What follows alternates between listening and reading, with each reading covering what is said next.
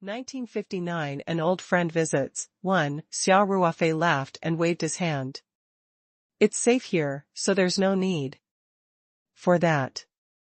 Besides, I'm not used to staying in the same room with so many people. Lu Qian also said, Director Feng, the 36th floor and above of the hotel are all sealed off. Only those who are participating in the auction can enter. Moreover, there are strong security forces arranged on the top floor. They are just standing guard outside the suite. Safety should not be a problem. That's good. Feng Rao nodded. I just feel that this batch of goods is too valuable. I hope nothing goes wrong. Xia Ruofei smiled and said, Don't worry about your safety. Lu Qian, tell us about the preparation situation here. All right. Lu Qian calmed her mind. She was originally just Feng Jing's assistant. This was her first time being sent out to work and her first time taking charge of an area on her own. It was obvious that the company had the intention of nurturing her. Now that she was facing the company's chairman, general manager, and 2 directors, she couldn't help but feel a trace of invisible pressure. Lu Qian cleared her throat and said, Director Xia, Director Feng, Director Dong, Director Peng, Hengfeng Group and its auction houses have attached great importance to this auction. They have unconditionally fulfilled some of our requests. The preparations for the auction can be said to be very smooth. Then, Lu Qian reported her work in Hong Kong for the past few days, and said, as of 3 p.m. today, the auction house has received a total of 386 million Hong Kong dollars as the bid deposit. More than 200 companies and individuals have signed up for the auction. In addition, we have also invited some media reporters, so tomorrow's auction will be held in Conference Hall Number 1, which can accommodate 800 people each. Auction allowed 3 people to enter. Of course, not everyone would use up their slots. In addition, with the media reporters and staff, Conference Hall Number 1 was definitely enough. Yes. Xia Ruofei nodded and asked, Have you compiled the list of companies and individuals participating in the auction? I have a copy here that ends at 12 noon today. Lu Qian quickly said. She passed the folder with the name list to Xia Ruofei and continued, This list is updated every 3 hours. I got it this afternoon. I went to pick them up later and didn't have time to get the new list. Xia Ruofei smiled. It's okay. I'll just take a look. Tomorrow was the day of the auction, and those who wanted to sign up must have paid the auction deposit long ago. There was no need to hide this kind of thing, and there was no need to sign up at the last time. It was completely meaningless. There was only a difference of a few hours. Even if it was the latest list, it wouldn't be much different from the one Lu Qian had. Xia Ruofei opened the folder and said, Lu Qian, you've done well. She was quite meticulous. This month's bonus will be doubled. Lu Qian was overjoyed, not because of the bonus, but because she had been recognized by the chairman, which would be a great benefit to her future development in the company, especially at this time when the company intended to cultivate her. Xia Ruofei flipped through the name list quietly. Lu Qian sat there with a surge of emotions. She couldn't help but recall the time when she first joined the Peach Blossom Company. At that time, Lu Qian had hesitated for a long time when she chose to interview at a startup company far away from the city. But when she walked into Taoyuan Farm, she immediately fell in love with the environment. What left the deepest impression on Lu Qian was that she had even treated her boss, Xia Ruofei, as someone who had gone through the interview with her. After joining the company for a long time, she had the urge to hide in a hole whenever she saw Xia Ruofei. In the blink of an eye, more than a year had passed. She had also grown from a young and inexperienced person who had just stepped out of the university gate to an assistant general manager of Paradise Corporation. Working as a general assistant in such a company with unlimited potential meant that his future could be said to be limitless. This was a situation that Lu Qian didn't even dare to think about when she first joined. She naturally cherished such an opportunity. Xia Ruofei saw many familiar names on the list, including the Hong Kong tycoons such as Guo Hongjiang and Xing Jianian that he had met before. There were also the United States King of Shoes, Lofus, the Romania tycoon Nicolae, and so on. They had all attended the auction last time and had come personally this time. In addition, Xia Ruofei also saw the name of Xingbang Group. However, he guessed that Grandpa Tang he had sent someone to support him. He did not come to Hong Kong, or he would have contacted him long ago. The Kyushu Group's name was also on the list. Xia Ruofei did not know if Li Yifu would come in person, but according to Xia Ruofei's understanding of Li Yifu, he would most likely come. Besides that, Xia Ruofei also saw a familiar name, the Black family. At the truffle auction, George Blake from the Blake family was humiliated by Xia Ruofei. In the end, old Blake personally came forward to put out the fire and even stripped George Blake of his position as the heir in exchange for Xia Ruofei's cooperation. This time, old Blake had probably seen the best truffles on the auction list, so he couldn't sit still and came to Hong Kong in person. Xia Ruofei read from the beginning to the end, but he did not see the name that he wanted to see. Even the Grayo family that Monica belonged to was not on the list. This made Xia Ruofei feel a little disappointed. 1960 An old friend visits, too, however. He quickly adjusted his emotions and closed the folder. He smiled and said, Lu Qian, you've done a good job during this period of time, and you've considered all the details in all aspects. Very well. In the next 1 or 2 days, you have to continue to work hard and don't drop the ball at critical moments. We're mainly here to watch the fun. You'll be in charge of the auction, understand? What Xia Ruofei meant was that Lu Qian would be in charge of the organization and coordination of the entire auction. Lu Qian felt that she had a pillar of support after picking up Xia Ruofei and the others. Now that Xia Ruofei said this, she immediately felt great pressure. If this job was done well, it would naturally be an outstanding thing, but once there was a mistake in any part, it would be equivalent to losing points in front of the 4 company executives at the same time. However, Lu Qian quickly stood up and replied, I understand. President Xia and the other leaders, please rest assured. I won't betray your trust. Xia Ruofei gestured with his hands and smiled. Sit down and talk, sit down and talk. I'm not asking you to show your determination. Lu Qian smiled a little embarrassedly and sat back in her seat. Xia Ruofei said, that's true, but it's not like we don't care anymore. If there's anything that we can't coordinate or if there's something you don't understand, you can come and ask us. Anytime. We're a team, after all. I understand.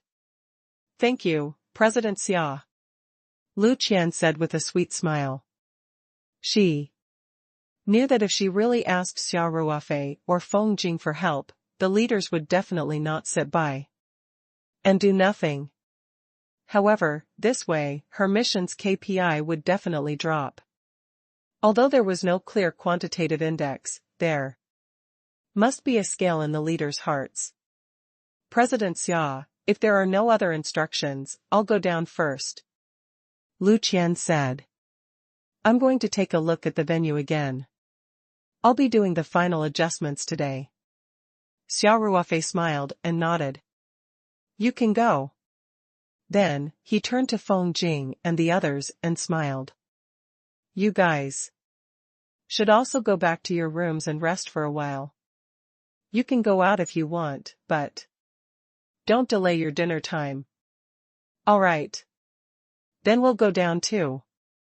Feng Jing smiled and said, Chairman, you should rest too. See you at dinner. See you tonight. Xia Ruofei stood up and said. Feng Jing and the others had gotten their room cards in advance. Their rooms were located one floor below the presidential suite, and everyone was arranged to a business suite. In fact, even Lu Qian was staying in a luxurious king-sized room. It could be said that the Hengfeng Group's reception standards were quite high. After Feng Jing and the other two left, Xia Ruofei changed into a comfortable set of home clothes. He poured a glass of red wine and sat in front of the bright floor-to-ceiling window. He looked at the white sails on Victoria Bay in the distance and muttered to himself, should I give her a call? Xia Ruofei was still looking forward to meeting Monica again in Hong Kong. The two of them exchanged contact information, but they didn't contact each other much, especially in the past few months. Xia Ruofei did not know how Monica was doing. Actually, from a certain perspective, Xia Ruofei's personality was a little passive. Monica did not contact him, so he did not contact her either. He was always worried about whether he would disturb Monica. Besides, Xia Ruofei could not figure it out. Although he had been with Monica twice, and he was Monica's first man, Western women had a different mindset from traditional Chinese women.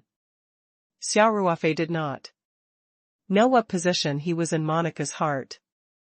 Perhaps she really thought of him as a man who was solving her physiological needs, or a man who could comfort each other at a certain time. As he thought about it, Xia Ruofei couldn't help but feel a little irritated. He took out a cigarette and put it in his mouth. Ding! He flicked the Zippo lighter away and lit it. He took a deep breath and then exhaled, as if he was exhaling all the foul air in his heart. Just then, Xia Ruofei heard the doorbell ring. He turned to look at the display on the access control system not far away, then walked over and pressed the intercom button. Please enter. The door of the presidential suite opened from the outside. A middle-aged man in a tuxedo and a bow tie walked in. He was the butler of the presidential suite. His English name was Tony. He was actually Chinese. He was a native of Hong Kong. Hong Kong had been colonized by the United Kingdom for many years, so they had a tradition of using English names. They mainly used English names at work. Tony, what's the matter? Xia Ruofei asked. Tony bowed slightly. Mr. Xia, there's a Mr. Jason Blake here to visit you, he said. He's an old friend of yours. Would you like to meet him? Xia Ruofei's eyebrows raised and a faint smile appeared in his face. Jason Blake was the head of the Blake family. After the auction, he was the one who discussed the collaboration with Xia Ruofei. He was also the one who made the decision to appoint George Blake, who had always been against Xia Ruofei, as the successor. When Xia Ruofei saw the name of the Blake family on the auction list, he had already guessed that old Blake would come to see him. However, he did not expect the old man to be so eager. Xia Ruofei smiled and said, lead him to the guest room. I'll come over after I change my clothes. Although they were in their own hotel room, they still had to dress formally when meeting guests. At least, they couldn't wear casual clothes. This was also basic social etiquette. Yes, Mr. Xia. Tony bowed slightly and then left quietly. Xia Ruofei stubbed out his cigarette in the ashtray and strode towards the large master bedroom in the presidential suite. When Xia Ruofei changed into a well-tailored suit and arrived at the reception room, old Blake was already sitting there waiting. The silver-haired old Blake looked energetic. When he saw Xia Ruofei, he immediately stood up and took 2 steps forward. He opened his arms and said with a warm smile, "My dear Xia, we meet again." Xia Ruofei was not used to the foreigner's habit of hugging. However, he could only endure the discomfort in his heart when old Blake was so enthusiastic. He hugged old Blake and then they took their seats. After Tony served the tea, he bent over and whispered into Xia Ruofei's ear, "Mr. Xia, I'll take my leave now. If you have any instructions, please press the call bell at any time."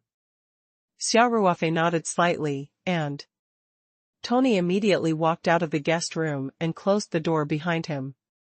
"Mr. Blake, thank you for coming to support me again."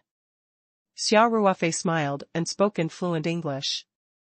"The Black family is very interested in any high-quality truffles, not to mention the truffles brought by Mr. Xia. Each piece is enough to amaze the world. How can we miss such a grand event?" Old Blake said with a smile, "You flatter me. You're too kind." Xia Ruofei said indifferently, "Then what business do you have with me today, Mr. Blake?" Old Blake hesitated for a moment and said, "Mr. Xia, our Black family has signed a supply agreement with your Paradise Corporation. Why don't you sell the truffles to us directly? Our purchase price is already a premium on the base of the average price of the last auction. I think that if you sell it to us directly, the profit won't be less than the auction, and you can save a lot of trouble. If you count the share of the auction house, I think the profit may be higher if you sell it directly." Xia Ruofei knew that old Blake would definitely tell him about this when he met him. This foreigner was quite ambitious. He wanted to get everything done in one go. But how could Xia Ruofei let old Blake do as he wished? He wasn't auctioning truffles just for money. His more important goal was to make the Paradise Corporation famous overseas. Although there were many products being auctioned this time, truffles and top, grade 1, headed abalones were still the most important items in this batch of goods. If any of them were missing, this comprehensive product exhibition would lose a lot of points. Hence, Xia Ruofei smiled and said, "Mr. Blake, I certainly won't forget the agreement we signed. But if I remember correctly, the agreement should be in effect starting next year. My truffles are not within the scope of the agreement, right?" 1961 Warehouse Clearance 1. When they first signed the agreement, it was stated that the date was from the start of the new year, which was the next truffle harvest season. As for Xia Ruofei's batch of truffles, it was actually the last bus. The last auction was when the truffles had just been released on the market, and now was basically the season when the truffles would be released soon. They were both in the same truffles harvest cycle. So naturally, it was not within the scope of the agreement. Old Blake smiled awkwardly and said, "Mr. Xia, I'm not blaming you for breaking the contract. Of course, your actions are completely in line with the requirements of the agreement. This is just a suggestion. However, I think that this suggestion of mine should be in line with the interests of both parties." Xia Ruofei said lightly, "Mr. Blake, we've been promoting the auction for many days. Many guests have come from the United States just for our top, quality truffles. I don't think there's any room for change. So, if Mr. Blake is interested in our truffles, you can pay more attention to them at the auction. Old Blake looked disappointed. Of course, he did not have much hope before he came. Just like what Xia Ruofei had said, he had already spread the word and so many rich people from all over the world were coming. How could Xia Ruofei go back on his word? Even if Old Blake's offer was higher than the estimated final price, Xia Ruofei would not risk his reputation for a little money.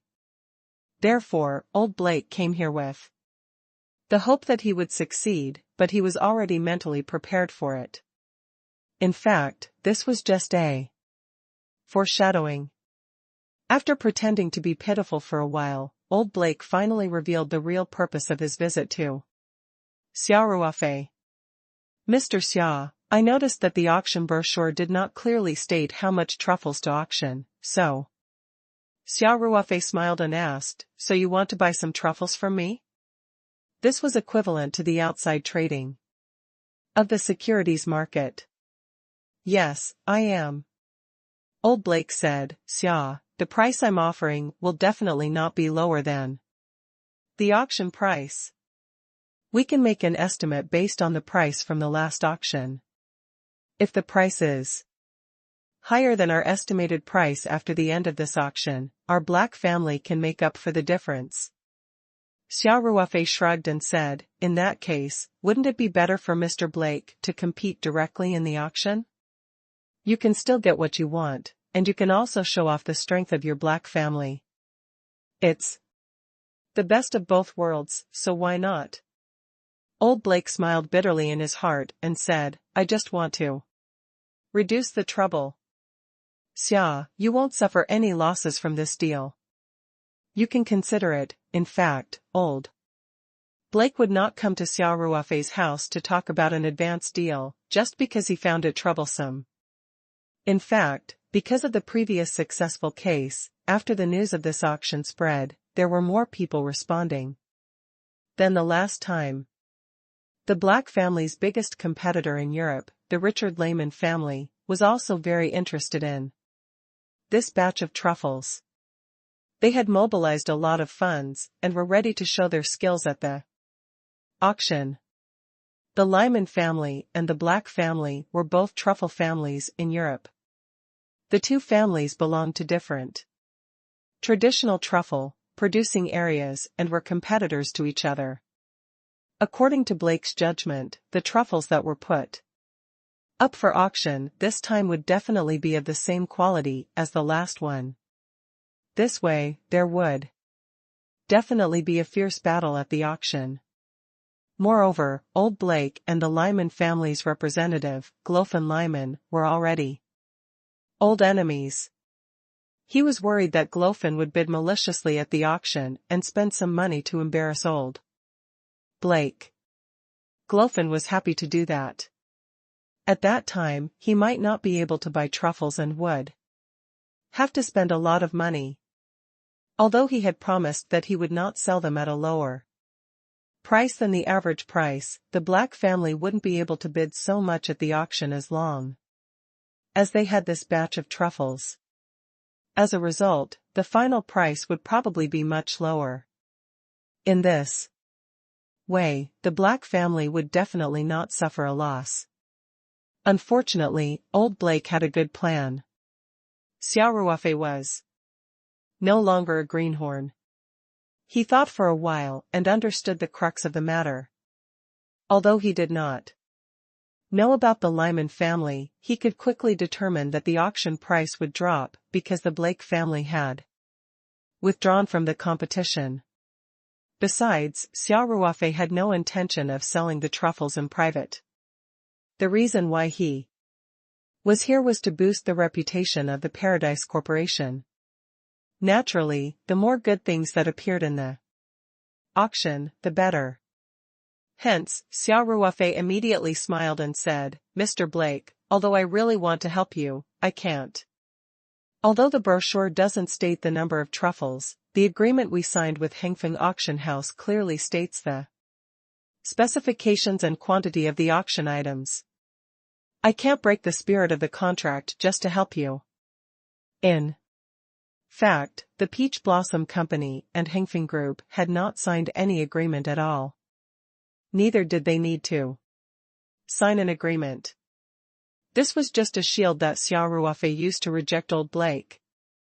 Besides, this shield was invulnerable. Old Blake had no way to persuade Xia Ruofei anymore. Let's not talk about who would bear the losses if they broke the contract. Don't you Westerners value the spirit of the contract the most? You can't possibly instigate me to go back on my word. Sure enough, old Blake's face was bitter. He knew that he would return without success this time. Old Blake thought to himself, looks like it's impossible to take a shortcut. I'll have to fight with that old man, Glofen, in the auction. Old Blake had a headache when he thought about this. Unexpectedly, Xia Ruofei suddenly said, Mr. Blake, if you are interested, we still have some truffles left for this season. We can trade them all to you after the auction. Old Blake said as if he had heard the sound of nature. I'm interested. Of course I'm interested. Xia, how many truffles do you have? The Black family will take them all.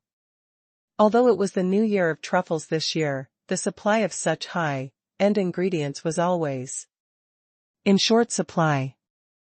Especially with the intervention of the top-grade truffles from Paradise Corporation, it had produced a similar catfish effect.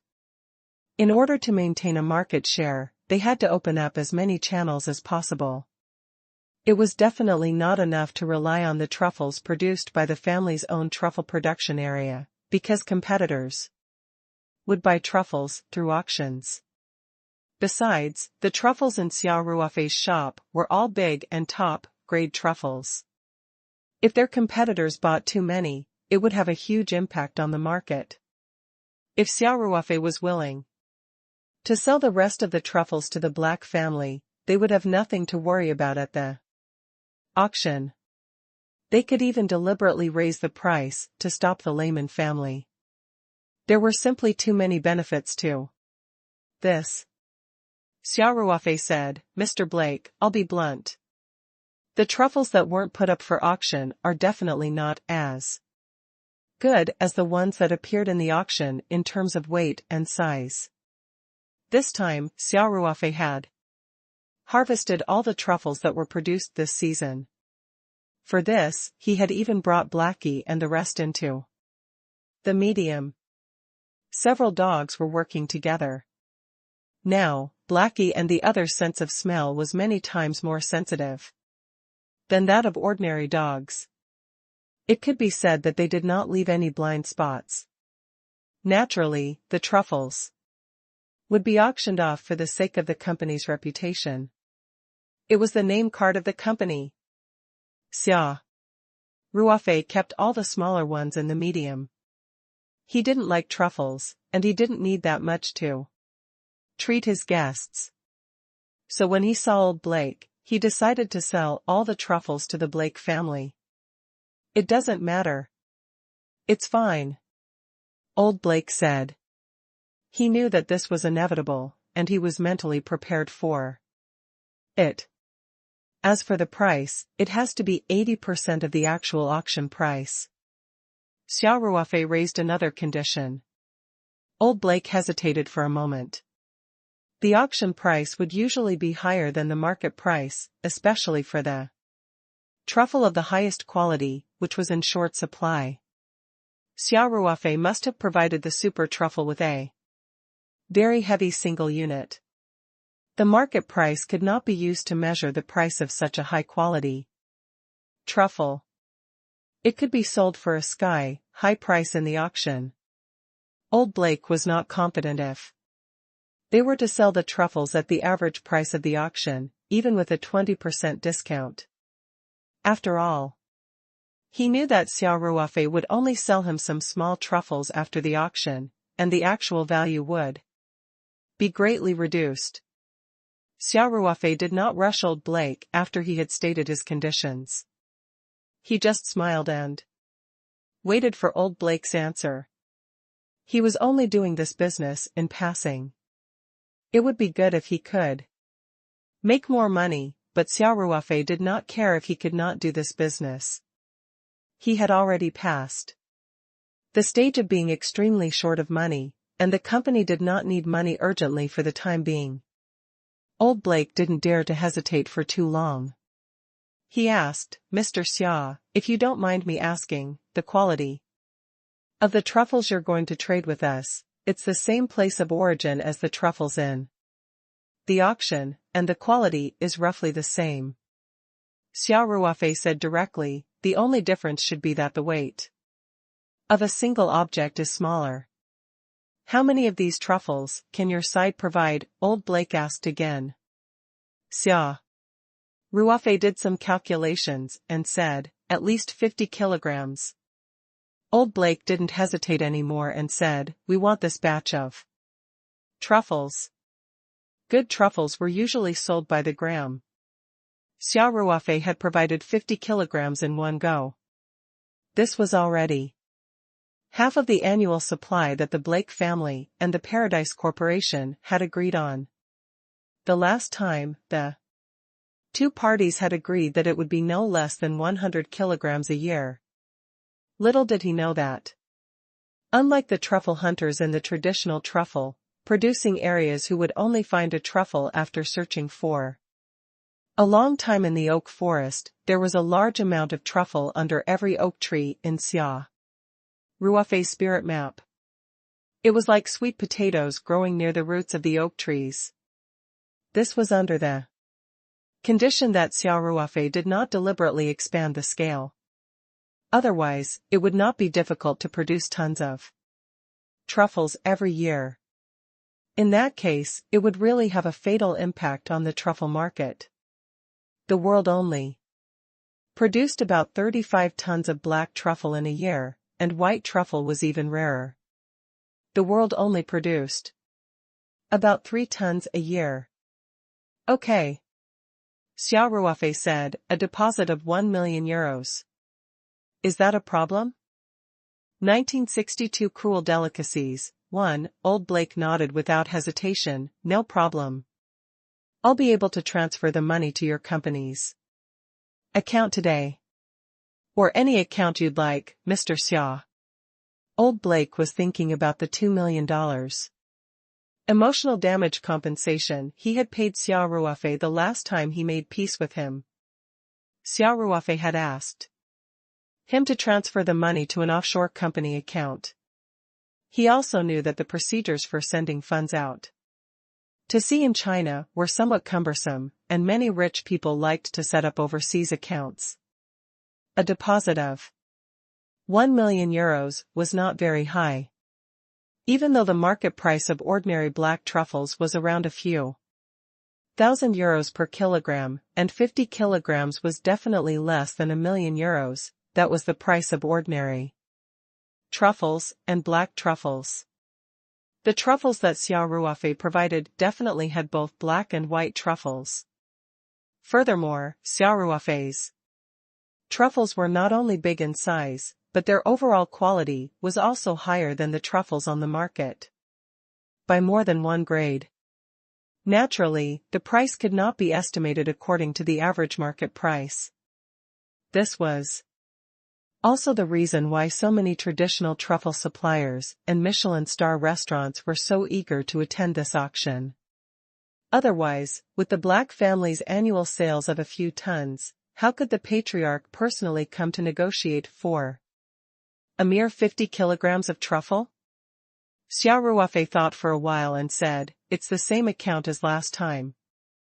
Also, Mr. Blake, I won't sign any agreement with you. You need to trust me." Old Blake was stunned for a moment and then said with a bitter smile, "Xia, you're really all right. It doesn't matter if you don't have an agreement, I believe in your credibility." Xia Ruofei smiled non-committally and said, "If there are no objections, then I wish us a happy cooperation. Xia Ruofei's action seemed a little overbearing, but the reason was simple. He had no intention of using the company's name to do business with the Black family. Moreover, he did not have the company's official seal. As for signing the agreement in his own name, Xia Ruofei felt that it was meaningless. Anyway, as long as the Black family followed the agreement, he could not break the agreement. If old Blake didn't accept it didn't matter if the business didn't work. Xia Ruofei was so domineering because he didn't care. He didn't have any concerns because he didn't want anything. Old Blake smiled and said, "Happy cooperation." Xia Ruofei stood up and poured 2 glasses of red wine. He clinked his glass with old Blake's and asked, "By the way, how's your George doing?" Old Blake was embarrassed. Last time, George Blake was completely humiliated by Xia Ruofei. In order to maintain their working relationship, old Blake even stripped him of his position as the successor. To the Blake family, this was not something to be proud of. Old Blake said, "I've removed him from all his positions in the family company, and he has been stripped of his identity as the heir. However, as a member of the family, he still has the most basic guarantee every month. But don't worry, Mr. Xia. The monthly salary is not enough for him to continue his previous life of debauchery." Xia Ruofei nodded lightly. Old Blake had done a good job. After all, George Blake was a direct descendant of their family. Blood ties could not be severed. They could not possibly ask him to kick George Blake out of the family. Xia Ruofei was not worried that old Blake would lie or brush him off, because it was easy to find out. Unless the Blake family valued George Blake very much and made him pretend to be in a bad state while secretly training him. With George Blake's idiotic performance, the possibility of this happening was infinitely close to zero. After casually asking about George Blake, Xia Ruofei started chatting with old Blake. After all, he was a guest. Since he did not take the initiative to say goodbye, he could not ask him to leave directly. After all, they had just closed a business deal. Old Blake also wanted to get closer to Xia Ruofei, so he praised the truffles produced by the Paradise Corporation. Of course, he also wanted to find out the origin of the truffles. After all, there were only a few famous truffle-producing areas in the world. Basically, the truffle business in the world was monopolized by the traditional truffle families. Xia Ruofei's Paradise Corporation had appeared out of nowhere and snatched a piece of the market share with their almost perfect products. Of course, Xia Ruofei was taking the high-end route. He did not dump truffles to make the price of truffles drop. It would not cause too much of an impact on the sales of dozens of tons of truffles around the world every year. Therefore, old Blake was more curious. Xia Ruofei naturally changed the topic, and old Blake stopped asking. As the two of them chatted, they started talking about high-end ingredients. Xia Ruofei had nothing else to talk about. 2 grown men couldn't just stare at each other. Besides, this was their old profession. "Mr. Xia," old Blake asked, "I wonder if your company has any involvement in other high-end Western food ingredients other than truffles?" "What high-end ingredients do you mean, Mr. Blake?" Xia Ruofei asked with a smile. "Foie gras, truffle, and caviar have always been known as the world's top 3 delicacies," old Blake said. "Your company's truffle is definitely the best." Old Blake gave a thumbs up and continued, "I wonder if your company has foie gras and caviar in this area? If there is, I'm quite looking forward to it. Does the Black family have any other food ingredient business? Xia Ruofei raised his eyebrows and asked. Old Blake smiled and said, "Our family started out by selling truffles, and after several generations of hard work, we've reached our current scale. Truffles are, of course, our most important business, but as the company grows, our business will naturally expand as well. We're basically involved in all high-end ingredients, but of course, we're mainly using agent sales." Xia Ruofei's interest was piqued. He leaned back on the sofa and took a sip of his wine. Then, he asked, "Mr. Blake, if you don't mind, can you introduce foie gras and caviar to me? Our company is also preparing to expand our business scope." Xia Ruofei did not lie. In fact, he had heard of the three most precious delicacies in the world, but he did not know much about them. However, at least he knew that whether it was foie gras, caviar, or the truffle business that Peach Blossom Company was already operating, the profits were huge.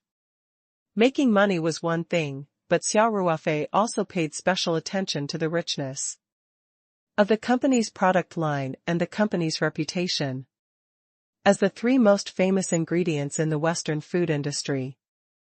Paradise Corporation definitely couldn't avoid them if they wanted to take the route of high-end ingredients. Since the Black family had business in this area, he could take the opportunity to understand the situation. As soon as old Blake heard that, he knew that Paradise Corporation didn't have foie gras and caviar at the moment, and he couldn't help but feel a little disappointed. However, he quickly adjusted himself and said enthusiastically, "Of course not. Xia, I'll tell you about foie gras." The foie gras here referred to the French foie gras, which had been eaten in France for thousands of years. In those days, even Caesar, the Great, praised this dish. It was also said to be rich in nutritional value, so it was a must-have menu in high-end Western restaurants. But, then, Old Blake changed the topic and said, "This dish is also known as the cruelest delicacy in the world." Hearing this, Xia Ruofei was very curious. He couldn't help but ask, "The cruelest? Why do you say that?" "This is related to the method of obtaining foie gras," Old Blake said. "The French foie gras that we talk about is different from ordinary foie gras. In fact, this is the liver collected from a goose that has fatty liver. It usually weighs more than 700 grams, which is dozens of times more than ordinary foie gras." "Why would a goose get a fatty liver?" "It's the result of human intervention." Old Blake's tone was a little low, which made Xia Ruofei feel like he was listening to a midnight ghost story. He could not help but feel a chill in his heart. Old Blake continued, "The young geese were brought to the farm after they were born. In the first 12 weeks, they were squeezed into small cages. Only rows of necks were exposed outside the iron bars.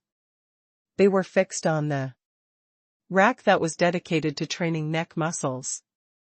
The farm owner increased the amount of food he was fed every day, trying his best to make the goose's stomach as full as a dough bag. The real torture would only begin when the goose's neck muscles and stomach were as strong as steel. The farm owner would stuff a 30-centimeter-long tube directly into the goose's stomach multiple times a day, and then feed it at least 12 kilograms of food every day. As a result, the size of the liver was abnormally large due to overwork. Such torture would take 18 days to create a fatty liver that was 10 or even dozens of times larger than normal goose liver. In order to prevent the geese from digesting because of exercise, besides being confined to a very small space, the farm owners also deliberately reduced calcium in their food recipes. So, these fat geese basically have osteodystrophy and can only lie lazily on the ground every day until they die. Hearing this, Xia Ruofei couldn't help but feel a chill run down his spine. He immediately inserted the tube into his stomach and pressed the food inside. This was several times more painful than a gastroscopy. These geese had to undergo the enhanced version of gastroscopy many times a day. Then, their stomachs would be severely bloated at any time and any place. Moreover, they had very little space to move around. This was simply a hellish torture. It was scary, just thinking about it. How could there be such an evil method? Xia Ruofei couldn't help but sigh. Old Blake shrugged his shoulders and said, "It's all for profit. The profit margin of French foie gras is very large, so everyone is eager for it. Even if there are protests from animal protection organizations every year, the effect is not obvious." Xia Ruofei nodded silently. He realized that he no longer had any interest in the dish of French foie gras, and he was afraid that Paradise Corporation would never operate the foie gras business again. However, at this moment, Xia Ruofei's heart moved slightly. A strange idea suddenly emerged in his mind. 1963. A new idea. 1. Everything had two sides. Was there a way to produce good quality foie gras without making the goose suffer so much pain? This was the sudden thought that popped up in Xia Ruofei's mind. Xia Ruofei did not have much sympathy, but he had his own bottom line. If he were to use the traditional method of breeding fat geese, as old Blake had said, he would definitely not be willing to get involved in this industry. But if he could improve the breeding method, and at the same time bring Paradise Corporation a richer product line and greater profits, why not? Moreover, if it could really form a scale and control the cost, it could completely impact this industry and make those traditional fat goose farms have no room for survival. It was equivalent to saving those poor fat geese in disguise. This was also one of the added values of the Paradise Corporation in this industry. As for the Taoyuan Company's breeding of the fat geese, they also had to kill them for their liver. Xia Ruofei did not have any psychological burden. It was natural selection. Those fat geese were originally meant to be eaten by humans. If they could let them live their lives without any pain, it would be a merit. Even the Animal Protection Organization would not boycott the breeding base. They only asked for the animals to be slaughtered in a humane and painless way. Of course, whether this idea would work or not would depend on whether Xia Ruofei could find a gentler way to raise them. Thinking of this, Xia Ruofei became more interested in foie gras. "Mr. Blake, then, may I know which breed of goose is better?" he asked. Old Blake was a little surprised, but he smiled and said, "I thought Mr. Xia would give up on foie gras after listening to my explanation.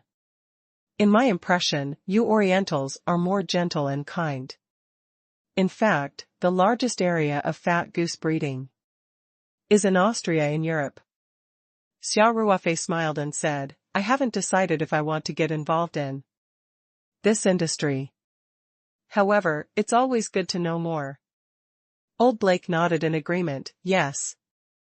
Although I'm not an animal protector, I'm still against foie gras, but that doesn't stop the Black family from doing business on behalf of French foie gras. In my opinion, personal feelings are one thing, business is another." In fact, neither Old Blake nor Xia Ruofei knew that it was the Chinese who first discovered that forced feeding could make duck meat more delicious. Later, this method was passed from ancient Egypt to Rome and then to France. It became a common method to cultivate foie gras. It could be said that the Chinese were the ancestors of this method. Xia Ruofei nodded with a smile and looked at Old Blake quietly. By the way, I haven't answered your question yet, Blake said. As far as I know, there are 3 best breeds for producing foie gras, namely Ronde goose, Strasbourg goose, and Toulouse goose.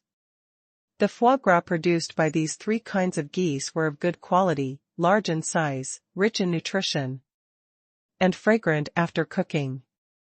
The taste was excellent. The most famous foie gras is the Strasbourg foie gras, which the Louis XVI had tasted back then. Xia Ruofei noted down the Strasbourg goose in his heart. Since they wanted to research the breeding of French fat goose, they naturally had to use the best breed. This had always been the business philosophy of Paradise Corporation. Next, Xia Ruofei asked old Blake for more details about the goose breeding. However, the Blake family was only in charge of the foie gras business and did not have their own farm, so old Blake did not know much about the details. However, old Blake could tell that Xia Ruofei was very interested in French-style goose breeding. He enthusiastically offered to introduce Xia Ruofei to the owner of a fat goose breeding farm that they were working with. Xia Ruofei asked around and found out that the goose that this farm was raising was the Strasbourg goose. He was naturally very happy to hear that. Xia Ruofei asked, Mr. Blake, then, can you please help me contact this farm owner and ask if he's willing to sell me a few breeding geese and some young geese? I'm willing to pay a high price for it. It shouldn't be a problem, old Blake said. Although the Strasbourg goose liver is known as the world's best goose liver, the bloodline of this fat goose is not rare. Many farms in Europe have pure Strasbourg goose, so there is no problem with the technical blockade. I believe that Eisen will give me face. That's great, Xia Ruofei said. Mr. Blake, I'll leave this matter to you. This is my personal contact information. If you have any news, you can contact me immediately, Xia Ruofei said, as he handed old Blake a business card. All right, Xia, just wait for the good news. Old Blake put away the business card with a smile. Then he stood up and said, it's getting late. I still have a date tonight. I'll take my leave first. Xia Ruofei had wanted to ask old Blake about the caviar, but it was almost dinner time. Old Blake had a dinner appointment and Xia Ruofei had a dinner appointment with Ma Xiong, so he gave up. However, he would still trade truffles with old Blake after the auction, so he would have plenty of opportunities to ask about the situation. Xia Ruofei stood up and shook hands with old Blake. Mr. Blake, I'll send you off. He walked old Blake to the door in person. Old Blake walked out of the presidential suite, stopped, and turned back. Xia, please wait. By the way, the €1 million deposit will be transferred to your account as soon as tonight. Please check it. Alright, I hope we can work well together, Xia Ruofei said with a smile. After sending old Blake off, Xia Ruofei did not change into his home clothes again. It was almost dinner time and it would be more troublesome to change. He sat on the terrace and smoked a cigarette. He was not thinking about the auction tomorrow, but how to raise the fat goose in the normal way and harvest the foie gras at the same time. However, he couldn't come up with anything after thinking about it for a long time. He decided to discuss it with Xia Qing in the medium when he was free. Besides, even if he had an idea now, it was useless.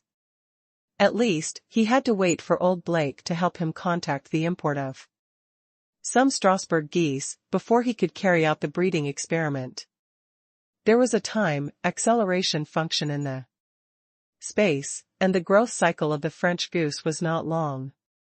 It took about 15 weeks to turn from A young goose to a fat goose waiting to be slaughtered for its liver. With the double, layered time acceleration array, it only took a few hours. The melodious doorbell rang. Tony, the exclusive butler of the presidential suite, came in. Mr. Xia, Chairman Ma, and the guests have arrived at the hotel. He asked me to take you to the banquet, Tony said respectfully. Xia Ruofei nodded. He stood up and asked, "Where are my friends?" "There's someone to inform them. You can go to the banquet hall directly," Tony said. "Sure, wait outside for a while." "I'll be right out," Xia Ruofei said. "All right." Tony bowed slightly and left the presidential suite. Xia Ruofei went to the bedroom and scanned the entire room with his spiritual power out of habit. After making sure that there was no audio or surveillance equipment, he took out a bunch of things from his space. There were 2 bottles of expensive rot sweet wine that he had brewed himself. After being cooked in the medium, the taste of the expensive rot wine was much better than when he had just brewed it. It was just right to give it to Ma Xiong as a gift, and everyone could try it during dinner. In addition, Xia Ruofei also took out a few sets of jade skin ointment, which was the highest grade of the Jade Bone Ice Skin series produced by Taoyuan Pharmaceutical Factory. It was sold at 38.88 yuan a bottle. Xia Ruofei remembered that Ma Xiong said that he had other guests tonight. He had originally planned to take 2 bottles, one for Ma Xiong's wife and one for Tian Huixin. Now that there might be other female guests, Xia Ruofei simply took out a few more. Although it was still difficult to buy this mass-produced jade skin cream in the outside world, Xia Ruofei could get as much as he wanted. He kept a batch in his interspace all year round. It would not go bad anyway, and it was mainly used as a gift. Although the effect of his handmade jaded skin cream was much better than the mass-produced version, after all, the mass-produced version had a pricing standard. In addition, there was a ready-made packaging, so it was better to give gifts in the mass-produced version. Finally, Xia Ruofei took out a pink Hello Kitty soft toy. Before he came to Hong Kong, he had asked Ling Qingxue, who also liked Hello Kitty, to buy it from a specialty store. This small soft toy cost more than 1,000 yuan. This soft toy was naturally prepared for little Huanhuan. However, this was not the gift that Xia Ruofei really wanted to give Huanhuan. He doted on little Huanhuan very much and treated her like his own daughter. Before he came to Hong Kong, he had already decided to give Huanhuan a chance. This doll was just a facade. After all, Huanhuan was still so young. If he saw that Uncle Xia had given gifts to her grandparents and parents but not her, he might be angry. Xia Ruofei found a paper bag and packed all these things.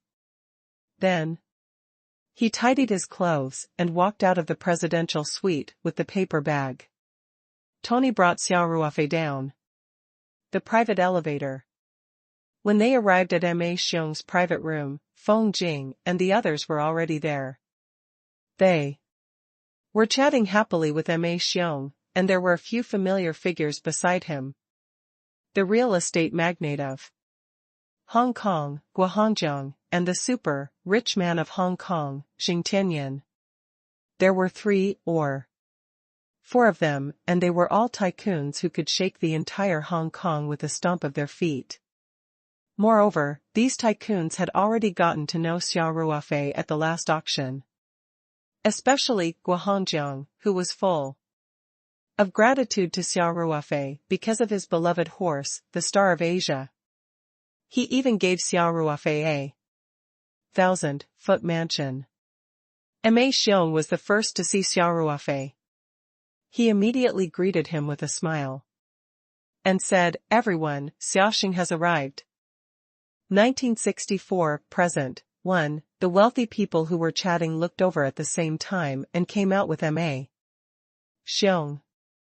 Xia Ruofei also walked over and said, "I'm really sorry to make all the seniors wait for me. We just arrived." M.A. Xiong laughed heartily. "Xiaosheng, long time no see." Guohongjiang was the first to greet Xia Ruofei. Xia Ruofei had helped him cure the Asian star, and he had always been very grateful to him. Although he had also given Xia Ruofei a flat in the Repulse Bay, in his opinion, how could a house compare to his beloved horse? Putting aside the fact that the value of an Asian star far exceeded the house that Guohongjiang had given him, he had put so much effort into the Asian star in terms of feelings. At that time, when the injury of a broken leg could only be euthanized, Xia Ruofei had saved the Asian star. The feeling of being saved from death was like a roller coaster. What made Guohongjiang even more surprised was that after the Star of Asia recovered from his injury, not only did it not affect his speed, but his performance was even better than before. Even the Star of Asia's jockmaster was in disbelief. Because the Star of Asia had passed the period of rapid growth, it was basically fixed. Maybe the cavalrymen and the horses had better chemistry and the performance could be improved a little, but the situation of the performance being improved by a large margin after a broken leg injury was completely beyond their understanding. Hence, Guohongjiang was not only grateful to Xia Ruofei, but also had an inexplicable sense of respect. "Director Guo, how's the Asian star?" Xia Ruofei asked with a smile. Guohongjiang was excited at the mention of the Star of Asia. He said, "Thanks to you, the Asian star is doing very well. He's already a big star in Hong Kong's horse racing circle." As Guohongjiang had promised Xia Ruofei to keep his treatment of the Star of Asia a secret, he had deliberately made it vague. Xing Yan also asked curiously, "Xiaoxing likes horse racing too?" Xia Ruofei laughed and said, "Haha. Chairman Zheng, I don't know anything about horse racing. It was Director Guo and Old Master Ma who brought me to the racetrack for the first time in my life. But horse racing is indeed very exciting." "Xiaoxing, Chairman Jing is also a member of the horse race," Guohongjiang said. "He has a deep understanding of horse racing." "Oh, really? If there's a chance, I'll have to ask you for advice, Chairman Jing." Xia Ruofei smiled. After exchanging a few pleasantries with them, Xia Ruofei turned to Ma Jiming and his wife. He smiled at Huan Huan and said, "Huan Huan, come to Uncle Xia's side." When Xia Ruofei entered the house, Huan Huan had wanted to run over. However, Tian Huixin had told her in a small voice that Uncle Xia was in the middle of a serious discussion with her grandfathers and that she should not disturb them. Thus, she had held back. Now that she heard Xia Ruofei calling her, Huan Huan immediately ran over happily and threw herself into Xia Ruofei's arms. She was very intimate with him. Xia Ruofei also liked little Huan Huan very much. He carried her easily with one hand. He then handed the paper bag to Feng Jing and said, "CEO Feng, there are 2 bottles of wine in there. I gave them to Chairman M.A. Please help me take them out." "All right." Feng Rao immediately took out the 2 bottles of expensive rotten wine from the paper bag. M.A. Xiong and the rest looked at it curiously. M.A. Xiong knew that Xia Ruofei would definitely take out something good, so he asked, "Xiaosheng, what about this wine? I have a winery in Australia. This is a specially brewed, noble rot sweet wine. The alcohol content isn't very high, but the sweetness is not bad. The taste is also very special. I brought it for you to try, Xia Ruofei said with a smile. Then what are we waiting for? Our old friends are all here today, so let's just open it. Ma Xiong said happily, the wine that Xia Xing brought will definitely be good. You guys are in for a treat today. Guohongjiang and the others also laughed in agreement, expressing their anticipation for the 2 bottles of wine. In fact, other than Ma Xiong and Guohongjiang, Xing Jianian and the others were more polite. With their wealth, basically, as long as it was something that could be bought with money, it was not rare in their eyes. What kind of good wine had they not tried before? The 2 bottles of wine looked very new, so they didn't have much expectations. Ma Jiming immediately signaled the waiter in the private room to open the 2 bottles of wine. Xia Ruofei scanned the room and realized that only Guo Hongjiang and Xing Jianian had brought their wives to the banquet. He had prepared 6 portions of jaded skin ointment, including Tian Huixin, Feng Jing, Dong Yun, and Lu Qian. There were exactly 6 ladies. Boss Feng, there are still 6 sets of jaded skin ointment in the bag. I was worried that I didn't bring enough, he said with a smile. He didn't expect that there would be 6 ladies present, and everyone who saw it would have a share. Help me distribute it to everyone. Jaded skin cream. Guohongjiang's wife immediately cried out in surprise. Tian Huixin had used the jaded skin cream a long time ago, and she had been buying and using the mass-produced version ever since it was launched. So, she could tell at a glance that this was a high-end jaded bone ice skin series, and she was very happy. Lu Qian was the most surprised. She couldn't believe her ears. She asked with her eyes wide open, Chairman, I have one too. Xia Ruofei laughed and said, aren't you a lady? Lu Qian, you've really hidden yourself well. Feng Rao was taking out the jaded skin ointment and couldn't help but laugh when she heard this. 1965 gift, 2, Lu Qian's face turned red and she said, President. I mean, I don't want it. This is too precious. You've worked hard these few days. Consider it a reward from the boss. Xia Ruofei said with a smile. Feng Jing had also finished distributing the jaded skin cream to everyone. There were only 2 bottles left. She put 1 bottle into her bag and then stuffed the last bottle into Lu Qian's hands. She smiled and said, since the chairman gave it to you, you should accept it. Then, all right. Lu Qian happily took the jaded skin ointment. Thank you, Chairman. At this moment, Huan, who was in Xia Ruofei's arms, pouted and said, Uncle Xia. Huan is a girl too. Why was there no present? I also want that jade skin cream. Everyone could not help but smile when they heard this. Xia Ruofei gently pinched Huan's delicate little face and said, Huan is still young, she doesn't need makeup for the time being. Then, Xia Ruofei changed the topic and said, but Uncle Xia has prepared another gift for you. Really? I have a gift too. Huan immediately asked with her eyes wide open in joy. Of course. How could Uncle Xia forget about Huan when he bought her a present? Xia Ruofei said. He then gestured for Feng Rao to take out the Hello Kitty toy from the paper bag. Hello Kitty?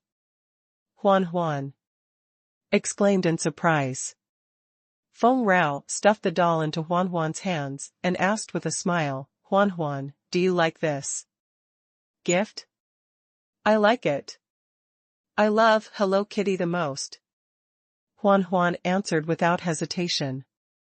Then, do you want to thank Auntie? Feng Rao asked jokingly. This is a gift from Uncle Xia. I want to thank him, Huan Huan said after some thought. Then, Huan Huan's soft lips kissed Xia Ruofei's cheek. Everyone was overjoyed to see this. Feng Jing giggled. Uncle Xia bought this, but Auntie gave it to you just now. Don't you need to thank Auntie? Huan Huan tilted her head and thought for a while before she said, Thank you, Auntie. Good girl. Feng Jing turned her head and pointed to her cheek. Should I kiss Auntie too? Huan Huan immediately showed a hesitant expression. After a long while, she said unwillingly, all right then, she leaned over and planted a kiss on Feng Rao's cheek. However, she did so with much force. Feng Rao looked at Xia Ruofei, who was laughing non-stop, and couldn't help but complain in her heart. This guy's luck with women was really scary. Even such a young girl was captivated by him. Ma Jiming and Tian Huixin also walked over. Xia Sheng, you're always the one who has to pay for it. How can you accept it? Ma Jiming said. Xia Ruofei smiled. It's just a gift for the child. It won't cost much. Mr. M.A., you're too kind. At this moment, a strong voice sounded from the door of the private room. Everyone, I'm sorry. There was a traffic jam, so I'm a little late. Xia Ruofei turned around, a look of surprise on her face. The man standing at the door was the famous feng shui master of Hong Kong, Su Lang. Uncle Su. Xia Ruofei greeted her happily. Ma Xiong and the others also went up to him. As the host, Ma Xiong also smiled and said, It's my honor that Uncle Su is willing to give me the honor. We've just arrived, and we haven't even sat down yet. Xia Ruofei noticed something interesting. The old Ma Xiong, Guohanjiang, and the others also addressed Su Lang as Uncle Su. It was like a symbol for Su Lang, or rather, a symbol in Hong Kong's feng shui world. It was deeply rooted in people's hearts. Su Lang smiled and said, I heard that Xia Sheng is coming to Hong Kong. Of course, I'm here to get a drink. Chairman M.A., I haven't seen you for a long time, and you look much better. It seems that you have a benefactor to help you. Thank you for your kind words. Ma Xiong was overjoyed. In fact, Mr. Xia is our Ma family's greatest benefactor. Although Su Lang's words were not as direct as steel, they were not that far off. Therefore, his words were completely different from the auspicious words that ordinary people would say casually. Ma Xiong was naturally very happy to hear it. Su Lang nodded in agreement and said, Xia Sheng is a dragon among men. With Xia Sheng's help, Chairman Ma's career and health will be greatly benefited. Other than Guohanjiang, everyone else had a strange look on their faces. There was no other reason than Su Lang's high evaluation of him. He was a dragon among men. Even Tycoon Li, who had a close personal relationship with Su Lang, had never received such high praise from him. Could it be that this young man's future achievements would be higher than that of Mogul Li? Xing Jianian and the others couldn't help but feel a sense of absurdity. However, the person who said that was Su Lang, the famous Uncle Su, so they had no choice but to believe him. Previously, they were respectful to Xia Ruofei because of Ma Xiong or because of the high-quality one-headed abalones and truffles provided by his Paradise Corporation. However, things were different now. Because of Su Lang's comment, Jing Jianian and the others regarded Xia Ruofei more highly. Uncle Su, Xia Xing, everyone's here. Please take your seats. Ma Xiong laughed. Good. Xia Xing, please. Uncle Su said readily. Uncle Su, please go first. Xia Ruofei took a step back. Everyone walked towards the large, round dining table. When they sat down, Ma Xiong initially insisted on letting Xia Ruofei sit at the head seat. Of course, Xia Ruofei strongly disagreed. Not to mention the difference in wealth, he was just a young man. Other than the people from the Paradise Corporation, who else was not a senior? Moreover, he was here as a guest today, so what was it like to sit on the main seat? After a series of rejections, Ma Xiong sat on the main seat helplessly. Then, everyone sat down regardless of their status. As the main guest, Xia Ruofei sat on the right side of Ma Xiong. Uncle Su sat on the left side of Ma Xiong. Next, the Hong Kong team and the people from the Paradise Corporation sat on empty seats.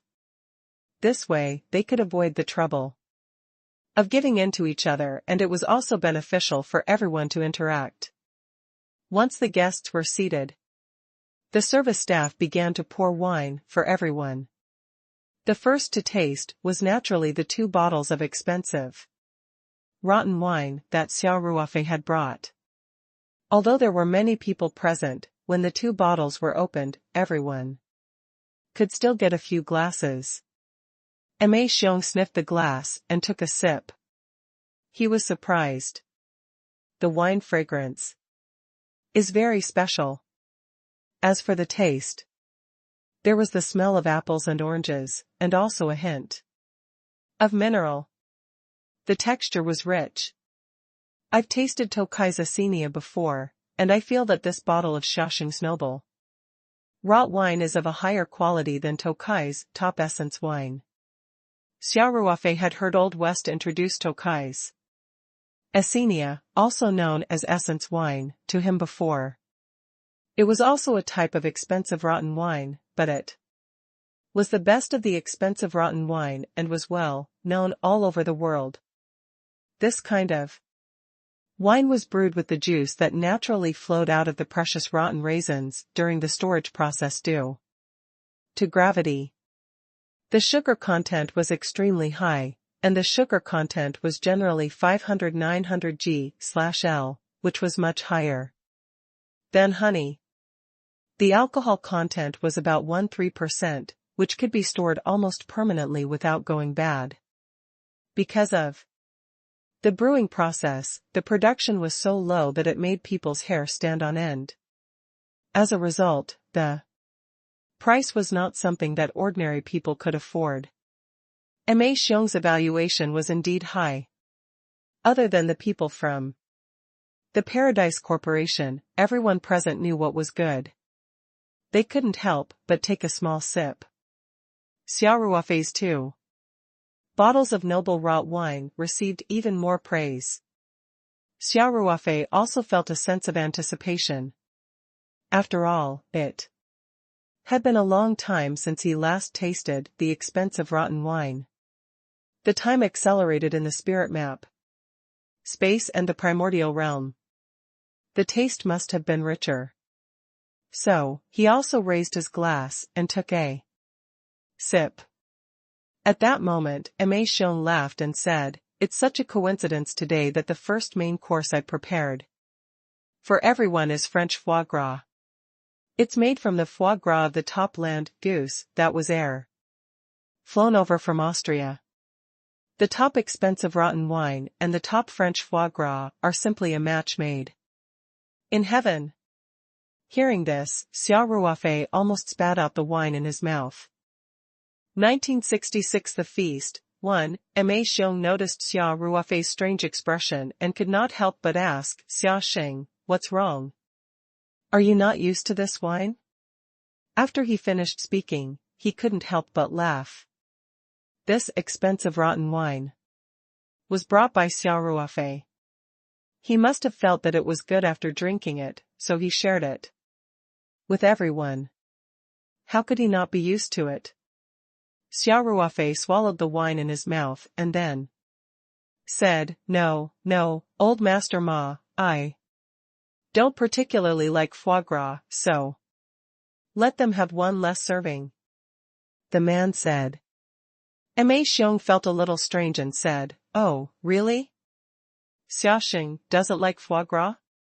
I remember the last time you came to Hong Kong, we had a meal at our house. We also served foie gras. If I'm not mistaken, you said it tasted pretty good. Xia Ruofei couldn't help but think, why does this old man have such a good memory? He could actually remember such a detail. Could it be that I used too many petals of the spirit heart flower when he was being brainless? My taste can change, Xia Ruofei said awkwardly. Anyway, I don't really feel like eating it today. Change it to steak for me.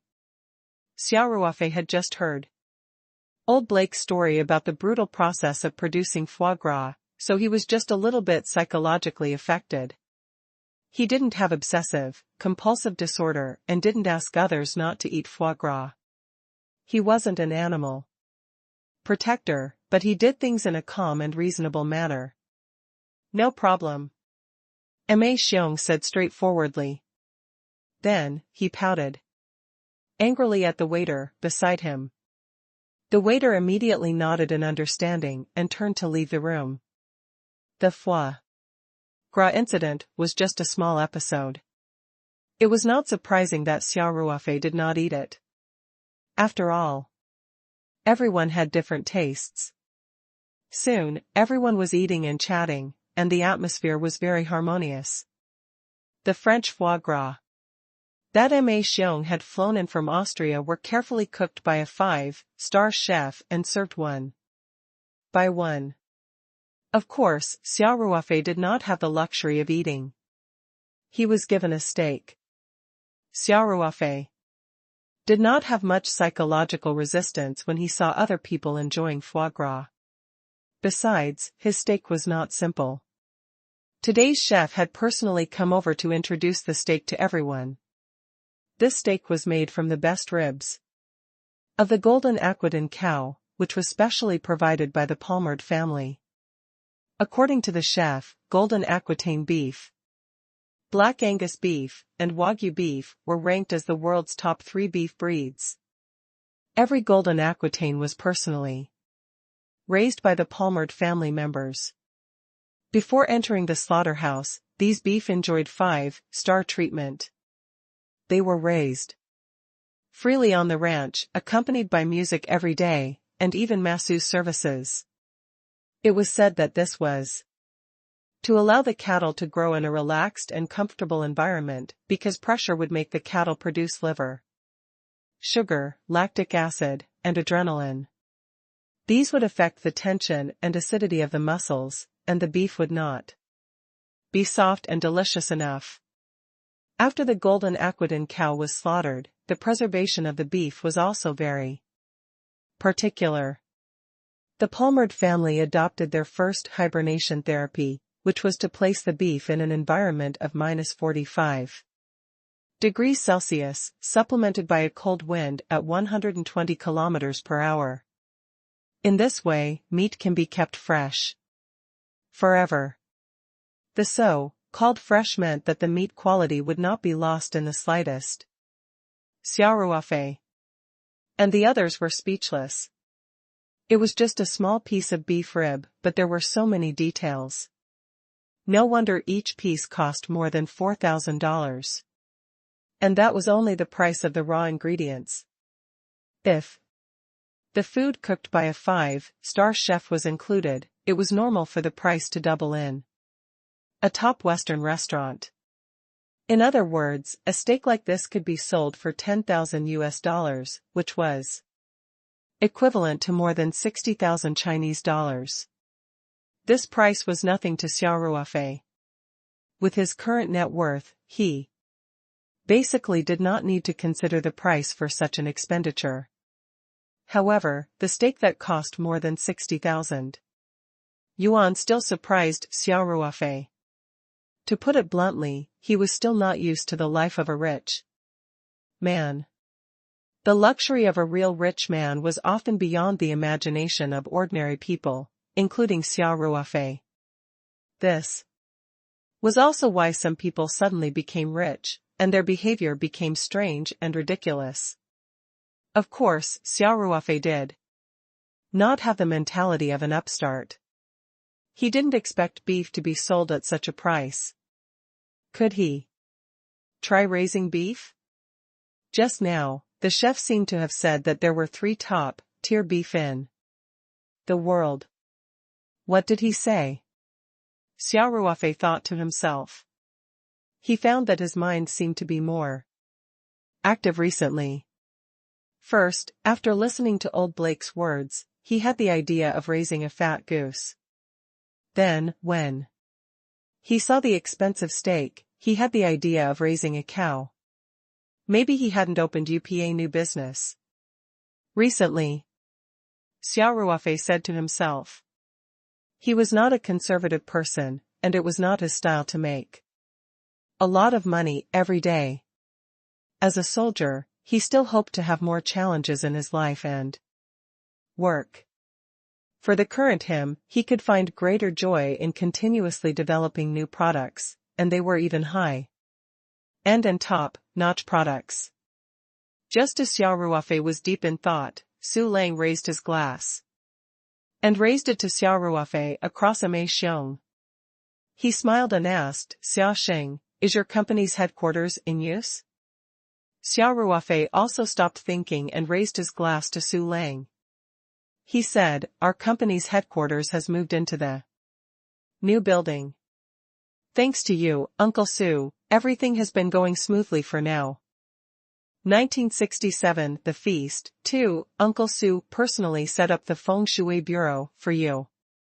There's no mistake. Guohongjiang smiled and said, "The number of people in Hong Kong who are waiting for Uncle Su's help could line up from the 9 dragons to the new worlds." Su Lang laughed. "Director Gua, you're wrong this time. Even without me, Xia Sheng's company will still be doing well." Guohongjiang was surprised and asked, "Oh? Could it be that the building is a treasure?" Su Lang shook his head and said, "The building's feng shui can only be said to be average, and there are even some small flaws." "Then I don't understand." Guohongjiang was very curious. Su Lang laughed and said, "Director Gua, Xiaoxing has some good stuff in his hands. A few flaws in the feng shui are nothing, it can be suppressed easily." "Oh? It must be a treasure if Uncle Su praised it," said Guohongjiang. Then, he turned to look at Xia Ruofei. "Xiaoxing, when will you let us see it?" Xia Ruofei smiled and said, "It's just a decoration. It's in my office. Uncle Su said it's best not to move it. If you're interested, I'll welcome you to Sanshan anytime." "I'm interested. Of course I'm interested." Guohongjiang said, "Xiaoxing, it's a deal. When I visit the 3 mountains one day, I'll definitely go and see such a treasure." Xia Ruofei did not expect Guohongjiang to be so concerned. How would he know how important Su Lang was to the rich people in Hong Kong? If Su Lang praised it as something good, it must be a rare treasure that could not be bought with money. Of course, Guohongjiang also had the intention to support Xia Ruofei. Xia Ruofei smiled and said, "No problem. As long as Director Gua is willing, you can look at it for as long as you want, just don't move away." Everyone burst into laughter. The meal lasted for more than an hour. The ingredients used for each dish were quite expensive and all of them were the best. Among them, there were naturally vegetables produced by Taoyuan Company. The Hengfeng Group and Taoyuan Company had a deep cooperation. The sales of Taoyuan vegetables in Hong Kong were all handled by the subsidiaries of Hengfeng Group.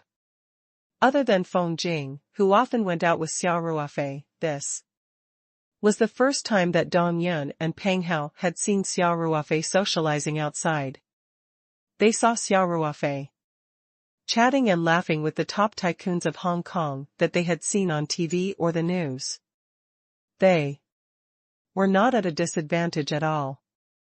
Ma Xiong and the others were even supporting Xia Ruofei. They felt proud of him. In the past, Xia Ruofei did not seem to be in charge of the company and was kind to everyone. However, after coming out, they realized that he was the boss.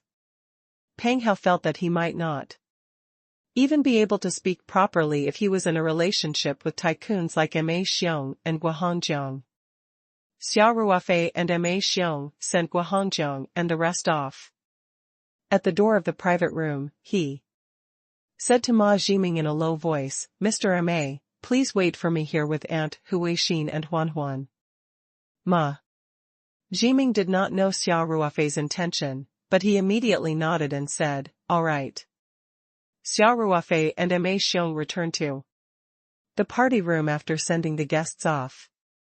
Ma Xiong wanted to send Xia Ruofei to her room and talk about the auction tomorrow. He wanted to order a piece of top-quality truffle, one-headed abalone, and wormgrass from Xia Ruofei.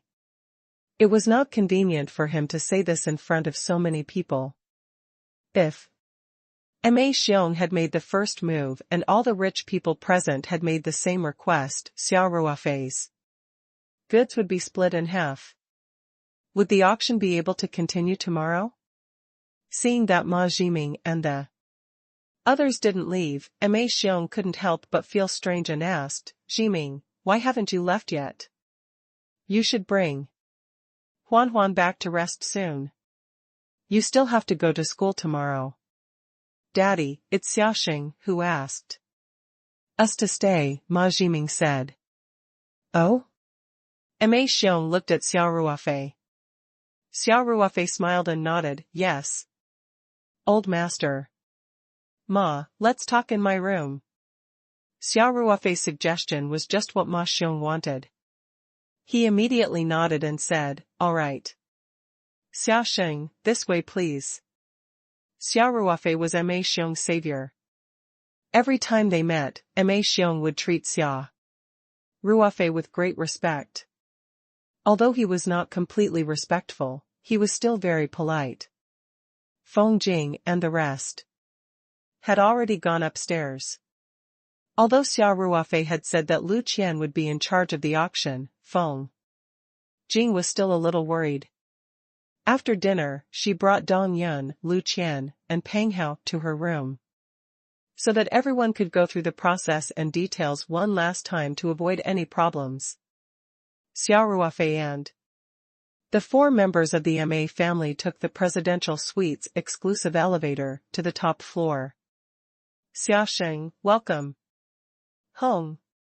The butler, Tony, was standing at the door of the suite. He immediately bowed and greeted Xia Ruofei when he saw him. Tony asked Ma Xiong after he had finished his job. Ma Xiong nodded and signaled for Tony to open the door. "Xiaoxing, please." Ma Xiong stepped aside at the door. "Mr. Ma, you're my elder. Please go first," Xia Ruofei said. The two of them pushed each other around for a while, but in the end, they still walked into the presidential suite side by side. It had 2 double doors and was very spacious. It would not be a problem for 4 or 5 people to walk in together. After they entered the house, Xia Ruofei asked, "Do you want anything to drink?" "Xiaoxing, everyone just finished eating. You don't have to work." Ma Xiong chuckled and said, "Oh right, you asked Jiming and the others to stay. Do you have any orders for them?" "Oh, it's Nothing serious. I just wanted to ask if Huan Huan has been wearing the pendant I gave her the last time? Xia Ruofei asked. Tian Huixin immediately replied, I always carry it with me. He didn't even take it off to sleep. Or shower. Huan Huan likes it very much too, and she won't let us touch it.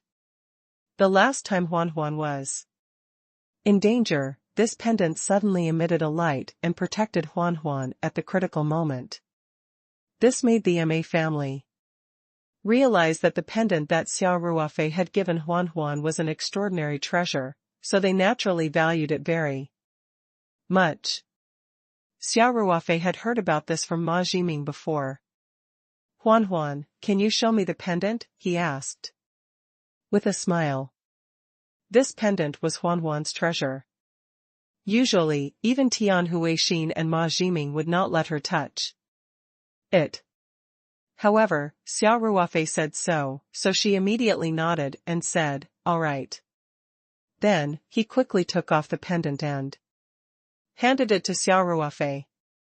Xia Ruofei smiled as he took the pendant. He gently touched Huan Huan's head and said, be good. His mental strength penetrated the pendant and immediately noticed that the array he had set up earlier had indeed been activated once. There were very small cracks inside the pendant. Under normal circumstances, the pendant should have completely shattered. After this protective array was activated 2 or 3 times. Ma Xiong and the others stared at Xia Ruofei, not knowing his intention. They had already guessed that Xia Ruofei was a mysterious person. This could be seen from the fact that Xia Ruofei had cured an acute cerebral hemorrhage that even the experts in the private hospital could not do anything about, and also cured Huan Huan's autism. These were not things that could be done with ordinary medical conditions. And the magical effect of the pendant further explained this point. Now that they saw Xia Ruofei taking back the pendant, they were both nervous and excited. Xia Ruofei's expression was very relaxed. His fingers gently touched the pendant a few times, and then he smiled and returned the pendant to Huan Huan. He said, Huan Huan, wear it close to your body. Just like before, don't take it off when you shower and sleep, okay? Yes. Huan Huan immediately replied. I'll remember it. Uncle Xia. Then, she took the pendant and put it on herself. Uncle Xia, this pendant seems different from before. It's so comfortable. Huan Huan exclaimed after putting it on. 1968 Acknowledge God Blood. 1. Hearing this, Xia Ruofei could not help but smile with relief. This was the real gift he had given to Huan Huan. The limited edition Hello Kitty was just a facade for show. Xia Ruofei's seemingly casual movements had actually repaired the pendant and improved the protective array. Compared to when he had first made this pendant. Whether it was his spiritual power cultivation or his understanding of array Tao, he was on a completely different level. Now, the defensive array he had set up now was naturally more perfect and powerful. At the same time, with Xia Ruofei's current understanding of arrays, he easily set up a small spirit-gathering array on the protective array, which could gather traces of wandering spiritual qi. This was also the reason why Huan Huan felt very comfortable after wearing the pendant. Even Ma Xiong and the others who were standing beside Huan Huan felt very comfortable. They did not know why, but it was a subconscious feeling. However, they knew that it must have something to do with the pendant. Ma Xiong was the first to react. He said excitedly, Xia Xing, your gift is too precious. Huan Huan, why don't you thank Uncle Xia? Huan Huan felt a little strange. She had already thanked Xia Ruofei just now. However, she still immediately said sweetly, thank you, Uncle Xia. Xia Ruofei looked at the adorable Huan Huan with a pampering smile and said, no need. To thank me. This is a small gift from Uncle to Huan Huan. I hope that Huan Huan will become smarter in the future and do better in her studies. Huan Huan did not really understand. The pendant was still the same pendant.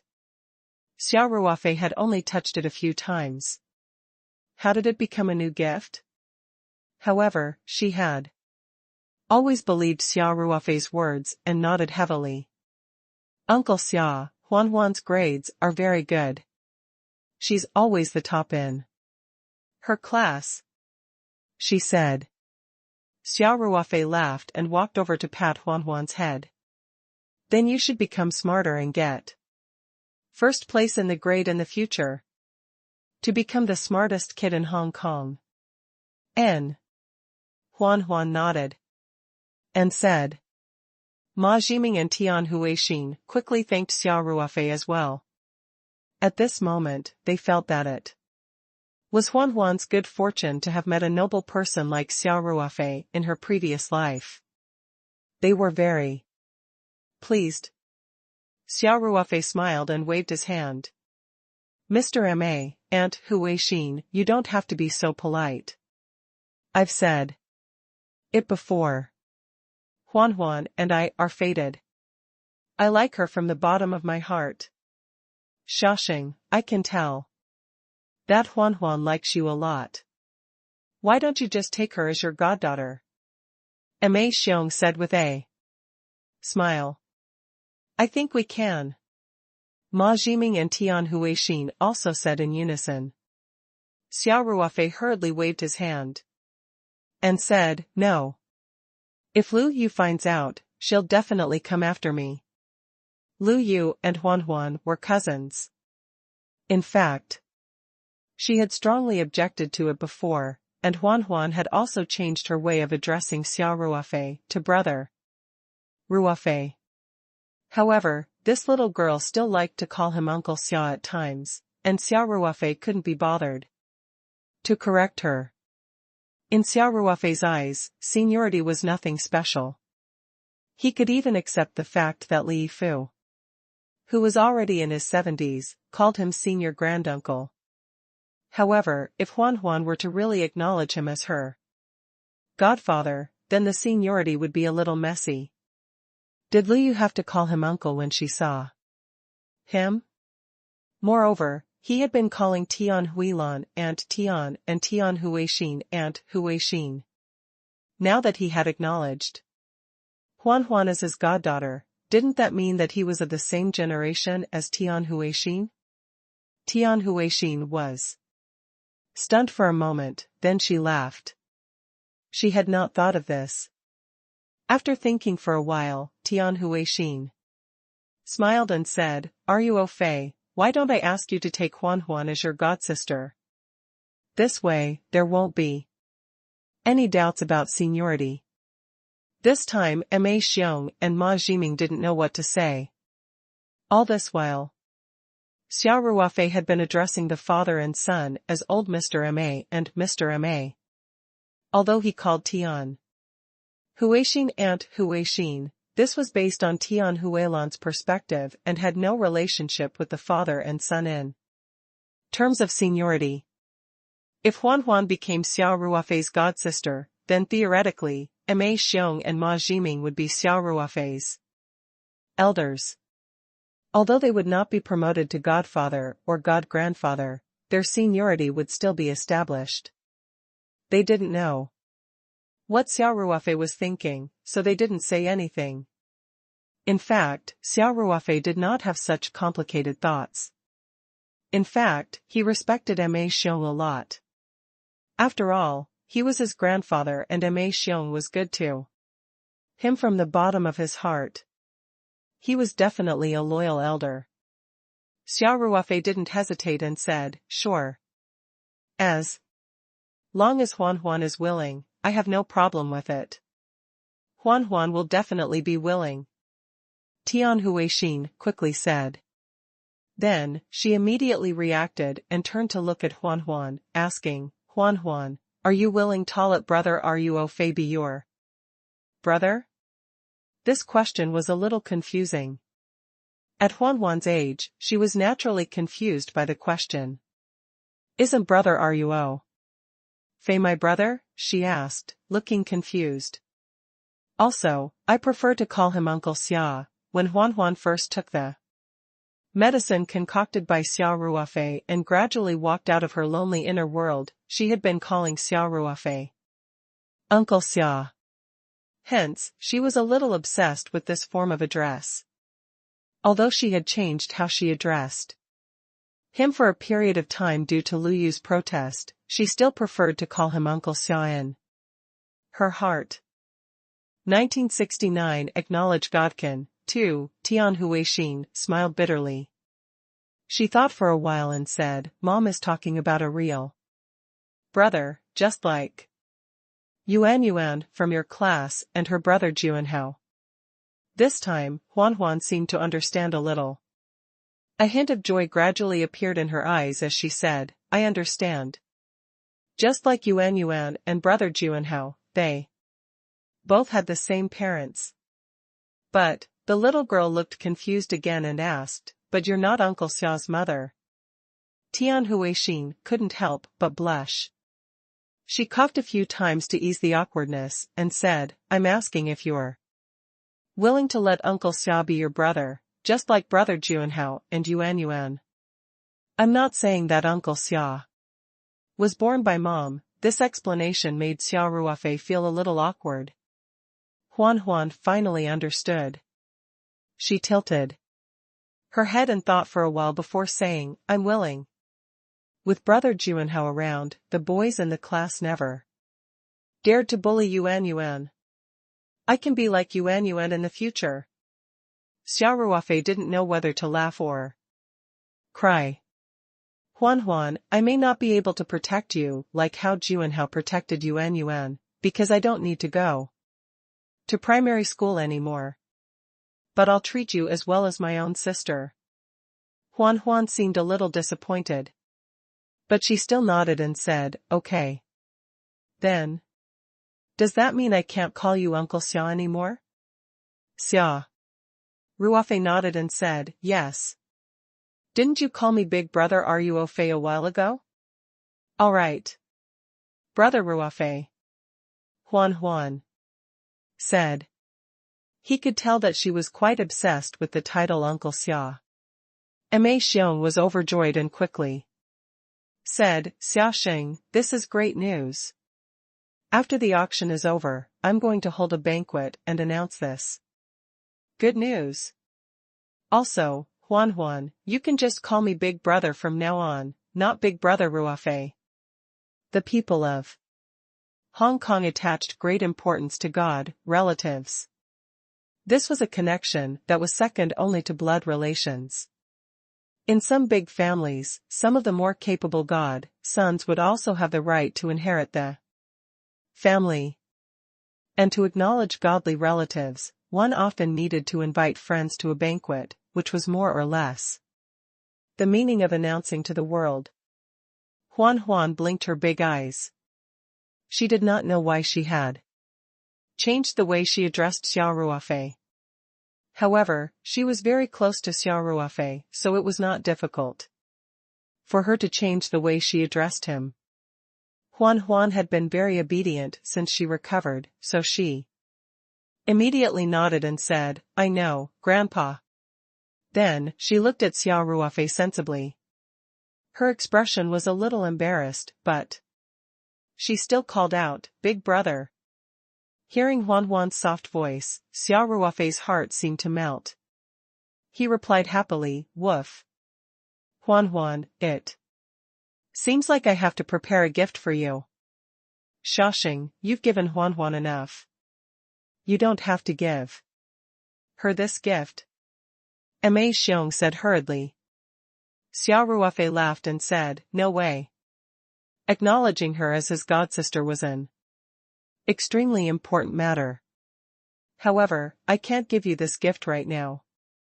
I have to think about what gift I should prepare for my sister.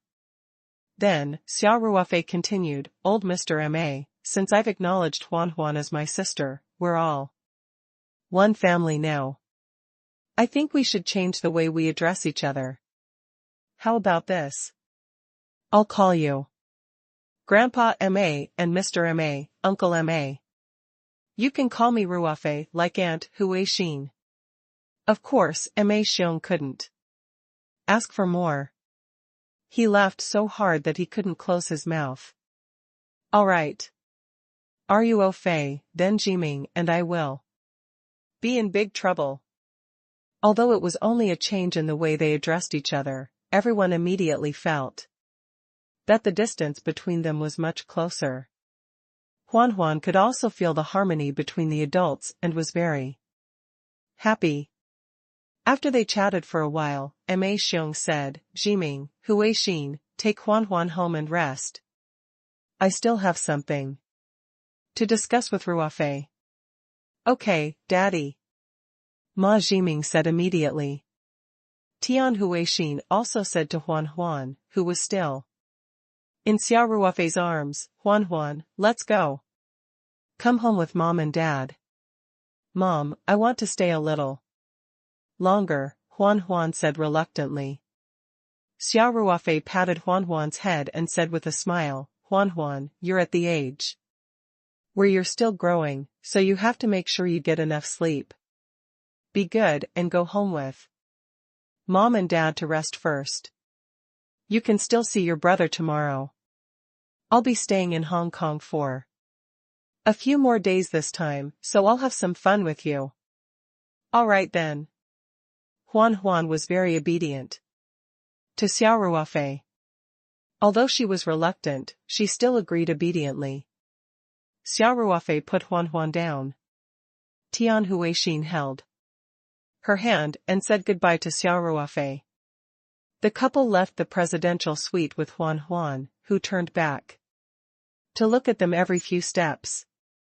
Ruofei, I can't help but feel a little jealous when I see Huan's attachment to you. M.A. Xiong exclaimed. Xia Ruofei smiled. Grandpa M.A., you're Huan's grandfather, blood is thicker than water. No one can replace that. Yup.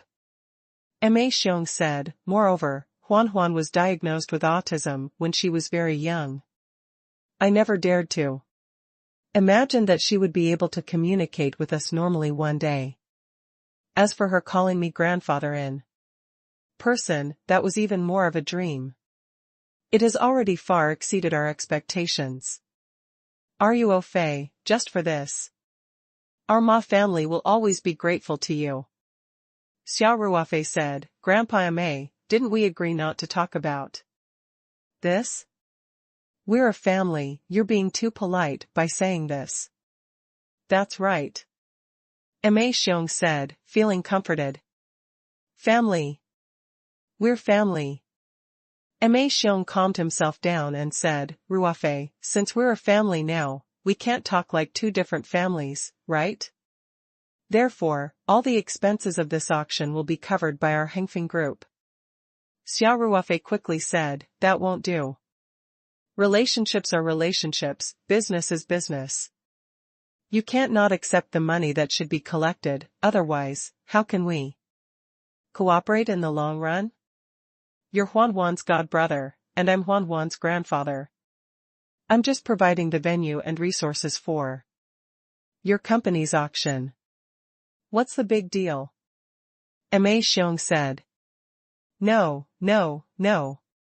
You can't calculate it like this. Xia Ruofei said, Grandpa M.A., our company is definitely making money from this auction. We're making a lot of money. There's no reason for you to help us when we're making money. There's no such logic. The venue and resources are readily available, so it's not like I'm paying for it. M.A. Xiong said, Ruofei, if you continue to fight with me, you're treating me as an outsider. Xia Ruofei didn't know whether to laugh or cry. He didn't expect this old man to use words to shut him up. However, Xia Ruofei had his own principles.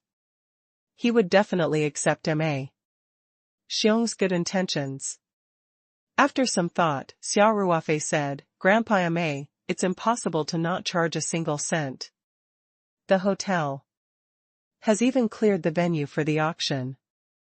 There are so many publicity resources, material production, and so on. They all cost money. You can't pay for all these expenses, right?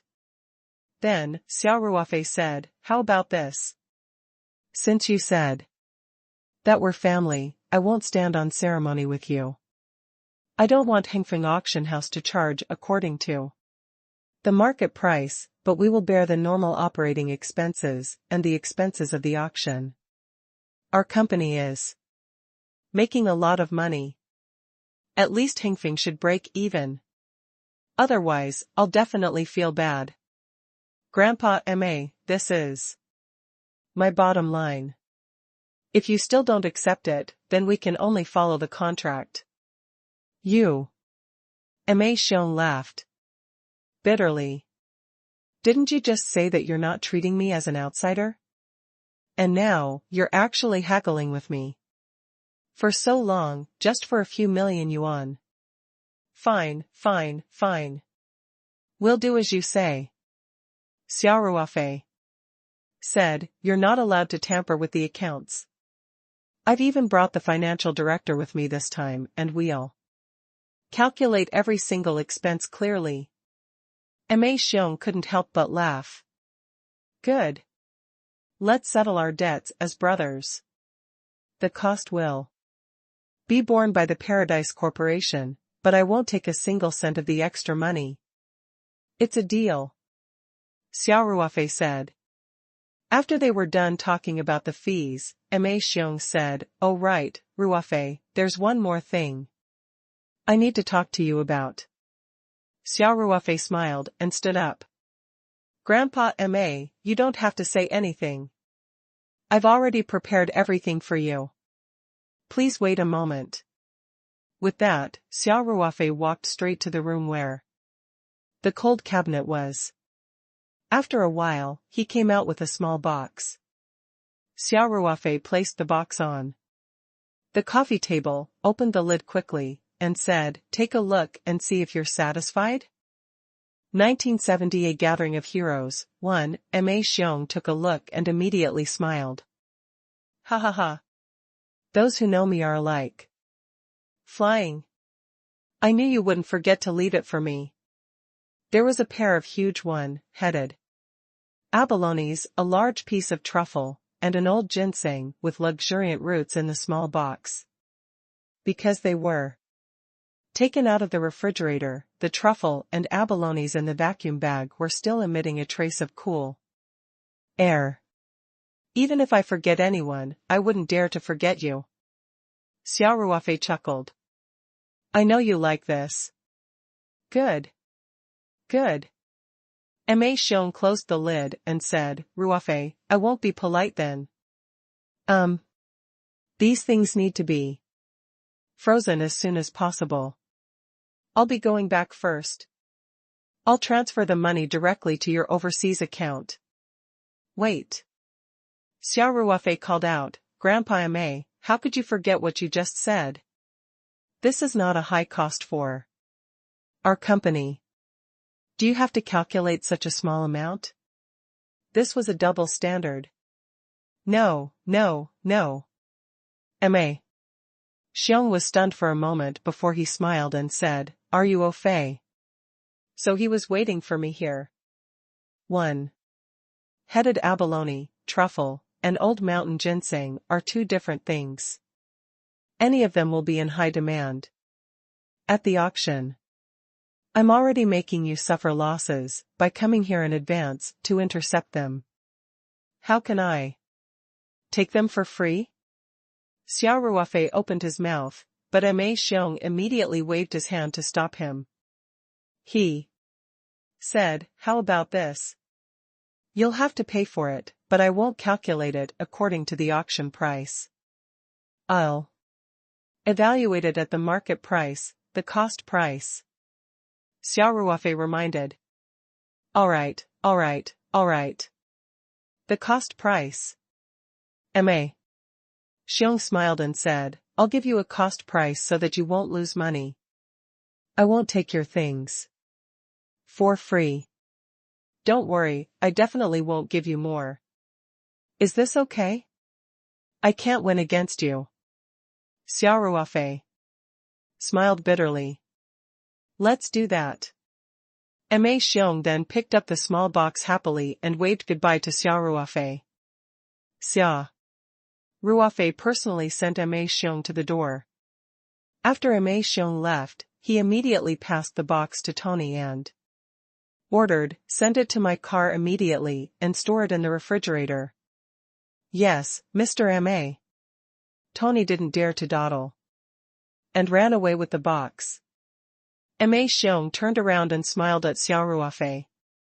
Ruofei, I'll go back first. Let's have breakfast together tomorrow, and then I'll accompany you to witness the glory of your Paradise Corporation. Thank you, Grandpa. Ma. Xia Ruofei smiled. Take care. After Ma Xiong left, Xia Ruofei returned to his room and took a bath. Then he took out some crystals to cultivate as usual, before going to bed. The next day, Ma Xiong and Ma Jiming arrived at the hotel early to have breakfast with Xia Ruofei and the rest. Tian Huixin had to send Huan to school, so she did not attend the auction. Although there were many servants at home, Tian Huixin basically handled Huan's matters by herself. Tian Huixin had never let the servants take care of things like sending her to and from school. This was mainly because Huan had been locked up in a lonely world for the past few years. Now that she had recovered, Tian Huixin increasingly felt that time with her daughter was precious. The auction started at 9 in the morning. After Xia Ruofei had his breakfast, he went to conference hall number 1. Everything was ready. The floor where the hotel lobby and hall number 1 were located was almost completely refurbished. There were promotional posters and signs of the auction everywhere. A few screens in the lobby were also rolling to play the warm-up video of the auction. Many guests and media reporters who had arrived earlier had already started to sign in. Xia Ruofei and Ma Xiong stood near the entrance of hall number 1 and greeted familiar guests from time to time. Xia Xing, may you be rich. Thank you. Thank you. President Xia, I wish you success today. Sold well like hotcakes. Thanks for your kind words, thank you, thank you. Xia Xing, I'm really looking forward to today's auction. Your company is amazing. Thank you. President Xing, please come in. Xia Ruofei greeted everyone almost non-stop. He knew some and didn't he. Fortunately, he had Ma Xiong by his side. Whenever someone came over, he would whisper in Xia Ruofei's ear to inform him of the person's identity, so Xia Ruofei didn't lose his manners. At this moment, a surprised voice rang out, President Xia. Xia Ruofei looked up and couldn't help but reveal a strange expression. The person who greeted him was Qing Xiaoxiao. She was the fan he had met at the Western restaurant around the corner of the Three Mountains not long ago. Qing Xiaoxiao was a waitress at the Western restaurant. Xia Ruofei didn't expect Qing Xiaoxiao to appear at the auction. However, he quickly saw Bastian, the manager of the Western restaurant in the corner, and suddenly realized. Xia Ruofei smiled and nodded at Qing Xiaoxiao, saying, Xiaoxiao, I didn't expect to meet you here. President Xia, you still remember me? Qing Xiaoxiao said in surprise. Seeing Qing Xiaoxiao's starry eyes, Xia Ruofei didn't know whether to laugh or cry. My memory shouldn't have deteriorated to this extent, right, he said helplessly. I didn't mean it that way, Qing Xiaoxiao quickly said.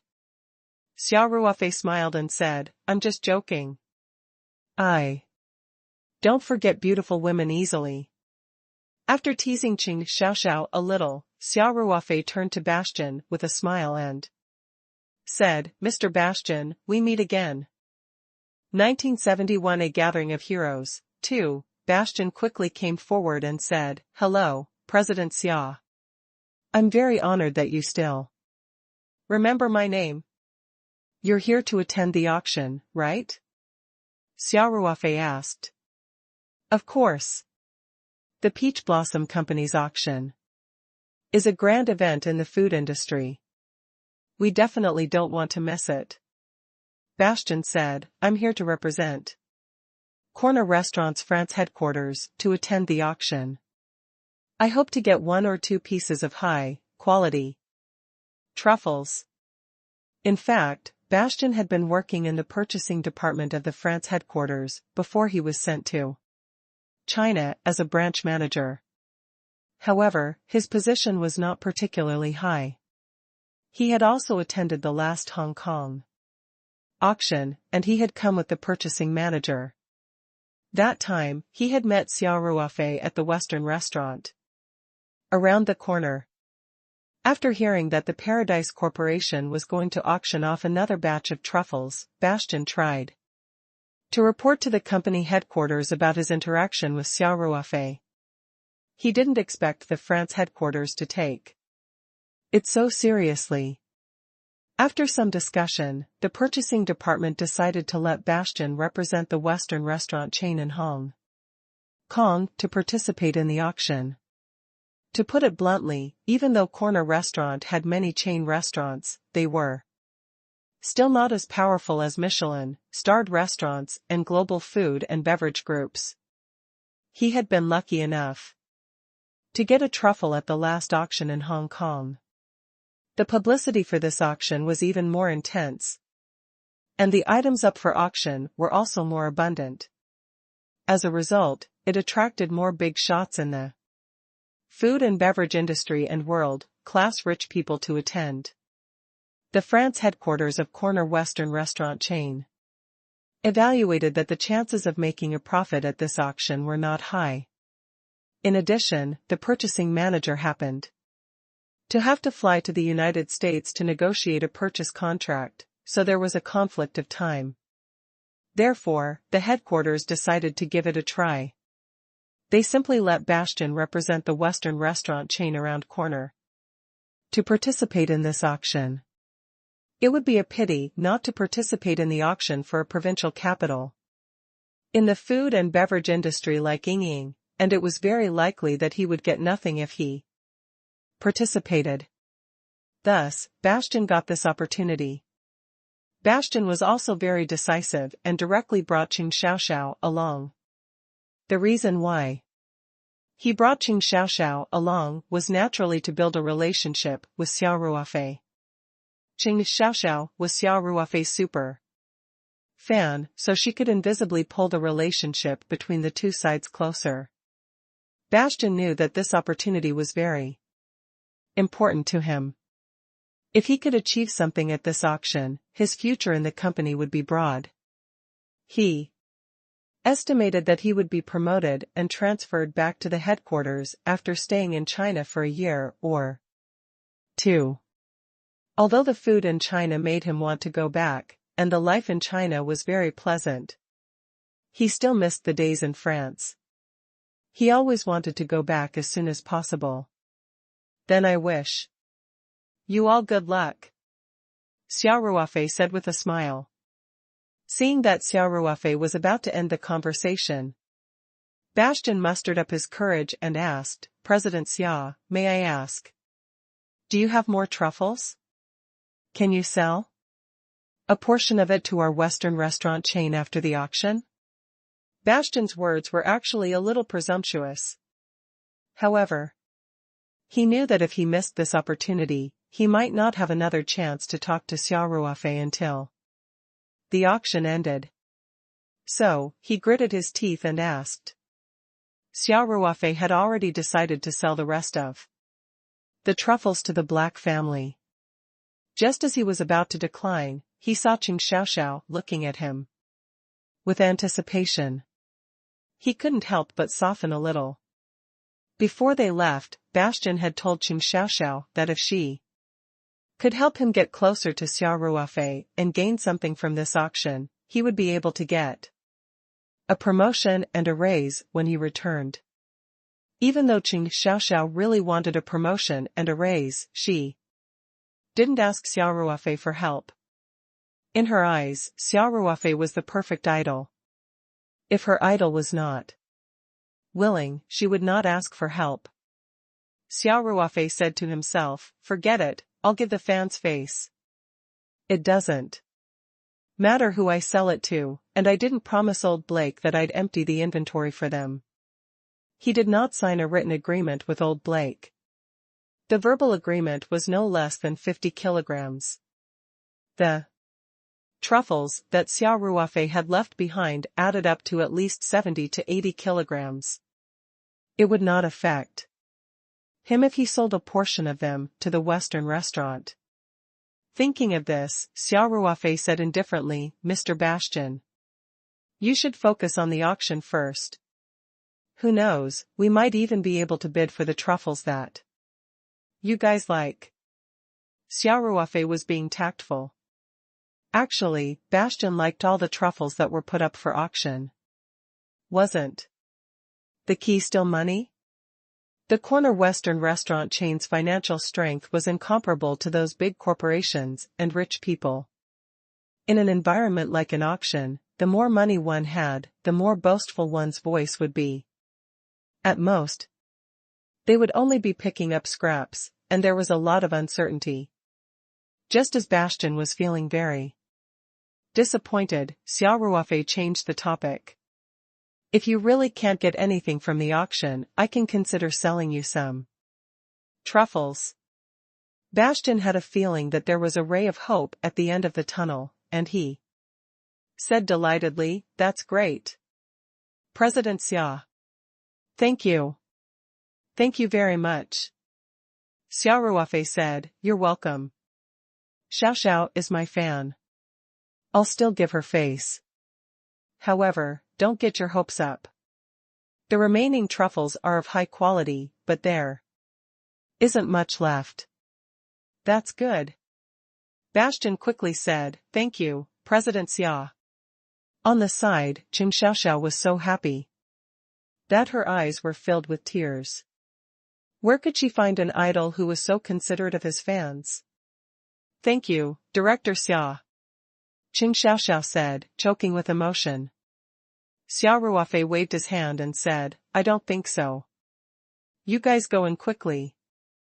Remember to return the auction deposit to the staff to exchange for a pass. After Qing Xiaoxiao and Bastian walked into the venue, someone immediately came over to greet her.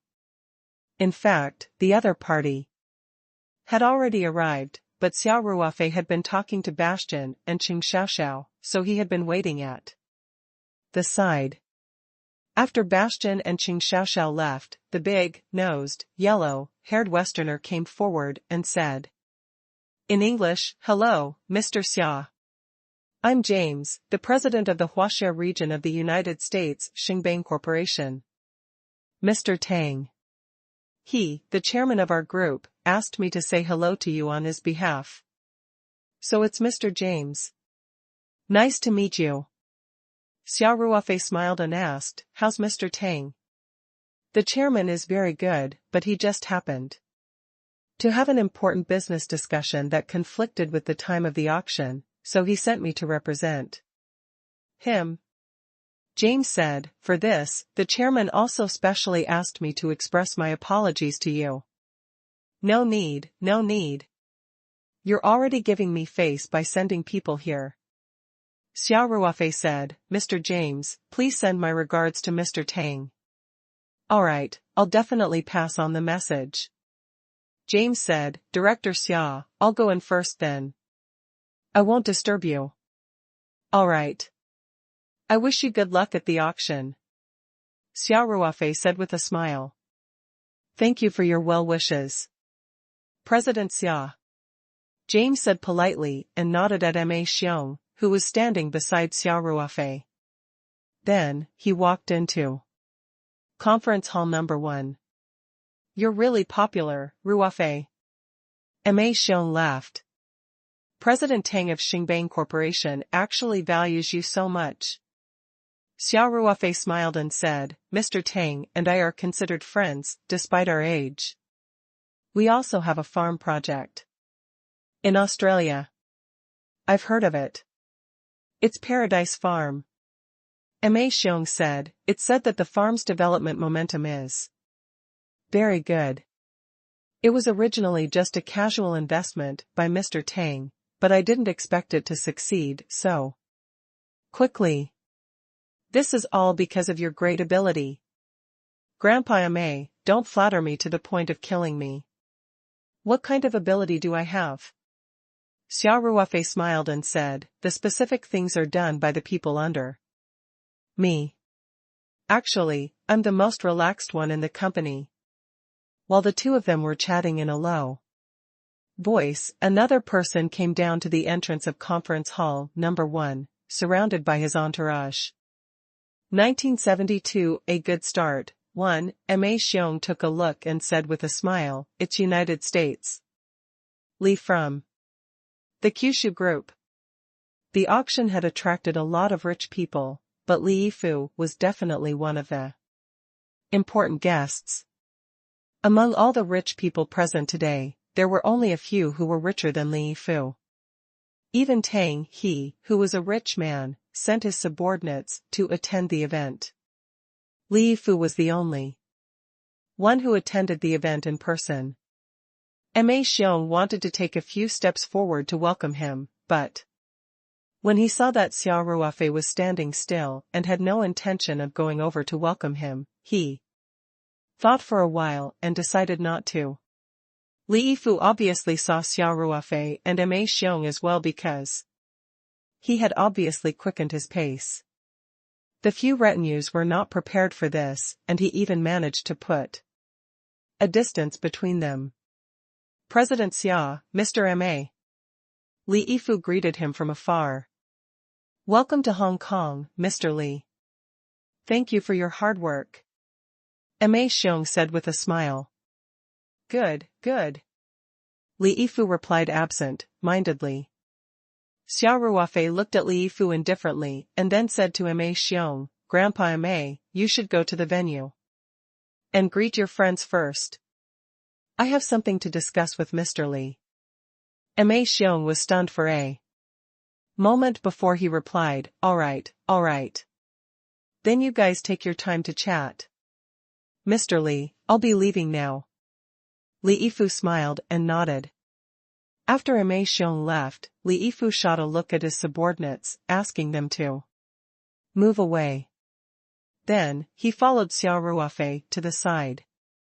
Since there were no outsiders around, Li Yifu immediately said in a low voice, with a respectful expression, Senior Granduncle. Why are you here again? Xia Ruofei said, can't you just stay in America? This Marshal Granduncle's company is holding an auction, so this disciple naturally has to come and support. Li Yifu said. Xia Ruofei said unhappily, I think you're having an easier time as the chairman than I am. Was a financial group worth tens of billions of dollars really that easy to manage? Flying all over the world all day without having to take care of anything? Senior Granduncle, Li Yifu said awkwardly, I rarely get involved in the company's affairs anymore. It's all handled by the younger generation of the family. Then, Li Yifu quickly explained, Senior Granduncle, I've been bestowed with spiritual crystals and treasures by you. I've made rapid progress in my cultivation in the past few days. But at the same time, I'm confused about many things.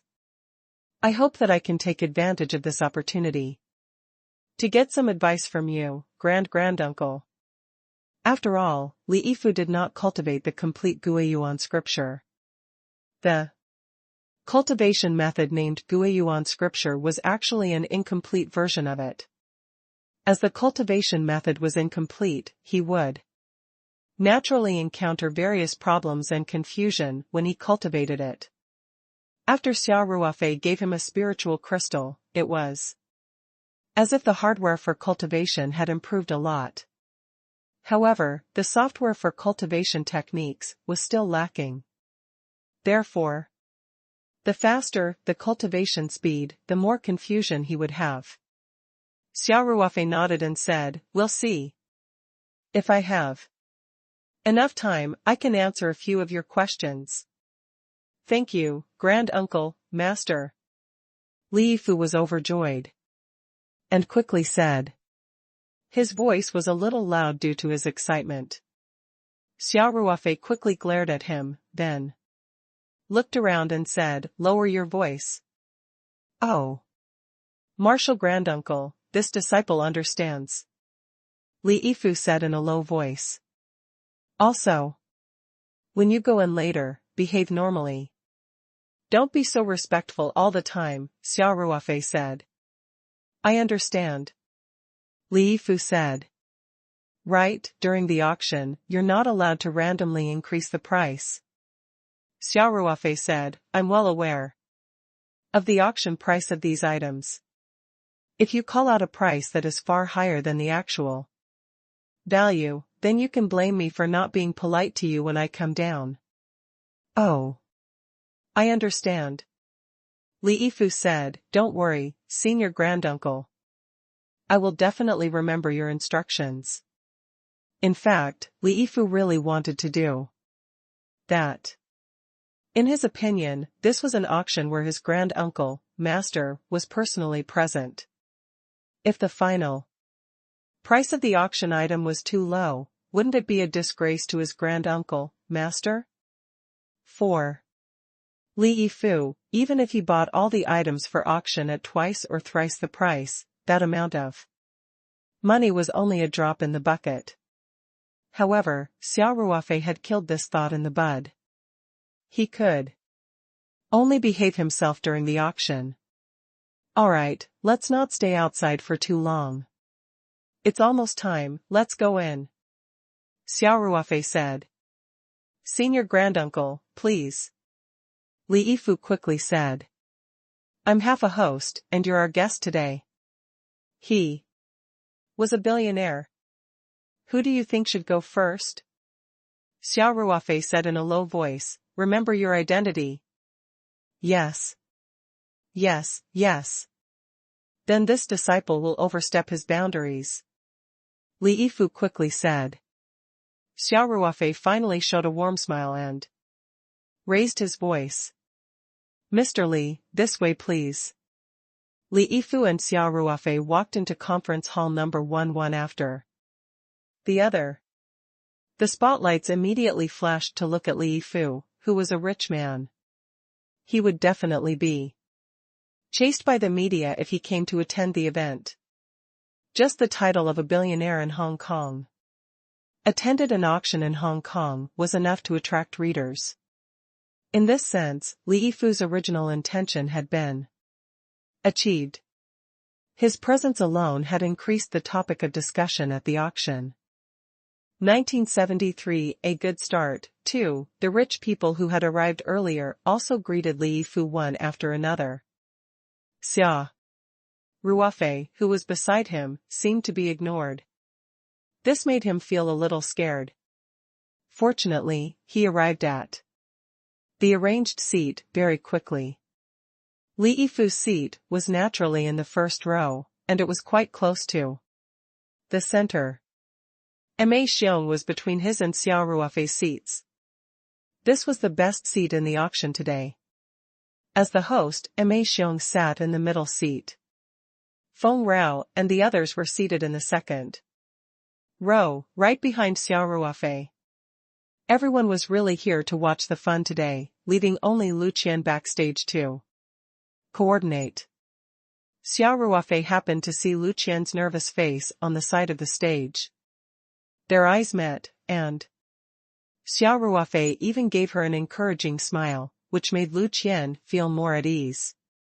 While Xia Ruofei was talking to Ma Xiong and the others, he did not forget to look around. There was a hint of disappointment in his eyes. He had been looking for Monica, but without a doubt, she didn't come to Hong Kong. In fact, when Xia Ruofei was at the entrance, he had already seen everyone who was attending the auction. With his current memory, he would definitely not miss anyone. Xia Ruofei realized that Monica was not the only one who did not come.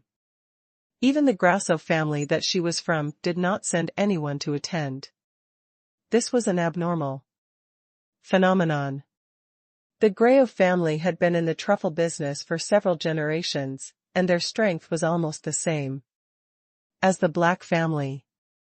The Hengfeng auction house must have sent an invitation to the Grasso family, but it was unknown why no one came to attend. However, Xia Ruofei could only keep his doubts and worries to himself for the time being because the auction was about to start. After everyone was seated, they chatted for a while. The lights in the conference hall slowly dimmed. Of course, they didn't turn off almost all the lights in the audience like they did in a performance, but they highlighted the stage more so that it would attract everyone's attention. The video that warmed up the stage also stopped playing. The auctioneer, Lu Zhongguang, who was dressed in a suit and leather shoes, strode up the stage with a warm smile on his face. Lu Zhongguang was the gold medal auctioneer of Hengfeng Auction House. He was the one who personally attended the auctions of the Paradise Corporation. Respected guests, dear media friends, good morning, everyone. I'm Lu Zhongguang, the auctioneer today. Lu Zhongguang said in a warm voice, welcome, everyone, to the Hengfeng Auction House's exclusive product auction of Paradise Corporation. The Paradise Corporation has prepared a large number of top-notch ingredients and medicinal herbs for this auction. I believe that everyone will return satisfied. Regarding the products of Paradise Corporation, I believe those who have attended the previous two auctions should be very clear about it, so I don't need to repeat it. Let's directly learn about it through a short video. After Lu Zhongguang finished speaking, the lights on the stage gradually dimmed, and the big screen behind him began to play a short film. This short video was different from the promotional videos that were shown on TV stations, shopping malls, buses, subway stations, and other places before the auction. The introduction of the auction items was more detailed, and many close-up shots were even more beautiful. Although everyone had an exquisite auction manual in their hands, they were still quickly attracted to it. The dubbing for the short film was done in standard Mandarin, including Lu Zhongguang's speech on the stage just now. His Mandarin was considered standard, unlike the strong accent of many Hong Kong and Japanese people. Since guests came from all over the world today, a simultaneous interpretation system was also adopted in the venue. Each seat had a headset with two options, one in English and one in Cantonese. This was because many Hong Kong guests could only speak Cantonese, and some people even had a hard time listening to Mandarin. After the short video finished playing, Lu Zhongguang returned to the stage. The lights on the stage also gradually became brighter. Let's cut to the chase and get straight to the point, Lu Zhongguang said with a smile. I'm very honored to introduce today's first item. The hostess, who was wearing a cheongsam, walked up the stage with a tray. The tray was covered by a red silk cloth, so no one could see what it was. It maintained a certain sense of mystery. Lu Zhongguang stood beside the stage and said with a smile, the first item up for auction today is a piece of ginseng. After our expert appraisal, this is a wild old ginseng that grew in the Chongbai Mountains. It's at least 400 years old. Lu Zhongguang slightly raised his voice when he said the last sentence. In addition, a 400-year-old ginseng was indeed extremely rare, so everyone's spirits could not help but rise. Many precious medicinal herbs and food ingredients were actually gifts of nature. However, the entire earth had been in a state of over-development in recent years. Take old mountain ginseng as an example, not to mention 400 years old, even 40 years old wild ginseng was very rare. The older generation had a special interest in ginseng, and many rich people had ginseng in their homes. In the early years, when medicine was not developed enough, ginseng that was old enough was used as a life-extending medicinal herb. After Lu Zhongguang finished speaking, he untied the red silk cloth. Everyone stretched their necks and looked at the stage. The cameraman on the stage also aimed his camera at the old ginseng. The big screen immediately projected the image of the camera, and everyone in the venue could see the old ginseng up close. How could wild ginseng that grew in the spirit map space be bad? This ginseng was perfect in appearance.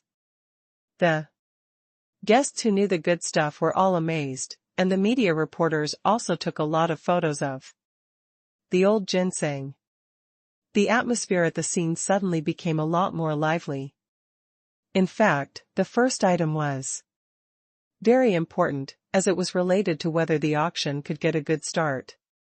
Therefore, the first item to be auctioned couldn't be the item with the lowest value in the entire auction, but the best item couldn't be the first to appear either. Otherwise, it would be difficult to arouse everyone's enthusiasm later on. Therefore, the selection of the opening auction item was also quite particular. It was Lu Qian's idea to choose this old mountain ginseng. This lady was very concerned about the auction and was willing to use her brain to think. This made Xia Ruofei very satisfied. On the stage, Lu Zhongguang said, "The starting price for this wild ginseng is 1 million Hong Kong dollars. And each bid must be at least 50,000 Hong Kong dollars higher. Anyone with a blue bidding card or above could participate in the bidding. Now, let the auction begin. 1.1 million Hong Kong dollars. 1.15 million. 1.25 million. As soon as Lu Zhongguang's voice fell, the bidding began one after another. He needed to concentrate to see the situation clearly. At the same time, he had to repeat the price at the first moment, which was very tiring. However, for an auctioneer, this was a basic skill. What was even more difficult was to stir up the atmosphere and create a tense and intense atmosphere. Whether an auctioneer was worth anything or not actually depended on this quality. Everyone's professional level might be similar, but a gold medal auctioneer like Lu Zhongguang's salary was several times that of an ordinary auctioneer. In fact, it was because of his ability to control the scene. However, Lu Zhongguang was already used to Ying's presence at the Peach Blossom Company's auction. Basically, he didn't need to stir up everyone's emotions, nor did he need to use any skills, and everyone would take the initiative and enthusiastically start bidding. This also made Lu Zhongguang feel less accomplished. Thump.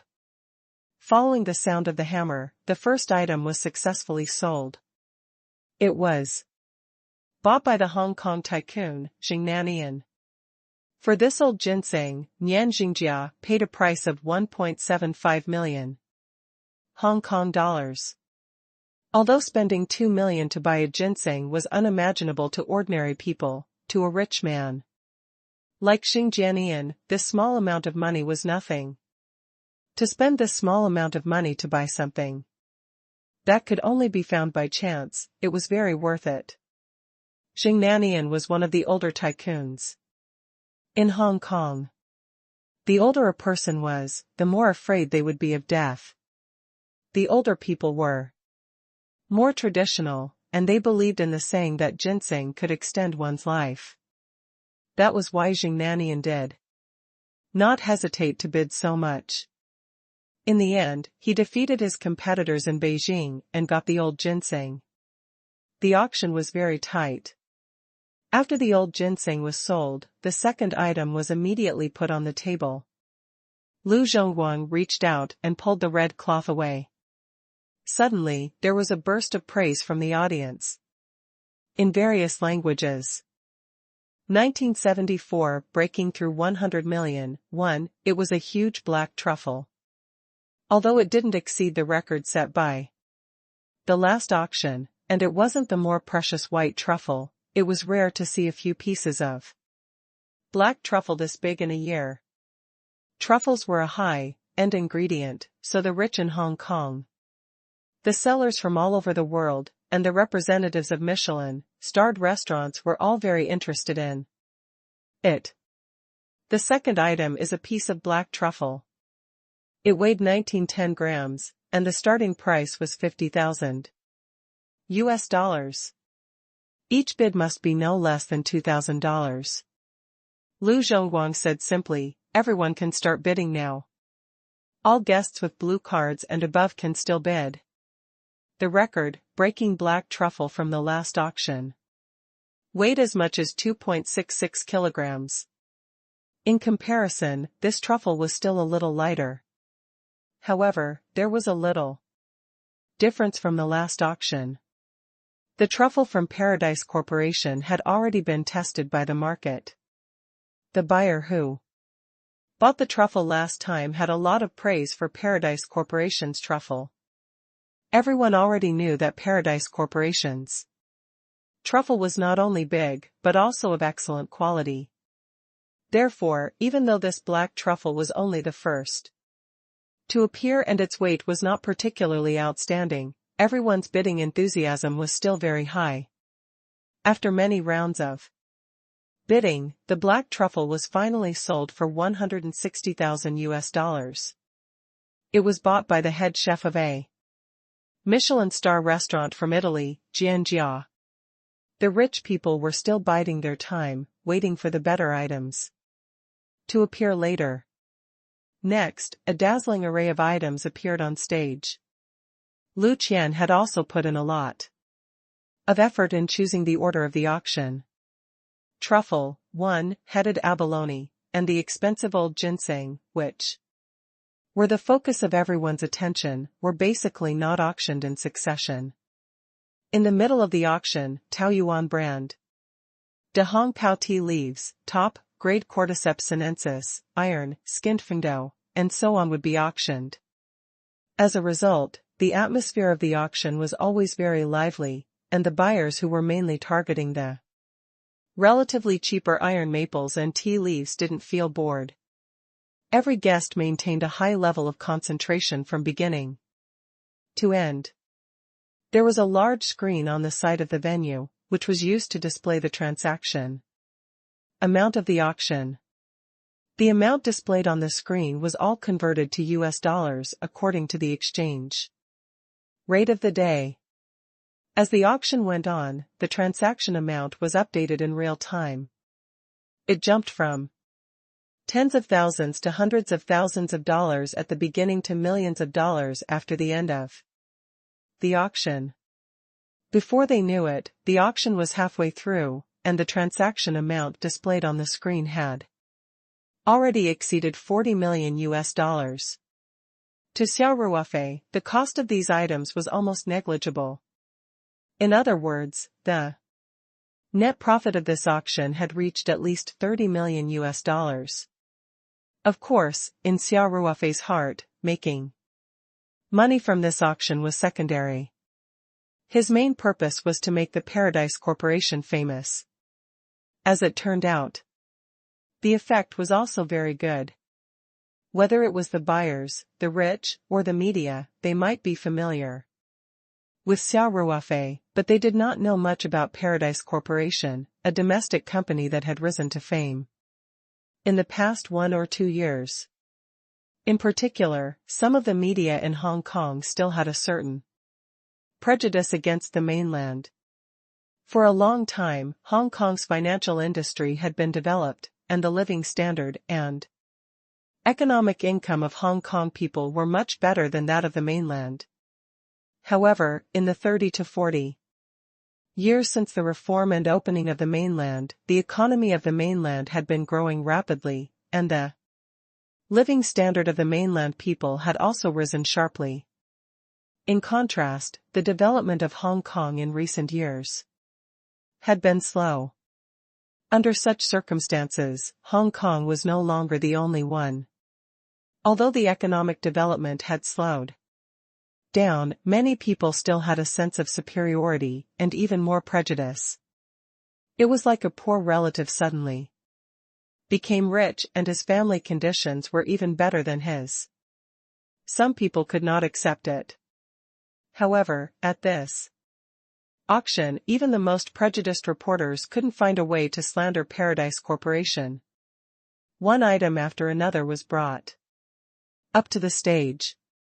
Whether it was the several hundred-year-old mountain ginseng, the wormgrass that was clearly much thicker than ordinary cordyceps, or the fine-looking iron, skin maple, or the legendary Hong Pao tea leaves. All of these items struck a chord in everyone's heart. There was also the top-grade truffles that had long been proven in Hong Kong and the top-grade one-headed abalones that Hong Kong people cherished.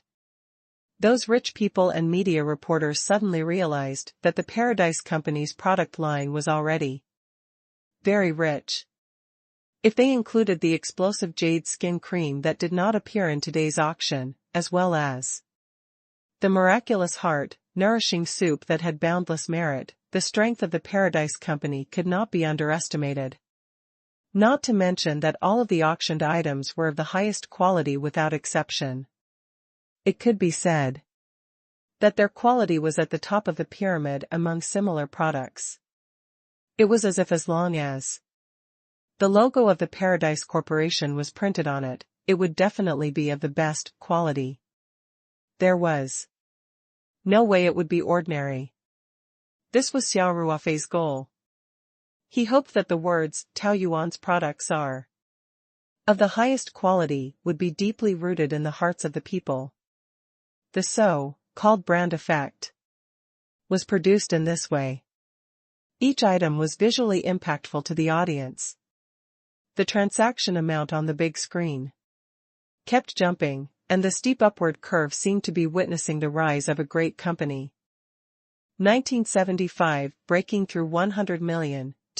Unknowingly, the auction gradually came to an end, and some heavy items began to appear.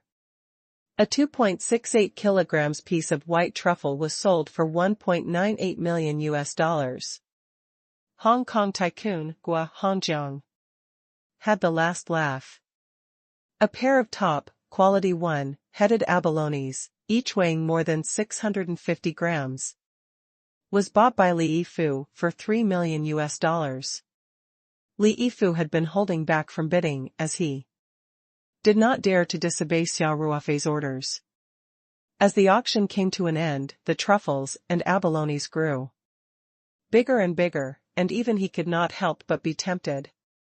Although cultivators would not be greedy for food, and even cultivators with high cultivation could go without eating for 10 days to half a month, Li Yifu still had a preference for good food. The top-grade abalone was also very attractive to him, so he could not help but participate in the bidding. Xia Ruofei only turned around and glanced at Li Yifu. He did not show any displeasure, which made Li Yifu slightly relieved. In fact, Li Yifu was not worried at all.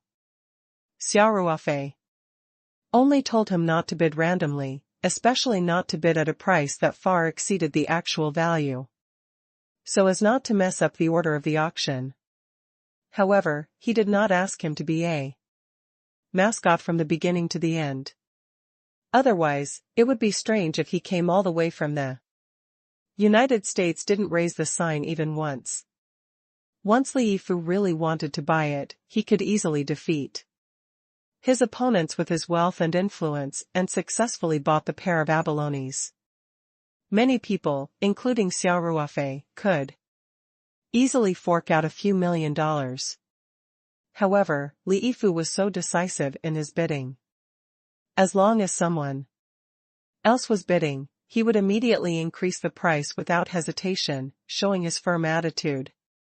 The price of $3,000,000 was actually higher than the market price. Even if it was high quality for all the abalones on the market, there was still an estimated value. Li Yifu had shown his determination to get it, so the other rich people naturally wouldn't fight him to the death. Otherwise, it wouldn't be good if they didn't get the item and were hated by this super rich man who was worth tens of billions of dollars. With today's finale item, a piece of white truffle weighing 2.88 kilograms, which had undoubtedly broken the record set by the Peach Blossom Company last time, being sold for $2.68 million US, today's auction had come to a perfect end. The total transaction amount on the big screen on the side was also locked at $100,080,000 US. It's over $100 million. That's amazing. The total value of a single auction is over $100 million US.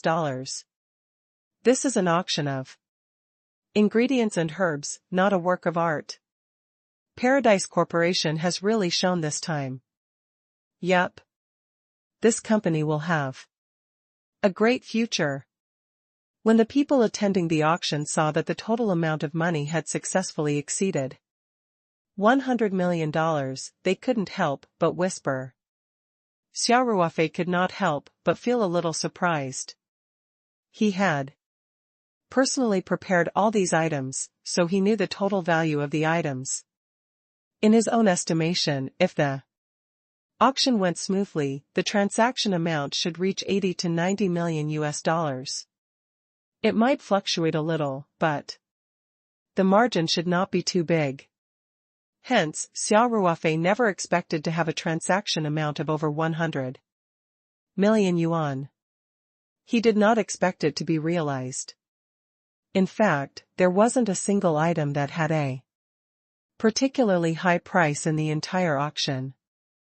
However, if someone were to do a little calculation, they would find that almost every item had a relatively high price, especially truffle and an abalone that had already formed a brand.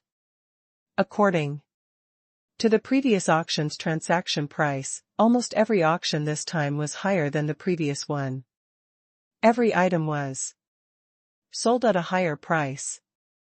When all of them were put together, the transaction price had successfully exceeded $100 million US. This made Xia Ruofei feel a little surprised. Although a few million or tens of millions of dollars was nothing to Xia Ruofei, a few million and 100 million were two completely different concepts, especially when the unit of calculation was in dollars. The auction went very smoothly. The Black family also frequently made their move in the truffle industry, especially the competition with the Lehman family. The two families were both in the truffle business, and the competition in this field could be said to be close, combat and full of red. Old Blake was indeed a sly old fox. Although he had already received Xia Ruofei's verbal promise to buy a batch of truffles from the Paradise Corporation, which could be said to be an undefeatable position, he still kept bidding at the auction. And even looked determined to win.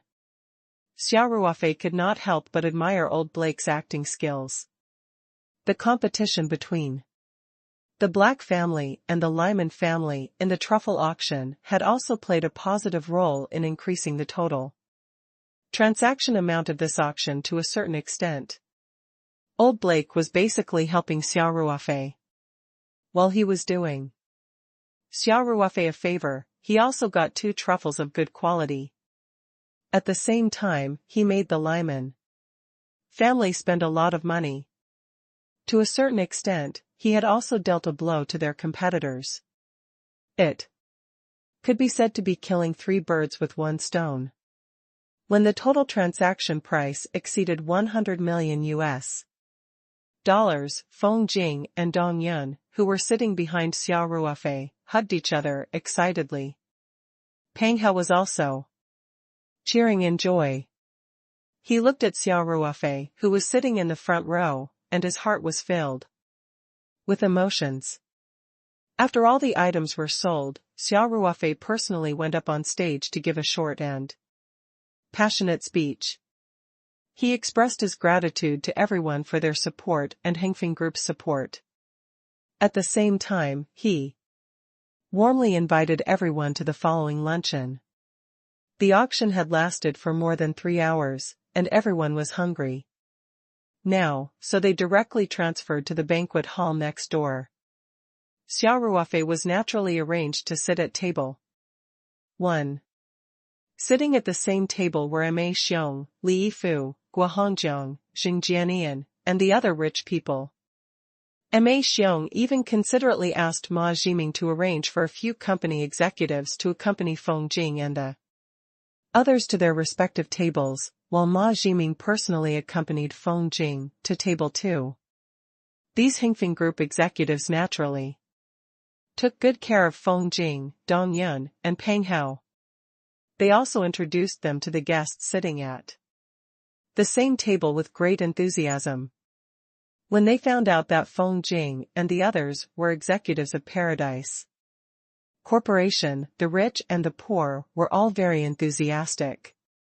During the meal, Feng Jing and the other two received a stack of business cards, and they even gave out a whole box of their own business cards. At Xia Ruofei's table 1, the atmosphere was more harmonious. The people at the same table were all Ma Xiong's old friends, and most of them were more familiar with Xia Ruofei. The wine culture was also very popular in Hong Kong. So not long after the banquet started, people from other tables came over to toast Xia Ruofei. Their words were full of admiration, and many people in related industries also expressed their desire to cooperate with the Paradise Corporation. Hence, Xia Ruofei had also received many name cards. From the behavior of these rich people, Xia Ruofei knew that the Peach Blossom Company's plan to make a name for itself was a success.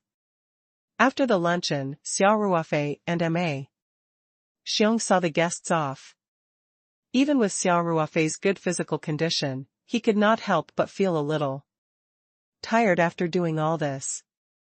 Ma Xiong's face was full of fatigue. Xia Ruofei hurriedly asked Ma Jiming to send Ma Xiong home to rest.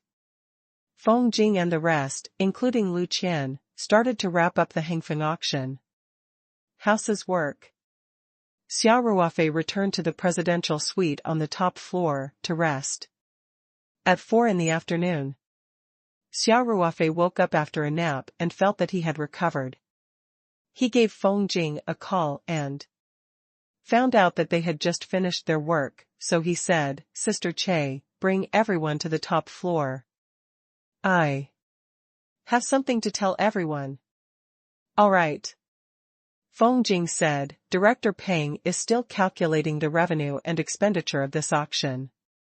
Should we tell him not to forget about it and come to my side first?" Xia Ruofei said. "All right." Feng Jing said, "Wait a moment. We'll take the elevator up immediately." 1976, reward based on merits, 1, in the small conference room of the presidential suite on the top floor. Feng Rao and the others sat in their seats with faces full of joy, their excitement still not completely calmed down. In particular, Lu Qian, who was in charge of such an important project for the first time, was so excited that her words were overflowing. Xia Ruofei made a pot of Dahongpo tea and walked into the small meeting room. "Chairman, we've really struck it rich this time," Peng Hao immediately said. The total transaction amount was over 100 million US dollars. The name of our Paradise Corporation will definitely resound throughout Hong Kong. No, it will soon resound throughout the country. Yes, Chairman. Lu Qian also said excitedly. You didn't see the expressions on the media reporters' faces. None of them could believe it. I'm really looking forward to how the Hong Kong media will report about this auction tomorrow.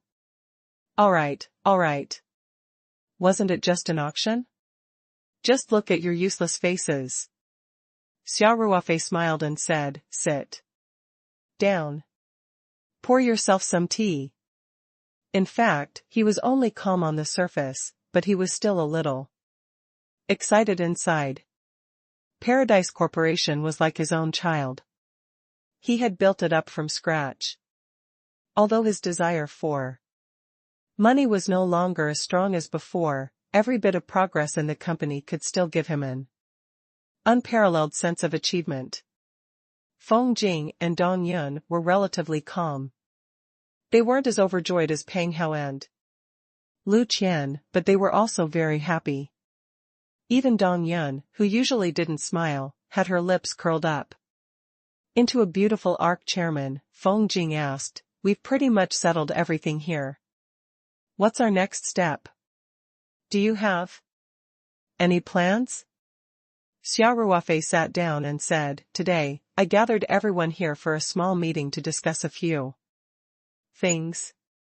First, Mr. Ma of Hengfeng Group agreed with me yesterday that Hengfeng Group will only collect operating costs for this auction, so the commission from the auction house may save a lot of money. I'll go. I'm not dreaming. Hearing this, Peng Hao shouted, such a huge sum of money. You're just going to waive it? The auction house's commission rate was generally not low. Some even reached 20% to 30% of the transaction volume, and both sellers had to pay this fee. Today's transaction amount had reached $100 million. In other words, a casual word from Ma Xiong had left Paradise Corporation with at least $10 to $20 million in expenses. Compared to the high commission rate, Hengfeng Group's cost was actually not high. It was nothing more than the cost of some hotel rooms, conference rooms, banquet halls, print media, television media, building advertisements, and other resources. There was also the labor expenses. All these would at most be $1 to $2 million. Chairman, are you sure? Dong Yun asked, did you sign any written agreement with the Hengfeng Group? Xia Ruofei chuckled and said, this was an oral agreement between the chairman of our two groups. What agreement is there to sign? But don't worry, even though the transaction price is a bit high, since Mr. Ma said so, he will definitely fulfill his promise. Director Peng will be personally in charge of the settlement. Is there a problem? To Ma Xiong, he couldn't wait to give Xia Ruofei more benefits. He wouldn't even frown if it was 100 or 200 million, let alone 10 or 20 million US. No problem. Peng Hao immediately replied. But what if the Hengfeng auction house still pays us according to the commission rate stated in the previous agreement? Then we'll do as they say. Xia Ruofei replied without hesitation, but the possibility of this is very low. Mr. Ma must have already informed them. Of course, it will take some time to calculate the cost. We just have to wait for them to inform us. All right. Peng Hao said. Xia Ruofei continued, the second thing is that I will keep $10 million from this auction to invest in the company. I have other uses for the remaining money. Is that okay? Feng Jing, Dong Yun, and the others looked at each other, then immediately said, of course, no problem. The items today were basically prepared by the chairman. In fact, it has little to do with the company.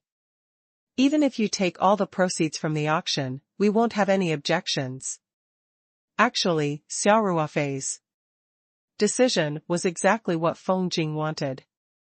She held a small portion of the company's shares, and most of the items for the auction were prepared by Xia Ruofei himself. If she were to hand the money directly to Paradise Corporation, Feng Jing would feel uneasy. Based on her estimation of $100 million, Feng Jing's share of the company would be around $1 to $2 million after deducting taxes. Without making any contributions, this money would be a hot potato to her. Dong Yin also knew that Paradise Corporation was Xia Ruofei's private company. Although she felt that it was inappropriate for Xia Ruofei to take away so much of his funds and collect more or less, she naturally wouldn't jump out to object since Feng Jing had already expressed her stance. As for Peng Haohe and Lu Qian, they had no objections. Xia Ruofei nodded and said, "Then it's decided. I'll have the Hengfeng auction house transfer $10 million directly to the company's account in the form of the proceeds from the auction. Remember to check the company's account as soon as possible to make sure there are no mistakes." "I understand. Just leave it to me," Peng Hao said with a grin. Xia Ruofei laughed and said, "All right, I'm done with my work. Let's talk about something easy. Lu Qian has worked hard for this auction. You've done well." Lu Qian was so excited that her face turned red. She quickly stood up and said, "Chairman, this is part of my job. I'm just doing my best to complete the task you gave me." Xia Ruofei waved his hand and said, "There's no need to be too humble. If you're not capable enough, you might not be able to do well, no matter how enthusiastic you are." President Feng, it seems that Lu Qian is also a talent that can be molded. Yup. Lu Qian is still very smart. Feng Jing smiled. "I'm good at my work." Xia Ruofei smiled and nodded. This time, Lu Qian has made a great contribution to the success of the auction, so I should reward her well. Chairman, no need. Lu Qian quickly waved her hand and said, "My salary is already very high, and the company's business trip subsidies are also very high. A salary is a salary, and what should be rewarded should still be rewarded. A clear reward and punishment can promote everyone's enthusiasm in work." Xia Ruofei smiled and said, "Let me think." Xia Ruofei thought for a moment and smiled. "How about this? Aren't we in Hong Kong? We'll give you a bag in the name of the company. It's a good time for you to relax and go out for a walk. President Feng, Director Dong, you guys pick a good one for Lu Qian. It's not good to have a low grade. If it's too cheap, I'll hold you guys responsible." "Chairman, there's really no need," Lu Qian said with some embarrassment. She knew that since Xia Ruofei had asked for it, it must not be an ordinary bag. There were many luxury stores in Hong Kong. Due to the difference in tax, it was much cheaper to buy things here than in mainland China. She had wanted to take advantage of the end of the auction to shop around and buy some cosmetics and bags to bring back. Feng Rao laughed and said, "Lu Qian, the chairman has already spoken, so don't decline. The company's been making a lot of profits recently, so it's not a big deal to give you a bag. You've been working too hard recently, so you should be rewarded." "Yup. Big Boss Xia is rich and generous now. Please don't pick something too cheap. He'll think you're looking down on him." Peng Hao chuckled. Xia Ruofei didn't know whether to laugh or cry. "Why does it sound so bad when you say it?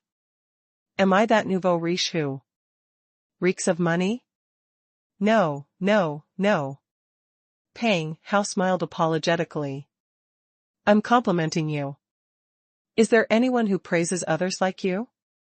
Xia Ruofei said, the last time you were beaten up, it was also because you praised others like this, right? Pfft. The three girls burst into laughter, and the atmosphere in the meeting room became very relaxed. After a few jokes, Xia Ruofei said, I still have some other things to deal with in Hong Kong. If it's not urgent, don't go back. The company will pay for your expenses for the few days you stay in Hong Kong. Chairman, we've already discussed it downstairs, said Feng Jing. We're going back tomorrow. After all, the company just moved not long ago.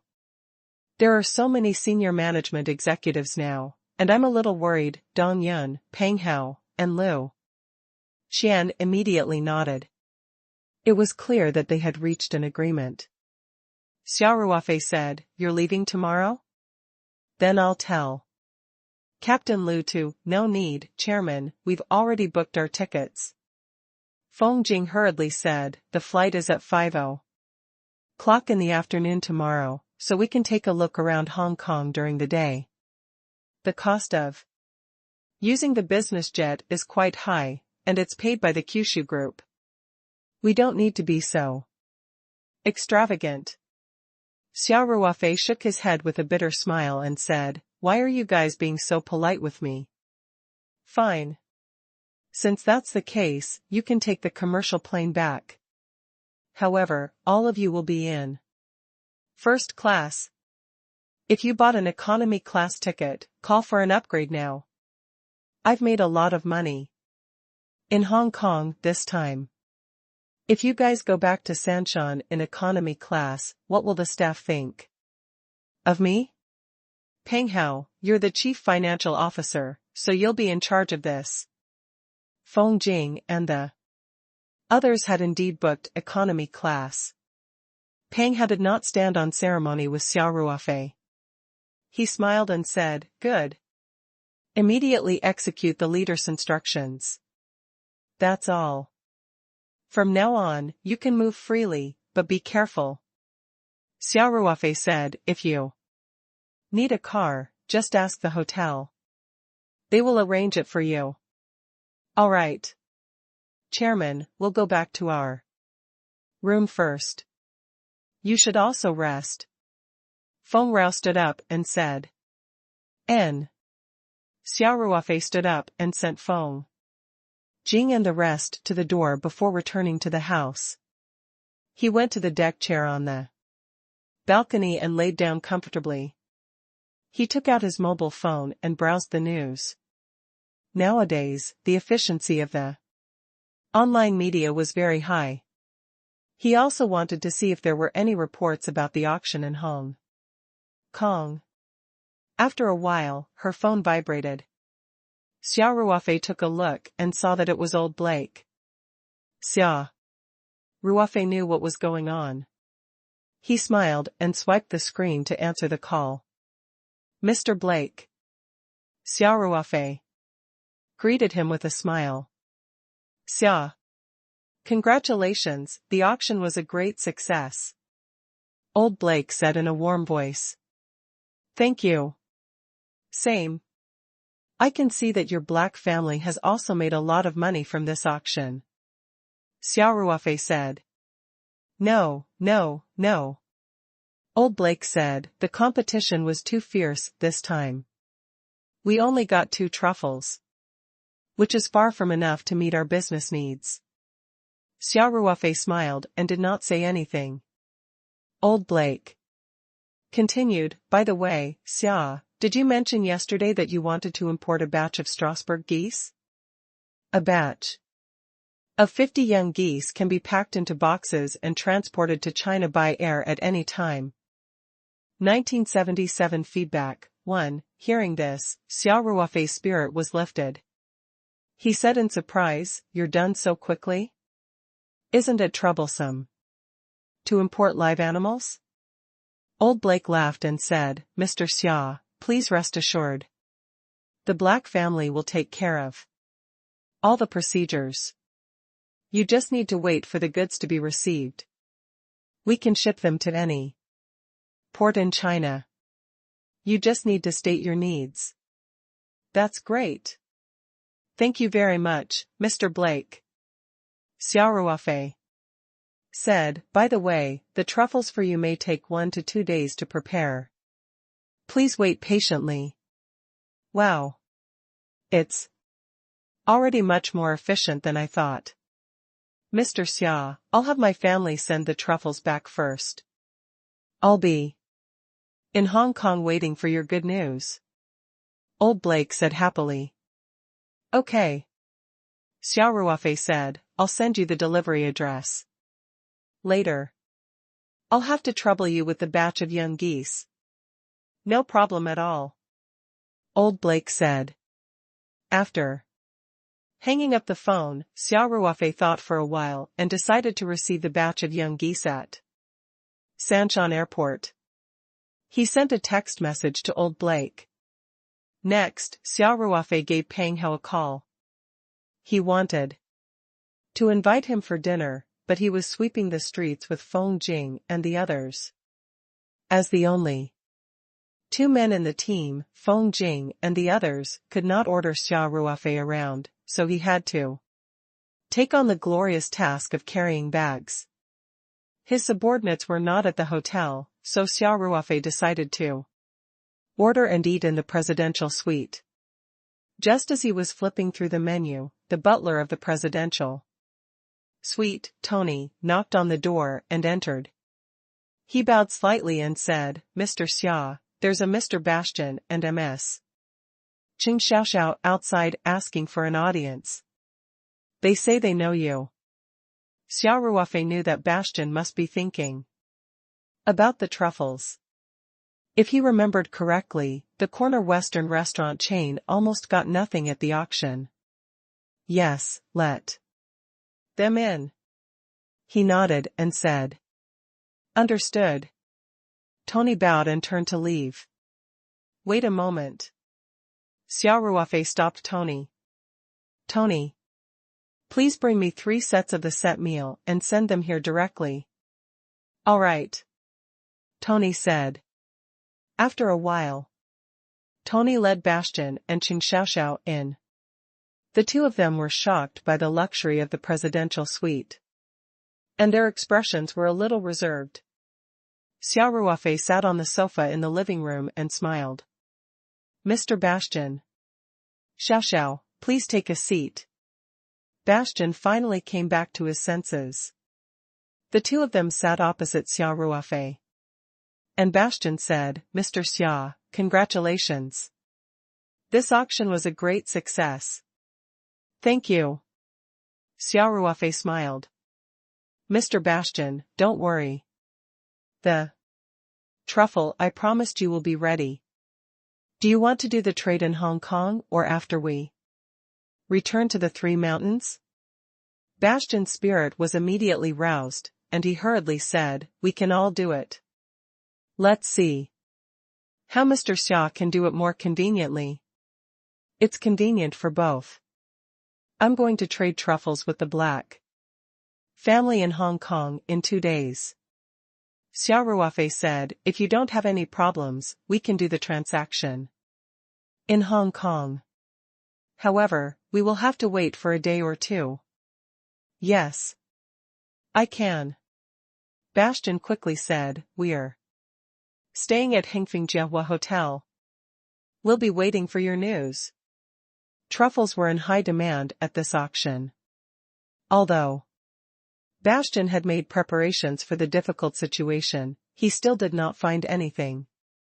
There were 1 or 2 truffles that he felt had a chance of winning, but in reality, he knew that there was no chance at all.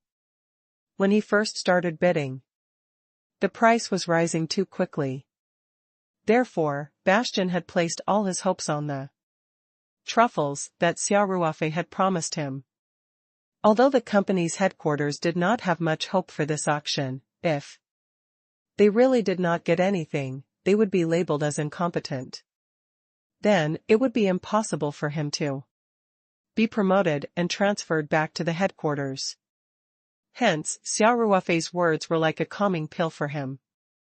Then, Bastian asked carefully, Mr. Xia, if you don't mind me asking, how much truffles can we buy this time? Can you give me a rough number? I need to give a reply to the headquarters and prepare the funds for the acquisition in advance. Xia Ruofei did some calculations and said, 10 or 20 kilograms. A minimum of 10 kilograms. I'll prepare as much as I can for you, but it shouldn't be more than 30 kilograms. I wonder if such a quantity, it's enough. That's enough. Bastian quickly said, Mr. Xia, thank you so much. This amount had already exceeded Bastian's expectations. Even if it was only 10 kilograms, with the high quality of the truffles from Paradise Corporation as always, it would definitely not be a problem for Bastian to go back and report on his work. It could even be said to be an unexpected surprise. Xia Ruofei smiled and said, Mr. Bastian, you're too polite. I'm just doing business. It's a mutually beneficial thing. I can also make money by selling it to you. Besides, Xiao is my hard fan, so we're not outsiders. This was the second time Xia Ruofei had specifically mentioned Qing Xiao in front of Bastian. Bastian was a smart person, so how could he not understand? He understood what she meant and glanced at Qing Xiao, saying, Mr. Xia, Qing is a very outstanding employee in our Western restaurant. She has done her job very well, so I have decided to promote her to the foreman of the restaurant when I return. 1978 feedback. 2. Qing Xiao's mouth suddenly opened wide, as if a pie had fallen from the sky. Corner Western restaurant was considered a high-end Western restaurant in Sanshan, and the salary was higher than many 5-star hotels. For Qing Xiao, it was already very difficult to find such a job. Her only hope was to perform well and not be fired. What she did not expect was that, because of Xia Ruofei's few words, not only did her work position become more stable, but she also got a chance to be promoted. There were a total of 4 foremen in the Western restaurant, and the salary of each foreman was much higher than that of an ordinary waiter.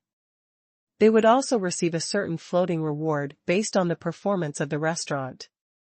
The average monthly income could reach at least 20,000 yuan. Qing Xiao couldn't even believe her ears. Xiao, why don't you thank Mr. Bastian? Xia Ruofei said with a smile. Qing Xiao came back to her senses and quickly stood up. Thank you for your trust, Mr. Bastian. I'll definitely work hard. Qing, this is the reward you deserve, Bastian said with a smile. Qing Xiao naturally knew that she was able to get promoted so quickly because of Xia Ruofei, so she immediately said to Xia Ruofei, President Xia, I don't know what to say. Thank you. You're welcome, Xia Ruofei smiled.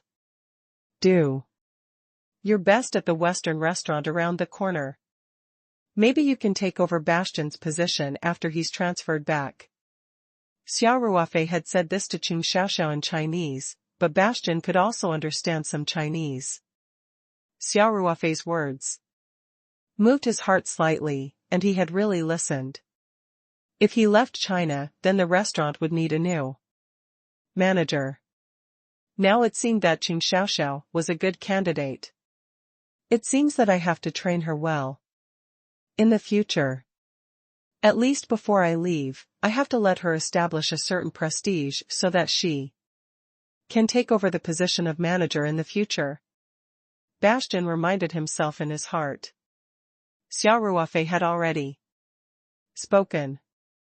If they didn't take this matter to heart, they would offend a high-quality ingredient supplier for no reason. It would not be worth it. After today's auction, Bastian had a new understanding of Xia Ruofei and the Paradise Corporation. The field of high-end ingredients was different from the ordinary supply field. It was basically a seller's market. With a rich product line like the Paradise Corporation, and each of their products was of the highest quality that exceeded the industry's standards, they would have a large say in the process of cooperation. A restaurant manager position in exchange for the friendship of the Paradise Corporation and Xia Ruofei was a sure win deal. Bastian even felt that if he reported everything to the headquarters would directly appoint Qing Xiaoxiao as the restaurant manager, and he might be transferred to another Western restaurant to work as Wanwan. After all, he had only been out for a short time, and it was unlikely that he would be transferred back immediately without special circumstances. Therefore, Bastian decided not to mention this to the headquarters for the time being. Instead, he would focus on training Qing Xiaoxiao in the next few days. Qing Xiaoxiao naturally didn't know that so many thoughts were going through Bastian's mind. She only knew that Bastian could understand Chinese, so her face turned red. She quickly glanced at Bastian and said, "President Xia, I'm just an ordinary waiter. How can I be a manager?" "Qing, Mr. Xia thinks so highly of you. So you can't undervalue yourself." Bastian took the initiative to say, being a manager of a Western restaurant is not a high-tech job. As long as you study hard and train in the position of a foreman for a while, it is not impossible for you to be competent as a manager. "Okay, Mr. Bastian," Qing Xiaoxiao said quickly. "I'll definitely work hard and learn from my old employees." Bastian revealed a kind smile and nodded slightly. He was usually a serious man and was very strict with his management, so the waiters in the restaurant were a little afraid of him. Qing Xiaoxiao felt that Bastian was a completely different person from the manager she had in mind. "Mr. Xia, we won't disturb you any longer," Bastian continued. Xia Ruofei smiled and said, "Mr. Bastian, don't be in a hurry to leave. I've already ordered 3 dishes. Why don't we have dinner together?" "That's a great honor," Bastian said in surprise. Qing Xiaoxiao felt like she was in a dream. She didn't expect to have dinner with her idol. She was so happy that she kept giggling and couldn't close her mouth. Xia Ruofei chuckled. "My friends have all gone shopping. It's boring to eat alone. You guys can chat with me." Soon, Tony came in with a waiter pushing a food cart.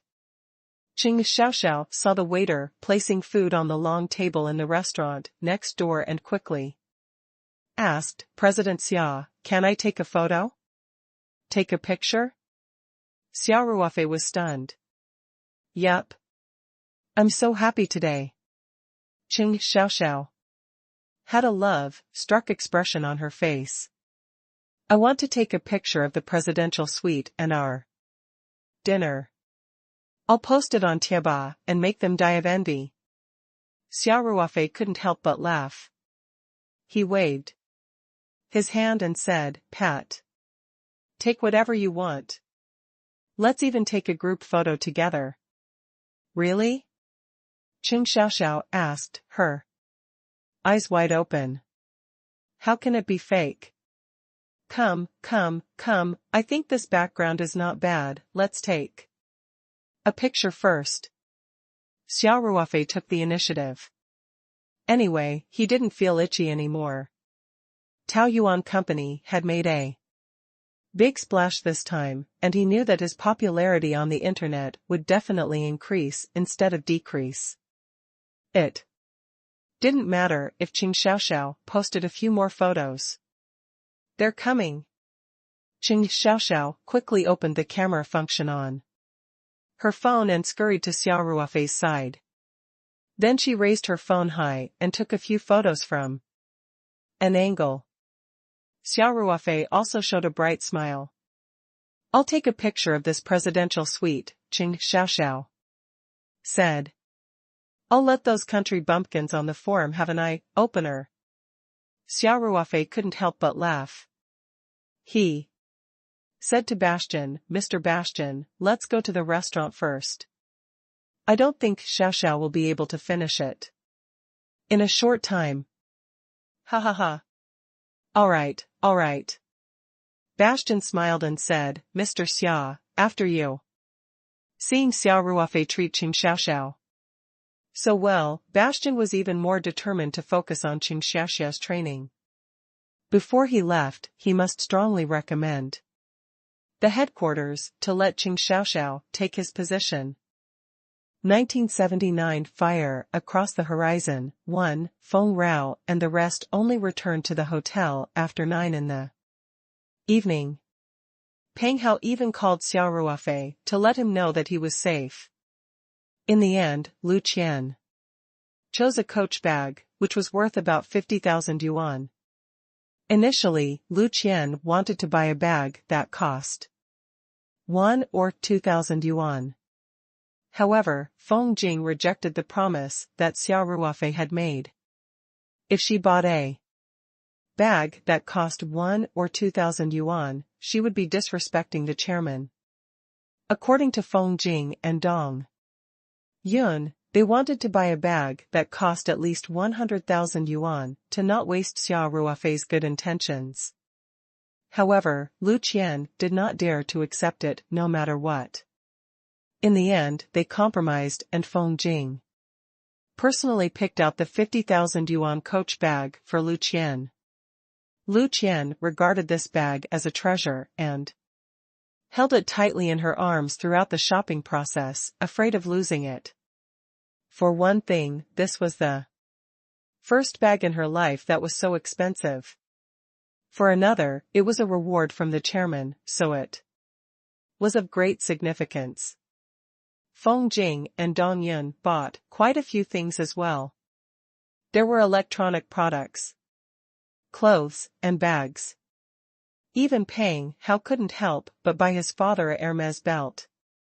Of course, none of them bought the jaded skin cream from Qin Zhuan Studio, which was more effective than any other cosmetics. Why would they buy those expensive cosmetics with unknown effects? The next day, Xia Ruofei asked for a business car from Ma Jiming and took a few of his capable subordinates to tour Hong Kong. After sending them to the airport in the afternoon, Xia Ruofei returned to Hengfeng Jiehua Hotel. Today, all the major media outlets in Hong Kong had reported about the auction. Star Island Evening News had arranged a large report at the bottom of the front page with the title Mainland Company makes a name for itself in Hong Kong. The total value of a single auction exceeded 100 million US dollars. Star Island Evening News wrote in its report, at an auction at Hengfeng Jiehua Hotel yesterday, the transaction amount exceeded 100 million US dollars. This popular auction that had attracted many rich people from Asia, Europe, South America, and other places was not auctioning precious calligraphy and paintings, exquisite works of art, or priceless jade and jewelry, but abalone, truffles, tea leaves, cordyceps, iron, hide maple, ginseng, and other health food that could be seen on the dining table. What was so special about these things that even the rich with a net worth of 10 billion yuan would go after them? The reporter interviewed Mr. Guo Hongjiang, who had taken a photo of the pair of one-headed abalones yesterday. Nanhua Daily wrote in the report, the Paradise Corporation from the mainland had held a special auction at Hengfeng Jiehua Hotel yesterday. Many items were being auctioned off, and the transaction volume successfully exceeded 100 million US dollars.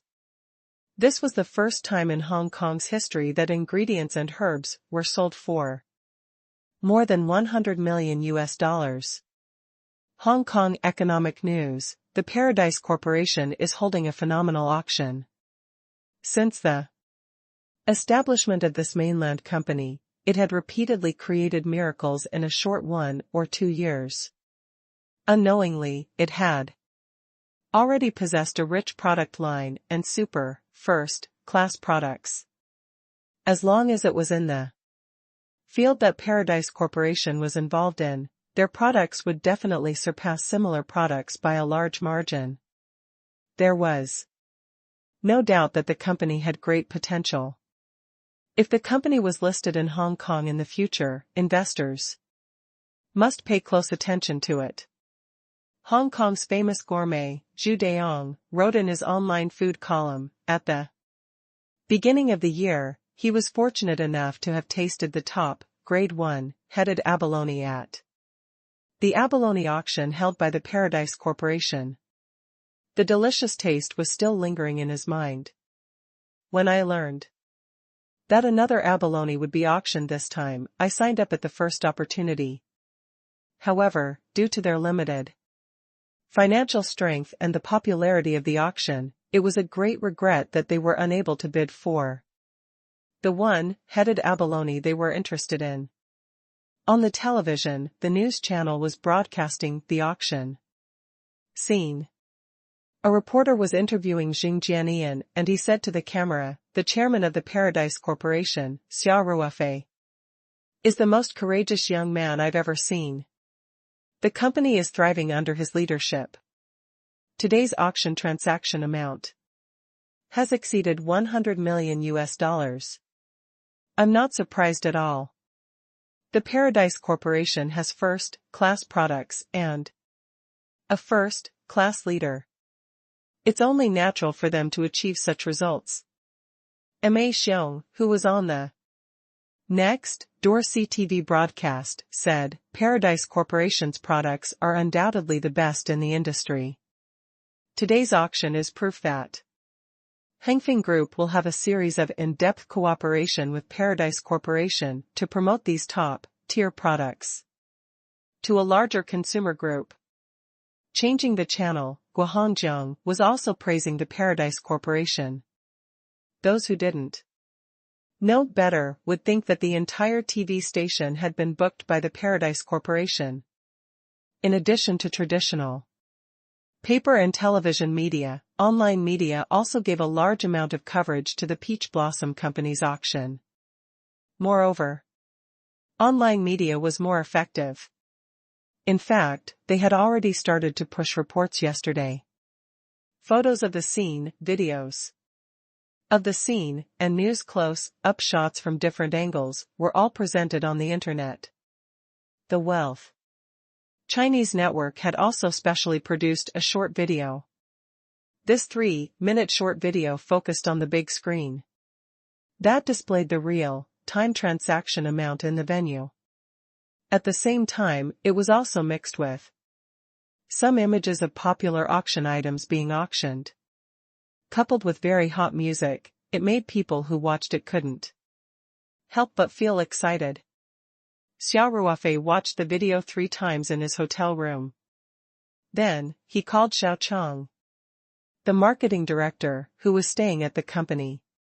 He asked him to immediately arrange for the company's official website to post the video in a prominent position. At the same time, the official WeChat and Weibo accounts would also send notifications about the auction with the video. 1980 fire across the horizon, too. In addition to some mainstream websites in Hong Kong, the discussion about the auction on the local forums was also very heated. The netizens in Hong Kong had different opinions about the sales miracle of such a Chinese company. Most of them were in awe. After all, they were all companies owned by their Chinese compatriots. The products they sold were fought over by rich people in Europe and the United States. Everyone felt a sense of pride. Of course, there were also a small number of young netizens who were prejudiced against the mainland and made sarcastic remarks. Arguments such as fake data and hype also appeared from time to time. However, such voices were not mainstream. Especially after the news from Hong Kong spread back to the mainland, the netizens who were concerned about Paradise Corporation were in an uproar. A large number of them were Xia Ruofei's fans, and they were also very concerned about the news of Paradise Corporation. The internet media in the mainland also reposted it immediately. Originally, there was a certain audit requirement for the sharing of news from Hong Kong, Macau, Taiwan, and overseas media. However, this was obviously a song of praise for the mainland companies, so there was no concern for people to share it. Therefore, a Paradise craze was quickly set off on the mainland's internet. If the Jade Skin Cream or Heart nourishing soup launched by the Peach Blossom Company in the past had also set off a trend, then the trend this time was obviously much bigger, and it almost swept the whole country.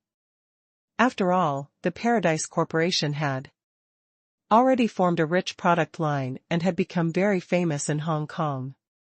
In addition, the auction this time was very eye-catching with words like $100 million and European and American rich people. So, compared to any other auction in the past, the crowd this time was much bigger. As the People's Daily and National TV News, two major verified accounts, published the news of the auction on Weibo and WeChat, the reputation of Paradise Corporation officially reached a peak. It could be said that Peach Blossom Company had now become a true internet celebrity company. Although its assets could not be compared to a large internet group like BAT, its reputation was not any weaker. This was a little similar to the boss who endorsed his products back then. The difference was that although Xia Ruofei was also the media's favorite and now had a large number of loyal fans, he didn't rely on his face to achieve success. Paradise Corporation's products were too hard to accept. Even people who didn't like them could not find any flaws in this aspect. WeChat articles about the Peach Blossom Company's auction were widely circulated in WeChat moments and WeChat groups. Weibo topics related to the Peach Blossom Company's auction quickly reached the top 10 most searched. The number of posts on the Peach Blossom Company's auction was increasing exponentially in all major forums, communities, and Tiba. Memes about Paradise Corporation and Xia Ruofei also emerged. It was definitely a miracle that such a huge storm had formed in the public's opinion in just one day, without hiring any water army to add fuel to the fire. Some of the more capable and skilled mainland netizens also poured into Hong Kong, hoping to see first-hand news. As a result, the small number of young Hong Kong netizens who were prejudiced against the mainland and wanted to defame them were in a tragic state. A mainland internet celebrity wrote on his ins, "I really don't know what the young people in Hong Kong are thinking these days. It's fine that they chose to ignore the impressive achievements of Paradise Corporation, but they even said that it's just a publicity stunt and that the data is fake. I just want to ask, which company can get the Hong Kong magnates Ma Xiong, Guohongjiang, Zheng Jianian, the United States King of Shoes, Lofis, the Romania magnate Nicola, the United Kingdom telecommunication magnate Higginson. If Paradise Corporation can get these super rich people with a total net worth of over $1 trillion to help them with their publicity, they even took out real money to help them create fake data, then they were really awesome. It was much more impressive than an auction with a transaction amount of over $100 million US. Finally, I really want to say this to these people, a brain is really a good thing. I hope you can get it back." This internet celebrity had taken screenshots of similar brainless comments and posted them on the internet. At the end, he even added a helpless emoji with a shrug that was popular on the internet. This news from Ins was originally shared in his circle of friends, but as long as it was public and linked to a hot topic, how could it not spread? Very quickly, someone took a screenshot and posted it on some forums in Hong Kong. At this time, there was a large influx of netizens from the mainland. What else was there to say? Everyone swarmed forward and replied to those posts and comments that sourly questioned the Peach Blossom Company. At first, those accounts were still clamoring and dissing each other like dead pigs unafraid of boiling water, but soon they were scolded to the point that they did not dare to show their faces. On Xia Ruofei's Tieba in the mainland, the most popular post was not about the auction or the foreign media reports that had climbed over the wall, but a post by Qing Xiaoxiao. Qing Xiaoxiao wrote in the thread, "Ha ha ha. I've met my overbearing president again, and in the presidential suite of a 5-star hotel in Hong Kong. Are you guys envious? Let me tell you, President Xia is really a very good person. He doesn't put on any airs at all and even helped me solve my problems at work. If I didn't know Sister Qing Xue, I wouldn't have been able to help myself from poaching him." Qing Xiaoxiao posted a whole set of pictures in the thread, all of which were taken in Xia Ruofei's presidential suite yesterday. Of course, in order to prevent people from deliberately distorting the truth, she also put in some effort in choosing the pictures. Bastian could be seen in all the pictures, most of which appeared in the background. There were also group photos of the three of them at dinner, and so on. After all, even though the presidential suite was unbelievably large, it was still considered a private space.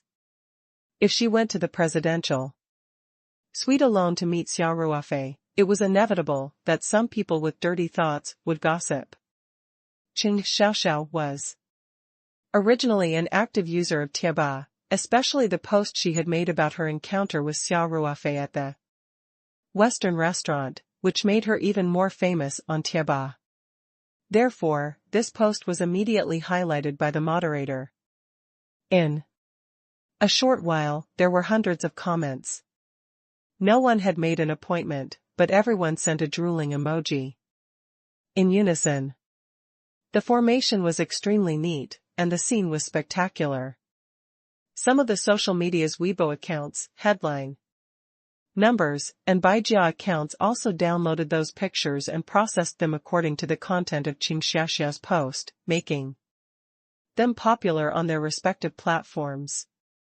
Xia Ruofei was happily browsing through the various reports about the auction on the internet in Hong Kong and the mainland.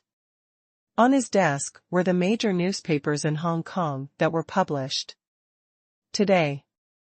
They were all reports about the Peach Blossom Company. Although the content was similar, perhaps only the focus was different, Xia Ruofei still read them with great interest. At this moment, his phone rang. Xia Ruofei took a look and swiped the screen to answer. "Director Xiao, that short video has been released?" The person who called was Xiao Chang, the marketing director who had stayed behind at Sanshan. Xia Ruofei had just asked him to upload the short video from Fortune Chinese Network to the official website and account of the Paradise Corporation. "All of that has been arranged," Xiao Chang said. "Director Xia, I'm calling you because I have something else to report." "Oh? Go ahead," Xia Ruofei said. "It's like this. Since this afternoon, the company's publicity department has been on the phone non-stop. All of them are requests for interviews from the news media." Xiao Chang said, "Our preliminary statistics show that there are at least more than 100 media outlets, including some very influential central media outlets." "President Xia, Director Xiao, I'm still dealing with some matters in Hong Kong these few days." Xia Ruofei interrupted Xiao Chang and said, "President Feng is already on the plane. You can ask President Feng for instructions on how to deal with the media." "Ah?" Xiao Chang was stunned for a moment. He knew that Xia Ruofei usually didn't care about things, but today's matter was not a small one. Xia Ruofei was actually a hands-off shopkeeper? Is there a problem? Xia Ruofei asked. Oh. No. I don't have any. Xiao Chang quickly said, by the way, the company's official website has a surge in traffic today. Our server equipment can't bear it, so the website's traffic speed has started to slow down, then increase. The number of servers.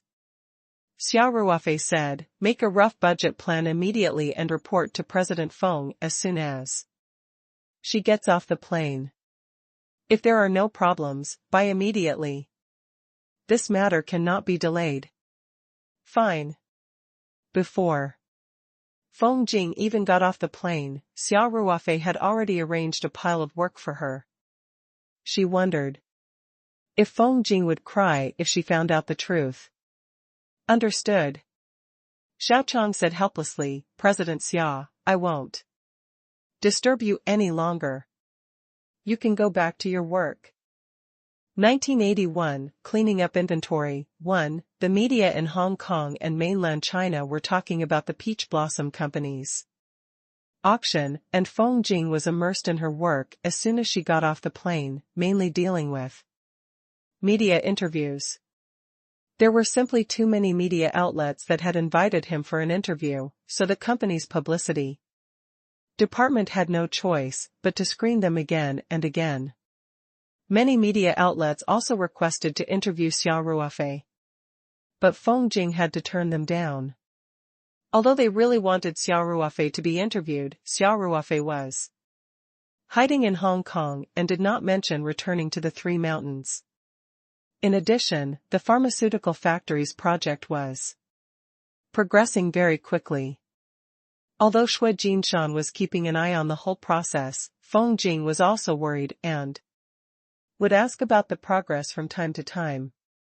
Everyone was extremely busy. Xia Ruofei spent the weekend with Huan Huan at Disneyland in Hong Kong.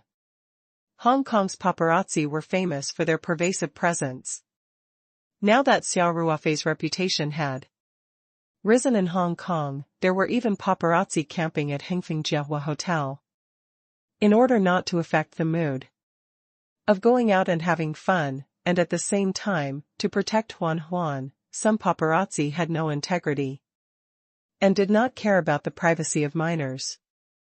Xia Ruofei did not want Huan Huan to be exposed to the media at such a young age. This would affect the safety of the Ma family in the future. Hence, Xia Ruofei had specially put on some makeup before he left. When Xia Ruofei was in the army, disguising and investigating was a compulsory course. After obtaining the Jade Talisman inheritance of the Peach Garden space, it was even easier to change one's appearance. There were several ancient books in the inheritance that recorded the methods of using cultivators to change one's appearance. In fact, to cultivators, this was just a small trick. As long as they slightly controlled the movement of some facial muscles, coupled with some special skills, the whole person's temperament and appearance would be completely different. People who were not particularly familiar with them would not be able to recognize them at all. It was strange. After Xia Ruofei's makeup, even Ma Jiming and Tian Huixin were amazed. They could not believe that a person could change so thoroughly. However, Huan Huan didn't feel that it was strange at all. She was still very close to Xia Ruofei, as if the change in Xia Ruofei's appearance didn't affect her natural closeness to him. Xia Ruofei carried the masked Huan Huan and walked out of the hotel entrance.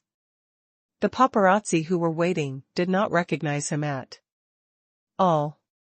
Huan Huan had a great time the whole day. She had taken the Ferris wheel 5 or 6 times.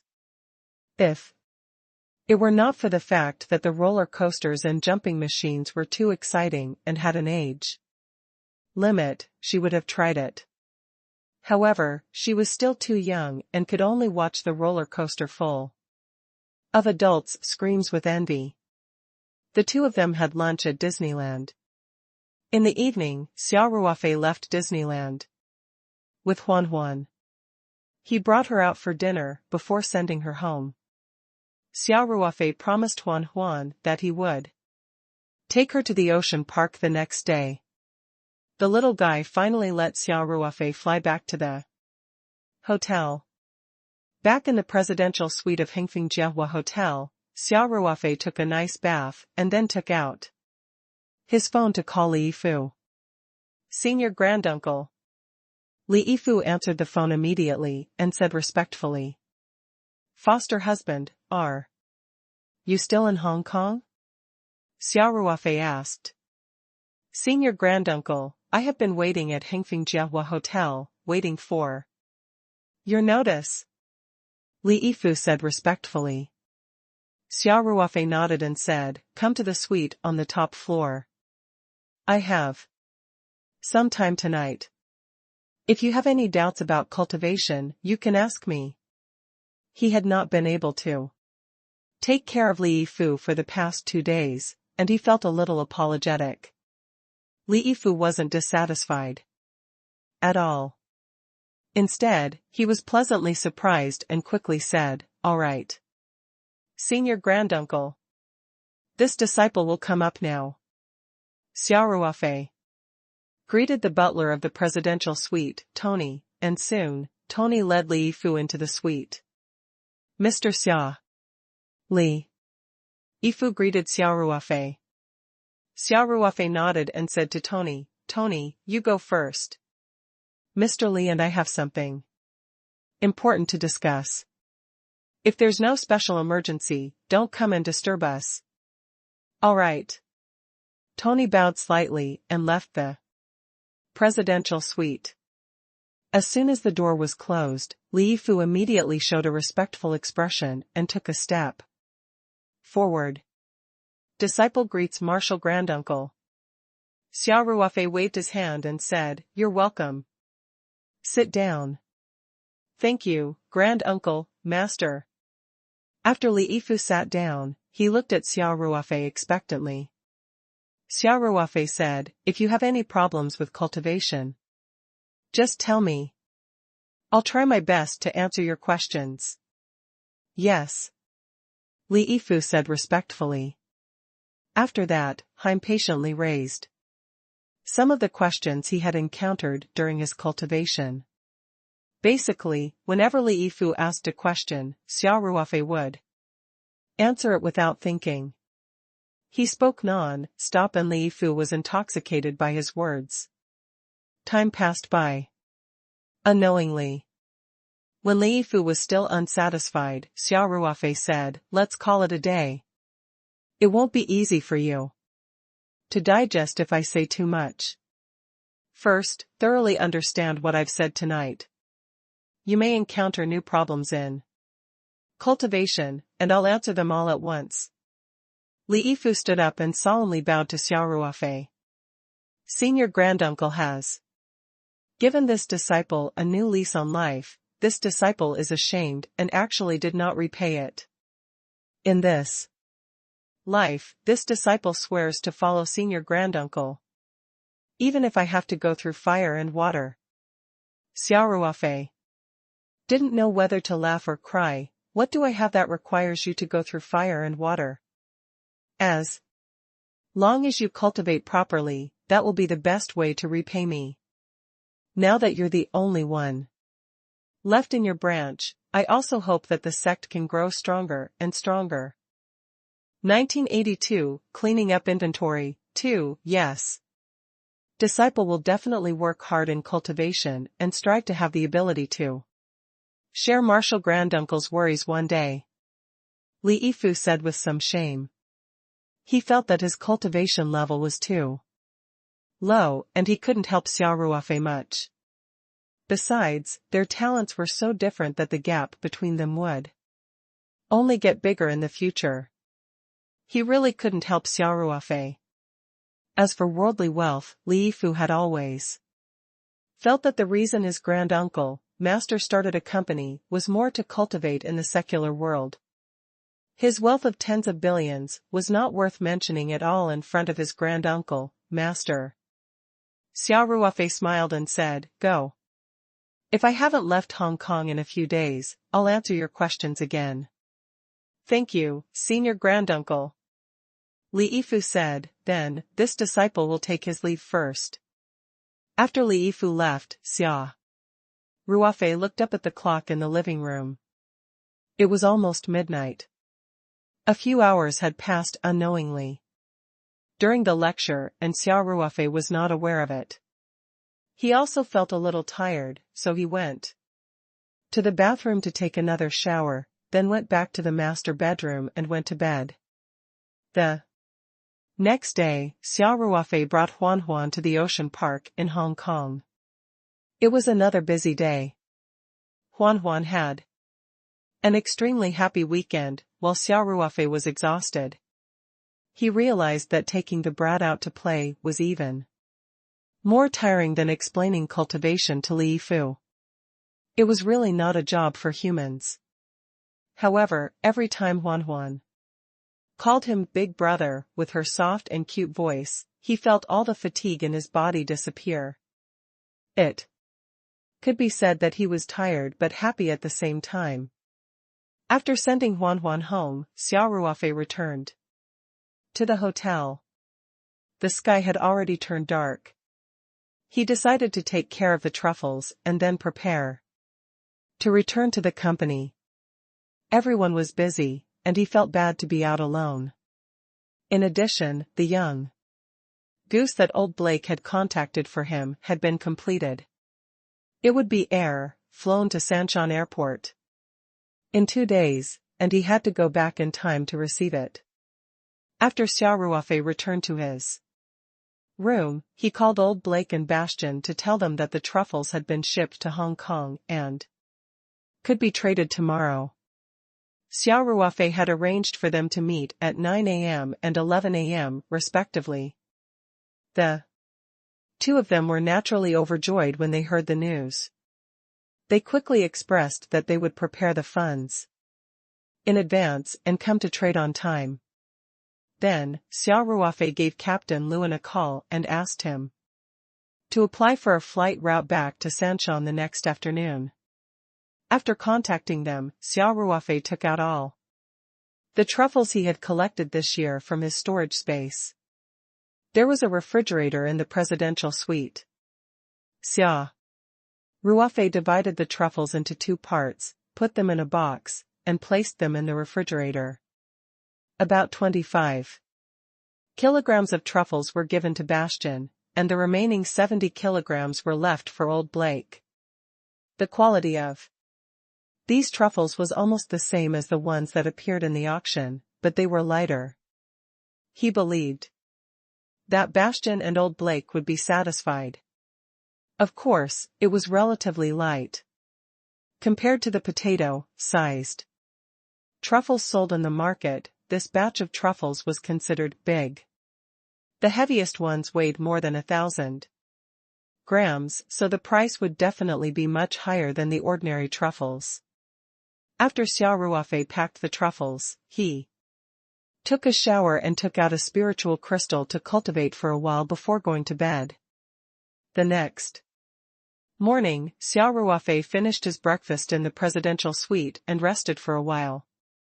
Bastian then brought Qing Xiaoxiao to the presidential suite. At this time, the clock on the wall had just passed 9 o'clock. They had arrived on time. After some small talk, Xia Ruofei walked into the room where the cold cabinet was and took out the box that he had prepared in advance. "Mr. Bastian, there's a total of 25 kilograms of truffles in here. 18 kilograms of white truffles and 7 kilograms of black truffles." Xia Ruofei smiled and said, "Take a look and see if you're satisfied with the quality." Bastian said in surprise, "Great. Mr. Xia, I'm so grateful to you." Xia Ruofei had only promised him that it would not be less than 10 kilograms, but in the end, it was more than double the guaranteed weight. This was already a surprise for him. As for the quality of the truffle, Bastian was not worried at all. With the reputation of the Paradise Company, it would not be an exaggeration to say that the Paradise Company was the most popular company in Hong Kong. Who didn't know that the products of the Paradise Corporation were a symbol of quality? He had sold it for $100 million at the auction. How could Xia Ruofei ruin his own reputation for such a small amount of money? But Bastian, who was full of anticipation, quickly opened the box. He saw the huge truffles in the box. The weight of a single truffle was far beyond his imagination, and after a little closer, the unique and complex fragrance of truffles immediately assailed his nose. The quality of this batch of truffles was obviously much higher than the ordinary truffles on the market. Bastian said excitedly, "Mr. Xia, the quality of this batch of truffles is far beyond my imagination. You're such a generous gentleman. Truffles like this can be sold in small auctions." Qin Xiaoxiao also said gratefully, "Thank you, President Xia." Xia Ruofei laughed. "You're welcome. You're helping me with my business." 1983, Cleaning Up Inventory. 3. Bastian asked hesitantly, "Mr. Xia, we'll buy all the truffles from corner restaurant. The price?" Xia Ruofei smiled and said, "Tell me what price you can offer. If it's suitable, I'll sell it to you." 2. Be honest, Xia Ruofei was doing Qin Xiaoxiao a favor. He didn't really care if he sold more or less. For this batch of truffles, he didn't like to eat truffles anyway, and it would be a waste to keep them in the space. Even if he gave them away, he wouldn't need so much. Before Bastian came, he had confirmed his authority with the headquarters. This time, if the unit price of the black truffle was below 5,000 euros, and the white truffle was below 10,000 euros, he could directly make the decision. This was already a standard set in accordance with the high-end truffles on the market. But now, it seemed that the price was too low. Bastian was a little hesitant. The highest price he had set before was obviously not going to be used. Otherwise, if he said it out loud, it would be an insult to these top-grade truffles. It would be strange if Xia Ruofei was not angry. In fact, he was overthinking. Xia Ruofei would at most feel that the price was a little low and would not really be angry. After all, Xia Ruofei did not care much about the truffle that Bastian regarded as a treasure. But Bastian did not think so. He felt that he had to increase the price, and the increase in price could not be too low. However, he did not have the authority to do so. It did not seem to be a good time to go to the company's headquarters now. What if Xia Ruofei was impatient? Xia Ruofei was still smiling as he waited for Bastian's reply. Bastian could not hesitate for too long. He quickly thought of something and made up his mind. He decided to put everything else aside. Let's bid first. It would be a crime to miss such a top-grade truffle. He believed that after the company headquarters saw this batch of truffles, they would not doubt his decision. Thinking of this, Bastian gritted his teeth and said, "Mr. Xia, do you think the black truffle is 8,000 euros per kilogram and the white truffle is 20,000 euros per kilogram is appropriate?" Xia Ruofei didn't think much about it. He smiled and said, "Sure, let's trade at this price. Mr. Bastian, you can have someone draw up the agreement. We are all ready. I just need to change a few key numbers." Bastian hurriedly said. Qing Xiaoxiao immediately took out her laptop, opened the document she had prepared, and wrote down the price they had agreed on. Bastian then took out a precise scale from the box he carried with him and weighed the truffles. He wrote them into the agreement and calculated a total transaction amount of 418,600 euros. Mr. Xia, what do you think? Bastian handed the printed agreement to Xia Ruofei. Xia Ruofei glanced at it and signed his name. Bastian also quickly signed the agreement on behalf of the company, and then said, Mr. Xia, please wait for a moment. I'll immediately inform the company to transfer the money to your designated account. Then, he said to Qing Xiaoxiao, Qing, you talk to Mr. Xia for a while. I'll call the head office. Yes, Mr. Bastian. Qing Xiaoxiao said. Bastian nodded at Xia Ruofei, then took his phone and went to the room next door. Not only did he have to inform the company headquarters to make the payment, but most importantly, he also had to convince the headquarters to accept his new offer and the transaction amount as soon as possible. Bastian called the sales director uneasily and briefly explained the situation here. He was about to emphasize the unique quality of this batch of truffles, hoping to persuade the sales director as much as possible, but the sales director said without much hesitation, no problem. We'll trade according to your price. Bastian immediately faxed a copy of the agreement back to the head office. I'll arrange for the finance staff to transfer the money immediately.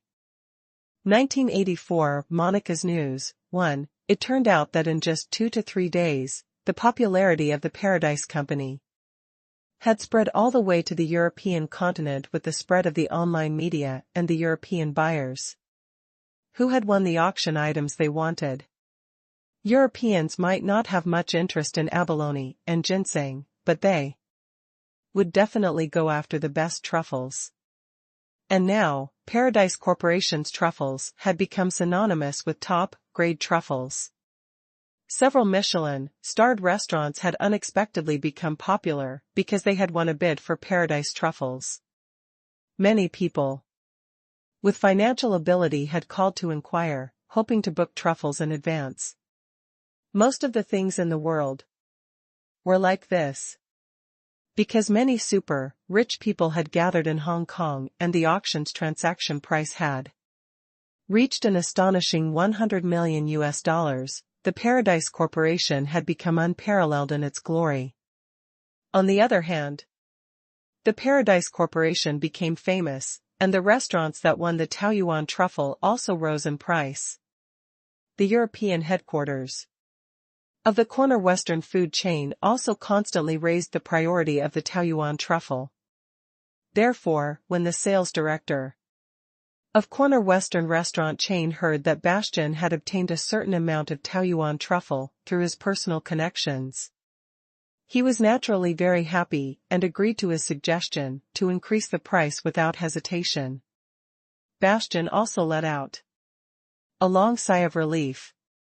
He said, I understand. I'll get it done immediately. Putting away the phone and walking into the living room, Bastian's face was already full of a warm smile. He said, Mr. Xia, our head office has already prepared the funds. I need to fax a contract back. Our finance staff will transfer the money to your account as soon as possible. Xia Ruofei smiled and nodded.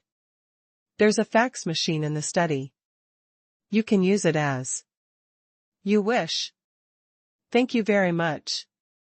Bastian personally walked to the study with the signed contract and sent the purchase agreement back to the company's headquarters in Europe.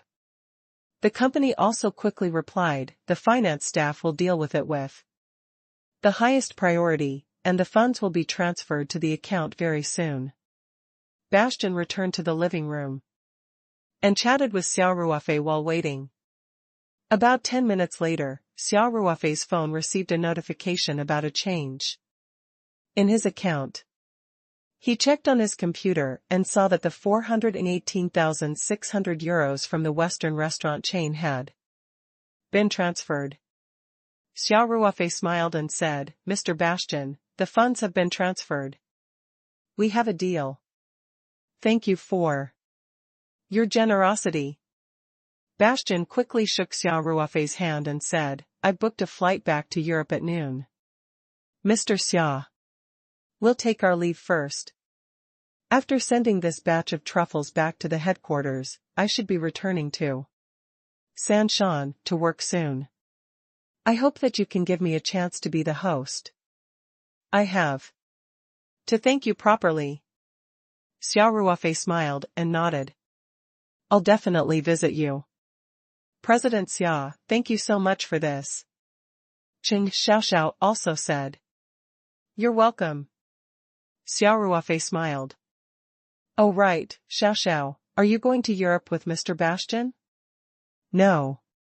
Mr. Bastian gave me 2 days off, but I'm going back to the Three Mountains today. I'll spend some time with my family during my break," Qing Xiaoxiao said. Xia Ruofei nodded. "I'm going back to the Three Mountains in the afternoon. I have an empty seat on my plane. If you haven't booked a ticket, I don't mind giving you a ride." "Really?" Qing Xiaoxiao asked in surprise. "President Xia, your plane. You've already bought a private plane?" "Something like that. But I only have the right to use it." Xia Ruofei didn't explain much. He smiled and asked, "How is it? Do you want to experience a public jet?" "Of course." Qing Xiaoxiao said without hesitation, "President Xia, then I won't be polite with you." In fact, Qing Xiaoxiao had already booked a return ticket, but to be able to return with her idol on the legendary luxurious business jet, Qing Xiaoxiao, of course, wouldn't hesitate. As for the tickets, they could just refund them. Although there would be a cost for changing the refund of discounted tickets, compared to taking a business plane with his idol, this loss was insignificant. What's there to be polite about? The plane is very spacious anyway, so you can join us," Xia Ruofei said. "Then it's a deal. Pack your luggage at noon. And I'll call you when I check out." MMH. Yes. Qing Xiaoxiao nodded repeatedly. Xia Ruofei personally sent the two of them to the door of the presidential suite. He watched them enter the elevator before returning to the house. He found a movie on the computer in the study and watched it for a while. At around 11:00, old Blake also came to the presidential suite as promised. Xia Ruofei had prepared a total of 78 kilograms of truffles for old Blake. Among them, 30 kilograms were black truffles and 48 kilograms were white truffles. Old Blake was overjoyed when he saw the box full of truffles. He kept thanking Xia Ruofei. This batch of truffles had far exceeded old Blake's expectations in both quantity and quality. As for the purchase price, old Blake offered 10,000 euros for each kilogram of black truffle, and 25,000 euros for white truffle. This price was much higher than the high price Bastian had just offered. Xia Ruofei was naturally satisfied with the price. Of course, he wouldn't tell old Blake that he had just sold another batch of truffles at 8,000 and 20,000 euros per unit. 1985 Monica's news, too. Xia Ruofei would not be against money. Furthermore, for a top-grade ingredient like the Taoyuan truffle, there was no clear market price. The price was completely dependent on the buyer's judgment of the truffles' value and his financial strength. Even if he sold it at this price, it would be much lower than the price he set at the auction. Besides, old Blake wouldn't do business at a loss. If he dared to buy It at this price, he must be confident that he could sell it at a higher price. Old Blake directly took out the contract that he had prepared long ago and claimed that he was the patriarch of the Blake family. He could directly make the decision for such an acquisition, and he didn't need to be as indecisive as Bastian. After signing the contract, Old Blake immediately called the family's finance staff to transfer the money. In a short while, Xia Ruofei's account had an additional 500,000 euros. The total amount of the transaction was 1.5 million euros. However, Xia Ruofei had already received a deposit of 1 million euros. The 500,000 euros that had been transferred today was the rest of the payment. Mr. Xia, thank you very much. Old Blake said excitedly, I hope we can still maintain a good working relationship in the future. The Black family will always be your loyal friend. It's a pleasure working with you.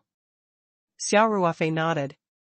Then, Xia Ruofei pressed the bell to summon the butler, Tony. Tony, prepare a luggage cart. And help Mr. Blake to bring this box back to his room. Xia Ruofei said. The truffles and the box weighed at least 80 kilograms. Old Blake was not young, so it was a bit difficult for him to carry the box back. All right. Tony bowed slightly and said, please wait a moment. Tony turned around to look for a luggage cart. Old Blake expressed his gratitude to Xia Ruofei again and said, Mr. Xia, I would like to treat you to lunch to express my gratitude. I'll be bringing the truffles back in the afternoon, so please do come. Xia Ruofei thought for a while and nodded. Good. Thank you for your kind invitation. 12:30, Jiehua Western Restaurant on the 3rd floor of the hotel, see you there. Old Blake was overjoyed. I won't leave until we meet. Xia Ruofei said with a smile. He knew that Old Blake must have frozen the truffles first, or he would invite him to a Western restaurant instead of 12:30. After all, it was almost time for lunch. Tony quickly found a cart and helped Old Blake to carry the heavy box back to his room. Xia Ruofei continued to watch the movie. When it was almost time, he walked out of the presidential suite and took the special elevator to the Jiehua Western Restaurant on the 3rd floor. The waiter brought Xia Ruofei to a private room by the glass window. Old Blake had already arrived at the restaurant. He stood up to welcome Xia Ruofei warmly. The two of them sat down after exchanging a few words. This was a very good seat with a wide view. Although it was only on the 3rd floor of the hotel, there were no other tall buildings blocking this side of the hotel, and one could see Victoria Bay in the distance. The two of them ordered a few dishes, but neither of them chose foie gras. Old Blake had already formed a habit, but Xia Ruofei was still traumatized. The two of them chatted as they ate, occasionally taking a few sips of red wine. The atmosphere was very harmonious. While they were chatting, Xia Ruofei suddenly had an idea. He asked, Mr. Blake, there's something that I've always been puzzled about. I remember that we invited the Grasso family, but I didn't see anyone from the Grasso family at this auction. Do you know the reason behind this? Mr. Xia, you're asking about Monica, right? Old Blake smiled. Old Blake had already investigated the reason behind the conflict between his grandson, George Blake, and Xia Ruofei. He knew that the two of them had quarreled because of Monica in Xinqing City. George Blake, who was always vengeful, had been holding a grudge, which led to the subsequent events. Therefore, Old Blake also guessed that Xia Ruofei and Monica's relationship was not ordinary. Monica and I are pretty good friends, Xia Ruofei said indifferently. Old Blake nodded and said, Xia, your friend might be in a little trouble recently. To be exact, the Grasso family is in trouble. Oh? What was going on? Mr. Blake, can you tell me about it? Xia Ruofei asked, frowning. Of course, no problem. Old Blake said, as far as I know, the Grasso family was involved in the dispute between the Italy mafia families. Unfortunately, the small mafia family they supported lost in the battle, so, at this point, Old Blake shrugged his shoulders and said with a trace of regret, they're not having a good time now. The mafia family they supported had already fallen apart and was unable to provide them with the protection they deserved. The mafia family that controls that area will naturally not be polite to the Grasso family that supports them. Now that the Grasso family's business has taken a nosedive, many of their original business partners have chosen to leave. Xia Ruofei frowned. He had not contacted Monica for a long time.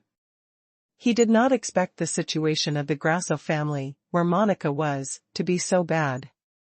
He knew that in many parts of Italy, the power of the mafia families could be said to be overwhelming, and even the government could not do anything to the mafia godfather. In fact, the mafia and the Italy government were inextricably linked. There were many high-level mafia families in politics. They were not only the underground rulers of their respective areas, but also had a great influence on the official level. According to Old Blake's description, the Grasso family had probably become the victim of the competition between the mafia.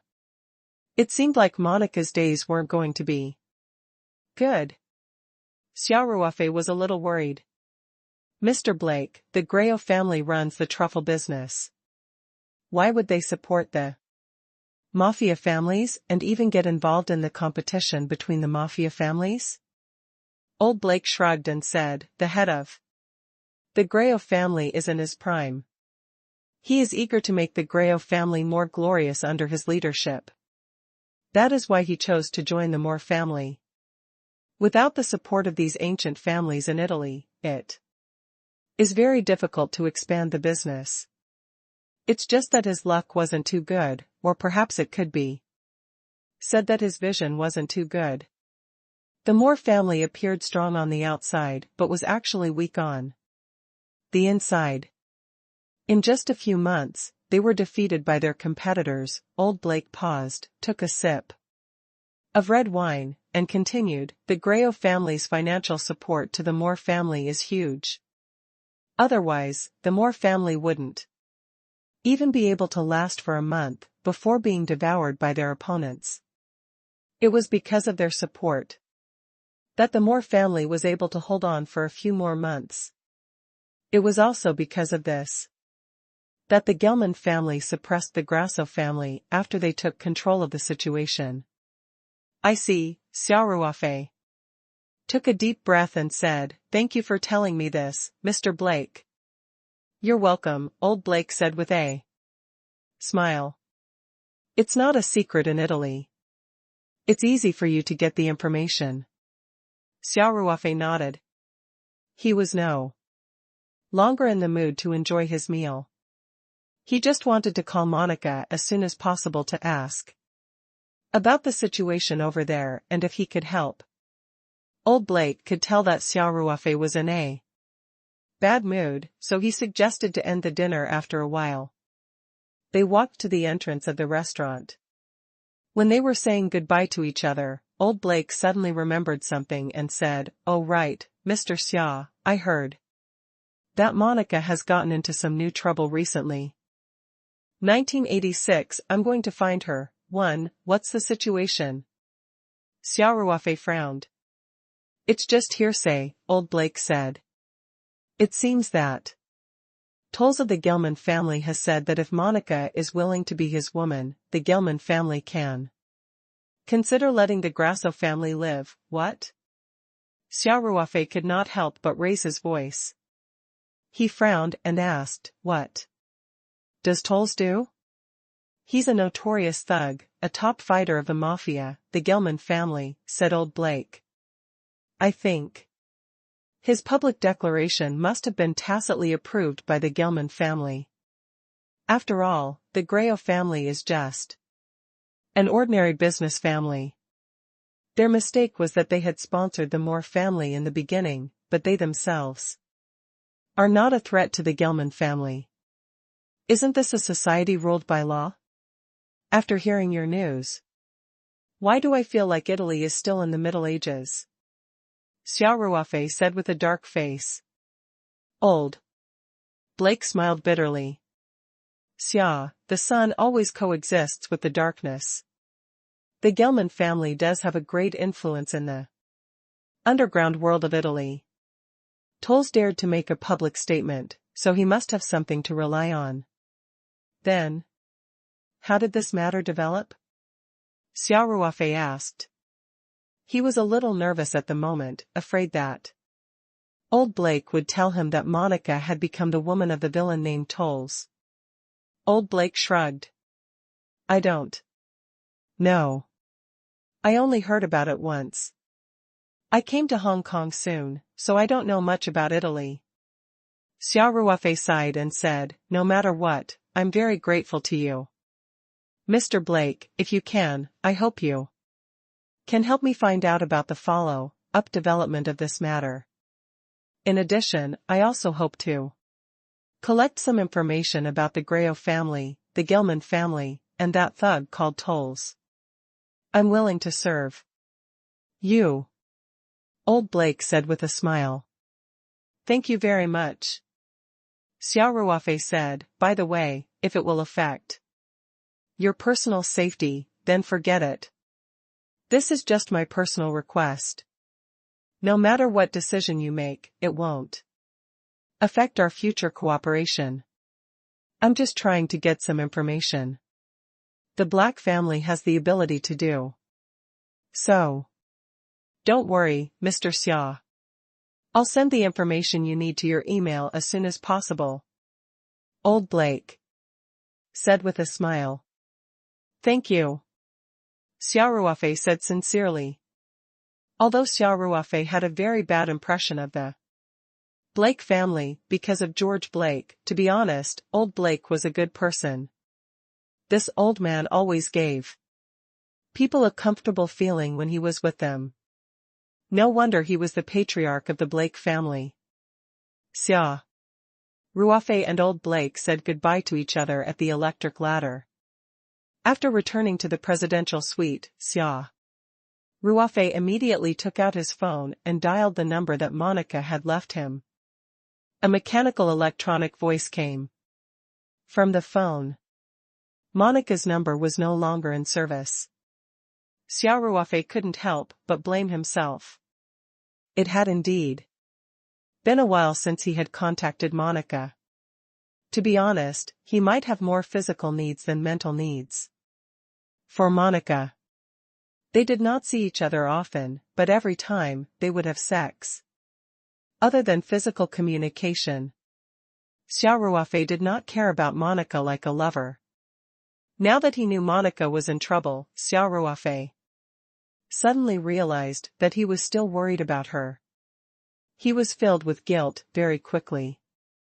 At this moment, what appeared in his mind was no longer Monica's flirtatious style in bed, but Monica's back view when they said goodbye to each other for the last time. Xia Ruofei felt as if his heart had been pricked by a needle. He even had the urge to call Captain Lewin immediately to change his plan and fly directly to Italy. However, Xia Ruofei knew that being impulsive would not solve the problem. He could not go to Italy directly. At least not with the visa issue. In addition, if he were to go to Italy he could not go out with his current identity, because it was very likely that he would have a conflict with the mafia family. At that time, his identity would become a huge hindrance. Hence, even though he was anxious, Xia Ruofei knew that he had to plan for the long term. The reason why he was a little flustered at that moment was Because after Monica's phone was turned off, the only way they could contact each other was cut off. He did not know Monica's current situation. The unknown was always scary. Xia Ruofei smoked a few cigarettes in a row and gradually calmed down. However, the idea of going to Italy to find Monica became more and more firm. He muttered in his heart, no matter what, I must find her. No matter who was trying to threaten Monica, I will make them pay a painful price.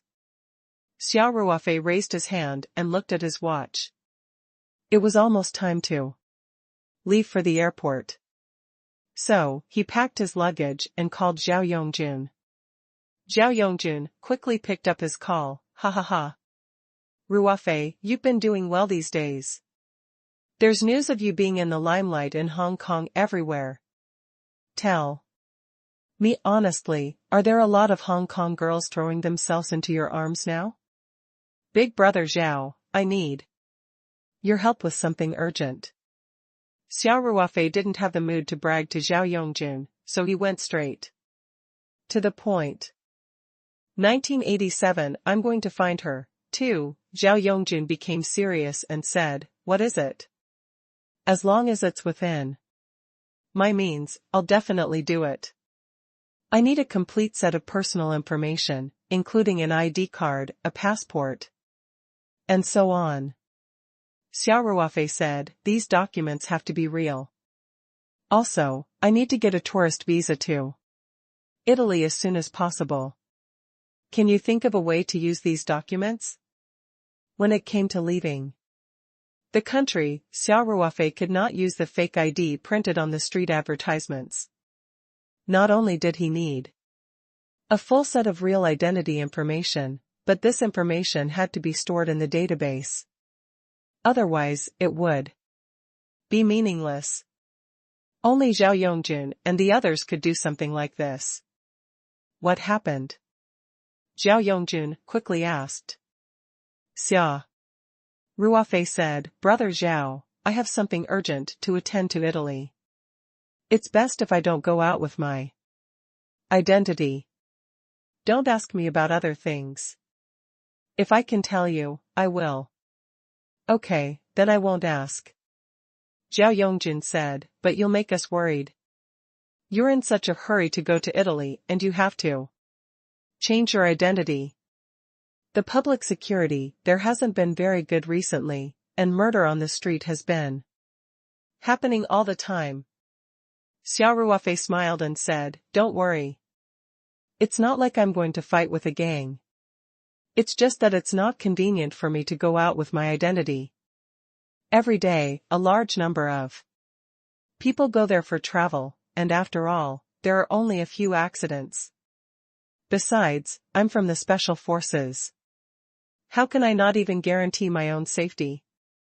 That's true. Zhao Yongjun relaxed a little, then he muttered, how about this? I'll help you think of a way. It shouldn't be a big problem. Just wait for my good news. Thanks.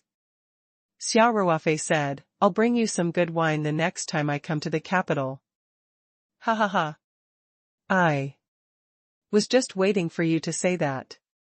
Zhao Yongjun smiled and said, oh right, I need a photo to get these documents. Send me a copy. Time is tight. I'll take a picture with my phone, and you can help me find someone to fix it.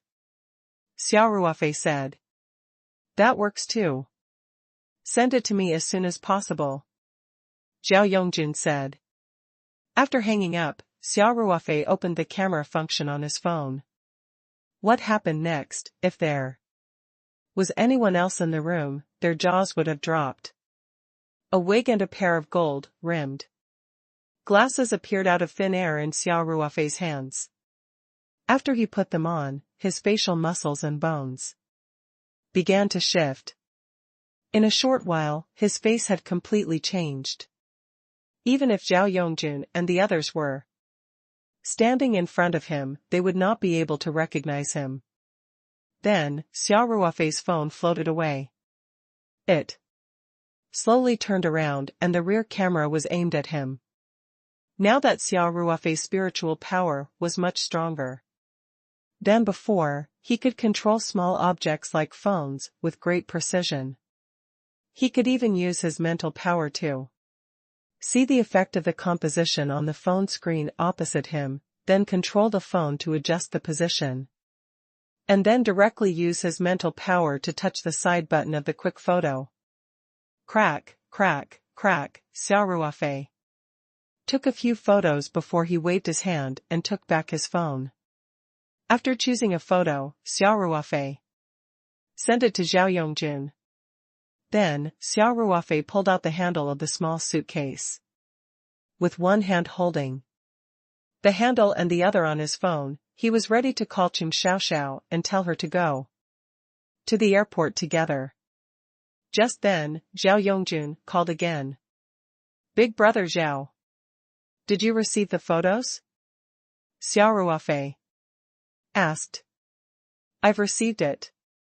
Zhao Yongjun said, Ruofei, this photo, it's best if you use your own. Otherwise, you can't use it even if you have your ID. It doesn't look right. Xia Ruofei held back his laughter and said, it's okay, we'll use this photo. Big brother Zhao, just do as you wish. Isn't this nonsense? Zhao Yongjun didn't know whether to laugh or cry. You'd better think about it. If this photo is used and it's added to the database, it'll be difficult to change it, don't worry. When have I ever done something I'm not confident in? Xia Ruofei said, oh right, just give me an address. As for the name, I'll be called Xia Tian. What do you think?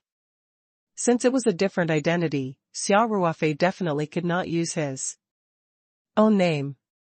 However, he did not want to change his surname, so he made up an alias.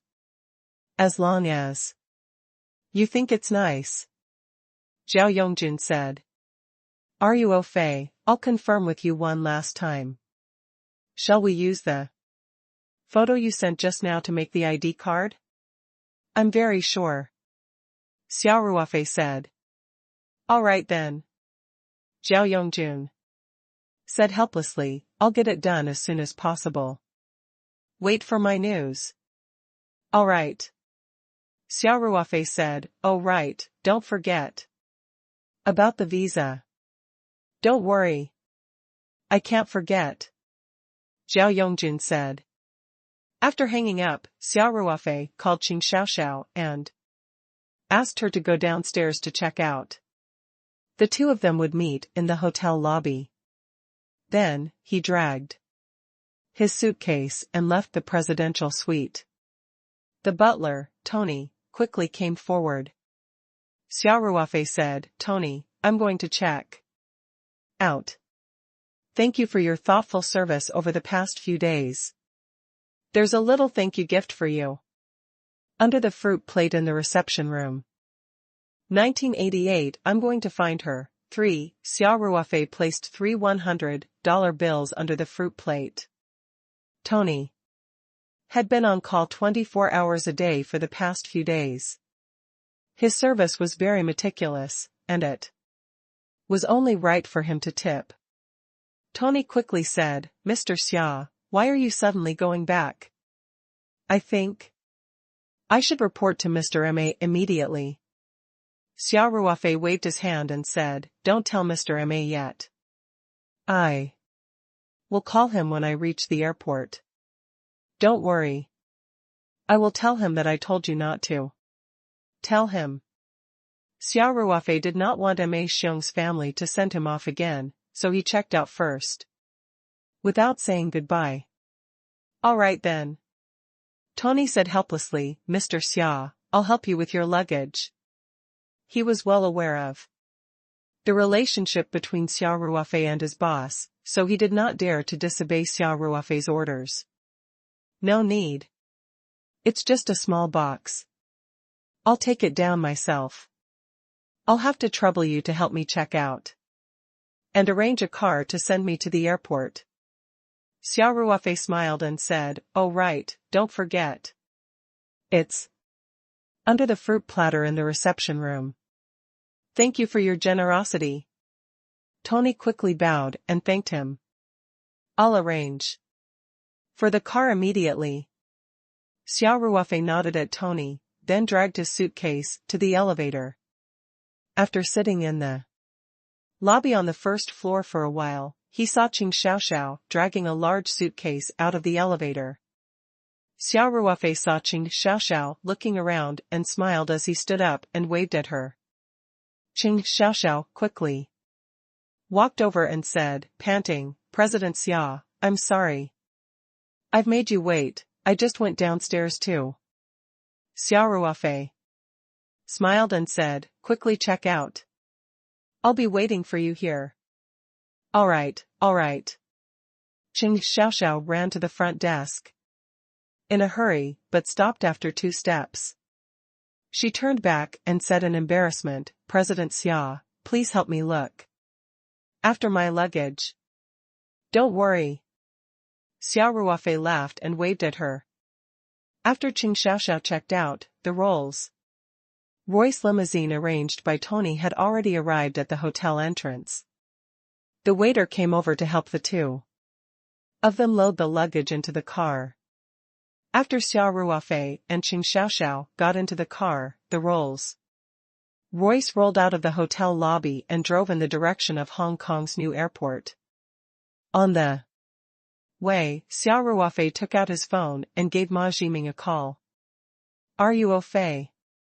Ma Jiming answered the phone immediately.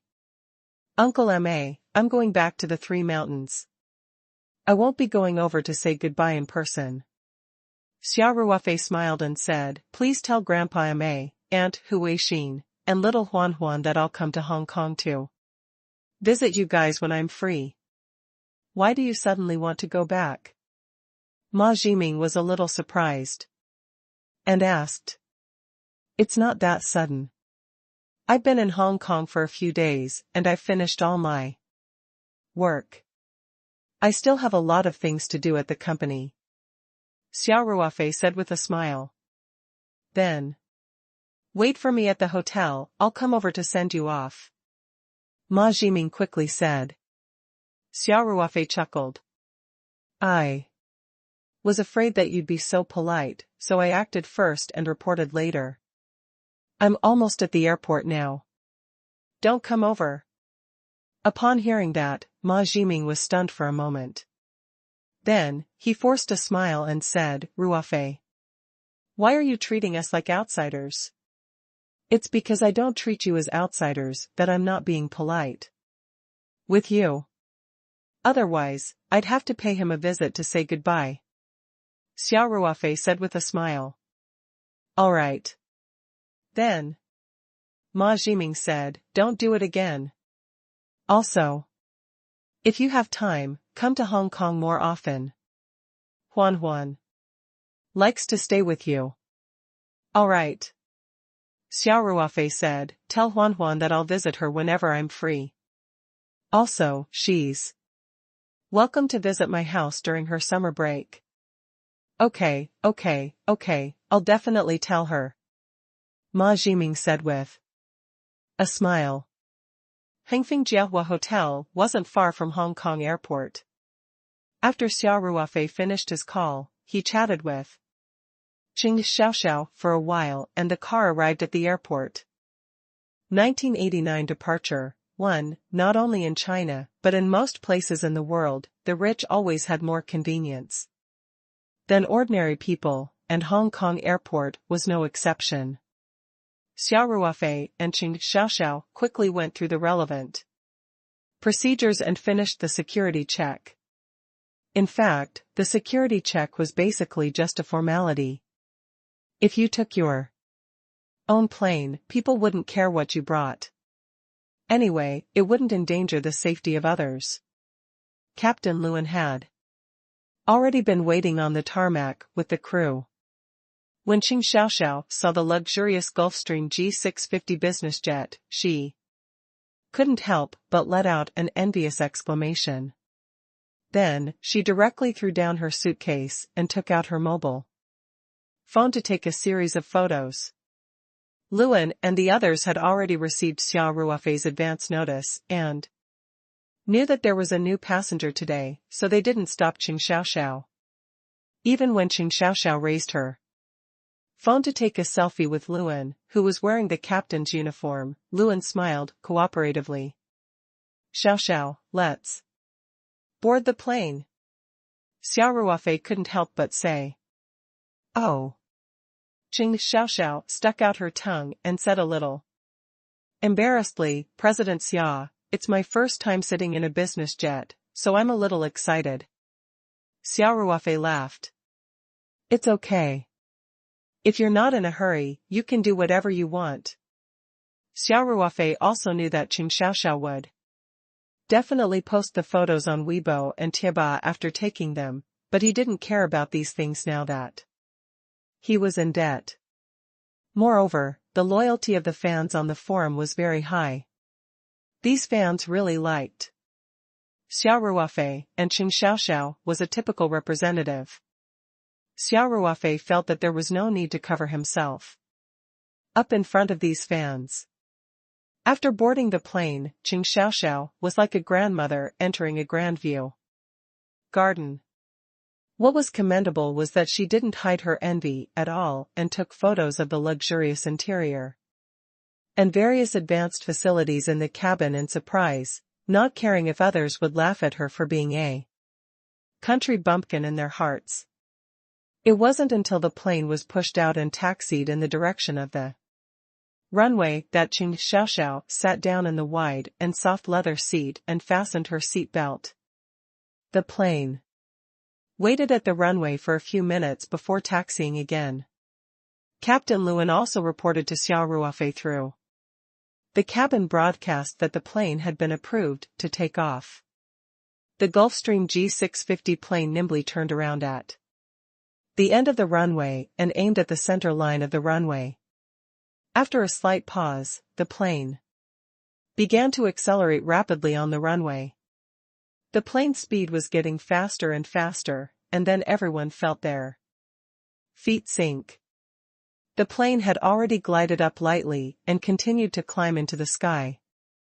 After about 20 minutes of climbing, the plane finally entered a cruising altitude far higher than that of a civilian airliner and began a level flight. The flight attendants of the cabin crew also started to serve Xia Ruofei and Qing Xiaoxiao.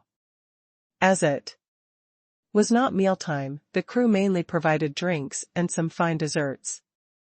Xia Ruofei was not in the mood to eat, so he only asked for a glass of red wine. He had ordered a lot of food for Qing Xiaoxiao. Qing Xiaoxiao maintained a strong curiosity throughout the whole process, constantly taking pictures here and there with her mobile phone. Sometimes, she would even shoot the sea of clouds below the plane through the porthole that was much larger than ordinary commercial flights. After the exquisite food was served, Qing Xiaoxiao's first thought wasn't to eat, but to take pictures. She wanted to record as much of this wonderful journey as possible and share it with Xia Ruofei's fans. Xia Ruofei kept thinking about Monica and didn't talk much to Qing Xiaoxiao. Qing Xiaoxiao knew her limits and didn't disturb Xia Ruofei. She just enjoyed the journey alone. The flight from Hong Kong to Sanshan was not long, and the Gulfstream business plane's cruising speed was much faster than ordinary commercial planes. So, after more than an hour, the plane had begun to descend. Qing Xiaoxiao was still a little unsatisfied even when the plane landed lightly on the runway of Sanshan Airport and began taxiing. When they got off the plane, Xia Ruofei said to Luan, Captain Lu, I might have to trouble you to fly to Beijing for the next 2 days. After that, you can rest for a while. Please don't be so polite, President Xia. Luan quickly said. This is our job. If there's anything you need, you can just let me know in advance. In terms of work intensity, Luan And the others were already countless times more relaxed than civil aviation pilots. They had only flown such a short distance for several days, while civil aviation pilots had to fly several take-off and landings a day. The former could be said to be an enjoyment of flying, while the latter was really very hard. Xia Ruofei patted Lu An's shoulder and said, "I'll let you know in advance. You guys be prepared." After they left the airport, Qing Xiaoxiao politely declined Xia Ruofei's offer to send her back to the city and went to take the airport bus. Xia Ruofei did not force him. He got into Lei Hu's Night 15 SUV and returned to the farm. On the way back to the farm, Xia Ruofei could see some engineering vehicles already working. That piece of land was where the head of Taoyuan Pharmaceuticals was divided into 2 factories. Of course, a part of it was reserved for the expansion of the farm. Xia Ruofei was surprised. "They're already entering the venue? You're quite efficient." "Brother Xia, it's been lively since yesterday. I heard from factory manager Shui that the Chongqing government is very supportive of us. The land acquisition was handled by them officially, and it was settled very quickly," Lei Hu said with a smile. 1990 departure, too, not bad, not bad, Xia Ruofei said. "Brother Xia, do you want to go to the construction site to take a look?" "He's been at the construction site since yesterday and hasn't returned home," Lei Hu asked as he stared at the road. Xia Ruofei waved his hand and said, "No, I'm going back. Since I've handed the work over to Shui Jinshan, I must have absolute trust in him." Actually, Xia Ruofei was not in the mood to care about the construction of the pharmaceutical factory. He was most worried about Monica and could not wait to fly to Italy. However, Zhao Yongjun didn't reply to him. Even if he was anxious, he didn't use the system. In fact, it had only been 2 hours. No matter how powerful Zhao Yongjun was, it was impossible for him to settle everything in such a short time. After returning to the farm villa, Xia Ruofei played with Little Black and the others in the yard for a while. Now, whenever Xia Ruofei was not at home, Yi Lingyun would personally come over to feed Little Black and the others. With Monica's matter on his mind, Xia Ruofei let Blackie and the rest play in the yard while he carried his small suitcase into the villa.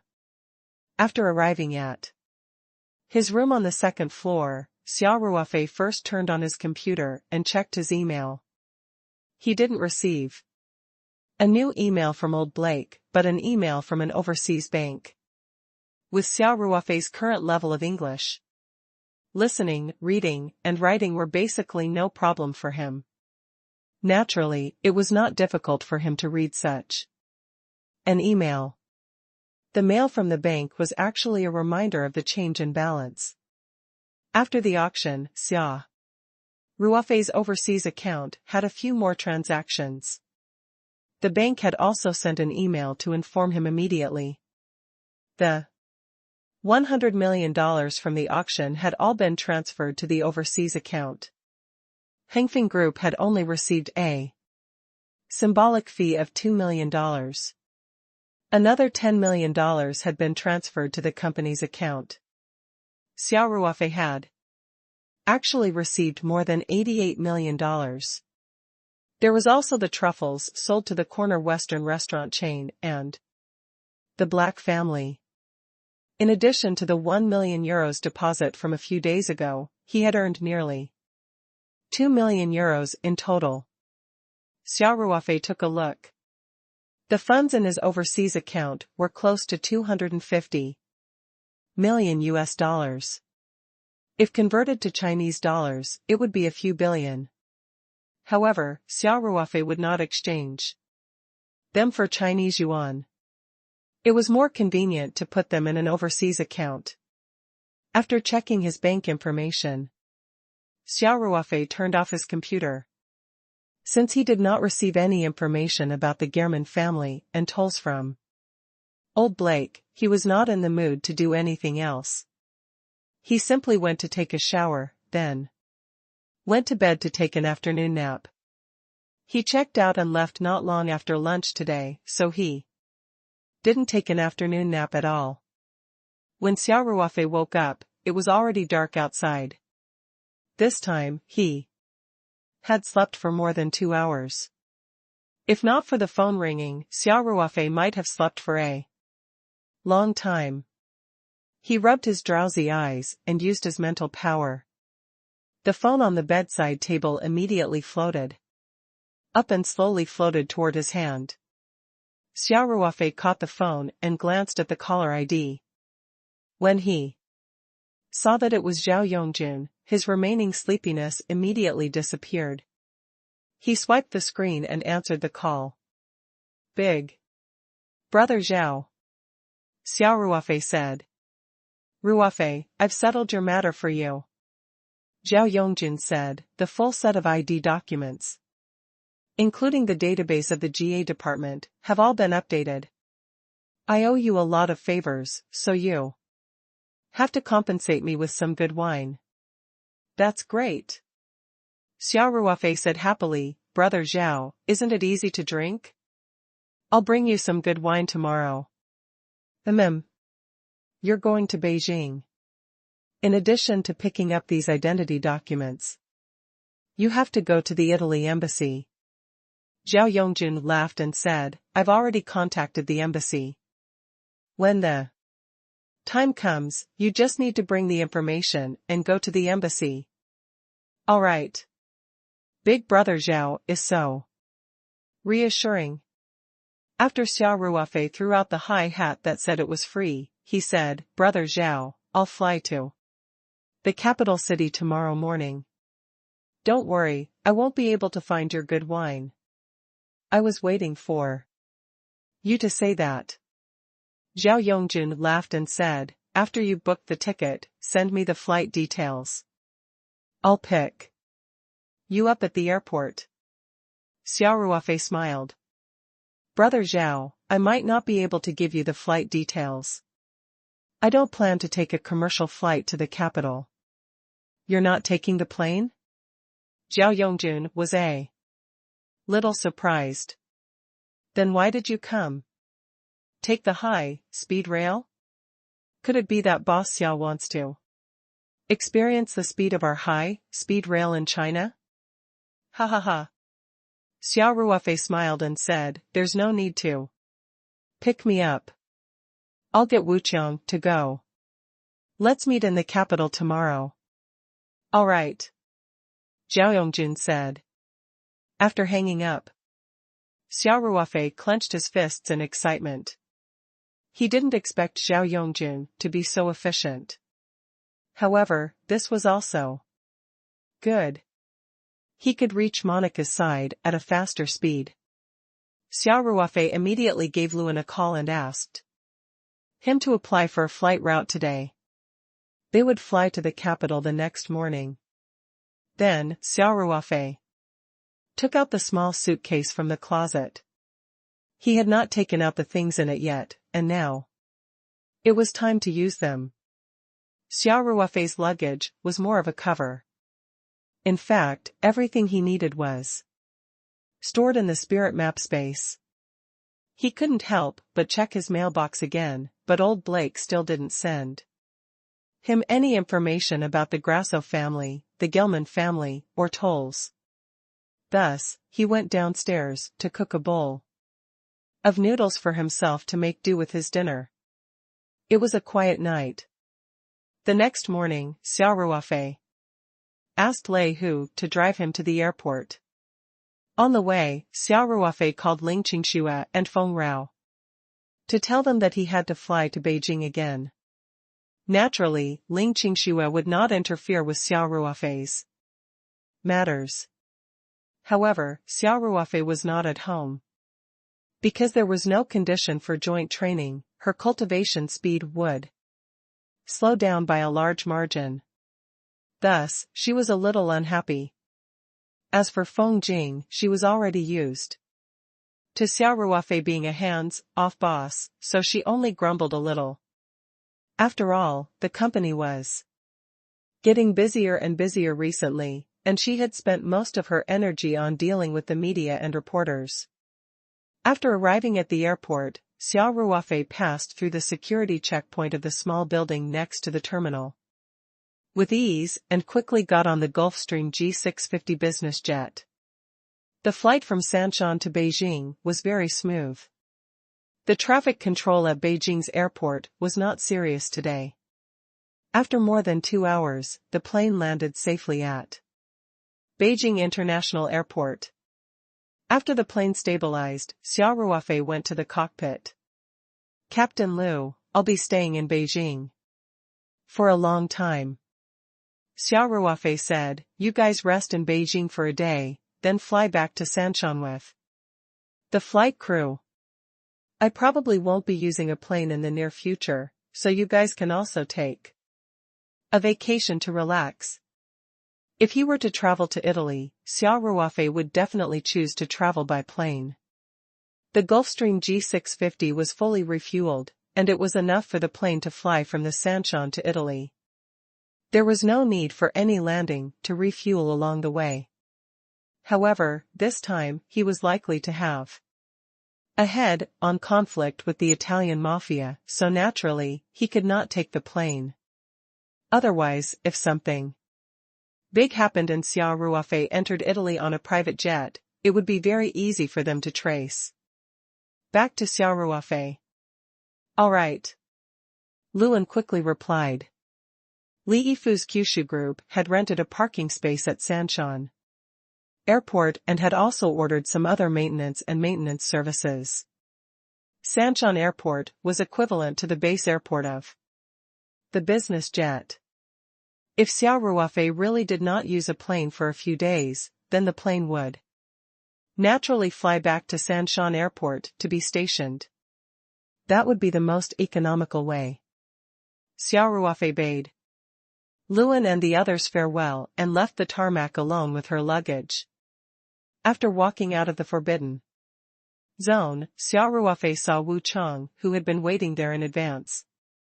1991 True Brothers 1. Zhao Yongjun was standing beside Wu Chang with a smile on his face.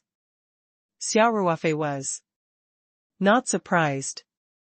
Since he had informed Wu Chang to pick him up, it would be very easy for Zhao Yongjun to get the news. Although he told Zhao Yongjun that he didn't need to pick him up, he couldn't resist Zhao Yongjun's enthusiasm. In fact, Zhao Yongjun, Song Ruei, and the others were not only Xia Ruofei's close friends, but also important business partners.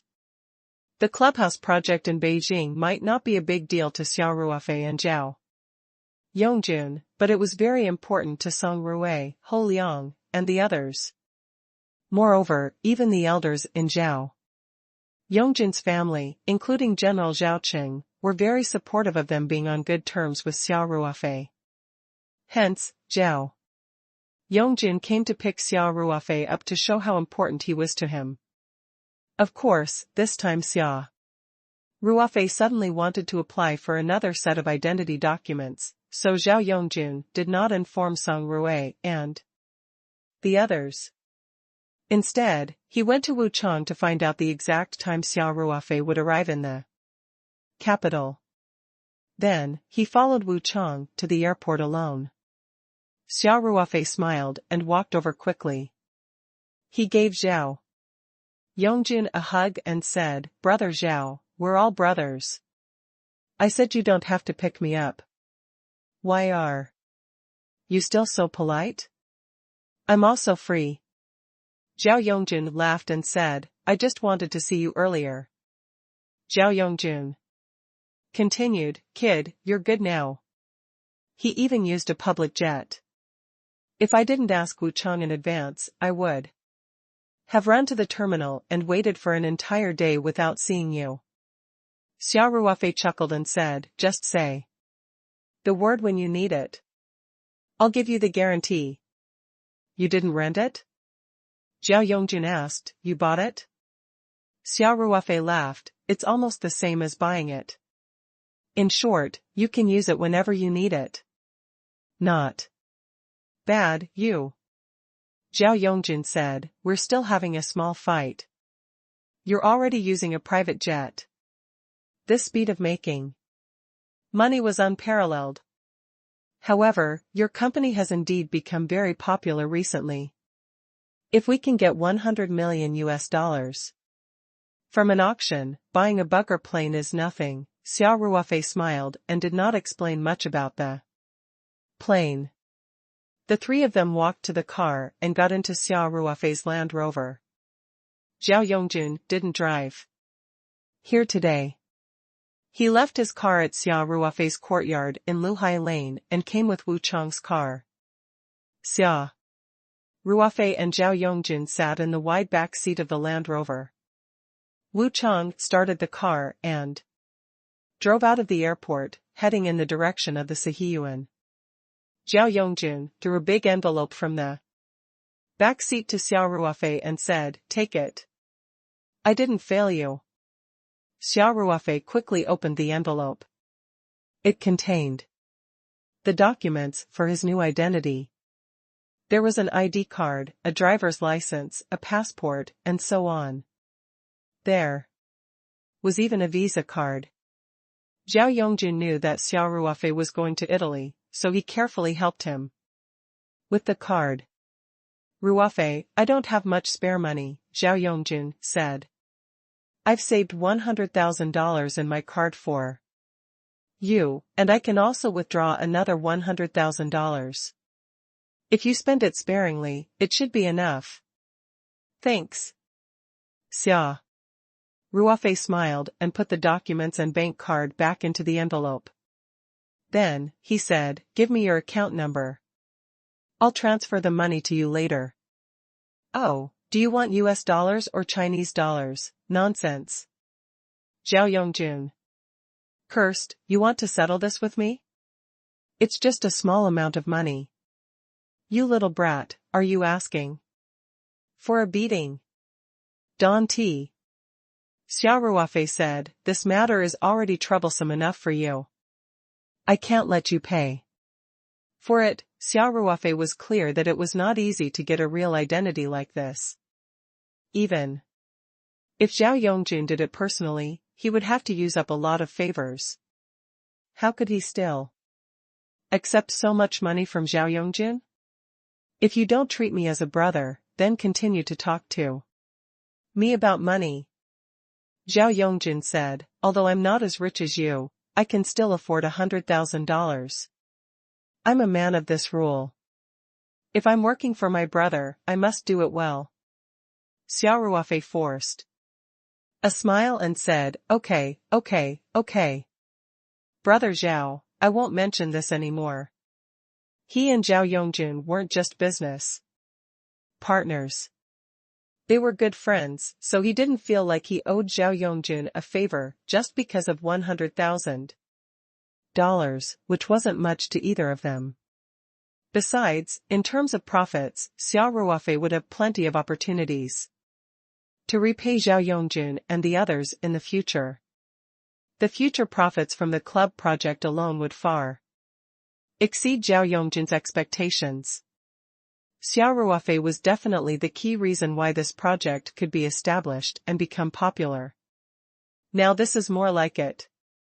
Zhao Yongjun nodded with satisfaction. Then, he took out a name card from his pocket and handed it to Xia Ruofei. Go and find this person tomorrow. He will help you settle the rest. As Wu Chang was still driving, Zhao Yongjun did not make himself clear. It was not that Jianjia did not trust Wu Chang, but Xia Ruofei's trip abroad was very urgent and he had specially created an identity, so Zhao Yongjun was very careful.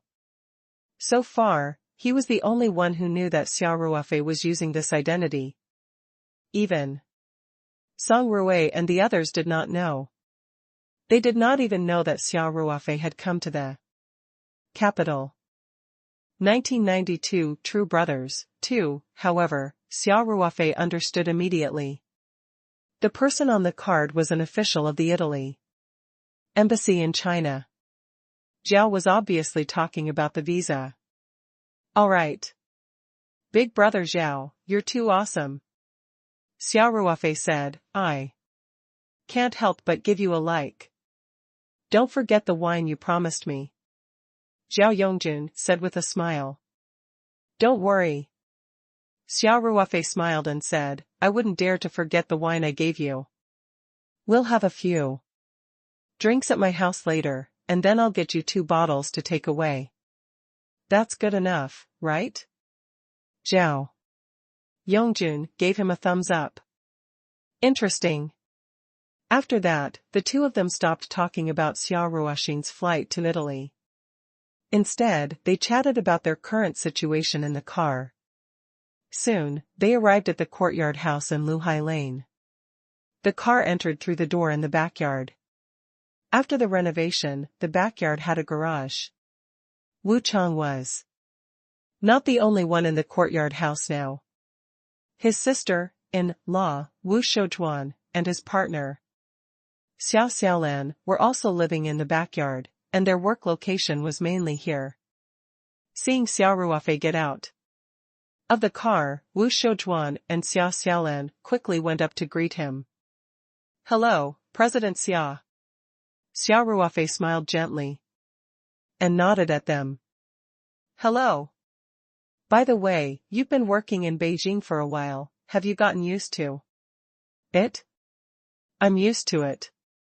Wu Shoujuan quickly said. Habit. This job is much easier than doing farm work, and President Xia pays us so much salary and lets us live in such a good courtyard. It's like heaven. Xia Ruofei couldn't help but laugh. It's not that exaggerated. I see that the courtyard is so clean and the flowers and plants are full of vitality. I can see that your work is outstanding. You're definitely worthy of the salary I'm giving you. Wu Shoujuan smiled and said, It's good that you're satisfied, President Xia. Right, what do you want to eat for lunch? I'll make you a few good dishes. Xia Ruofei said, I'm starting to miss sister-in-law's cooking. Do as you see fit. Today, I'm going to drink 2 cups with brother Zhao, and make a few dishes to go with the wine. All right. Wu Shoujuan replied. Xia Ruofei nodded at the two of them, then walked to the master's courtyard in the middle with Zhao Yongjun. Along the way, the courtyard was almost spotless. The flowers and trees were well taken care of, and even the fallen leaves were all gathered together. It was obvious that the maintenance was very good. When Wu Chang received a call from him yesterday that he was coming to Beijing, it was absolutely impossible to do this in one day. Xia Ruofei was very satisfied. He opened the master bedroom. It was very clean. The bed must have just been laid out. The bedsheets still smelled of sunlight. Wu Shoujuan must have taken them out to dry. After all, Xia Ruofei had not stayed here for a long time. Xia Ruofei put his luggage aside and took out a tea box from the ice bar. He and Zhao Yongjun sat in front of the root carved tea tray, making tea and chatting. Wu Chang didn't come with them, so Zhao Yongjun didn't have to hide his words. Ruofei, he said, since it's not convenient for you to tell me, I won't ask you why you're in such a hurry to go to Italy. But I still want to give you a few words of advice. Xia Ruofei smiled and said, Brother Zhao, please tell me. When you're outside, you must pay attention to your safety. This is the first one. Zhao Yongjun said seriously, Italy isn't like China. If something really happens, we might not be able to help. You have to rely on yourself for a lot of things, I know, Xia Ruofei nodded. Don't worry. I know what I'm doing. I'm sure you'll be able to handle it no matter what happens. Zhao Yongjun said, if you really have any difficulties, you can call me immediately. I can also find some acquaintances at the embassy in Italy. They can help you a little. All right. Brother Zhao, thank you. Xia Ruofei said sincerely. Of course, he knew that Zhao Yongjun had taken care of him unreservedly, and he would remember this favor. Zhao Yongjun then took out a piece of paper and handed it to Xia Ruofei. This is the contact information of Zheng Huilai, the military official of the Italy embassy. He is my father's former subordinate. If there is any situation that you can't handle, you can contact him directly and just say my name.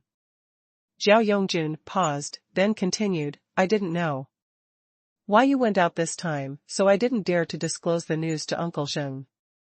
However, as long as you say my name, he will definitely help you with everything he has. Even if you're not in the Rome area, he can still provide you with as much help as possible through the embassy and several other embassies. Xia Ruofei solemnly took the note, folded it, and put it in his pocket. He said, I know, Brother Zhao. He didn't say any more words of thanks, because there was no need for that between them. At the same time, Zhao Yongjun spared no effort to think for him, so a simple thank you wasn't enough to express his gratitude. This time, Xia Ruofei had deliberately changed his identity. It was obvious that things were a little troublesome and might even go against the local laws. The embassy was a sensitive place, and most people would avoid it at this time. How could they give him the military official's contact information? If Xia Ruofei were to cause trouble outside, then Zhao Yongjun, Zheng Huilai, and even General Zhao Qing, who had provided him with help, would most likely be implicated. It could be said that Zhao Yongjun was giving Xia Ruofei his full support. Xia Ruofei was well aware of this. But there were some things he didn't need to say. Zhao Yongjun treated him with sincerity, so he naturally treated him as a brother who had gone through life and death with him. No matter how many words of thanks he said, he might as well put them into action. This had always been Xia Ruofei's style. Zhao Yongjun knew that Xia Ruofei didn't want to talk much about the trip to Italy, so he didn't mention it again after giving his instructions. The two of them turned to talk about the clubhouse project. After Xia Ruofei returned to San Shan, the clubhouse project was progressing smoothly. The design plan had been drafted several times, and Xia Ruofei had also given many suggestions in the mail at San Shan. After the final decision was made, the preliminary construction began very quickly. Zhao Yongjun and the others had never been in real estate, but this project was different from ordinary real estate projects. They had a wide network of designers, construction workers, supervisors. There were probably no people who would dare to cheat them. In addition, the bank's work was also very smooth. The most troublesome financial problem for ordinary people was basically the easiest to solve in their project. So, after the initial phase of work, Zhao Yongjun started to have some free time. Other than going to the construction site occasionally, he could also take care of his antique business. He also had time to drink health tea and go out with his friends. His life was quite pleasant. I didn't tell Xia Ruofei and the others that you're coming to the capital, Zhao Yongjun said, otherwise, I would really like to take you to our project site to take a look. It's so hot. Xia Ruofei really couldn't appear at the project site now. Otherwise, Song Ruofei and the others would know that he was in the capital soon. By then, Xia Ruofei would be able to explain why he came here secretly without even telling his brothers. It's fine. I'll go to the construction site to take a look when I come back from Italy. Xia Ruofei smiled and said, anyway, I'll be 100% assured if you guys keep an eye on it. You're just lazy. Zhao Yongjun said, I heard that you don't really care about your own company. We knew it. We can't count on you for this tiring work. Xia Ruofei couldn't help but burst out laughing. At this moment, Wu Chang knocked on the door and said, President Xia, lunch is ready. Shouldn't we start eating? 1993, not a small background. 1. Brother Zhao, you go with Wu Chang first. I'll pack my luggage and find some wine. Xia Ruofei said. Zhao Yongjun treated Xia Ruofei's place like his own home. He smiled and said, all right. Hurry up. The liquor worm in my stomach has been hooked. After Zhao Yongjun went to the backyard, Xia Ruofei took out 5 bottles of drunken 8 immortals from the medium. They were all aged wine that he had stored in the medium since the beginning. They were much better than the best drunken 8 immortals sold in the market. He only had 20 to 30 bottles of this wine left. For the past half a year, he had been busy with his business. At most, he would routinely store the new wine that the winery sent to the warehouse every month into the storage space, and then hand over the wine that had been nourished by the spiritual energy of the storage space to the winery. He did not have any wine left for himself. That was why Xia Ruofei rarely took out this kind of wine to entertain guests. Today, he took out 5 bottles at once, because he was very grateful to Zhao Yongjun. Xia Ruofei found a paper bag and put the 3 bottles of wine in it. He held 2 bottles in his other hand and walked to the backyard. In the dining room, Zhao Yongjun had already sat down. Xia Ruofei didn't see Xia Xiaolan and Wu Shouchuan, so he said, Wu Chang, go and get your sister-in-law and Xiaolan. We'll eat together. Wu Chang hesitated and said, Chief Xia, they're busy in the kitchen. You can eat with the old company commander, we have some food left. Xia Ruofei frowned and said, why go through so much trouble? We can just eat together, I'm not that particular. Zhao Yongjun laughed and said, Ruofei, forget it. They'll feel uncomfortable if we let them come over, so let's just eat. Xia Ruofei thought about it and felt that Zhao Yongjun's words made sense. Even though he didn't put on airs, Wu Shouchuan and Xia Xiaolan weren't very close to him. He would definitely be very restrained in front of the boss. If he forced them to come over, they would feel awkward instead. Xia Ruofei nodded and agreed. Then, he put the paper bag on the table and said, Wu Chang, put these few bottles of wine in Brother Zhao's car. Zhao Yongjun had driven here today, but he had left his car in the garage of the courtyard house. He then went to the airport with Wu Chang's Land Rover. Yes. Yes. Wu Chang replied and left with the paper bag.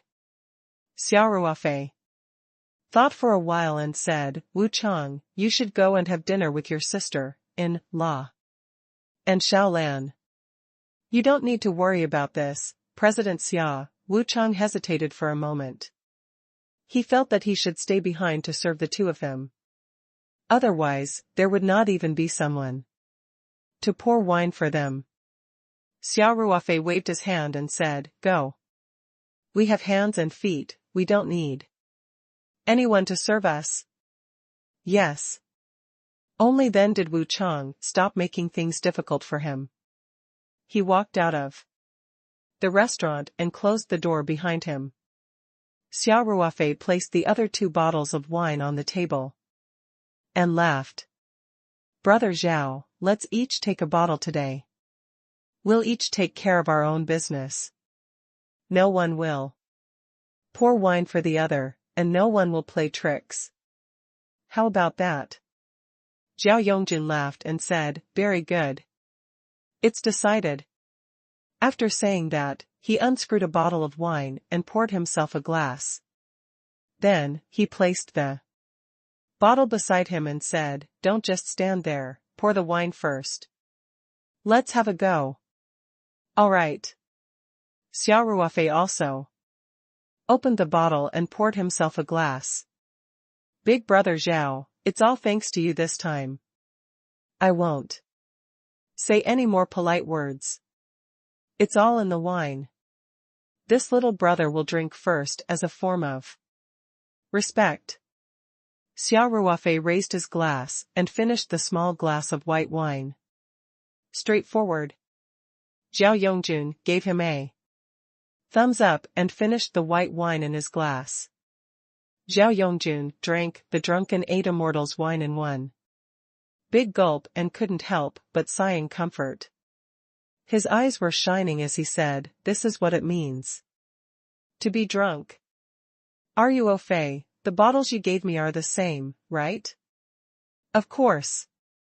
Xia Ruofei smiled and took a bite of the food. This is my rare wine collection. One bottle is one bottle less. In fact, Xia Ruofei really wanted to drink. He could get a big jar from the winery and bury it somewhere in the interspace. In a few months, he would have another big jar of aged wine. If he wanted to make it fast, he could even make the best wine in a few days with the help of the time array flag. Zhao Yongjun naturally didn't know about this. He pouted and said, then I'll have to save some of my drink. The two of them drank and chatted, and they quickly finished half a bottle of white wine. It's just the two of us today, Zhao Yongjun said emotionally. It still feels a little lonely. If only Xiao Ruofei, Liangzi, and the others were here, brother Zhao, this is a special situation, Xia Ruofei said. When I come back from Italy, I'll call all of you and have a good drink. Good. We'll be waiting for you in the capital, Zhao Yongjun said as he raised his glass. This glass of wine wishes you a smooth trip to Italy. Your wishes come true. Thanks. Xia Ruofei raised his cup and clinked it with Zhao Yongjun's. Brother Zhao, I'll take your blessings. At first, the two drank quickly, but there was a fixed amount of white wine for this afternoon. 1 caddy of white wine per person. For people who didn't know how to drink, it was impossible to finish it. However, for Xia Ruofei and Zhao Yongjun, they had to take it easy. Otherwise, their bottles would be empty in a few moments. So, they slowed down later on and only took a sip each time. 1994, a powerful background, too. He drank until 2 o'clock in the afternoon, and the 2 bottles of white wine were finally empty. Although Zhao Yongjun wasn't completely drunk, his eyes were a little blurred. The white wine that he had been brewing in the space for more than a year had a stronger after effect than he had imagined. 2. Xia Ruofei, this little bit of white wine was nothing. His eyes were still clear and his mind was clear. Big brother Zhao, it's almost time. Xia Ruofei said, don't leave today. You can rest here in the afternoon and we'll have a drink or two tonight. Zhao Yongjun chuckled, I can't drink anymore. Ruofei, the after effects are too strong. Wu Chang. Xia Ruofei shouted. Wu Chang had been waiting outside the dining room after lunch. Upon hearing his words, he immediately pushed the door open and walked in. President Xia, help big brother Zhao to the guest room to rest. Xia Ruofei said, keep an eye on him in the afternoon. He seemed to have drunk a little too much. Yes. Wu Chang said. Then he walked up and helped Zhao Yongjun up, saying, old company commander, let's go. I'll bring You to your room to rest. A drunk person's body was heavier, so Wu Chang could basically judge Zhao Yongjun's condition as soon as he helped him up. Wu Chang looked at the 2 empty bottles on the table and felt a little surprised. He knew Zhao Yongjun's alcohol tolerance very well. How could he be so drunk from just a pound of white wine? When Wu Chang was in the army, he had seen Zhao Yongjun at his craziest, directly blowing a bottle of white wine. Although he was a little older now, he shouldn't have deteriorated so much. He even paid special attention to Xia Ruofei's condition and found that Xia Ruofei was fine. Could it be that these 2 bottles of wine were drunk by the old company commander? Then what did President Xia drink? With a trace of doubt, Wu Chang helped Zhao Yongjun to the guest room. Xia Ruofei also got up and went back to the master's courtyard in the middle to rest. Wu Shoujuan and Xia Xiaolan immediately went to the dining room to clean up the leftovers. After sleeping for the whole afternoon, Xia Ruofei woke up in the evening and walked to the courtyard. He saw Zhao Yongjun walking out, rubbing his eyes. It seemed that he was in a good state. This was the advantage of drunken eight immortals. Even though the after-effects were quite strong, he would recover very quickly after a good night's sleep. Furthermore, it did not really harm his body. Many people would experience symptoms such as headaches after getting drunk from alcohol, but drunken eight immortals definitely did not.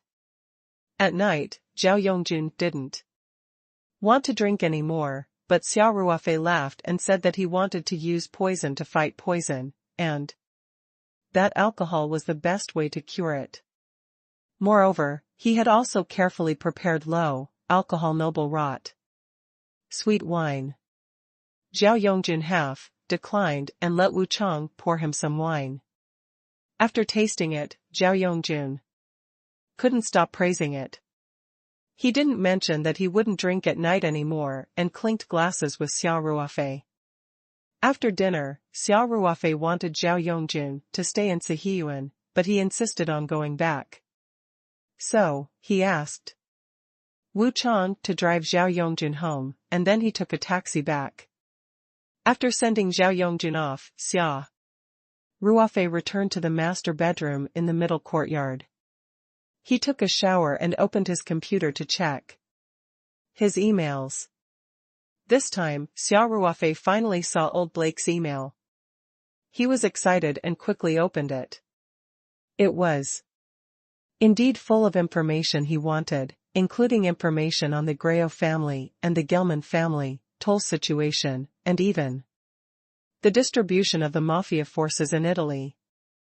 It was very detailed and efficient, which made Xia Ruofei very satisfied. He read the email carefully from the beginning to the end, and then replied to old Blake to express his gratitude and remind him to delete the email as soon as possible. Xia Ruofei also deleted the email.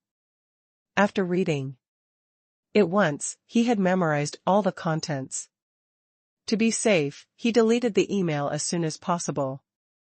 He was not afraid of trouble, but he did not want the Black family to get involved with the mafia. After all, they had spared no effort to help him collect information. After deleting the email, Xia Ruofei sat in front of his desk and fell into deep thought. The situation was a little more complicated than he had expected. The Gelman family was actually a vassal family of the Glory Society, one of the 4 oldest mafia groups in Italy. In Italy, the power of the mafia was deeply rooted. A few decades ago, they were mainly active in the southern part of Italy. The security in industrial cities such as Turin and Milan was relatively good, but in recent years, the influence of the mafia had spread throughout Italy, and even their shadow could be vaguely seen in all of Europe. The Greo family that Monica was from was located in Turin. They were in the truffle business. Italy's famous truffle, producing area, the Elba region, was actually a town under the region of Piemonte in Italy. Turin was the third largest city in Italy and was also the capital of the Piemonte region.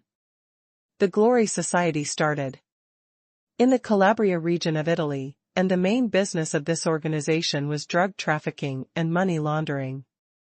A report in 2013 showed that the Glory Society's annual profit was about €53 billion, more than the profits of McDonald's and German Bank that year. Around the world, 60,000 people were directly or indirectly involved in their criminal activities. In the Calabria region, the home of the Glorious Association, there were many real estate properties of the organization, from restaurants to supermarkets, to highways and bridges. There were traces of their involvement in everything. Compared to the other organizations, the characteristics of this organization were that it was obviously a family, with a large number of relatives and connections. And it was deeply rooted in local areas. The Gelman family had a cousin relationship with a big boss of the Glorious Association, so they had slowly developed and become one of the many mafia families in Italy. Xia Ruofei did not expect the Gelman family to have such a huge organization behind them. The Xuanji Glory Society's assets were even more than Tang He and Li Fu's.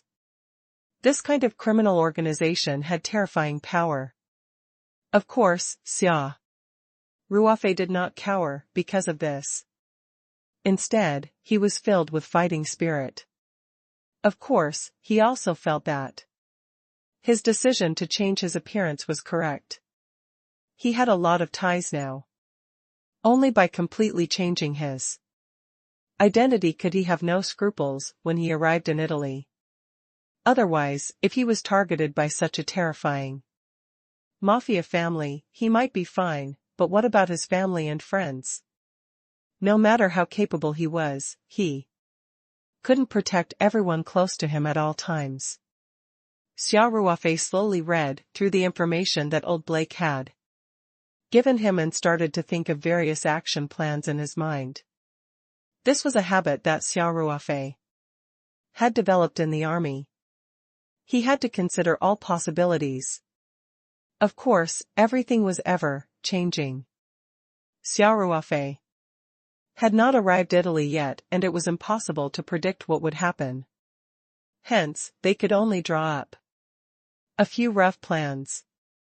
Xia Ruofei sat quietly in front of the desk for more than half an hour before he stood up, lay on the bed, and fell asleep. The next morning, Xia Ruofei drove to the Italy embassy in China. Zhao Yongjun had already paved the way for him in advance, so the visa was extremely smooth. The consular officer asked a few routine questions before he quickly stamped the card. Of course, Xia Ruofei, who was standing in front of the consular officer, had already changed his appearance in advance. He looked exactly like the picture on the identification card. After leaving the embassy, Xia Ruofei went to the mall without stopping to buy some clothes and necessities before returning to the courtyard. He put all the things he had purchased into the spirit map space and immediately turned on his computer to check the flight information. Xia Ruofei had chosen Hansha Airlines flight. It would be at 11 p.m.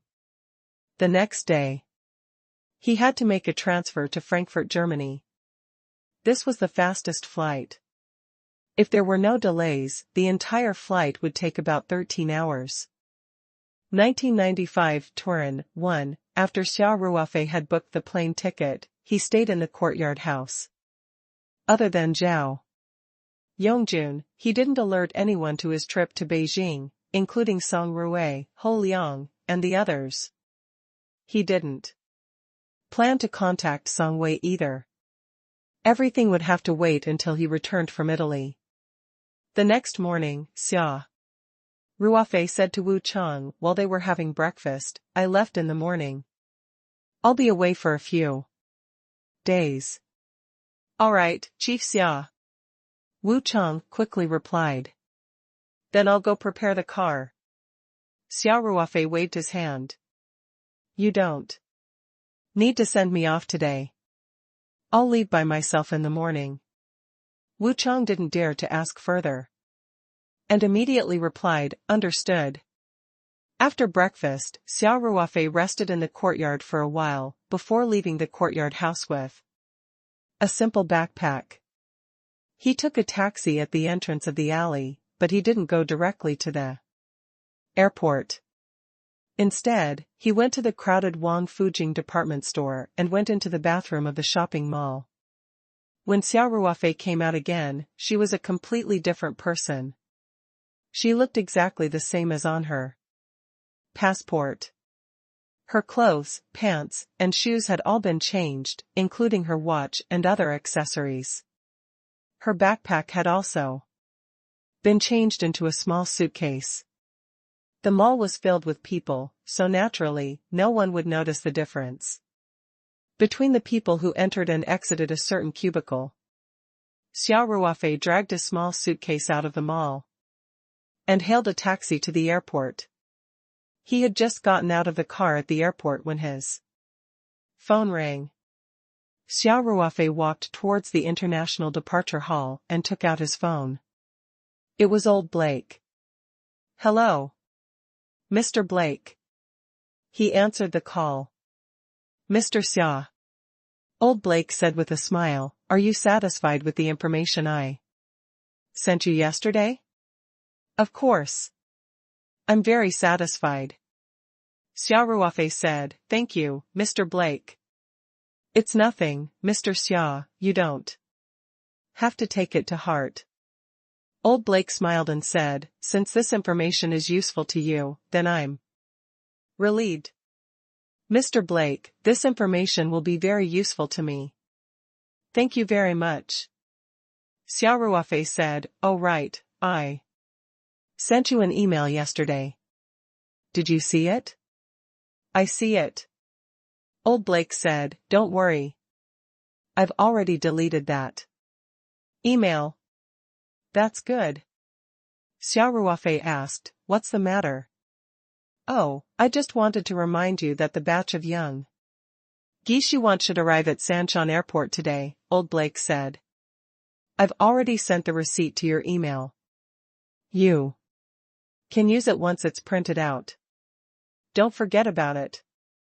Those little guys have been hungry for more than 10 hours, so we have to feed them as soon as possible. Xia Ruofei couldn't help but pat his forehead. He had been thinking about Monica for the past 2 days and had completely forgotten about this matter. However, he didn't want Old Blake to know that he wasn't in the Sancheon, and he didn't want Old Blake to think that he might have gone to Italy, so he immediately said, I know. Mr. Blake, thank you for your reminder. I'll get the goods in time. That's good. That's good. Old Blake said with a smile, Mr. Xia, I won't disturb you anymore. Goodbye. Goodbye, Mr. Blake. After hanging up the phone, Xia Ruofei immediately checked his email. As expected, Old Blake had sent him a new email. The batch of young geese would arrive at Sancheon at around 3 o'clock in the afternoon by transnational flight. After inspection, quarantine and other procedures, the procedures should be completed at about 4:30 at the earliest. This procedure did not directly take the young goose away, but required it to be isolated in the isolation field for 30 days. The procedure only required a 1-time 30-day feeding fee. All living animals needed to go through an isolation process to prevent the spread of unknown diseases into the country. Xia Ruofei pondered for a while and gave Ling Qingxue a call. Ruofei, you should be in the capital by now, right? Ling Qingxue chuckled and asked, how come you have time to call me? Shouldn't you be having fun with Brother Zhao and the others? Xia Ruofei forced a smile and said, wife, we're not as bad as you say. I Came to Beijing to work, okay? Ling Qingxue chuckled and asked, right, how's the progress at the club? Ling GF. And B also had shares in this club project.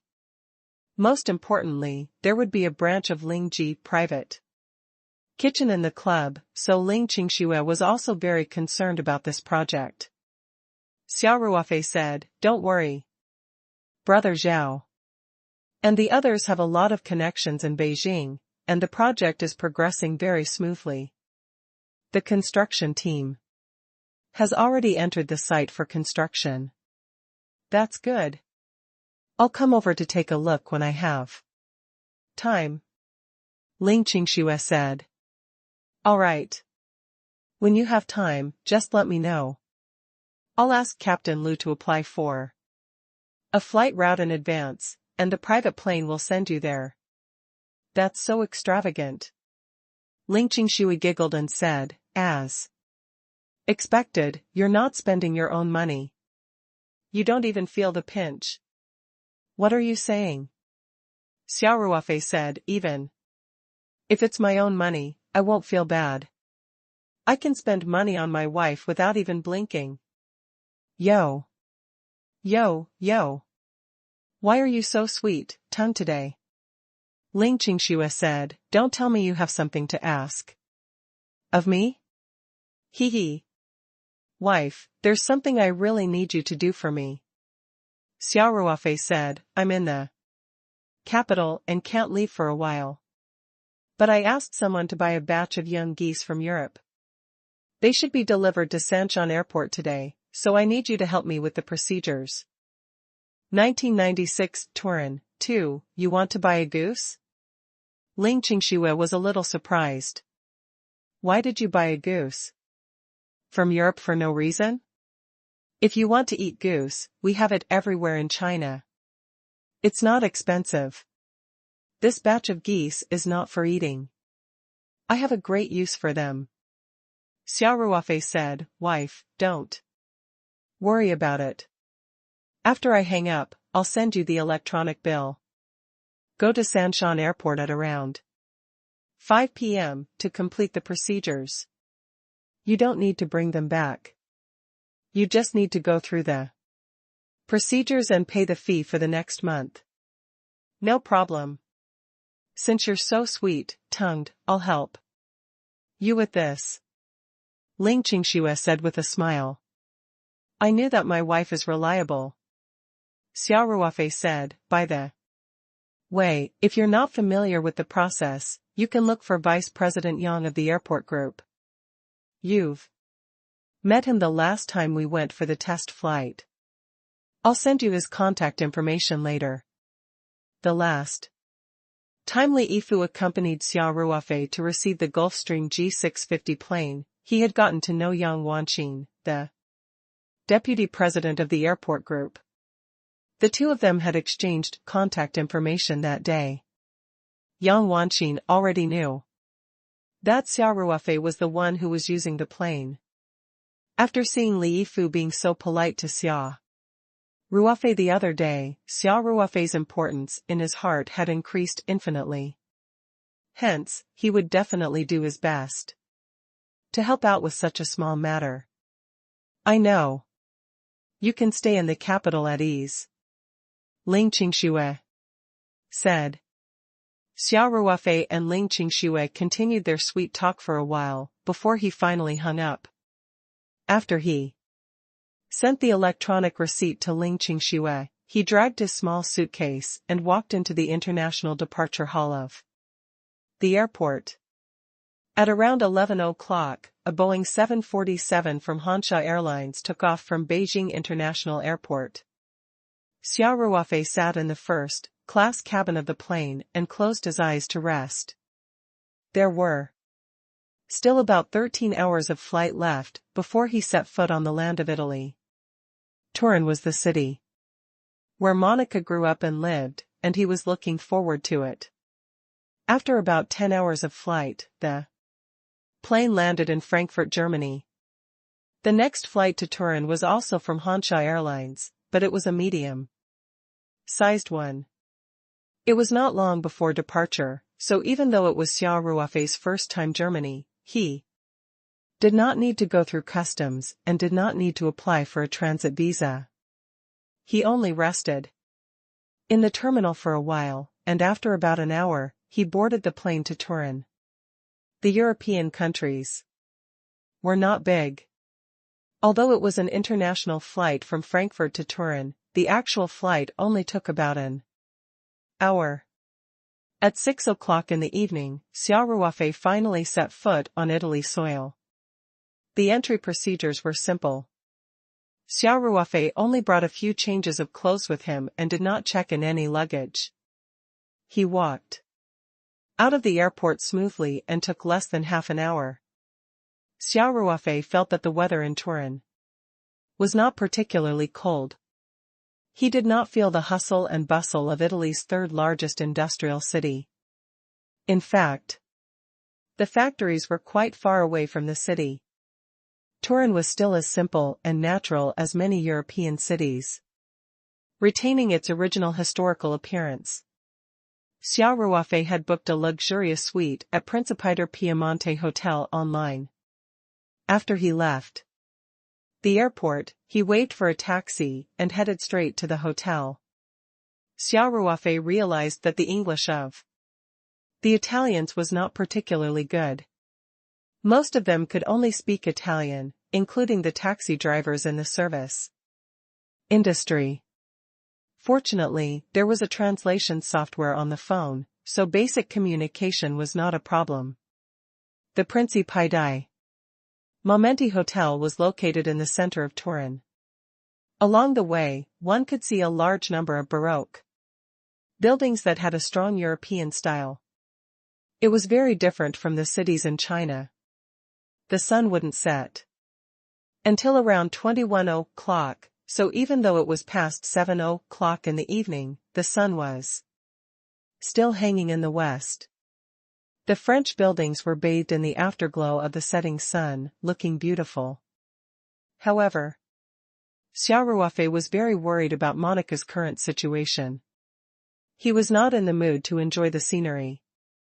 After successfully arriving at the hotel, Xia Ruofei paid the fare and even gave the driver a €10 tip.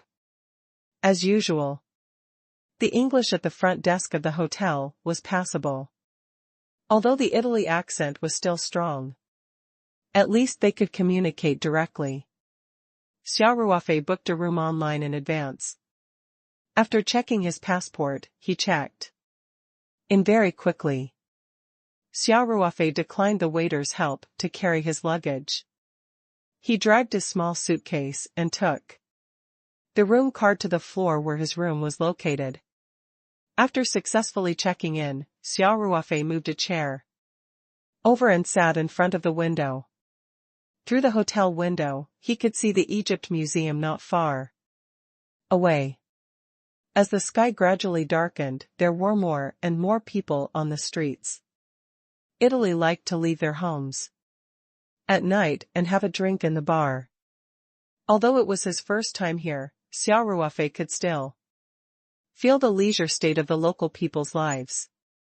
It was not that he worshipped foreign countries, but he felt that the pace of life in China was too tense. If it wasn't for Monica's matter, it would definitely be a good choice to have a vacation in such a historical European city. At this moment, Xia Ruofei was not in the mood to enjoy the night view of Turin.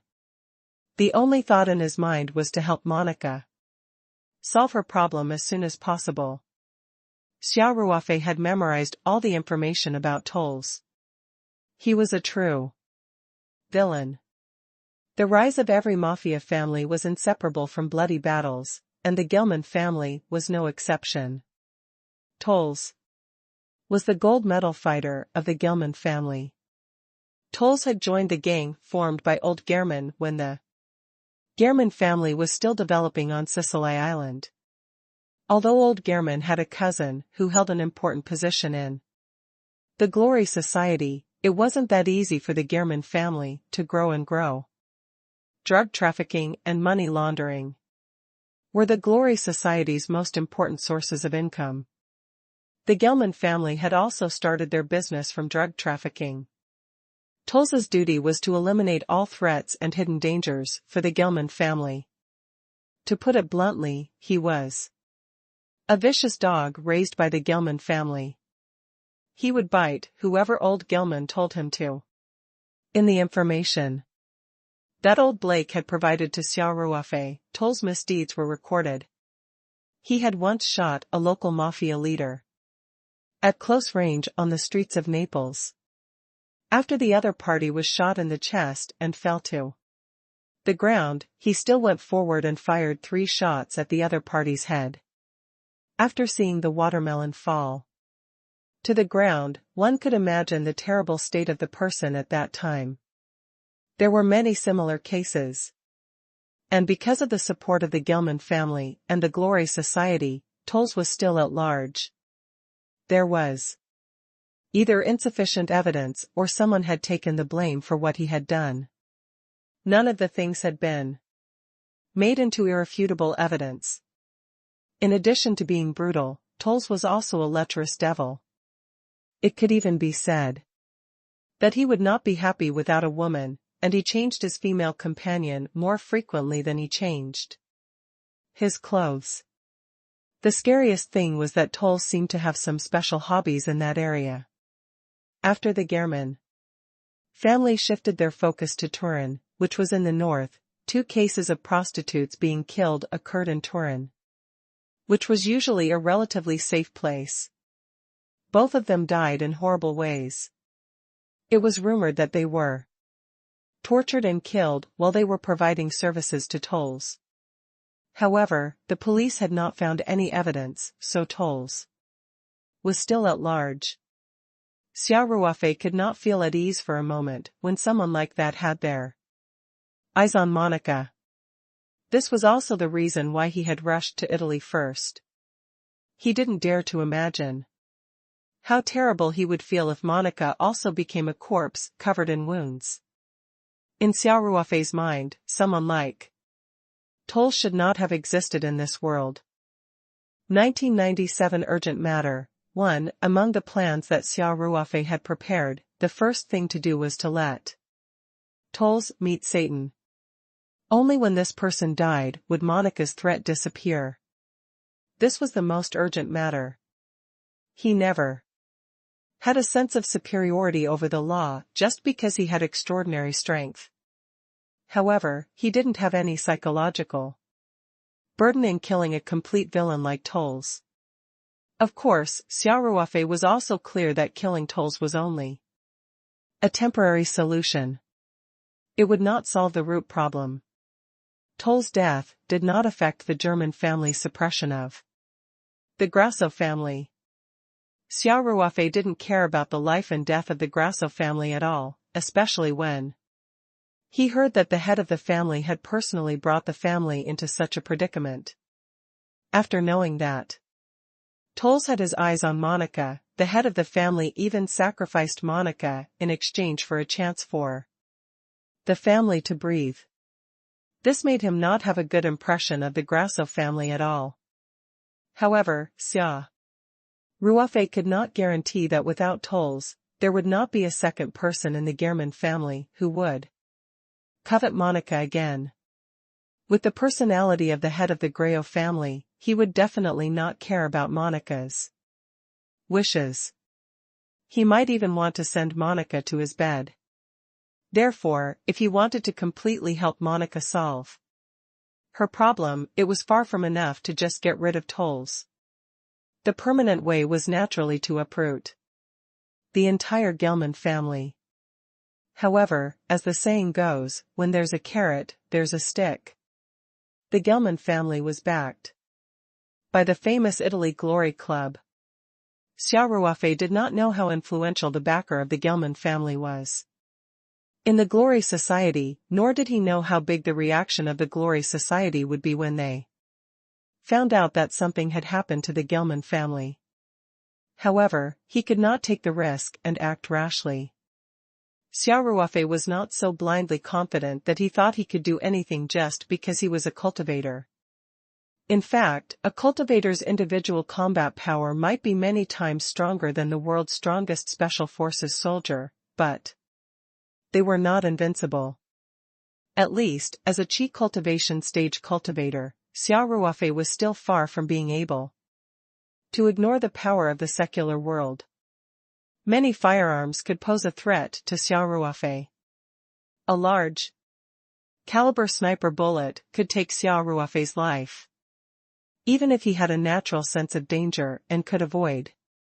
A sniper bullet that was hundreds or even thousands of meters away, he could not be in such a nervous state all the time. It was a torture for anyone. Furthermore, Xia Ruofei had no doubt that as a long-established mafia organization, the Glory Society would definitely have firearms that were much more powerful than sniper rifles. In addition, they had eyes and ears all over Europe. It was quite unwise to provoke such an enemy. Xia Ruofei's many years of experience in the army made him realize that he either had to not make a move or he had to kill with one strike. Otherwise, he would be in an extremely dangerous situation. Especially in Italy where he was unfamiliar with the people and had many cross-border combat experiences. Xia Ruofei knew that he could never be too careful. He couldn't act rashly against the Gelman family, but killing Tolls was an urgent matter. Xia Ruofei decided not to care about the subsequent arrangements. He had to achieve his first goal first. Xia Ruofei was very confident that he could kill Tolls without anyone knowing. The information that old Blake gave him was not really intelligence. It was just some surface information or public information.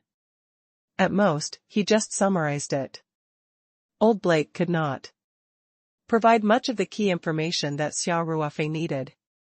For example, the information on Tolls was mostly about his misdeeds, but the key information about his frequent places, habits, hobbies, and other things were very vague. Xia Ruofei had to collect all these by himself. After thinking for a long time, Xia Ruofei stood up and left the hotel room. He walked on the streets of Turin. It was getting dark, and many people were out of their homes. The streets were lit up with lights, and the exotic atmosphere was peaceful. However, Xia Ruofei knew that no city would be short of places to hide. He strolled along the street, seemingly aimless, but in fact, he specifically picked the narrow streets and dimly lit sections. From time to time, he would look up curiously at the European-styled buildings on the side of the street. He looked like a true backpacker. Xia Ruofei quickly noticed the sound of soft footsteps behind him. At the same time, his spiritual power detected that there were a few people in front of him. He could not help but smile. He quickened his pace, and the footsteps behind him were obviously more hurried. Xia Ruofei was like a frightened rabbit. He went from a quick pace to a small jog, and finally panicked and ran into a dead end. At this moment, Xia Ruofei turned around. A group of people appeared at the entrance of the alley behind him. They all had a mocking smile on their faces. Xia Ruofei frowned slightly. It was a little different from what he had imagined. This group of people were all black. In the dark alley, if one did not look carefully, they would not be able to see their faces clearly. After all that hard work, not only did they not attract the gangsters, they attracted a group of black people instead? Xia Ruofei smiled bitterly. 1998 Urgent Matter, 2. Yesterday, Nigeria checked Turin's situation on the internet and heard that the Nihilians were very active here. It seemed like he had encountered a group of Nihilians. The leader of the group, a black young man, grinned and mumbled a bunch of words that Xia Ruofei could not understand. However, from the looks of the group, It was obvious that they thought Xia Ruofei was a fat sheep. I don't care anymore. They were all gangsters, so they should know a thing or two about the local mafia. Xia Ruofei said in his heart. Wasn't there a saying? The people who understood you the most were often your competitors. Turan's Nyala gang would definitely have conflicts of interest with the local mafia. Xia Ruofei did not believe that these black kids would not know anything about the Gelman family. The black man in the lead was about 27 or 28 years old. He was still wearing a tactical vest even in the cold spring season, as if he was not afraid of the cold weather at all. His dark skin was shiny under the dim street lamp, and he had a classic black dreadtail on his head. He saw Xia Ruofei's blank face, thought for a while, and made a money-counting gesture at Xia Ruofei. He said in broken English, "Money. Money." Many of these Nihilias were refugees and their descendants. After they came to Europe, they gradually rooted themselves in various places in Europe. These black people generally had a low education level, and many of them were very lazy, so they quickly became a factor of social instability. This small gang was made up of a group of people who had no skills and were unwilling to go out and find a job. The leader was called Bandita, and he had learned a few words of English. Among their various businesses, their favorite was robbery, especially Asian tourists. Based on their experience, Asian tourists were generally rich. As long as they succeeded once, they could have a good time for a few days. Today, Xia Ruofei had been targeted by them when he was wandering on the streets. They followed him all the way here, and with Xia Ruofei's intentional cooperation, they finally seized the opportunity and blocked Xia Ruofei in a dead end. Xia Ruofei looked at the group of black men with shining eyes and asked in English, "Which one of you can speak English?" Bandita pointed at himself and said, "Me." "You, Japanese?" Xia Ruofei was speechless. How could he say that he knew English with such poor vocabulary? Not to mention, he actually saw himself as a Wei Nation citizen. What could he not tolerate? Which part of me looks like a Wei Nation Japanese? Are you blind? You're the fucking Wei Nation guy. Your whole family is Wei Nation. After complaining in his heart, Xia Ruofei said seriously, "No. Chinese? You know, I am Chinese." Bandita's smile became even brighter. In the dark alley, his white teeth looked a little scary. "China is rich," he said in broken English. "Hand over all your money." Xia Ruofei glanced at Bandita and asked, "Does anyone else know English?" The group of black kids looked at each other, obviously not understanding Xia Ruofei's simple English sentence. Seeing this, Bandita said impatiently, "Hey. I'll say it again. Take out all your money." Xia Ruofei took a look and knew that the kid was probably the only one who knew a few words of English. Hence, he did not hesitate and went up to him. Bandita and the rest were more experienced in street fighting. When they saw Xia Ruofei moving, they immediately took a few steps back and took out their weapons. However, this motley crew did not have any standard equipment. Some took out a steel pipe, some took out a bicycle chain, and some even took out daggers. Based on Bandita's professional experience, there were very few tourists who dared to resist. Most of them immediately begged for mercy and begged them to only take money and leave their identification documents to him. Xia Ruofei's actions had undoubtedly angered Bandita. He decided to teach this fat sheep of China a lesson. However, Xia Ruofei's speed was completely out of Bandita's expectations. Before he could even raise his sword, he felt his vision blur and Xia Ruofei's figure disappeared from his sight. Then, Banjita heard a series of screams behind him. He turned around and saw that Xia Ruofei had appeared behind him like a wolf that had rushed into a flock of sheep. His strong-looking brothers were even more vulnerable than women in front of Xia Ruofei. They saw that the Chinese kid was moving through the crowd as if no one was there. With every punch, palm, and elbow, one of their brothers would fall to the ground screaming. Those who were hit by Xia Ruofei could only roll on the ground and wail. No one had the ability to stand up and fight again. In less than 20 to 30 seconds, Banjita saw that all of the 20 people he had brought with him had fallen to the ground, groaning in pain. In other words, this Chinese young man, who looked a little thin and weak, could defeat one person per second on average. Furthermore, it was a single blow that caused the other party to lose all combat ability. Banjita felt like there were 10,000 fuckers in his mind. At this moment, Xia Ruofei turned around and grinned at Banjita. Clang! Banjita's hand trembled, and the knife fell to the ground. 1999 Urgent Matter 3. Xia Ruofei had not even made a move, but he was already scared out of his wits. Xia Ruofei walked to Banjita's side with a smile and said, "Don't be afraid. I just want to ask you a few questions." Banjita shivered and asked in a trembling voice, "Chinese Kung Fu?" Xia Ruofei laughed as he put his arm around Banjita's shoulder and pulled him to the end of the alley.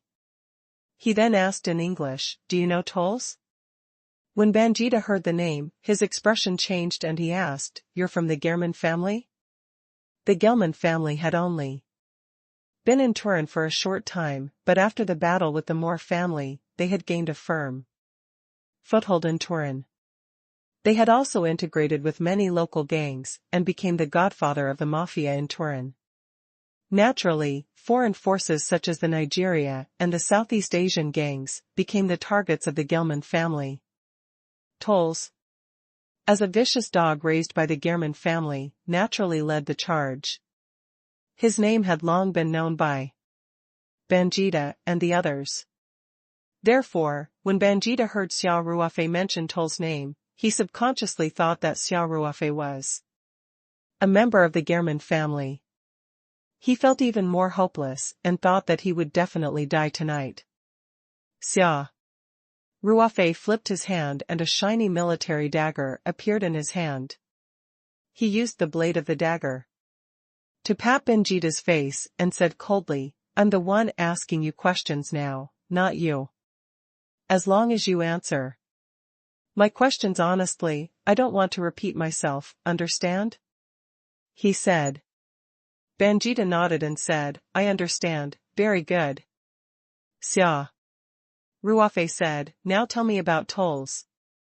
Tell me everything you know, including but not limited to his personality traits, hobbies, lifestyle habits, and the places he often goes to, etc." When Banjita heard this, he felt that this Chinese man didn't seem to be sent by the Gelman family to clean up these small gangs. Instead, he sounded like Toll's enemy, and hope suddenly grew in his heart. "Yes," he quickly replied. "Yes. Yes. Sir, Toll's family, the Gelman family, is also our enemy." The enemy of an enemy is a friend. He was halfway through his sentence when Xia Ruofei's cold gaze swept over him. He immediately swallowed his words and began to tell her everything he knew with a smile. 10 minutes later, Xia Ruofei walked out of the dark alley. The alley was silent. Banjita had been knocked unconscious by him with the hilt of his knife. The more than 20 people he had brought with him had also been kicked unconscious one by one. They would not wake up for a few hours.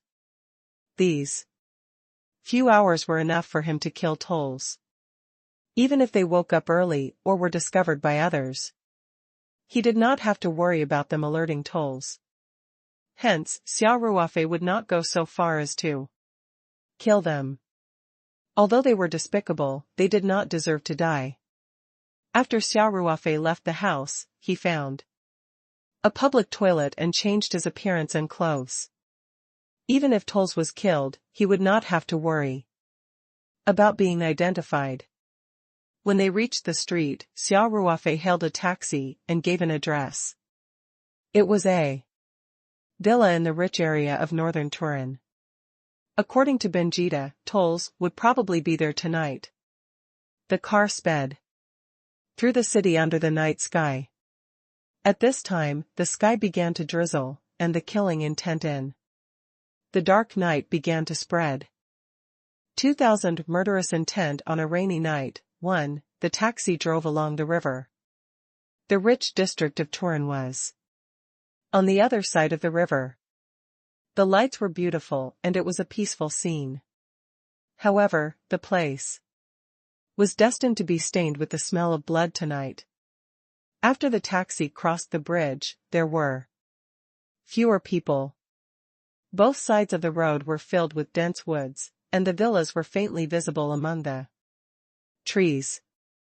This place was backed by the green mountains and faced the river. From the top, one could see the distant Mount Perga, and from the bottom, one could have a bird's-eye view of the whole city. No wonder rich people were willing to live here. The taxi stopped about 100 meters away from the villa area. There were guards on guard further ahead. The inside was a private road, and the taxi driver was not allowed to enter unless the person taking the taxi was an owner. Obviously, Xia Ruofei was not a resident, so he had told the driver to stop when they were about to reach the periphery of the villa area.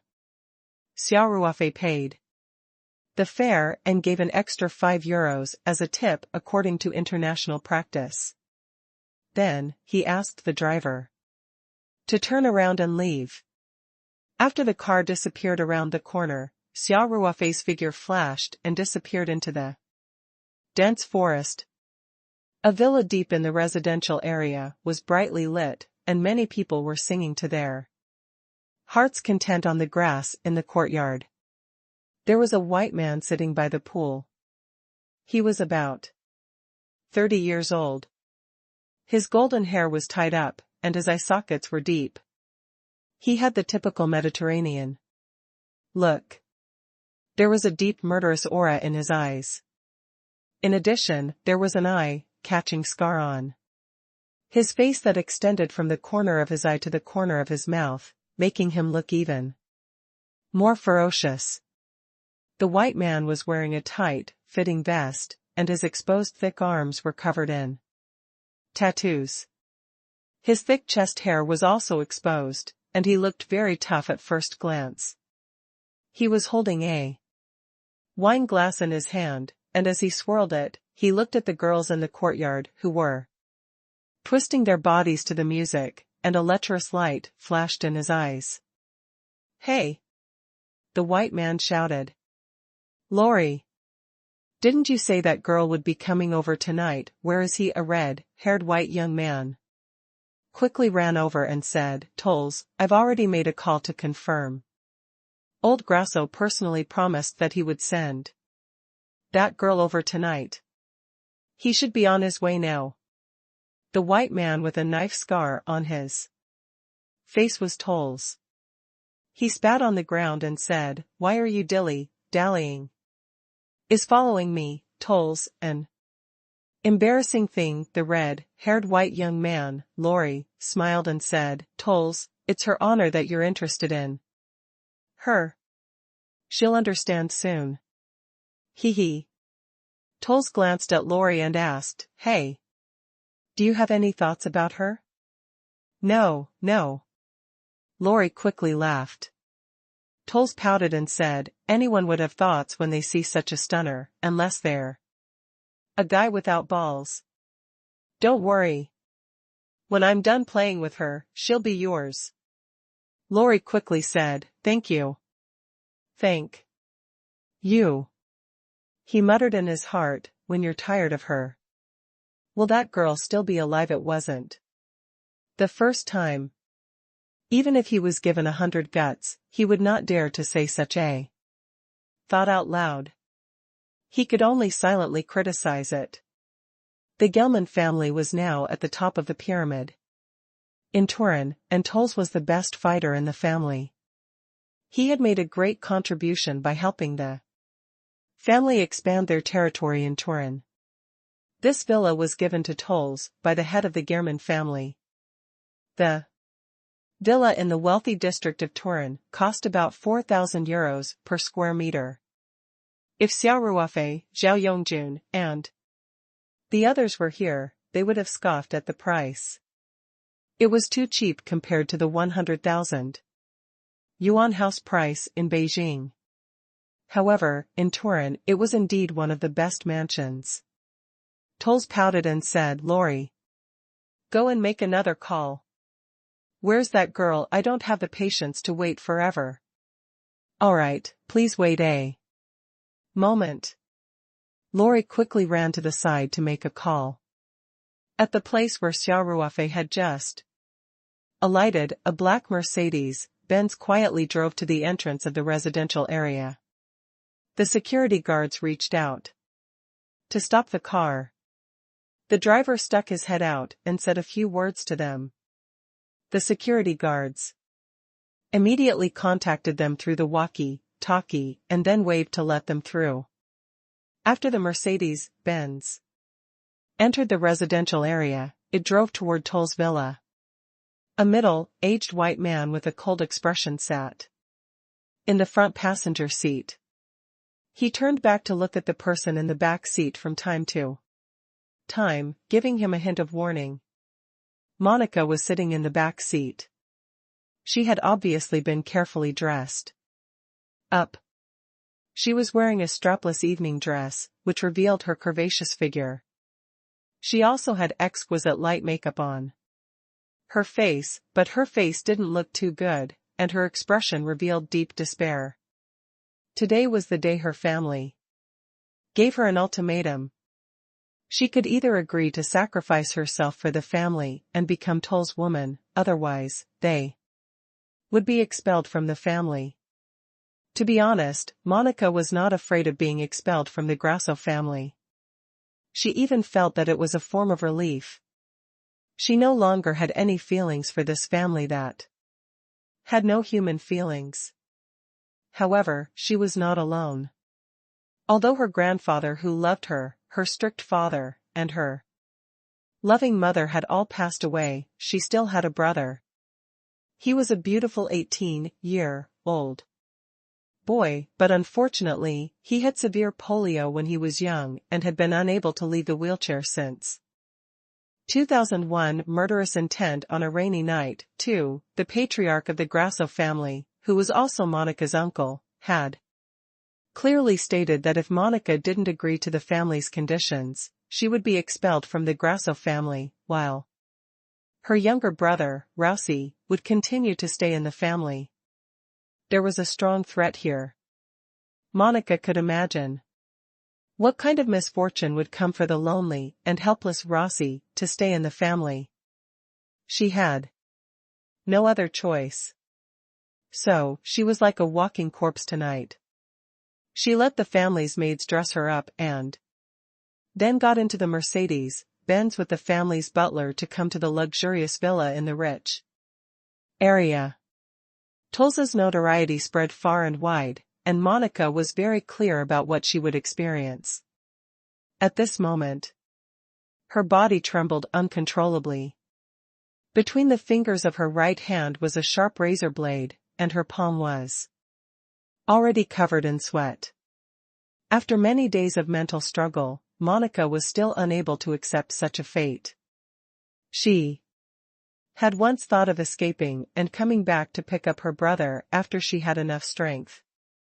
However, the Grasso family had already kept her under close watch. Her uncle, the family head, saw her as the only hope and important chip to help the Grasso family return to its peak. When Monica saw the figure loitering outside her house, she knew that even if she wanted to be expelled from the family, it would be an extravagant hope. The Grasso family had no intention of chasing her away. She had no choice. Thus, Monica used the opportunity of going to the bathroom to send an email with an old phone that she had hidden with great difficulty. She also had a razor blade between her fingers. Looking at the lights of the villa that were getting closer and closer, Monica's mind flashed with the figure of the magical Oriental man, and the corners of her mouth could not help but curl up into a beautiful arc. Her last email was meant for Xia Ruofei. She did not waste too much time on her own encounter. The main point of the email was to request Xia Ruofei to save her brother, Rossi, if possible. Of course, when the email was sent out, Xia Ruofei was in the middle of interrogating Bandita, the leader of the Nyalia gang, in Turin. Then, he took a taxi to the villa in the wealthy district, so he did not see it immediately. The villa was getting closer and closer. Monica could even see the group of demons dancing in the courtyard through the car window. She clenched the blade between her fingers, and her expression gradually became determined. On this trip, Monica was determined to die. Even if I die, I won't let that notorious devil taint my body. This was Monica's only obsession. Regardless of whether she succeeded or failed, Monica had no intention of living. Toles had rich combat experience. Even if he was confused, it would be quite difficult to cut his throat with this blade. If the assassination failed, Monica planned to cut her own artery immediately and not give Toles the chance to defile her. Even if she was lucky enough to succeed, Monica's chances of survival in Toles's old lair were zero. She might even face the crazy revenge of the Gelman family and fall into a situation worse than death.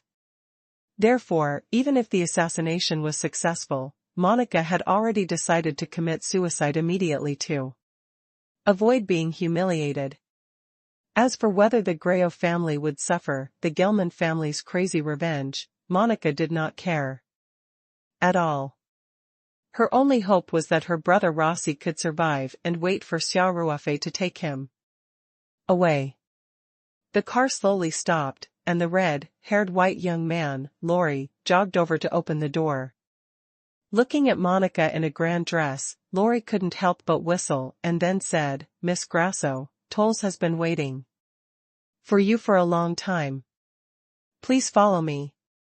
With that said, he had an unruly smile on his face and stood by the door, gesturing for Monica to go ahead. Monica looked at him coldly and then stepped out of the car. Lori immediately led Monica into the villa.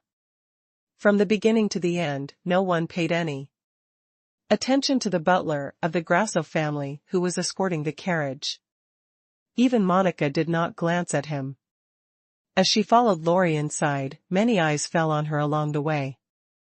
Some were gloating, some were envious, and some had a trace of pity. Monica completely ignored these gazes, as if she had accepted her fate, and followed Lori with a blank expression. "Wait." A woman in a black leather jacket reached out and blocked their way. "Raise your hands, don't move." Monica glanced at him and slowly raised her hands as requested. The woman in black searched Monica's body seriously, 3 times in a row, before waving her hand and letting her go. Monica couldn't help but break out in a cold sweat. Her hand that was holding the razor was right beside the head of the woman in black, but the woman in the tight black leather suit didn't notice it. Sometimes, the most dangerous place was the safest place. Although this saying was overused, there was indeed a certain basis for it. Perhaps the other party felt that a weak woman would not be a threat at all, or perhaps they subconsciously ignored this unremarkable gap. between their fingers. In short, Monica passed through the barrier without any danger. Lori brought Monica to the pool. Monica could already see Tolls, who was lying beside the pool. That scarred face had given her nightmares for many days. Today, it was time to end this nightmare. 2002 Murderous intent on a rainy night. 3. She walked towards Tolls, and Xia Ruofei's figure appeared in her mind. Again. Xia, farewell. I used to think that the concept of chastity of Chinese women was ridiculous, but when the clan leader asked me to please this demon with my body, I felt a strong sense of guilt towards you. Don't worry, my body will always belong to you alone. It's just a pity I won't be able to see you again. Tolls had already stood up and walked toward Monica. He narrowed his eyes, which were filled with an ominous glint, and grinned at Monica. Monica felt that his mouth of yellow teeth was as disgusting as it could get, but she still endured the discomfort and showed Tolls a charming smile.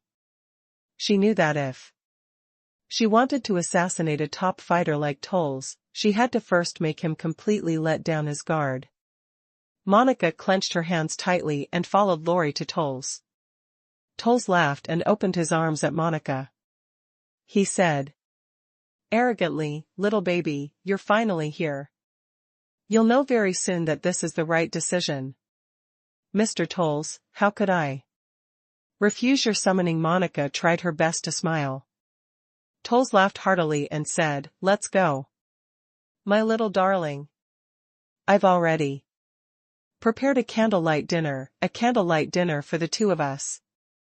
After saying that, Tolls reached out to Monica's shoulder, wanting to pull her into the villa. Lori and the others looked envious. They even began to imagine the scene of this hot and beautiful woman being trampled on by Tolls. Monica's eyes revealed a hint of determination. She still had a charming smile on her face, but the razor in her hand began to slide down gently. Tolls stretched out his hand, and the front door was wide open. Monica only needed to wave her hand, and the razor would cut Tolls' carotid artery. The premise was that she was fast enough, accurate enough, and strong enough. Monica gritted her teeth and said goodbye to Xia Ruofei in her heart. Then, she held the razor with 2 fingers and raised her hand. At this moment, everyone felt as if a gust of wind had blown past, and then a person suddenly appeared in the villa's courtyard. While everyone was still in a daze, the masked person had already appeared between Tolls and Monica in a strange flash. Monica didn't see the masked man's actions, but she felt the weight in her hand lighten. The razor had disappeared. Monica was in despair. She thought that the masked man had been secretly protecting Tolls and had only appeared after sensing danger. Now that her only weapon had fallen into the hands of the other party, she would not even have the chance to commit suicide in the face of such a group of wolves.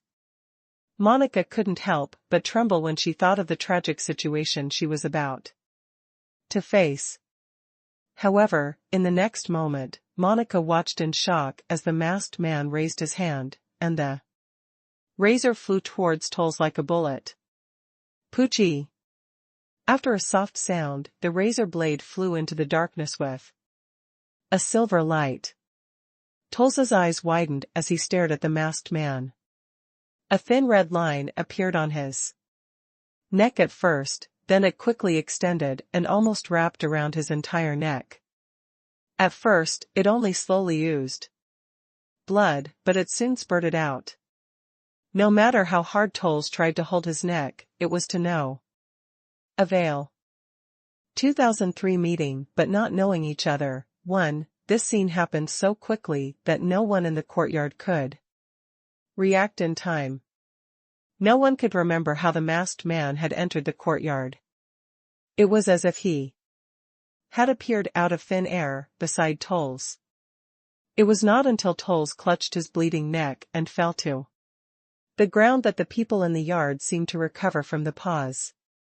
The women let out piercing screams in unison, while the men roared repeatedly.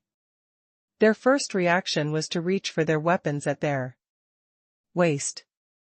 Those who could attend the party at Tolls' villa were basically members of mafia families.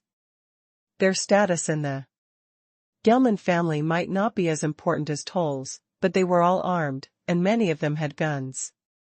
Monica was also in a state of shock.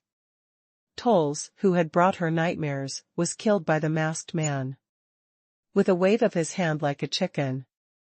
Furthermore, the masked man was actually using the razor blade that she had brought in.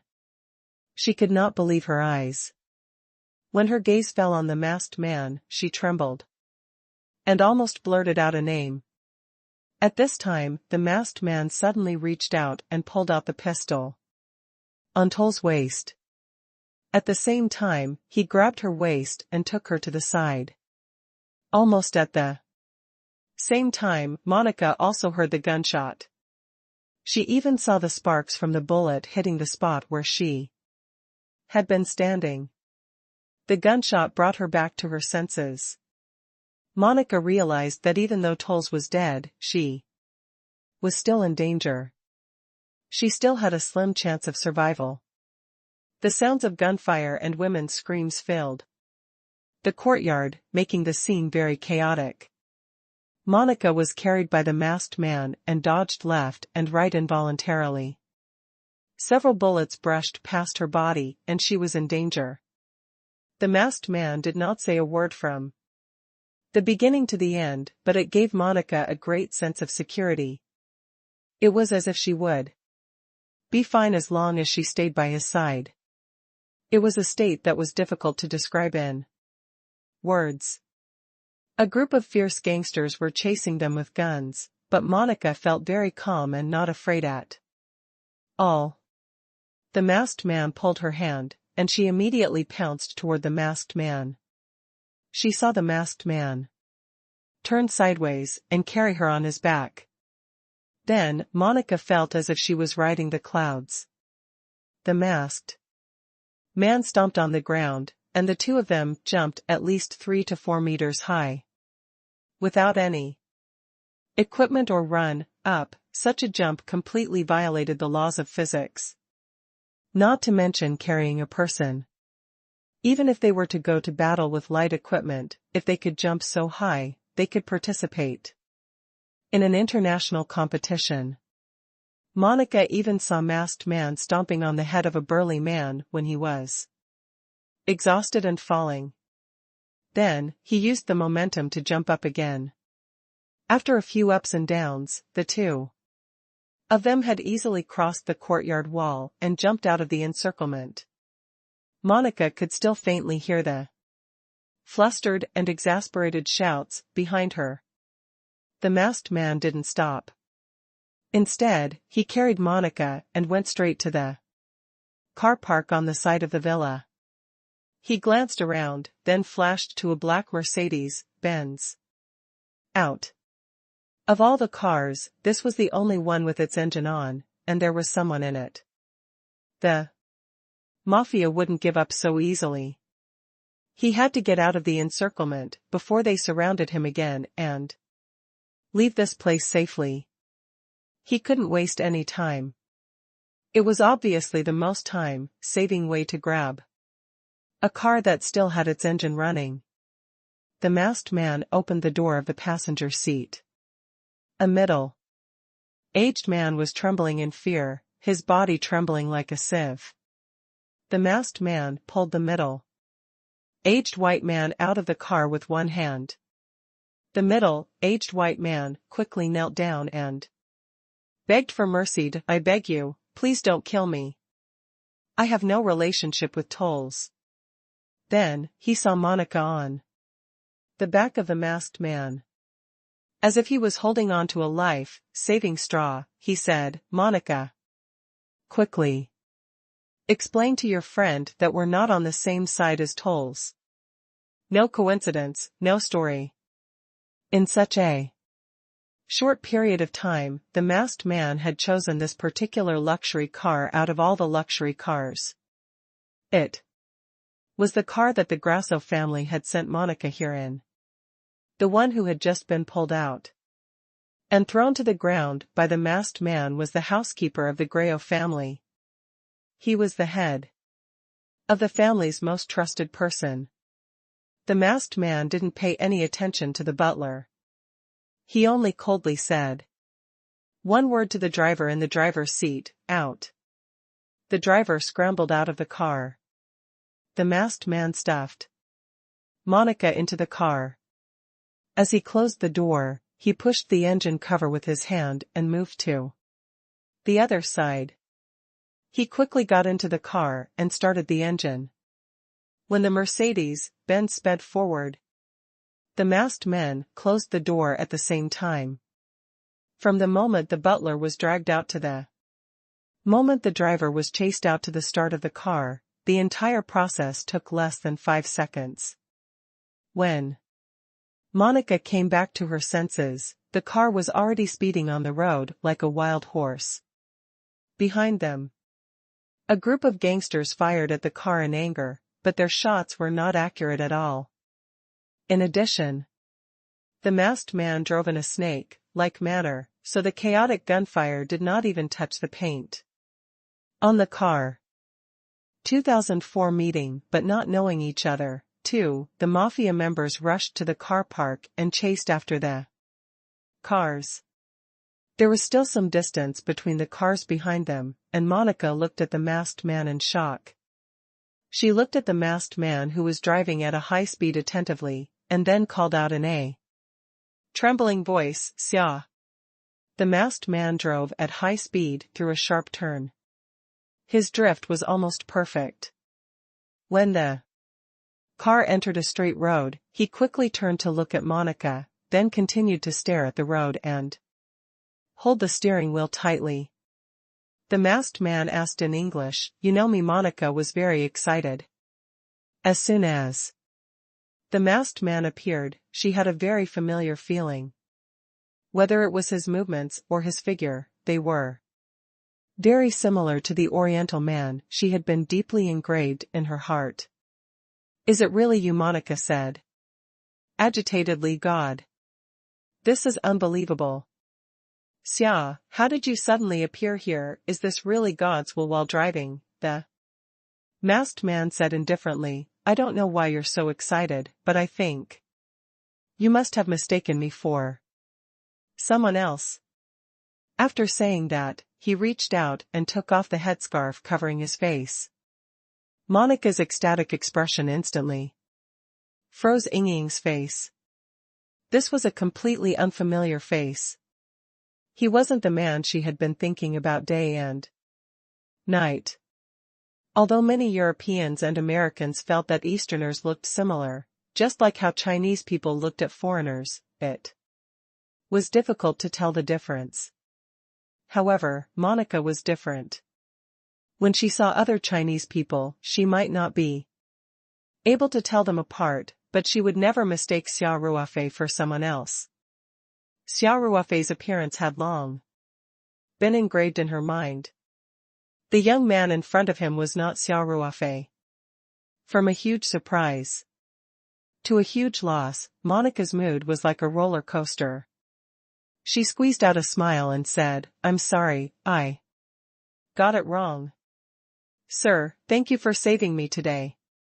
The masked man was Xia Ruofei. However, Monica could not recognize him after he had changed his appearance. In fact, Monica's intuition was quite accurate when he was covering his face. This feeling was very mysterious and could only be felt by two very close people. However, when Xia Ruofei took off the headscarf covering his face, Monica naturally overturned her previous judgment. After all, Xia Ruofei's method of changing his appearance was too magical. Even his temperament was completely different from before.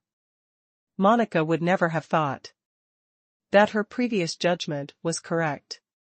Sometimes, what the eyes see might not be the truth. Instead, the first feeling was more accurate. In fact, Xia Ruofei had already hidden outside the villa before Monica. When he saw Monica get out of the car, his heart ached. At that time, Xia Ruofei thought to himself, did Monica finally choose to compromise? Perhaps this wasn't a compromise, and she was willing to do it, because at that moment, Xia Ruofei saw Monica smiling at Tolls. Xia Ruofei was all too familiar with this smile. Every time he was with Monica, this smile would make him lose all his resistance.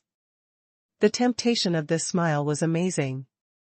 However, Xia Ruofei was a cultivator. After all, he quickly noticed the blade that even the woman in black who was searching the body did not notice. At this moment, Tolls was about to go over and hold Monica's shoulder. Monica raised her hand, and the reflection of her razor blade woke Xia Ruofei up. Without any hesitation, he shot out like lightning.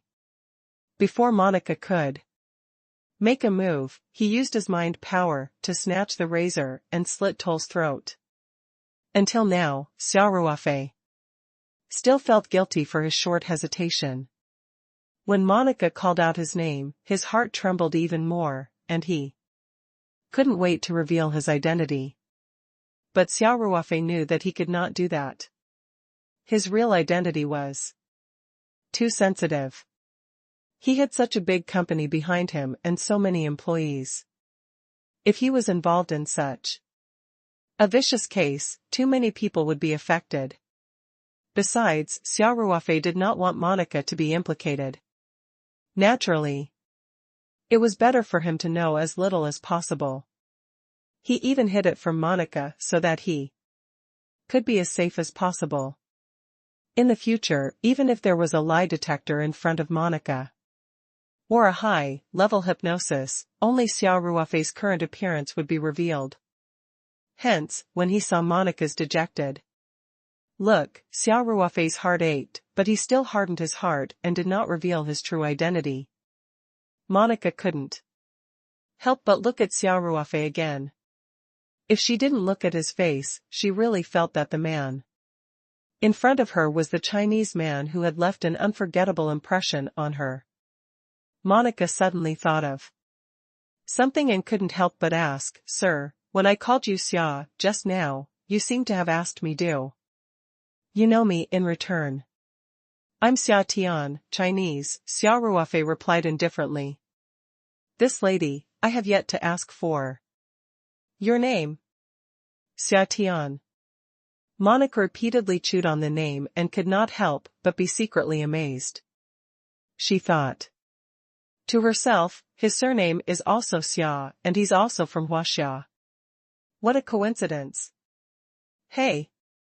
Did you hear what I said?" Could he have fallen asleep when she heard Xia Ruofei's voice? Monica finally came back to her senses.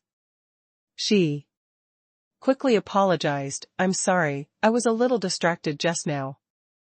"Hello, Mr. Xia, my name is Monica Grayo, you can call me Monica." "Hello, Monica." Xia Ruofei nodded. Monica explained again, "I just thought of one of my Chinese friends. That's why I was distracted. I'm really sorry." Hearing this, Xia Ruofei couldn't help but have a mischievous thought. He smiled and asked, "Do I look like your Chinese friend?" Monica turned to look at Xia Ruofei and said seriously, "He's the same as you, his surname is Xia." "You too. How should I put it, he doesn't look like him at all, but there seems to be a very similar quality. I don't know the details, but I just thought you were him." Xia Ruofei smiled and nodded. "Really, there's such a magical thing. How about you introduce me to him when you have the chance?" "No problem. I believe that you two will become very good friends," Monica said without hesitation. Then, Monica couldn't help but ask curiously, "Mr. Xia, why did you appear at Toll's villa and save me?" Xia Ruofei said calmly as he drove, "I appeared at Toll's villa to kill him." As for the reason, I think it's better for you not to know. Saving you was just in passing. I saw the blade in your fingers. The enemy of my enemy is my friend. We Chinese believe that it's fate to meet each other. Since we met, I took the opportunity to bring you out of there, that's all. It's just convenient. Monica muttered. Even though she had already confirmed that this Xia and the Xia in her heart were not the same person. The magical thing was that Monica still felt a faint sense of loss. Xia Ruofei glanced at the rearview mirror and asked, Monica, are there any more questions? No more. Monica blurted out. Since there's no problem, fasten your seatbelt. And sit tight. He said. Xia Ruofei said. As soon as he said that, Monica suddenly felt the car speed up again. She was caught off guard by the strong push. After fastening her seatbelt in a hurry, Monica realized that the car lights behind her were a little dazzling. The safety features of the Mercedes-Benz were quite good, but this kind of car from the original factory, which had not been modified, was obviously an A disadvantage compared to the off-road vehicles of the underworld. The vehicles driven by the mafia had already caught up with them. 2005 sticking to one's heart. 1. At this time, the car had already driven out of the wealthy district. The guards at the gate had long hidden far away when they saw the crazy competition between the cars and the sparks from the shots from the cars behind. Lower your body. Don't show your head. Xia Ruofei shouted. Monica quickly shrank her body under the back of the seat, not even daring to breathe. He swerved his car to avoid the bullets, but there were still bullets hitting the car from time to time. The rear windshield had long been shattered. Through the rearview mirror, Xia Ruofei could see that there were at least 4 cars following closely behind them. The distance between them was getting closer and closer. If this went on, those cars would catch up in no time. The car sped along Bow River. Xia Ruofei thought of a plan as he drove. If Monica was not around, he could escape easily. However, he had Monica with him and the car was not very powerful. It would take some effort to get rid of the pursuers. Xia Ruofei held the steering wheel with one hand and took out a pistol from his waist with the other. He had taken it out of Tolza's body during the chaos. He had checked it and it was full of bullets. There was a bridge in front of them. After crossing the bridge, they would reach the other side of the Bow River and drive to the city center. However, Xia Ruofei did not choose to walk on the bridge. Before he dealt with the pursuers, he might cause innocent casualties. If he entered the city center, the mafia would not care about stray bullets. Xia Ruofei continued to drive along the side of the river. There was a turn in front of him, but he did not slow down. When he entered the turn, he used the handbrake to make a perfect drift to send the car into the turn. Then, he stepped on the accelerator and accelerated. Even the mafia behind them couldn't reach such a level of driving skills. In order to not rush out of the road, they had to slow down, which opened up a small distance. Xia Ruofei took the opportunity to control the direction with one hand and the gun with the other. He rubbed it against his leg and the bullet was loaded. Loading bullets with one hand was a basic skill that every Special Forces soldier had to master. Xia Ruofei had formed muscle memory and his movements were extremely smooth. Sit tight. Xia Ruofei shouted. Then, he leaned out and fired a shot behind him without hesitation. If it were an ordinary person, the hit rate of such a shot would definitely be low. After all, both vehicles were moving at high speed.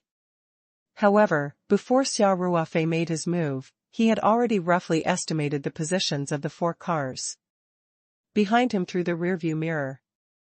After he leaned forward, he quickly observed the back. In that split second, he even had time to determine the trajectory of the car behind him.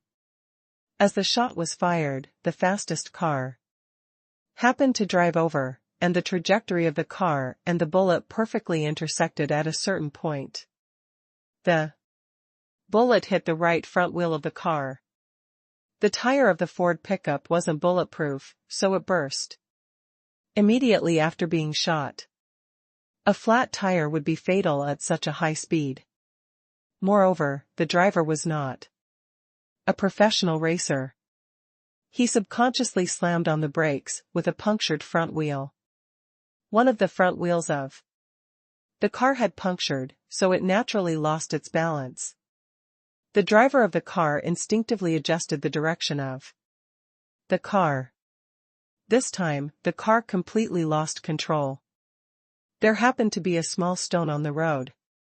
After the left front wheel of the car ran over it, the whole car suddenly turned sideways and began to roll.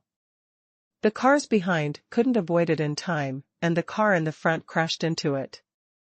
Xia Ruofei hit the brakes, turned around, and fired another shot.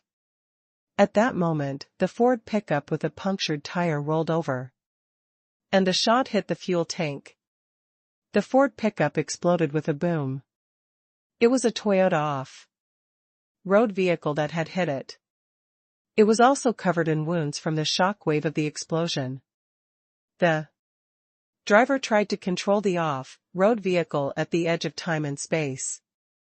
The Toyota off-road vehicle swerved on the road like a drunkard, but in the end, it still failed and hit a tree on the side of the road. Xia Ruofei's 2 bullets had taken out 2 cars at once. These 2 cars had completely blocked the road, and the other 2 cars behind could not pass. The gangsters jumped out of their cars and fired at Xia Ruofei's car in exasperation. Unfortunately, they were too far away and posed no threat. They watched helplessly as the broken Mercedes-Benz drove away and quickly disappeared at the corner of the road. At that moment, the Toyota off-road car that had crashed into the tree started to burn. The gangsters could not be bothered to chase after Xia Ruofei. They frantically searched for fire extinguishers in the remaining 2 cars in an attempt to save their companions who were trapped. As for the first Ford pickup, it was burnt to a skeleton in a short time, and none of the gangsters in the car could escape. After Xia Ruofei drove away from the scene, he slowed down. Monica, who was still in shock, straightened her body and looked at the calm Xia Ruofei. She said sincerely, "Mr. Xia, your marksmanship is really good." Xia Ruofei smiled and turned to look at Monica. "Monica, where are I taking you now? Are you going home?" Monica's eyes revealed a trace of confusion as she smiled bitterly. "Home? I don't have a home to go back to." From Monica's point of view, the Grayo family was not her home. In the entire family, other than her younger brother, Rousey, none of her uncles and distant relatives were her family. Other than using her to exchange for benefits, those people did not care for her at all like a relative should.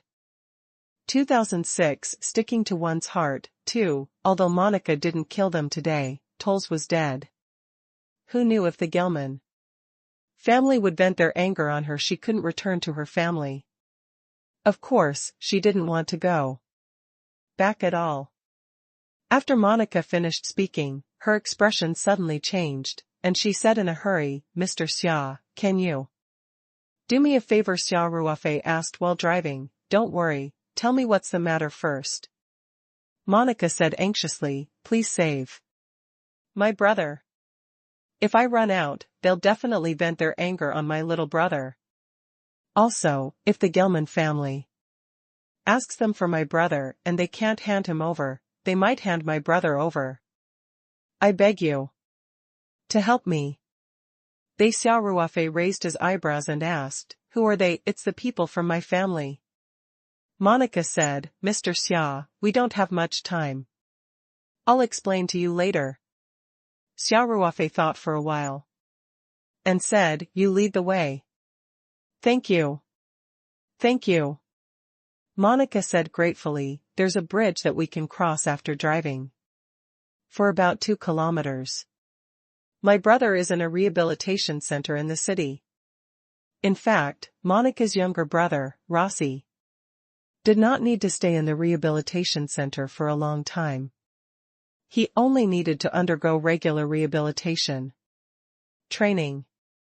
However, since Tolls had let out the word that he wanted Monica to be his woman, the Grasso family had arranged for Rossi to stay in the rehabilitation center and had sent people to watch over him strictly in order to make Monica submit. With such a huge incident happening tonight, Monica had to quickly rescue her brother and settle him down before the Grasso family and the Gelman family could react. Otherwise, it would be too late. Xia Ruofei nodded and sped up. When the car was crossing the bridge, Xia Ruofei asked jokingly, Monica, I've helped you so much. How are you going to thank me? Monica's heart skipped a beat. She looked at Xia Ruofei carefully and said, Mr. Xia, I'm penniless right now, but as long as I can escape Europe with my brother, we'll definitely repay you in the future. After such an incident, she definitely could not stay Italy. Even the entire Europe had the power of the mafia, so Monica decided to leave Europe with her brother. In fact, even if they hid at the ends of the earth, if the mafia family was determined to take revenge, they would not be able to hide at all. However, Monica could not think so much now. She could only take one step at a time. Xia Ruofei sized Monica up on purpose, which made Monica feel a little scared. Then, he smiled and said, actually, if you want to thank me, you don't have to wait until the future. You know what I mean. Monica's expression changed slightly. The thing she was most worried about had still happened. This very powerful Chinese young man in front of her actually had a desire for her body. Monica was having an intense mental struggle in her heart. To be honest, Monica had a very good impression of this Xia Tian from China. She even had a natural sense of closeness to him. Even when he looked at her with that frivolous gaze just now, Monica could not feel any disgust in her heart. Sometimes, Monica even had the illusion that Xia Ruofei was beside her. However, she kept reminding herself that an illusion was just an illusion. This was Xia Tian, not Xia Ruofei. No matter how powerful Xia Tian was or how friendly he felt to her, he could never replace Xia Ruofei. Gradually, Monica's eyes became determined. She said, Mr. Xia, please stop the car. I don't think I can satisfy your request. You saved my life, and I'm very grateful to you, but that's all. Xia Ruofei smiled playfully and asked, then, you're not going to care about your brother? Monica looked like she was struggling, but in the end, she said, with determination, I'll think of another way, so there's no need to trouble Mr. Xia. Now, Monica was a little worried. If he did not let her go this summer, or if he used force, she would have no chance of resisting.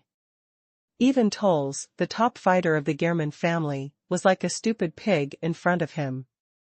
How could she, a weak and unarmed woman, resist Monica? Could only pray in her heart. At this moment, Xia Ruofei suddenly laughed and said, I was just joking with you. Look at how nervous you are. Monica looked at Xia Ruofei hesitantly.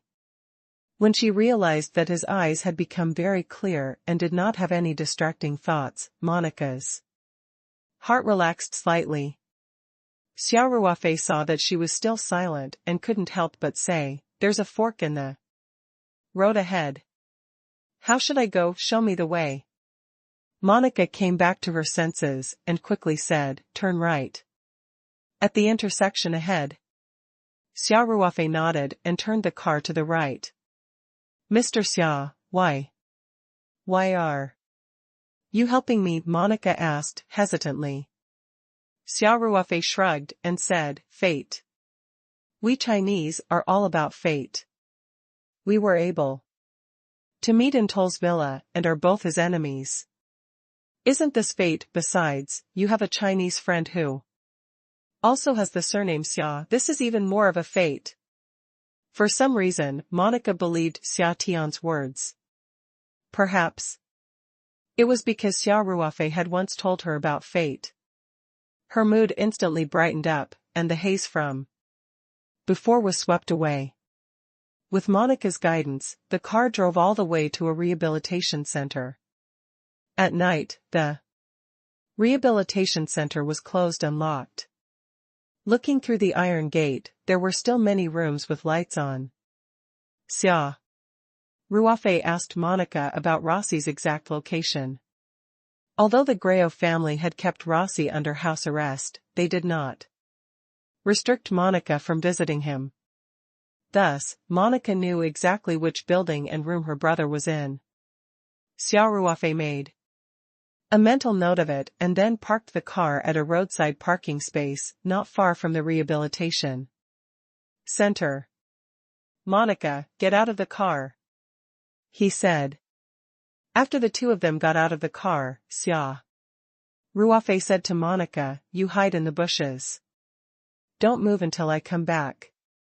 Unless it's me, don't move. No matter who calls you, even if it's your brother. Are you going in alone? Monica quickly said, let me lead the way for you. I've been here a few times, so I'm very familiar with the place. Xia Ruofei smiled and said, didn't you already tell me the location? With the information you provided, I don't need anyone to lead the way. I'll definitely find Rossi soon. Xia Ruofei paused and passed the gun to Monica. Remember what I said, hide in the grass. Xia Ruofei did not know how important Monica was to the Greo family and the Gelman family. He also did not know if they would rush over overnight to take Rossi away. However, there was no harm in being careful. This Mercedes-Benz was already riddled with holes. It would be too big of a target if it was parked here.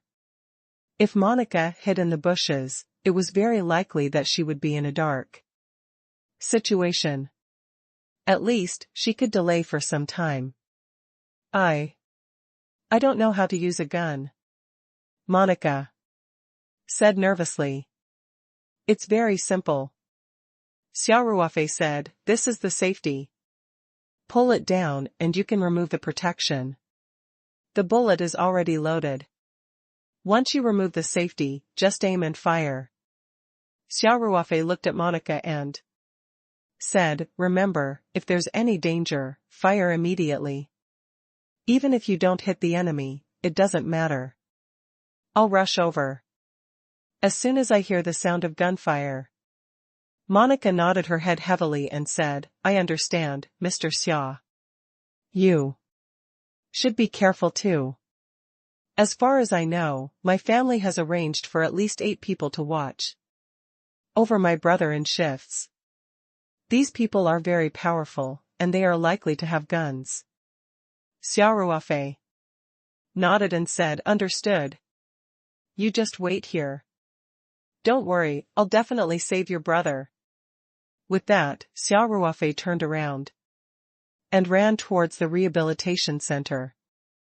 2007. Entering a no man's land. 1. Monica held the pistol that still had Xia Ruofei's body temperature tightly. She looked nervously at the other side of the road, through the bushes. She saw Xia Ruofei lightly step on the wall of the rehabilitation center and nimbly flip over it, disappearing into the night without a sound. Monica couldn't help but clench her hands and pray in her heart. After Xia Ruofei climbed over the wall, he immediately flashed into the shadows like a cat and then quickly ran in the direction of the hospital building. The security in the rehabilitation center was not strict. Xia Ruofei did not deliberately avoid the surveillance cameras. He had already covered his face and changed his appearance.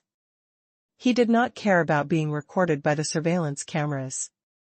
The only thing he wanted was time, so he moved quickly.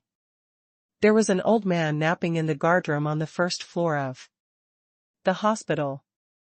Xia Ruofei sneaked into the building without any effort. He quickly looked left and right, then flashed into the stairwell and quickly climbed up the stairs. According to Monica's speed, if the Grayo family did not change Rousey's house arrest location, he should be in the ward on the east side of the 6th floor, and there were at least 6 to 8 people taking turns to guard the door. Xia Ruofei sprinted at full speed and reached the 6th floor in no time. He quietly pushed the door of the emergency exit open a crack, observed for a while, and then flashed into the corridor of the 6th floor. The corridor was about 30 meters long. Xia Ruofei came out from the westernmost side, and Rousey's ward was separated from his by an entire corridor. As soon as Xia Ruofei came out, he saw 4 burly men sitting on the bench at the end of the corridor. The moment he appeared, the 4 men immediately looked over. Xia Ruofei did not hide. Instead, he quickened his pace and walked towards them. One of the big men stood up vigilantly and asked, "Who are you?" Xia Ruofei did not answer and continued to walk quickly towards them. "Stop." The burly man reached his hand into his waist.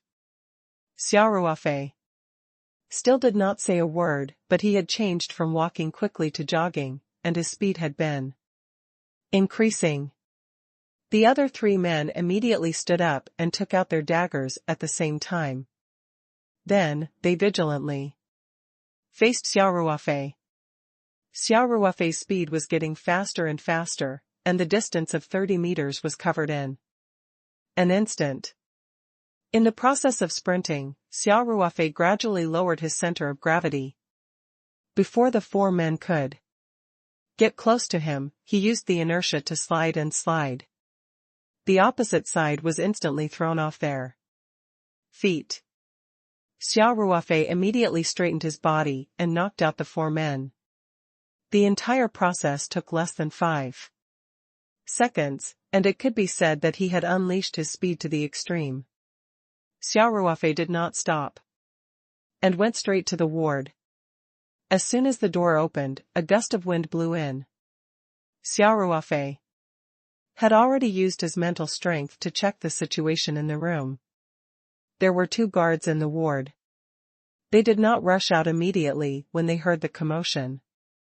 Instead, they hid by the door and prepared to give the enemy a fatal blow. However, they did not know that with Xia Ruofei's mental strength, they had no way to hide their whereabouts. Xia Ruofei, who was already prepared, easily tilted his head and dodged the extremely fierce knife. Then, he took advantage of the opening in the middle of his opponent's body and leaned his shoulder heavily on his chest.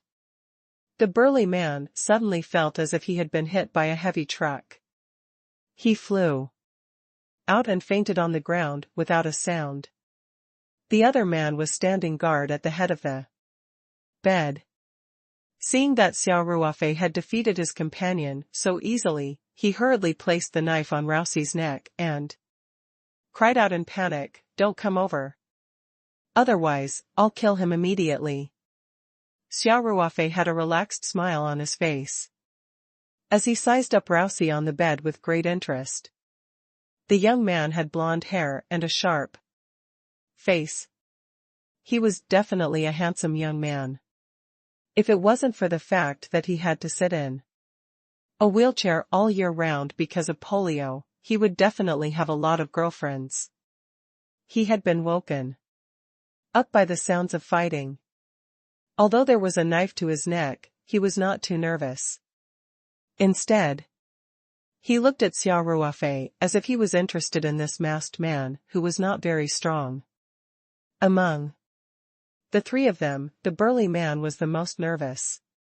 His hand that was holding the knife was trembling. Xia Ruofei spoke in English, "Put the knife down and I won't hit you. I just want to take Luo Si away. Don't even think about it," the burly man said in a trembling voice. The other party was not tall or strong, and his hands were not made of iron, but the burly man still felt a sense of fear from the bottom of his heart. The hand holding the knife could not help but tremble. Xia Ruofei looked at him and was really afraid that his hand would slip and cut off Rousey's carotid artery. Besides, he did not want to delay too long, so he put away his teasing heart and rushed directly in the direction of the hospital bed. Seeing this, the big man's heart hardened, and he suddenly exerted force in his hand, wanting to kill Rousey first and burn both Jade and Jade. However, he was shocked to find that it was as if he had been frozen. No matter how hard he tried, he couldn't move the hand holding the knife. Xia Ruofei's speed was very fast.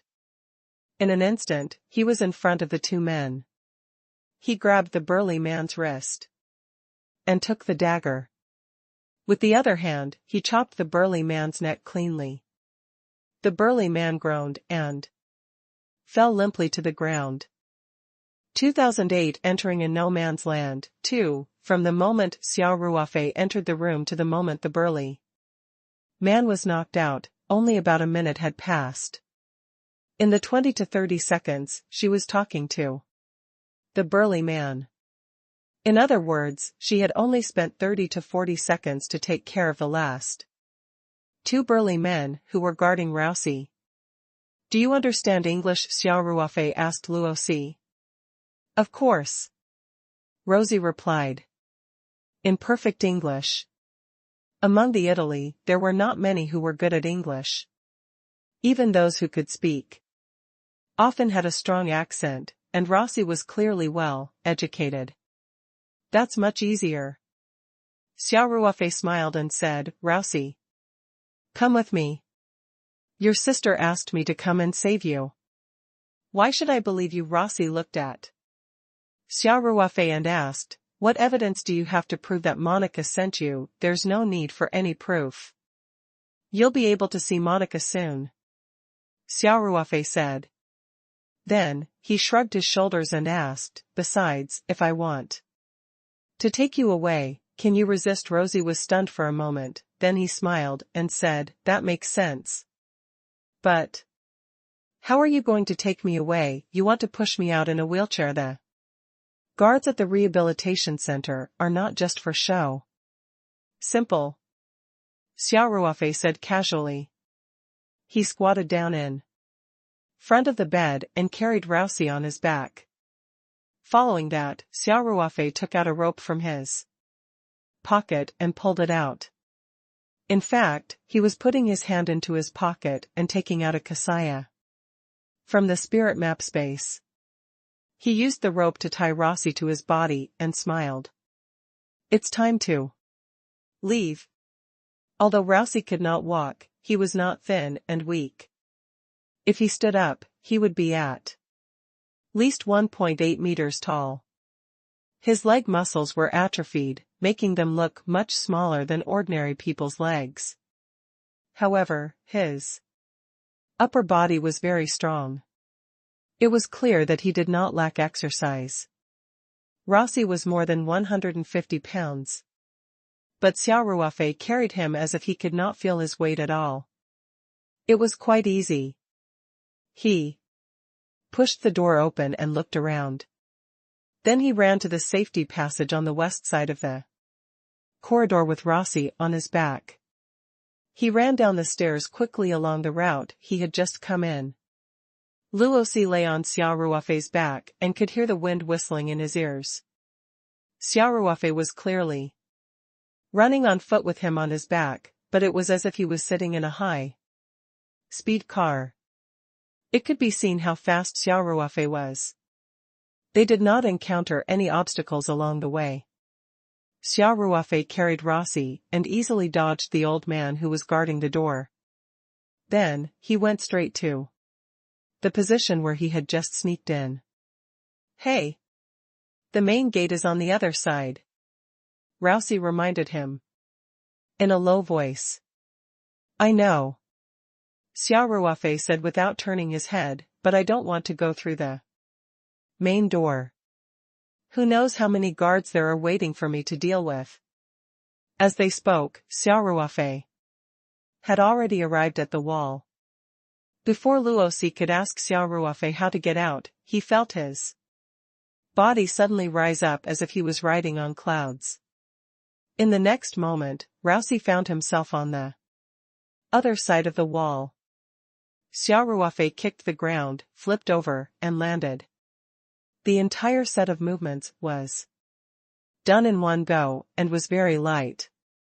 Luosi, who was behind him, did not feel much of a shock and was already outside the wall. Monica, who was waiting anxiously in the bushes, could not help but stand up when she saw Xia Ruofei's figure appear on the wall. With the help of the weak light from the street lamp, Monica could vaguely see that Xia Ruofei was carrying someone on his back. She was suddenly excited and could not hold it in any longer. She ran out of the bushes she was hiding in. It's Monica! Rossi called out.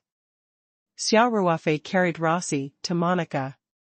Monica finally saw that the person on Xia Ruofei's back was her younger brother, Rossi, whom she was most worried about. She burst into tears. Rossi! Are you all right? Monica quickly asked. I'm fine. Rossi grinned and said, Monica, the person you sent to save me is so good at fighting. Jack. And the others are like 4 or 5-year-old children in front of him. They can't even withstand a single blow. Monica quickly said, Rossi, don't be rude. How could I order Mr. Xia around? I begged him to go in and bring you out. Monica could not help but feel nervous when she heard Rossi say send someone to save me. She was afraid that Xia Ruofei would be angry. Actually, Xia Ruofei could not understand Italian at all. Besides, he was not that petty. Xia Ruofei only said indifferently, let's talk in the car. I didn't hide my tracks just now, so someone might catch up to us soon. Alright, thank you for your hard work, Mr. Xia. Monica said hurriedly. Xia Ruofei opened the back door of the Mercedes-Benz, untied the rope, and carried Rossi into the car. Monica quickly got into the car from the other side. Xia Ruofei quickly started the car and left the rehabilitation center. Of course, he didn't stop in the city. Instead, he drove out of the city. A few minutes later, the sound of cars screeching and the sharp sound of brakes braking broke the silence. A group of fierce-looking men rushed into the rehabilitation center and went straight to the 6th floor where Rossi was under house arrest. The group of men naturally returned without any success. They came to a white middle-aged man in a flashy white suit and said, Mr. Gelman, they've rescued her, but she shouldn't have gone far. She's still warm in bed. Mr. Gelman, another man suggested, let's hurry and chase after them. The middle-aged white man was the young leader of the German family, Diork. After receiving the news that Tolls had been assassinated, Diork had rushed over immediately and brought his men to chase after him. Chase Dick laughed coldly, the roads here lead in all directions. We don't even know which direction they went. How are we going to chase them then? What should we do? Check the video at the rehabilitation center immediately, said Diork, then compare it with the surveillance video at Toll's villa. I need to know the real identity of this Asian as soon as possible. Understood. Also, Dilork continued, send someone to Glasso's house and smash everything you can. According to the description of the people at the scene, Dilork knew that after the other party killed Tolls, they also took Monica of the Grasso family. The woman Tolls had taken a fancy to. Although there was no evidence pointing to Monica or the entire Grasso family as to what the masked man had to do with it, the Gelman family had always been drooling over the Grasso family. How could they let go of such a good opportunity? Yes. The black-clothed man responded and immediately went to make arrangements. Tonight, for the Grasso family, they were probably going to be in big trouble. However, Monica didn't care about the life and death of the Grasso family. At this moment, she was sitting in the back seat of the speeding Mercedes-Benz, constantly asking about her brother. Soon, the car crossed the river and left the downtown area of Turin, heading to the less populated suburbs. She could not return to the hotel tonight. Although Xia Ruofei had changed his appearance when he was doing this, it was very easy for him to go back to the hotel and the other party would not be able to find out that it was him. But now that Monica and Rousey were also here, it was hard to say. Xia Ruofei knew that as soon as he returned to the hotel with Monica and her brother, the mafia would arrive. If they didn't get rid of the German family, Monica and her brother might never be able to return home. The Black Hand gang would definitely find them even if they had to dig 3 feet underground.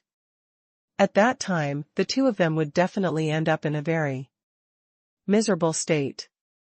How should he deal with this? Xia Ruofei's brain was also working quickly, hoping to find a solution as soon as possible. In fact, with Xia Ruofei's individual combat ability, he could slowly take out the Gelman family's main target, by himself. However, doing so would be too ostentatious and would easily attract the attention of the huge Glory Society. It was obviously not the best plan. He was thinking as he drove, and suddenly an idea came to his mind. 2009 check and balance _1 Under normal circumstances, it was unrealistic for an individual to go against a huge mafia group. Even though Xia Ruofei was a cultivator, he was still the same. Xia Ruofei might be able to destroy a small or medium-sized mafia family like the Gelman family on his own, but a mafia organization with a long history like the Glory Association had long gone on the path of globalization. Their forces were even more complicated and could be said to be endless. Moreover, if he really wanted to kill so many people, even if Xia Ruofei's heart was as hard as a rock, it would probably affect his own Dao heart. If they wanted to fight against the Gelman family and the Glory Society, they had to find an organization that was on par with them. Xia Ruofei had thought of a suitable power to help the overseas Hong sect, which had a long history. Not only was Li Yifu a world-class tycoon and a well-known entrepreneur, but he was also one of the big bosses of the Hong sect. In fact, Li Yifu had inherited his father's position. When his father, Li Jiuzhou, was still alive, he had a very high status in the Hong sect. Xia Ruofei didn't need to fight to the death with the Glory Association. He only needed to keep them in check. Without a doubt, the Hong sect was a very suitable force. Thinking of this, Xia Ruofei made a decision. He turned the steering wheel and drove the car into a small road at the side. He drove directly into a forest and hid himself. Monica had already calmed down. She was still holding her brother's hand tightly when Xia Ruofei stopped the car. In the bushes, she said, Mr. Xia, I'm really grateful to you this time. If it's convenient, can you send us to the airport? I want to take Rousey away from here. Xia Ruofei turned around and asked with a faint smile, "Where are you guys going?" Monica looked confused, but she quickly said, "We can only take things one step at a time. The most important thing now is to leave Turin and Europe. I think Asia should be a good choice. Maybe we can live in China. I've saved some money over the years using an anonymous account. I should be able to withdraw this money. It should be enough for Rousey and I to live for a while." Xia Ruofei smiled and said, "I have to remind you that the Gilman family must have received the news by now. They won't be able to get her from the Grayo family. Besides, you brought Rousey out. What do you think they'll do?" Monica shook her head slightly. Xia Ruofei smiled, "As long as the head of the Gilman family is not so stupid. He will definitely order his men to spread out and keep an eye on the airports, train stations, ports. You and Rousey are too obvious a target. As soon as you show your face, I can guarantee that there will be a few guns pointed at you." Monica's face turned even paler as she muttered, "Then what should I do?" "Don't be in such a hurry. In any case, you can't leave now." Xia Ruofei smiled and said, "I'm going to make a call to ask about the situation. We'll talk about your matter later." "Okay," Monica said, somewhat at a loss. Xia Ruofei took out his phone and dialed Li Yifu's number. "Hello? Who is it?" Li Yifu asked, in English with a hint of authority. Before Xia Ruofei left the country, not only did he make a new set of ID documents, but he also changed his phone and new number. Li Yifu did not recognize this number. It was evening in the United States, and Li Yifu was having dinner. Not many people knew his private phone number, and those who could call him directly were either very familiar with him or had dialed the wrong number. "Adopted husband, it's me," Xia Ruofei said in Chinese. Xia Ruofei heard the clattering sounds from the other end. Li Yifu immediately threw his knife and fork on the table, then stood up and said respectfully, "Senior granduncle, hello. Foster husband. I would like to ask, in Europe, to be exact, in Turin, Italy, how strong is the Hong sect?" Xia Ruofei went straight to the point, "I have a little problem here. I need the help of the Hong sect." Li Yifu quickly said, "Senior granduncle, are you in Turin now? Who would be so bold as to offend the senior granduncle? I'll arrange for a plane to rush over immediately." Xia Ruofei said, "Don't come over. You're the focus of the media wherever you go. I'm here in secret, I don't want everyone to know." "Yes, this disciple understands," Li Yifu immediately said. He laughed bitterly in his heart. He didn't expect that he would be despised by his senior granduncle because of his fame. Of course, Li Yifu only felt that it was a pity that he couldn't personally participate in the fight when he finally had the opportunity to work for his senior granduncle. Xia Ruofei was like a god in his heart. He would not be unhappy if Xia Ruofei refused to go to Italy with him. Li Yifu thought for a while and continued, "Master granduncle, the Hong sect has branches all over Europe. We also have a branch Italy. I will ask Louis Hai of the Italian branch to contact you right away. He will follow your orders unconditionally." "Where is he in Italy?" Xia Ruofei asked. "Great uncle, the Italy division is located in Milan." Li Yifu said, "It takes about an hour to drive from Milan to Turin. 2010 checks and balances _2. All right, tell him to come over tonight."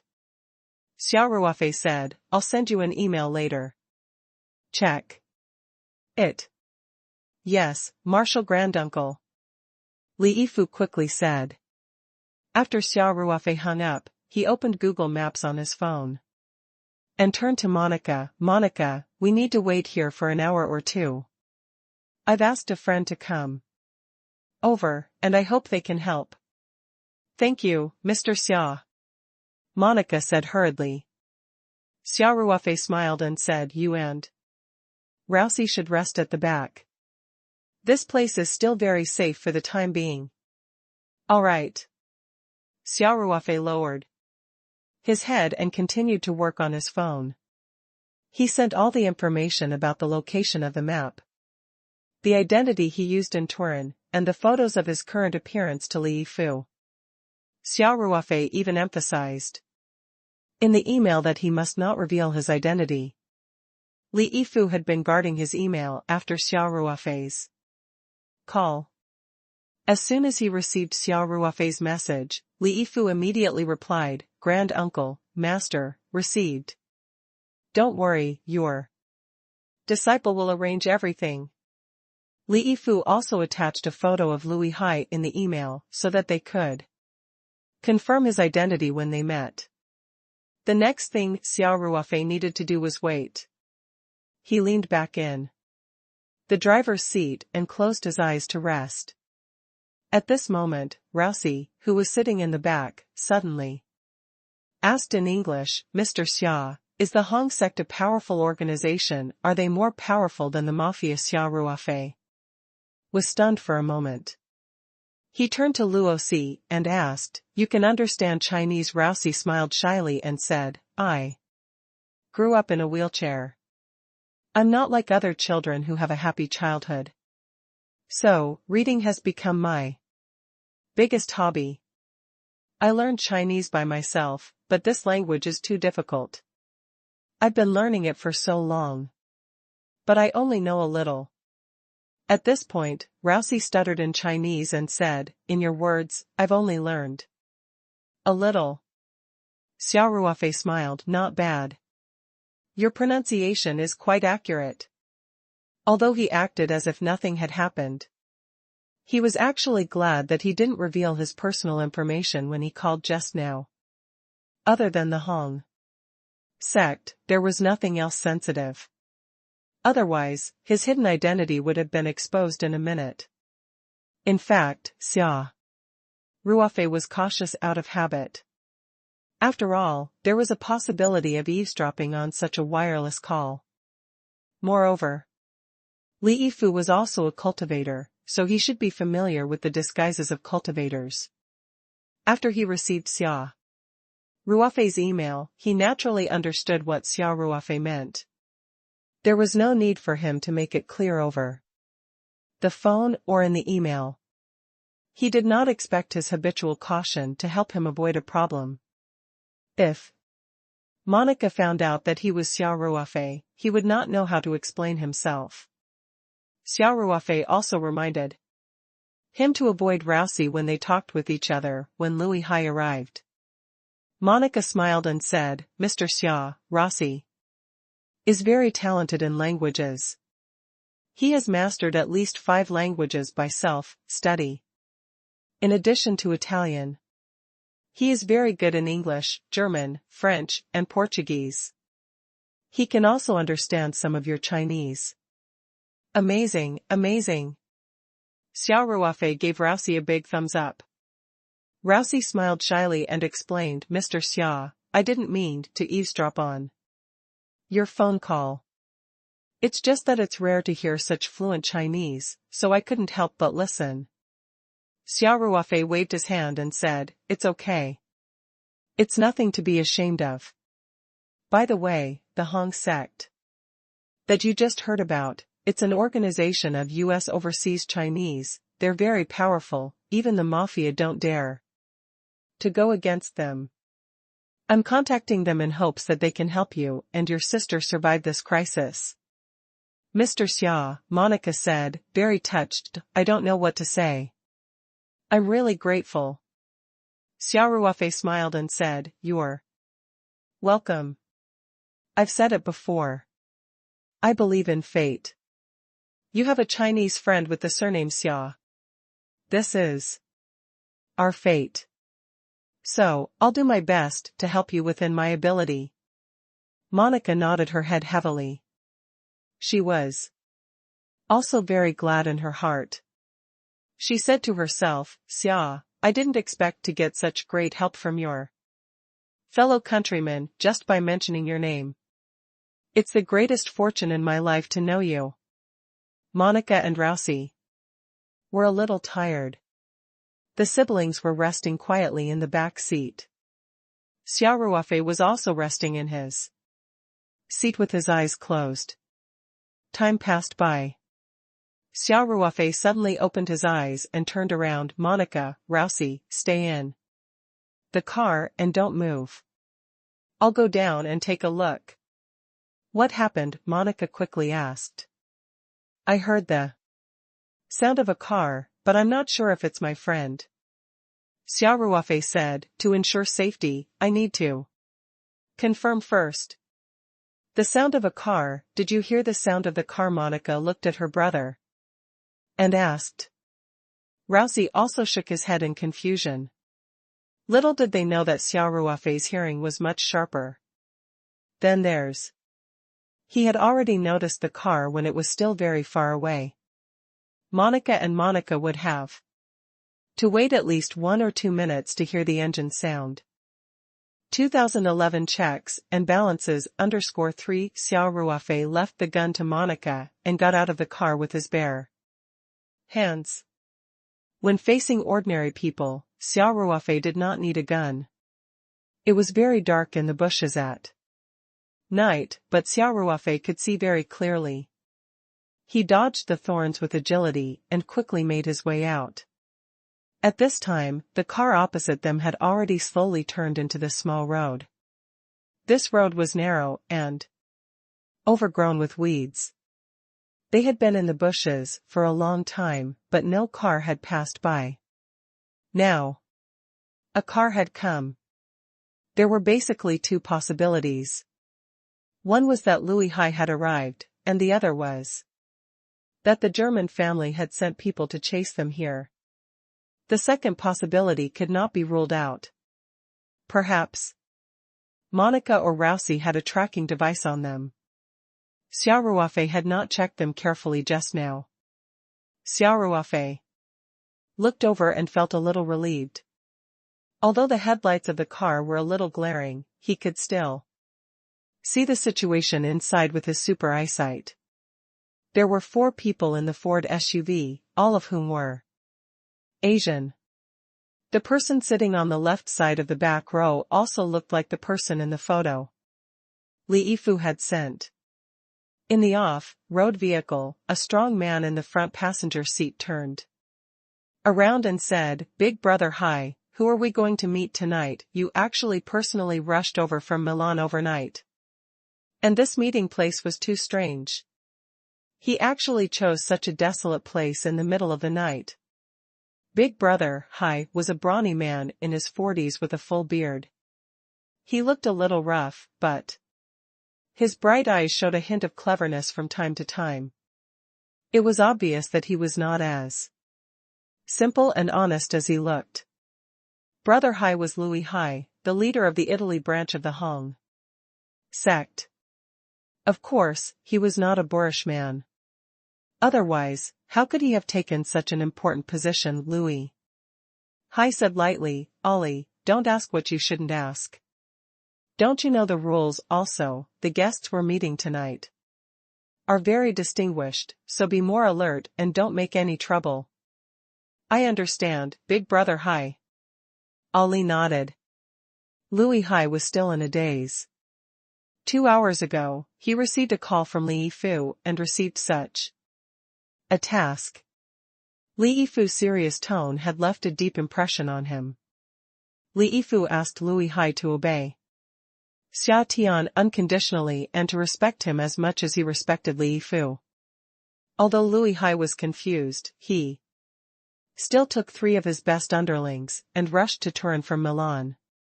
Actually, it wasn't just Ali. Even Louis Hai was curious about this distinguished guest. The car was getting closer and closer to the standard position on Google Maps when a figure suddenly appeared 20 to 30 meters in front of the car. The driver quickly stepped on the brakes and finally stopped the car steadily just as the car was about to hit the person. Before the driver could scold him, the man had already walked to the side of the car and asked, "Is Louis high?" Here Ali immediately frowned and shouted, "Impudent! Big Brother Hai's name is you." Ali, shut up. Louis Hai had seen the man's face clearly and knew that he was Mr. Xia, the man Li Yifu had been talking about. Therefore, Louis Hai stopped Ali, opened the door and got out of the car. 2012 A Strategy 1. Louis Hai sized Xia Ruofei up under the light. He was too young and looked plain. But he was exactly the same as the picture Li Yifu sent him. "Hello, Mr. Xia, I'm Louis Hai," he said hurriedly. "Hello, Mr. Liu." Xia Ruofei nodded and said, "Thank you for your hard work. You guys came here very quickly." Louis Hai said a bit cautiously, "You're welcome. Just call me Hai. Uncle Li told us to follow your arrangements. If you need us to do anything, just tell us." In fact, when Li Yifu called him, he was even more serious than this. He told Louis Hai that Mr. Xia had a very distinguished status, so he should respect Mr. Xia as much as he respected him. Li Yifu's position in the Hong sect was very high. Not only was he one of the big bosses in the United States headquarters, but he also controlled a huge amount of wealth. His father, Li Jiuzhou, was also a legendary big boss of the Hong sect. Therefore, his influence in the Hong sect was much stronger than that of ordinary big bosses. Li Yifu asked Louis Hai to respect Xia Ruofei as much as he respected him, which meant Xia Ruofei's status was elevated to the level of the leader of the Hong sect. Louis Hai couldn't understand why Li Yifu didn't pay so much attention to Qian even though Xia Ruofei was from a top family. The heads of those families could barely enjoy such treatment, but Li Yifu didn't care much about the junior disciples. Even so, Louis Hai didn't dare to neglect Li Yifu's warning, so he was very respectful to Xia Ruofei.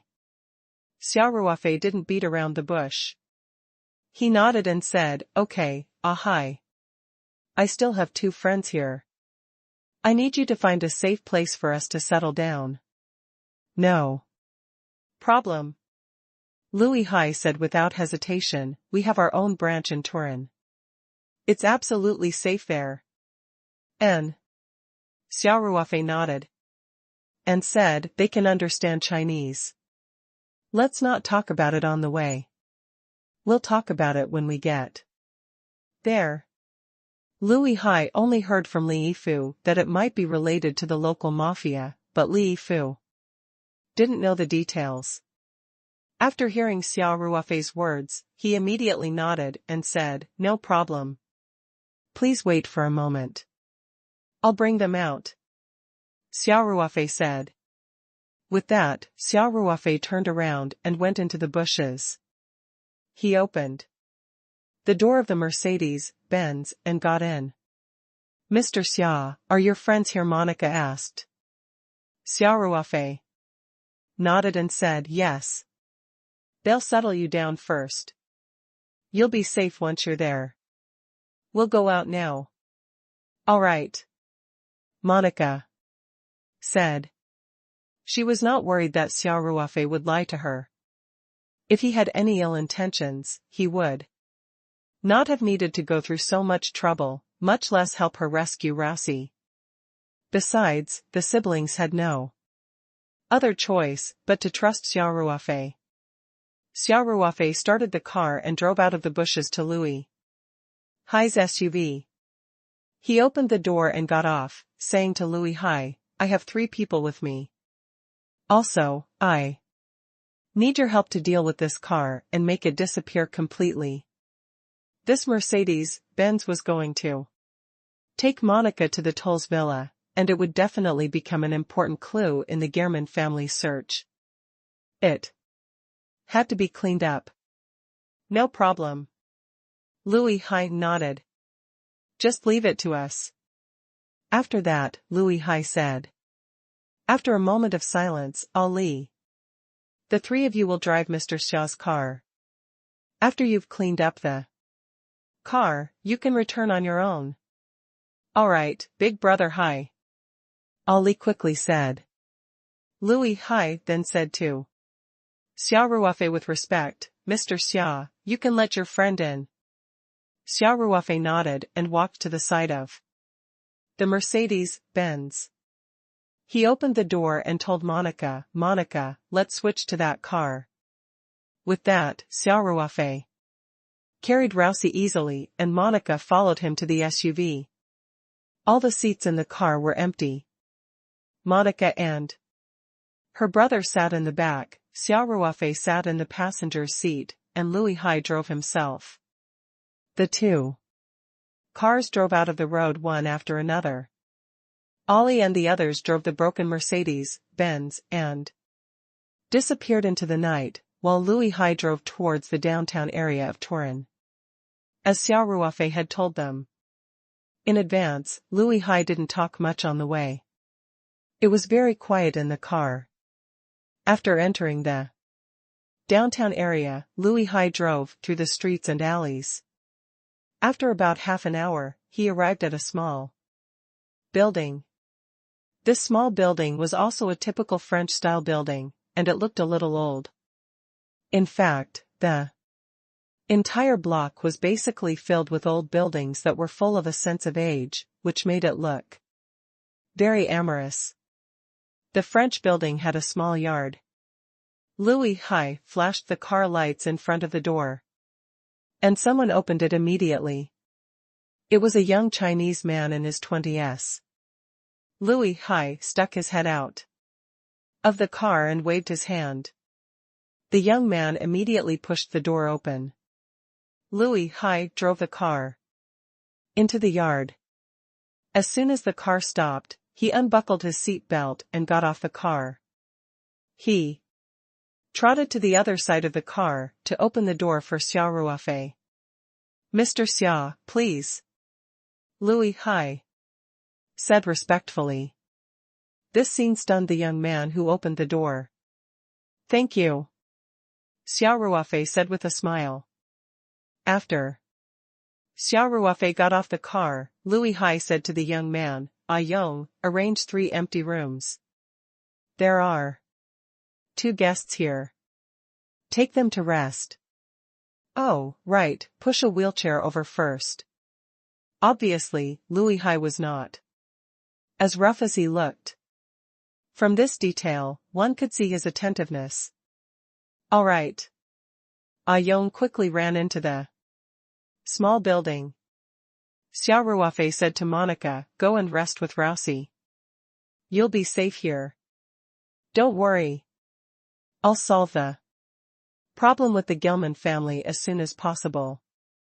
You don't have to escape abroad. Louis Hai raised his eyebrows when he heard the name of the Gilman family, but he didn't say anything. I understand. Thank you, Mr. Xia, Monica said. Yong quickly pushed a wheelchair over. Xia Ruofei personally carried Rousey out of the car and placed him in the wheelchair. Then, he patted his shoulder and said, rest early. Yong pushed the wheelchair and led Monica into the small building. Louis Hai also stepped aside and walked into the building with Xia Ruofei. Yong, after you've settled the 2 guests, inform Jingfeng and the rest to come to the small meeting room in 10 minutes. There's something important to discuss. Louis Hai said. All right, big brother Hai. Yong said. Considering Rousey's inconvenience, the rooms Yong arranged for them were on the first floor. When they reached the stairs, Louis Hai said, Mr. Xia, this way please. He brought Xia Ruofei to a small meeting room on the 2nd floor and busied himself with making tea for Xia Ruofei. Xia Ruofei said, Hi, don't be busy. I'll tell you what happened first. Yes. Louis Hai sat down opposite to Xia Ruofei. Xia Ruofei thought for a while and said, "You've heard it just now." "It has. Something to do with the Gelman family. Those two people just now are my friends." Xia Ruofei briefly told Louis Hai about Monica's situation, and then said, "That's the general situation. My request is very simple, and that is to completely solve Monica's problem. Do you have any suggestions?" Louis Hai thought for a while and said, "Mr. Xia, we know about the situation between the Gelman family and the Moore family. The influence of the Gelman family in Turin is growing rapidly. If it wasn't for Toll's incident, the Gelman family would have to give me some face. But now," Xia Ruofei said directly, "there's no need to worry about the Gelman family. I don't have a good impression of this mafia family. Just destroy them. I'm worried about whether the Glory Society will retaliate." Louis Hai couldn't help but smile bitterly, thinking, "Young master, you're really saying it without pain." In all of Italy, the Gelman family was not a big force, but it was not easy to destroy them. But since Xia Ruofei said so, Louis Hai couldn't refute. Jianjia Li Yifu told him to be careful. Otherwise, he would have given a tight slap to any young man in the Hong sect who dared to talk big.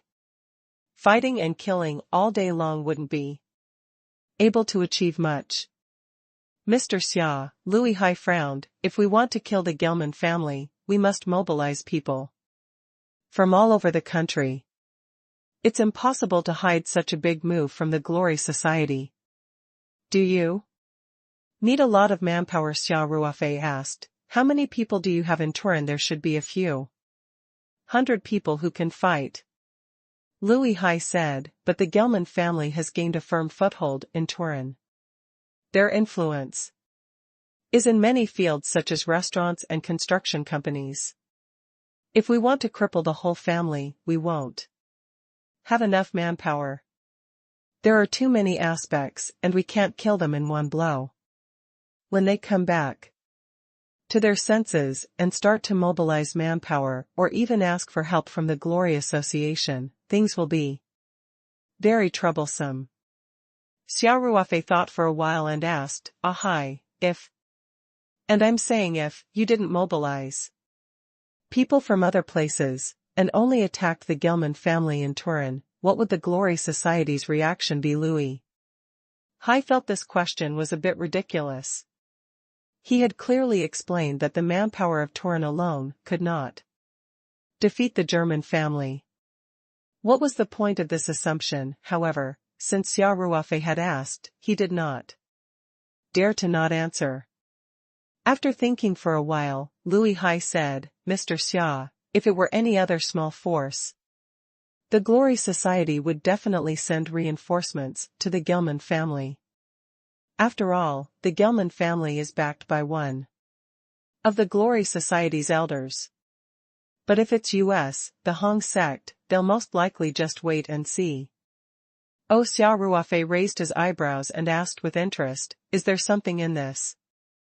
2013, I'm just doing it. 1. Louis Hai smiled and explained, "Mr. Xia, in Italy, the Hong sect might be slightly weaker than the Glory sect. But the gap is not obvious. Besides, we have strong forces in Europe and North America, and our overall strength is only stronger than the Glory Association." Louis Hai showed a proud look and continued, "If it was just a dispute in Turin, the Glory Society would not dare to act rashly without our reinforcements. After all, we are not in direct conflict with the Glory Society. The Gelman family is at most their vassal organization. The Glory Society would not risk a full-scale conflict and intervene in the dispute. If a full-scale conflict were to break out, we would be able to mobilize enough forces from all over Europe within a day, and even send reinforcements from North America. We would not need to support their glory society at all. Liu Hai then added, but Mr. Xia, this is all under the condition that we only use the strength of the Turan branch. If we mobilize all the manpower Italy, it's equal to provoking them.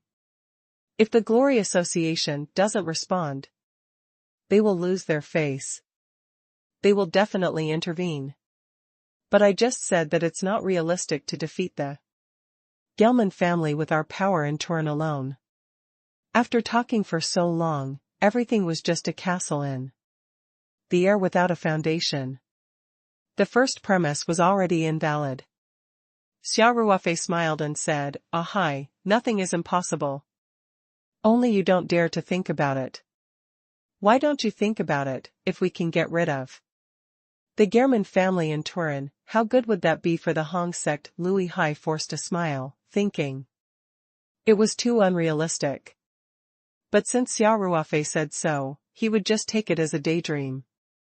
Liu Hai said, "Mr. Xia, it'll be great if we can eliminate the Gelman family with the help of the Turin branch. The Italy Mafia has always been based in the southern part of Italy. That's where their lair is. Our Hong sect is relatively weak, but in the cities in the north, we're basically equal in strength. For example, Milan, Rome, and Turin, the Hong sect is no weaker than the Mafia. It's just that in recent years, the Mafia has gradually extended their tentacles to these big cities. They have the local advantage, which we can't compare with, so the balance is gradually being broken." Liu Hai paused and said, "Just like in Turin. The Moor family was at most on par with the Hong sect's branch in Turin. Generally speaking, everyone followed the rules and lived in peace. However, after the Gelman family, supported by the Glory Society, replaced them, the situation was different. The Gelman family was much stronger than the Moor family. Some other forces in Turin, including the Hong sect and the Nihilian gang, Nigeria, to make some concessions. There were also small conflicts. Rome and Milan are in a similar situation now. If this continues for a long time, our power will be eaten away bit by bit." Liu Hai said, "If we can use the strength of the Turin branch to deal a head-on blow to the German family, not only can we take back our resources and territory, but it will also be a warning to the Glory Society and other established mafia groups. I believe that many foreign powers will follow our example." Xia Ruofei listened and nodded. At this moment, a voice rang out from the door of the small conference room. "Big Brother Hai. Are we going to attack the damn Gelman family? I've been tolerating them for a long time. This bunch of grandsons were simply insatiable and all of them were extremely arrogant. They just needed to be taught a lesson. Big Brother Hai, when will our people arrive in Turin? At that time, you will lead us to kill them." Ha ha ha. Xia Ruofei looked up and saw a 28 or 29-year-old man walking in. He looked similar to Liu Hai. Behind him were 3 or 4 people, all of them were strong and had sharp eyes. They must be experienced people in the underworld. Liu Hai frowned. "What the hell is this, Xingfeng? Come and greet Mr. Xia." Then Liu Hai said to Xia Ruofei, "Mr. Xia, I'm sorry. This guy is Liu Xingfeng, my cousin. He's in charge of the things in Turin." Xia Ruofei smiled and nodded. Liu Hai glared at Liu Xingfeng. "Look at you, you're almost 30 years old, but you're not stable at all. Do you think it's still 20 years ago?" Liu Xingfeng was confused by Liu Hai's scolding. He opened his mouth, but before he opened his mouth, Liu Hai scolded, "What are you still doing? Aren't you going to come over and greet Mr. Xia?" Liu Xingfeng respected and feared his cousin since he was young, so he didn't dare to disobey Liu Hai's words. He walked over quickly, slightly bowed, and said, "Good day, Mr. Xia." Then, he couldn't help but look at Xia Ruofei, who was younger than him. He didn't know why Liu Hai valued this young man so much. Liu Hai said coldly, "Jingfeng, Mr. Xia is a distinguished guest introduced by my uncle." Uncle Yi said that we have to respect Mr. Xia as much as we respect him. Lu Xingfeng's body trembled. He quickly bowed deeply to Xia Ruofei and said, "Hello, Mr. Xia. I was too slow just now, please don't take offense, Mr. Xia." This time, his tone was much more respectful. Xia Ruofei thought to himself, "It seems like my adopted husband has a high reputation in the Hong sect." Just by mentioning his name, Liu Xingfeng's attitude immediately changed. "You're welcome. I'll need your help this time," he said with a smile. "Mr. Xia," Liu Xingfeng quickly said, "if you need anything, just tell us directly. We have some influence in Turin." Liu Hai glanced at Liu Xingfeng. "Didn't you say that the Gehrman family was very arrogant in Turin? I think you're even more arrogant than them." "Big brother Hai, how can this be the same?" Liu Xingfeng laughed. "Mr. Xia is an important guest, we'll do anything for him, even if we have to go through fire and water." "You." Seeing Lv Xingfeng's cheeky look, Liu Hai was so angry. Xia Ruofei felt that Liu Xingfeng was interesting. Although he was not as thoughtful as Liu Hai, he seemed more real. Xia Ruofei laughed. "Don't just stand there. Let's sit down and talk." "Thank you, Mr. Xia," Liu Xingfeng said. After that, he asked the other members of the branch to sit down with him. "Hi, where were we?" Xia Ruofei smiled. "Mr. Xia, I'm almost done with my analysis of the advantages and disadvantages of destroying the Gehrman family," Liu Hai answered. Hearing that, Lv Xingfeng became spirited as he realized that Liu Hai and Mr. Xia were really discussing how to deal with the Gehrman family. "If we destroy the Gehrman family, can the Hong sect rule the underground world of Turin?" Xia Ruofei nodded. When he asked this question, he looked at Liu Xingfeng. Upon seeing this, Liu Xingfeng said without hesitation, "Mr. Xia, if we can really destroy the Gehrman family, then our Hong sect will be the strongest among the remaining forces. However, it is not realistic to rule them completely. After all, there are still the Nalia gangs, Southeast Asian gangs, and other small and medium-sized forces. We can't destroy them one by one. Besides, the government and the police will not allow such a situation to happen. No matter what," Liu Hai added, "if we can eliminate the Gehrman family, the Hong sect's power in Turin, even in northern Italy, will rise by a lot." "Yes, yes. Yes." Liu Xingfeng also nodded in agreement. Hearing this, Xia Ruofei nodded and said, "Very good. Then let's do it." Liu Xingfeng excitedly exchanged a look with several backbones of his subordinates, while Liu Hai was confused. The hundreds of people in Turin were not enough. Did I just analyze for nothing, or was this young master only selectively listening to the beneficial aspects? Liu Hai hesitated for a while and reminded him, "Mr. Xia, if we were to transfer manpower from other regions, I'm afraid that the association's backlash would be very intense." Xia Ruofei smiled and said, "No need. We'll use the people from the Turin branch." What Liu Xingfeng cried out involuntarily, "There's no support. Mr. Xia, we're not trying to boost other people's morale and diminish our own prestige. This, with just a few hundred people on our side, we might not be able to win against the Gehrman family." Liu Hai didn't scold Liu Xingfeng this time, because he had the same opinion as Liu Xingfeng. He just looked at Xia Ruofei, waiting for his answer. Xia Ruofei smiled and said, "We'll only know if we can destroy them after we've done it." Xingfeng, don't tell me you don't even have the courage to do this. Lu Xingfeng was very shrewdness, and he immediately said, "Mr. Xia, we're really not afraid.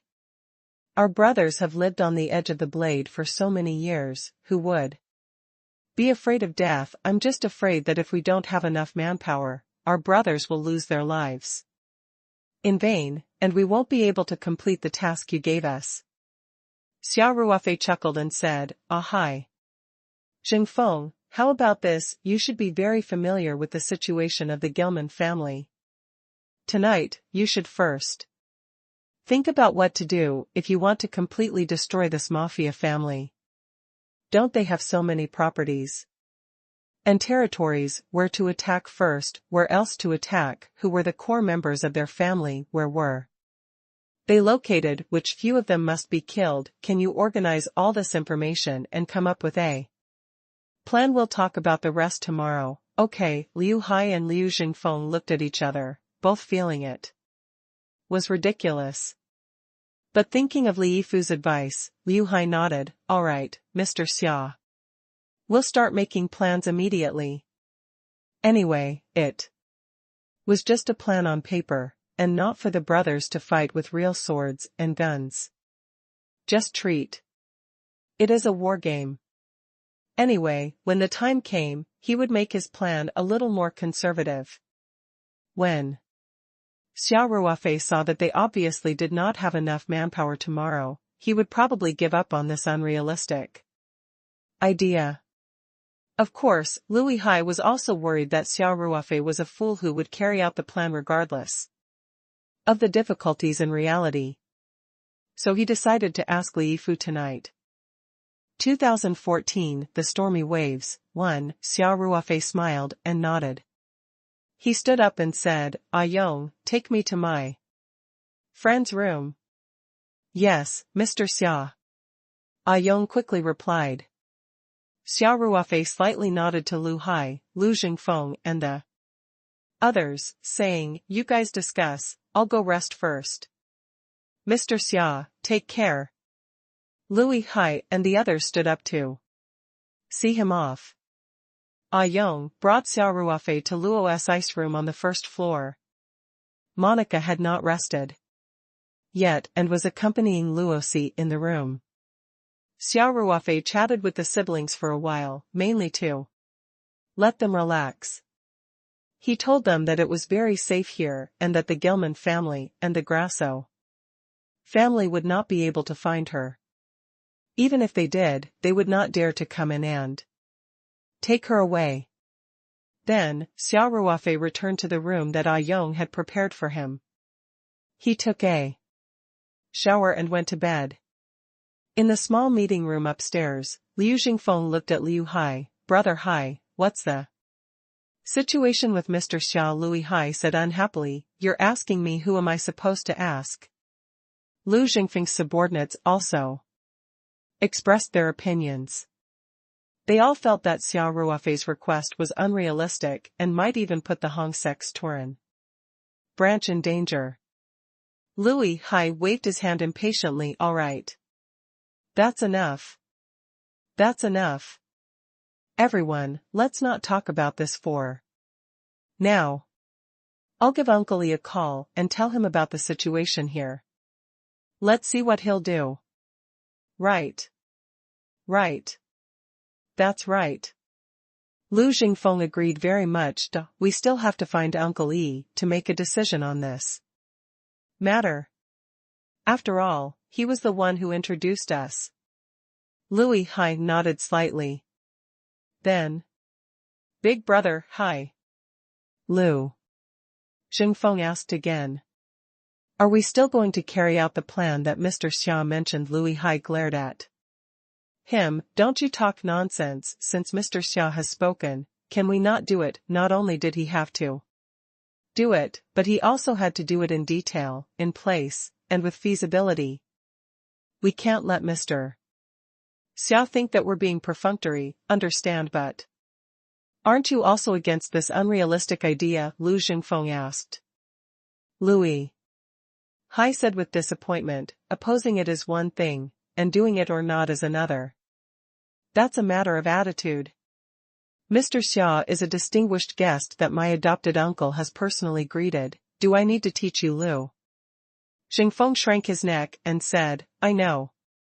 You guys are the most familiar with the situation in Turin. You guys should work together. Louis Hai stood up. I'll call Uncle E. After that, Louis Hai got up, pushed open the door, and walked out. He thought about his words a little, then called Li Yifu with his mobile phone. Li Yifu quickly picked up the phone and asked in a dignified voice, Hi, have you seen Mr. Xia? I've already received them. Louis Hai said hurriedly, Mr. Xia and his 2 friends are now in our branch in Turin. I've settled them down. We must receive them well. Li Yifu said seriously, no matter what request Mr. Xia has, you must obey it. Unconditionally. Louis Hai's heart skipped a beat. It seemed that this Mr. Xia was more important than he had imagined. In his adopted uncle's heart. But what happened tonight was related to the survival of the Hong Sex branch in Turin. Even though Mr. Xia had a high status, Louis Hai had to report it to Li Yifu. He took a deep breath and said, Uncle E, I was just about to report to you that Mr. Xia suggested. Don't you understand what I'm saying? Li Yifu interrupted Louis Hai's words seriously, and said in a heavy tone, I'll emphasize it again. No matter what request Mr. Xia makes, you must obey it unconditionally. Yes. Uncle, we respect Mr. Xia very much. Louis Hai said with a bitter smile, but tonight, he suggested that our branch in Turin attack the biggest mafia force in Turin. And from what I can see, Mr. Xia wants to destroy this force in one fell swoop. Then you guys should cooperate. Li Yifu said, do you need me to teach you this? Louis Hai didn't know whether to laugh or cry. Uncle, you might not know the situation here. Turin is a mafia family. It's the subordinate force of an elder of the Glory Association. If we rashly mobilize our men to deal with the Gelman family, it might lead to a full-scale conflict between the Italy branch of the Hong sect and the Glory Association. I've asked Mr. Xia about this, but I think he wants us to leave the people in the city to the branch in Turin. However, the branch in Turin is not powerful enough to destroy the Germain family. We might suffer heavy losses, and we might not be able to achieve our goal. Louis Hai said all that in one breath and felt relieved. No matter whether Li Yifu would blame him or not, Italy he was doing his duty as the boss of the Italian Freemasonry. In any case, he had the obligation to explain the stakes to Li Yifu. Li Yifu listened to Louis Hai quietly and said lightly, Hai, that's all. Louis Hai was stunned. That's all. Uncle, is it convenient for you to tell Mr. Xia that if we want to get rid of the Gelman family, we can think of a plan? Besides, it's good for us to take out the biggest mafia group in Turin. We'll do our best to get this done, but we can't rush in. 2015, The Stormy Seas, 2, enough. Li Yifu scolded, Hai. I think you've been too comfortable in Italy, so your brain has degenerated a little. Louis Hai's forehead was full of sweat, and he stammered, Uncle E, You what? You. Li Yifu said mercilessly, you also know that destroying the Gelman family will be good for the Hong Sec's development in Italy. Mr. Xia is doing you a favor, and you still don't know what's good for you.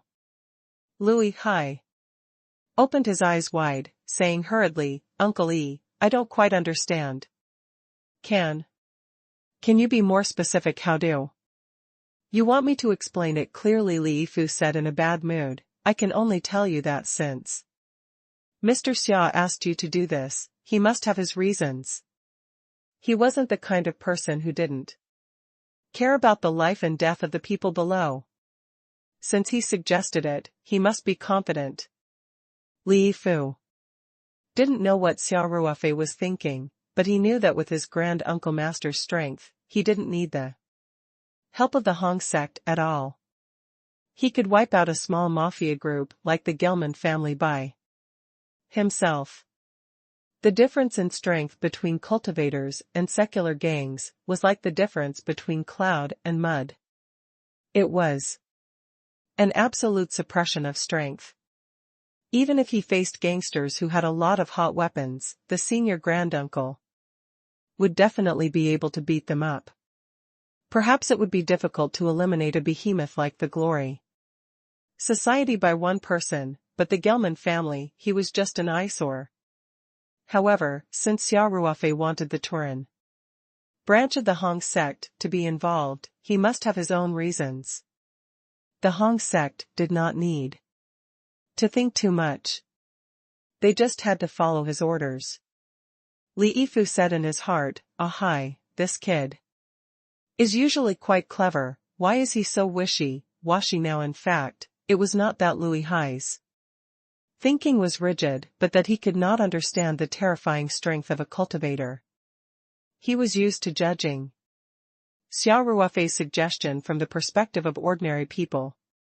Therefore, the plan that was not difficult for Xia Ruofei became crazy in his eyes.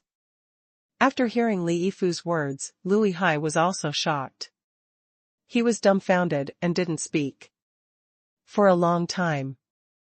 "Ah, Li Yifu said meaningfully, some people's strength can't be judged with common sense. Do you understand?" Lui Hai quivered and said hurriedly, "I understand this. Uncle E, you're the best example." There was a rumor within the Hong sect that Li Jiuzhou's longevity was because he had cultivated an immortal spell technique. The strength that Li Jiuzhou had displayed in his early years had also indirectly confirmed this. Li Yifu had also shown his strength a few years ago. An old man in his 70s or 80s was able to beat the Hong sect's double flower red rod with one finger.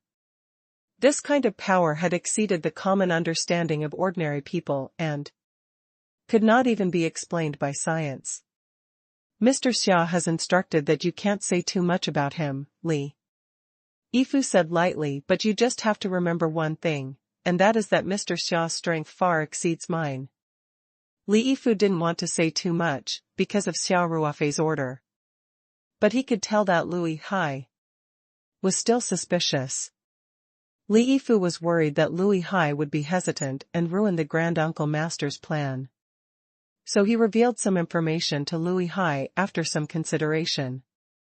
Lui Hai felt like he was struck by lightning. His head was buzzing. Li Yifu's words were like a bomb that had been thrown into a calm lake, causing Lui Hai to lose his ability to think. He was much stronger than his adopted uncle. What did that mean? This Mr. Xia didn't look strong, and the key was that he was so young. Even if he had started practicing martial arts in his mother's womb, he couldn't be stronger than his adopted uncle. Of course, Lui Hai didn't doubt Li Yifu's words at all, and he didn't think Li Yifu was exaggerating, because he didn't need to. Could it be that this Mr. Xia had actually cultivated to the legendary realm of everlasting appearance, and his actual age was even older than his adopted uncle? Lui Hai couldn't help having some random thoughts.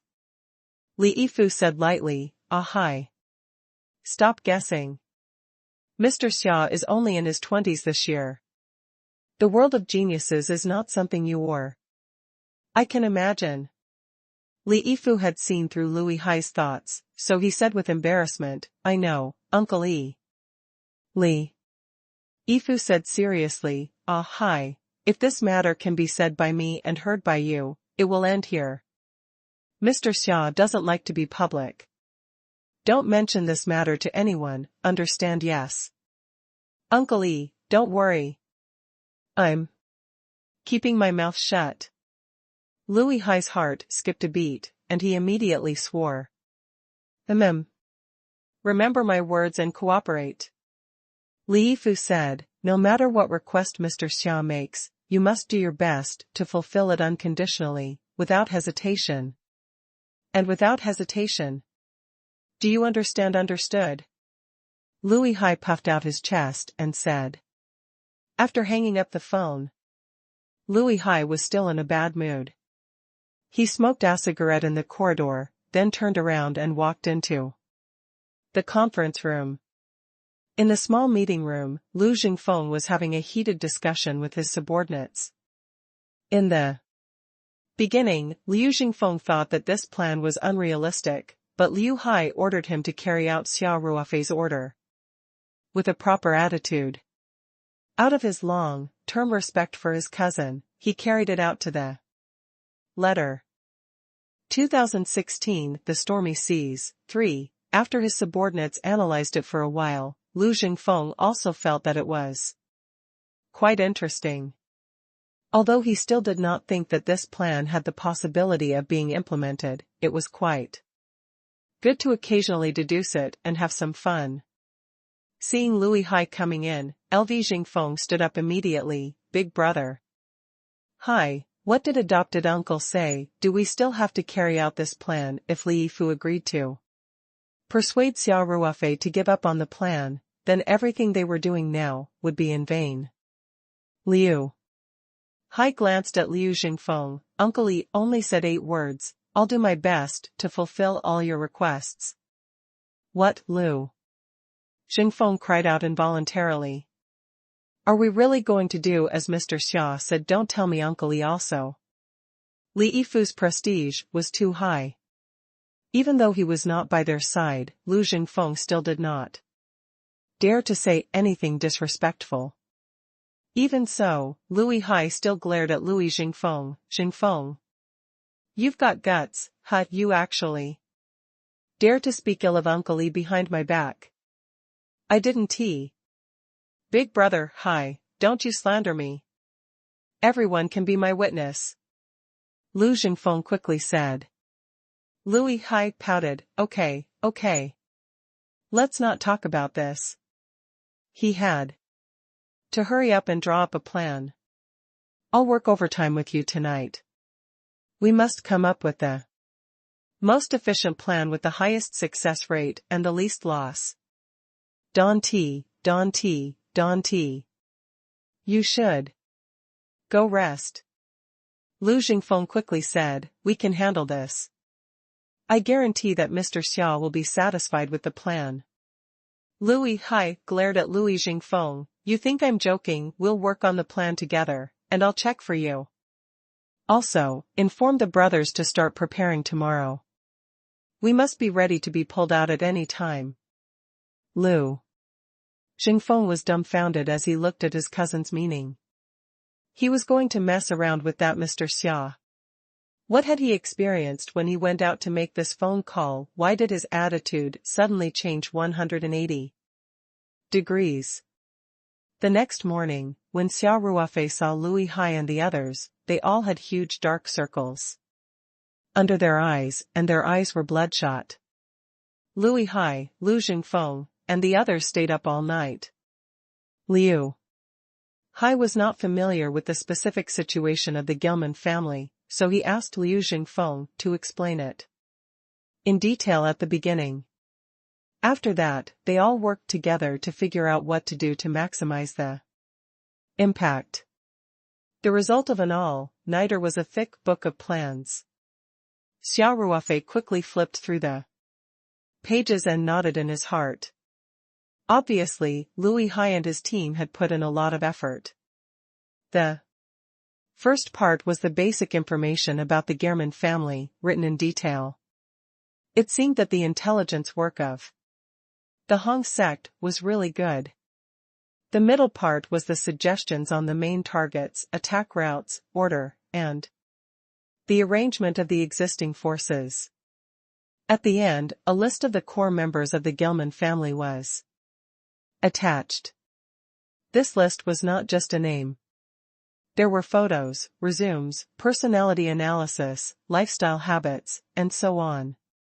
At the same time, the list was also arranged according to their importance. It could be said to be clear at a glance. After Xia Ruofei finished reading, he said with satisfaction, "Very good. Hi, I can tell that you've put in a lot of effort. You've worked hard." "You're welcome. You're welcome." Liu Hai said hurriedly with a more humble attitude than yesterday. "Mr. Xia, what do you think of this plan?" Xia Ruofei nodded and said, "It's done very carefully. Not bad. However, I have a few suggestions for some changes." "Please speak." Liu Hai said hurriedly. Xia Ruofei picked up the red and blue pencil on the table and circled the last part. Then, he used the arrow to point at the first part of the plan.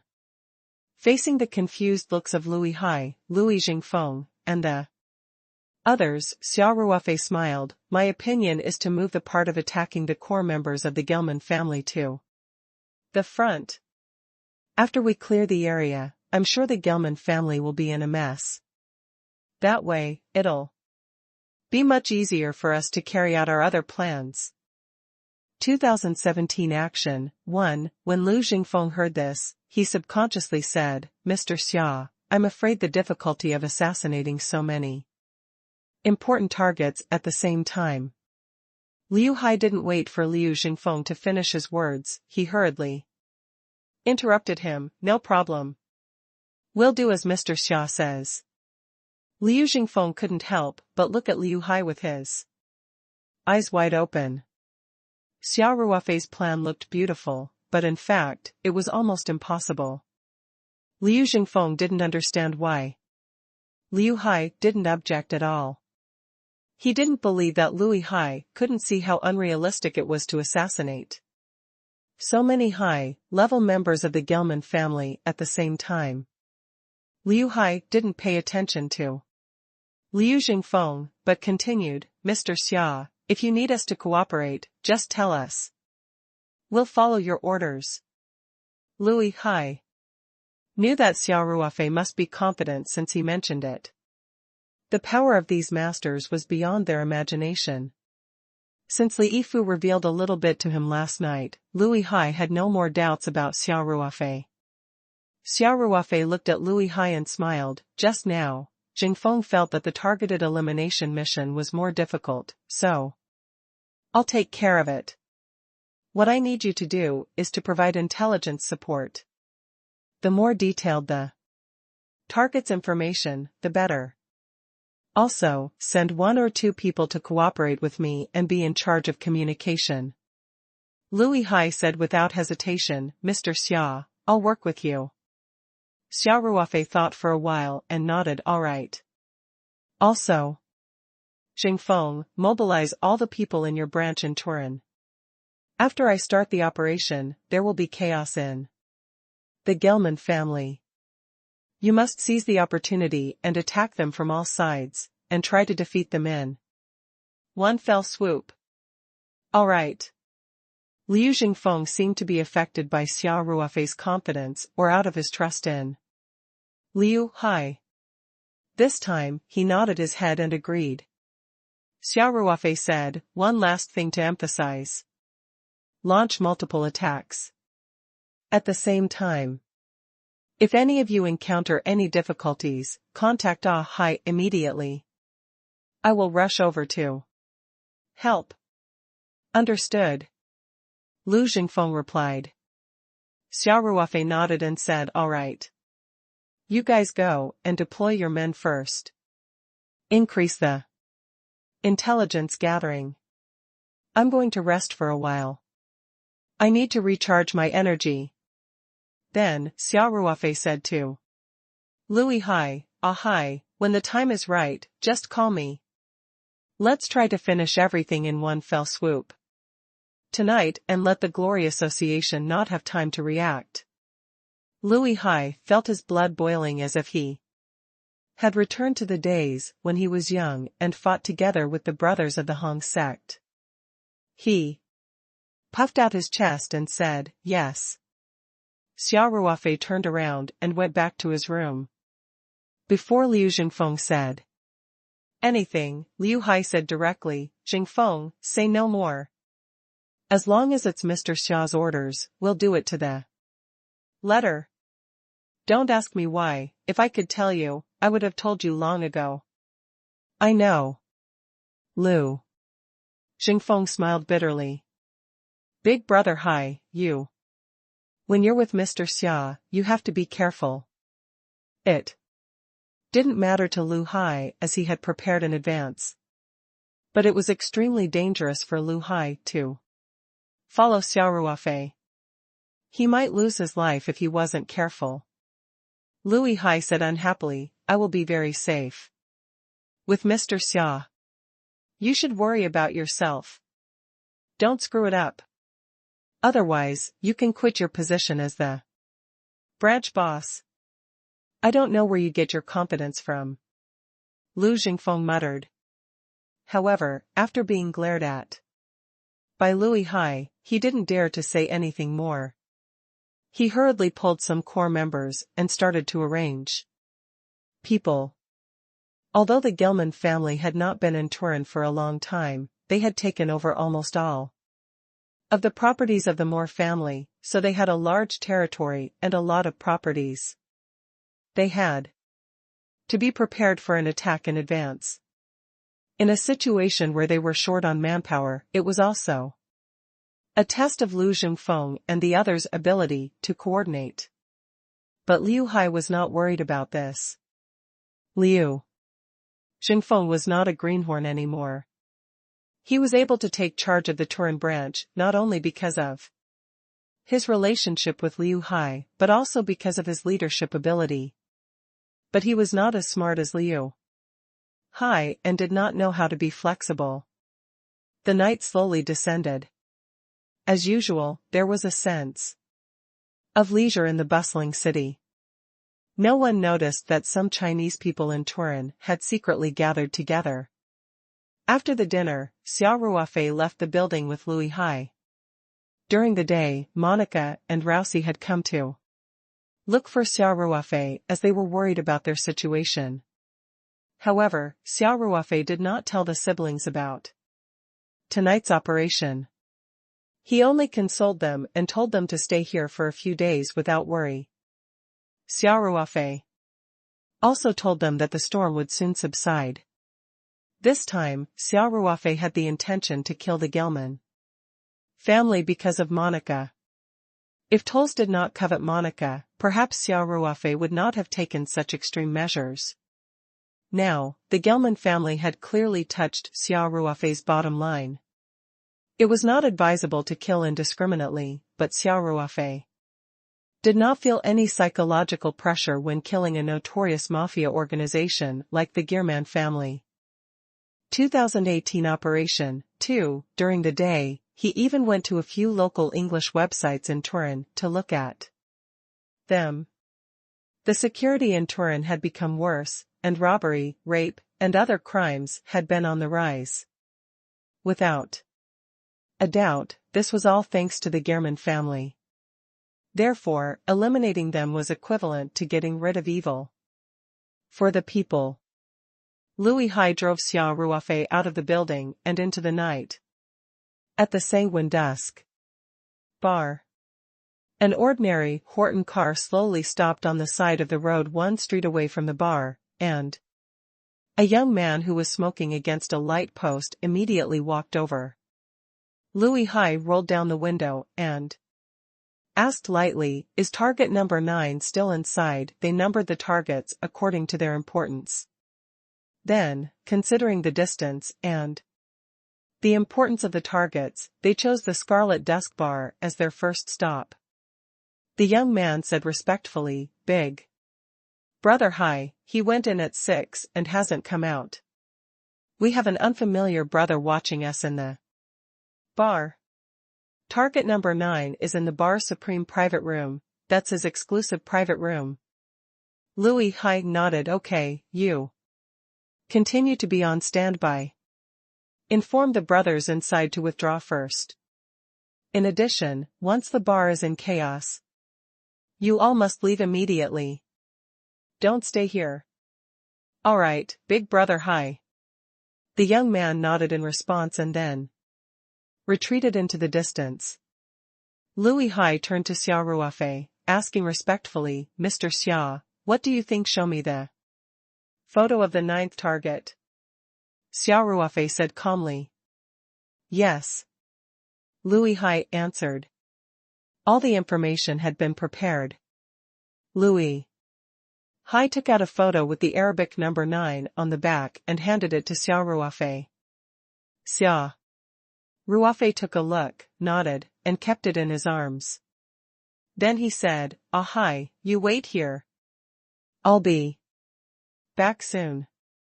Mr. Xia, I will go with you. Louis Hai said hurriedly. Xia Ruofei waved his hand. You'll affect my actions. Hai, just do the liaison work and stay as far away from the scene as possible. I don't want any accidents, understand? Louis Hai couldn't help but smile bitterly. He was at least one of the top 3 fighters in the Italy branch, but he was despised by Xia Ruofei. However, even if he had more courage, he would not dare to go against Xia Ruofei's will. Moreover, he did not think that there was anything wrong with Xia Ruofei's words. They were not on the same level at all. He might really become a burden to Xia Ruofei. After Xia Ruofei gave his orders, he immediately opened the door and got out of the car. Without any hesitation. The music in the sanguine dusk was deafening. Everyone on the dance floor raised their arms and twisted their bodies to the rhythm of the music. Under the flashing lights, they looked like a group of demons dancing. Turin had a lot of quiet bars, and the locals enjoyed their leisure time. They would chat with their friends over soft music and drink coffee. However, there were a few bars that were as popular as the Sanguine Dusk. Most of the people who frequented these bars were either problematic young men or rebellious young ladies. Such a place was naturally a place to hide filth. Selling alcohol to minors was child's play. Some people in the bar had blurred eyes, lying on the sofa with their eyes rolled back like dead pigs.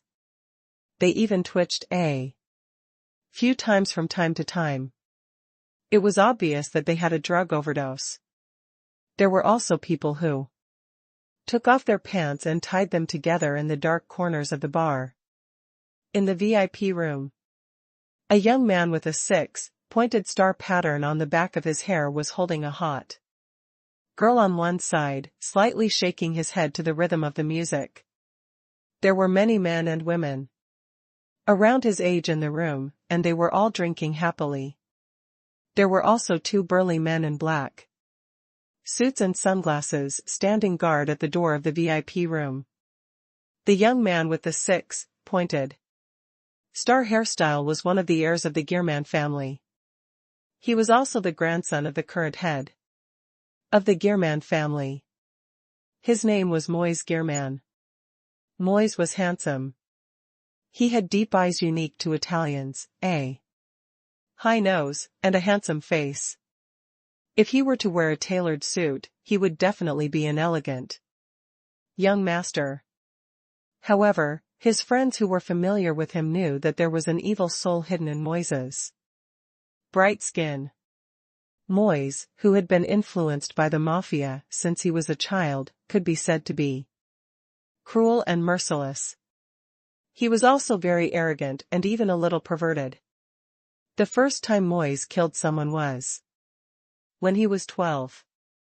Because the maid at home had accidentally spilled a little yogurt on him, he was furious and strangled the Philippines maid with a rope. His father, Rem Gearman, had been there at the time. Not only did Rem not stop Moise, but he had also praised his ruthlessness. In their eyes, these maids were no different from goods. What was the big deal with the death of a maid? Just report an accident and pay a sum of money. The families of the Philippines women would be happy to settle it privately and would not pursue the matter. One could imagine how twisted Moise's personality would be if he grew up in such an environment.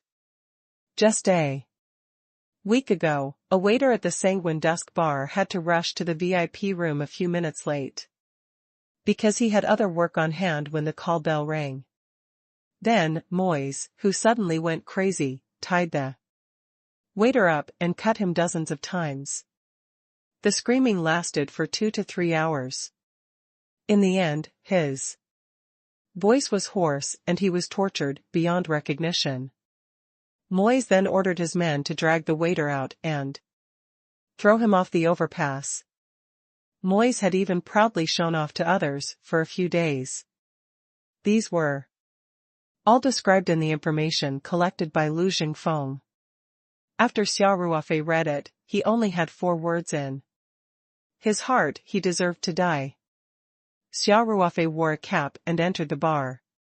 He walked around the dance floor, aiming for the VIP room.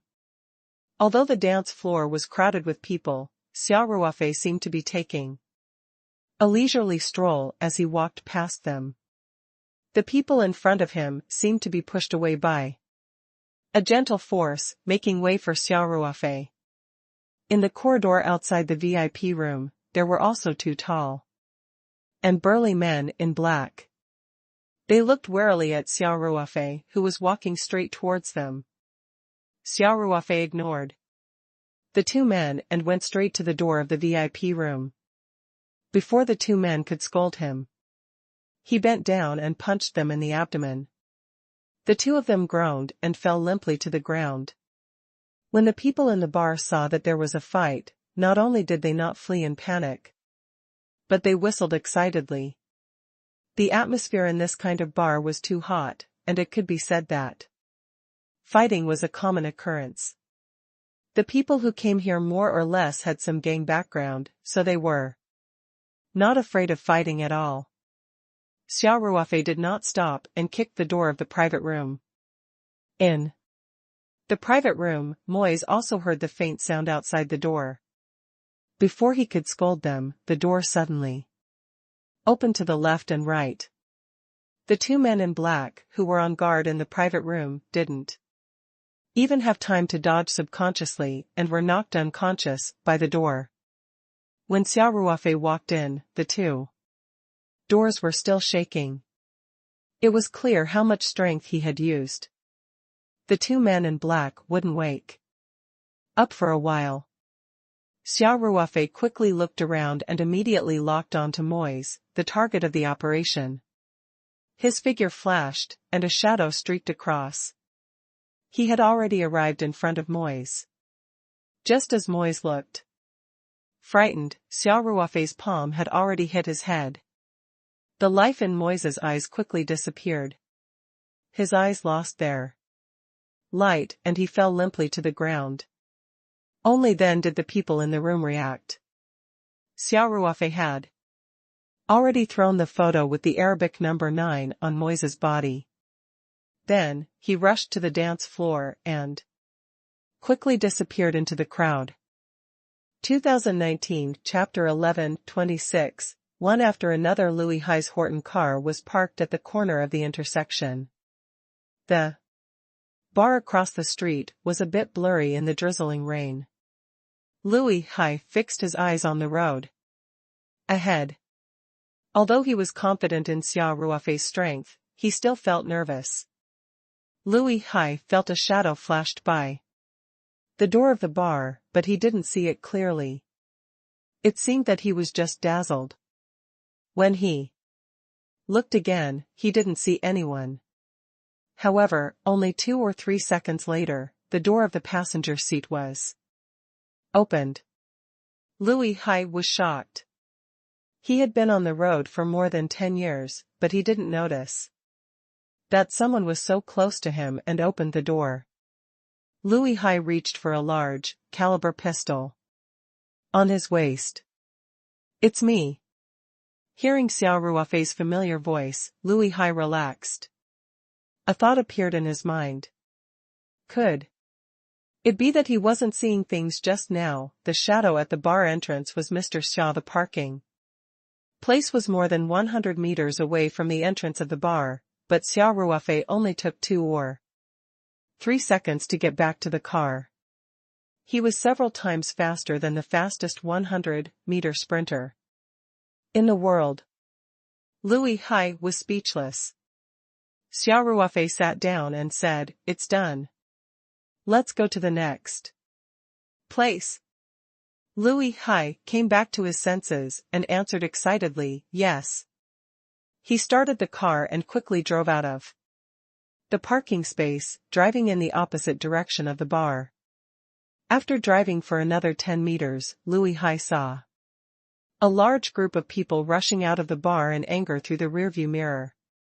Those people naturally didn't think that Moi's murderer could run more than 100 meters away in just a few seconds, so they didn't pay attention to the Hutton car that was gradually disappearing into the night.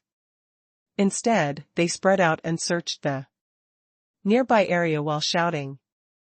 At 21:08, Moise Gehrman was killed by a mysterious Asian with a single palm at the Scarlet Dusk bar, which he frequented the most.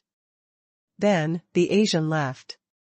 At 21:20 a.m., the third son of the elder of the Gehrman family, Adam Gehrman, who was in charge of the family's finances and was known as a business genius, was working overtime in the company office. He was killed on the spot by a black-clothed Asian with a finger through his temple. Adam Gehrman's bodyguard watched as the Eastern man jumped out of the 19th floor office window after killing Adam. It was as if gravity had no effect on him. He didn't rely on any equipment to assist him. He only lightly grabbed the outer wall a few times during the fall and landed lightly on the ground. Then, with a strange flash, he disappeared into the night at an extremely fast speed. It was almost impossible for the naked eye to catch his movement trajectory. At 21:33, Old Gelman's younger brother, Filgeman, who was in charge of the internal order of the family, was attacked by a mysterious Easterner on his way home after attending a dinner party and died on the spot. Filgeman's driver survived. According to his description, he was driving back normally when an Asian man in black suddenly jumped onto the front of the car as if he had fallen from the sky. It looked like he had only stomped his foot lightly, but the engine of the car had been destroyed through the hood. Immediately after, the Asian man raised his hand, and a sharp light flashed. The car's windshield broke, and when the driver turned back, he saw an ordinary stone embedded in the space between Filgeman's eyebrows.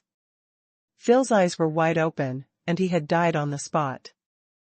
At 21:46, Old Gelman's second son, Pedro Gelman, who was in charge of the family's drug business, was happily rolling flyers in his lover's house when a masked man in black suddenly appeared in front of his bed. Before he could react, a punch landed on his heart. Without even making a sound, Pedro Gelman tilted his head and went to see Satan. Pedro's lover witnessed everything with her own eyes, and she was so scared that she almost had a mental breakdown.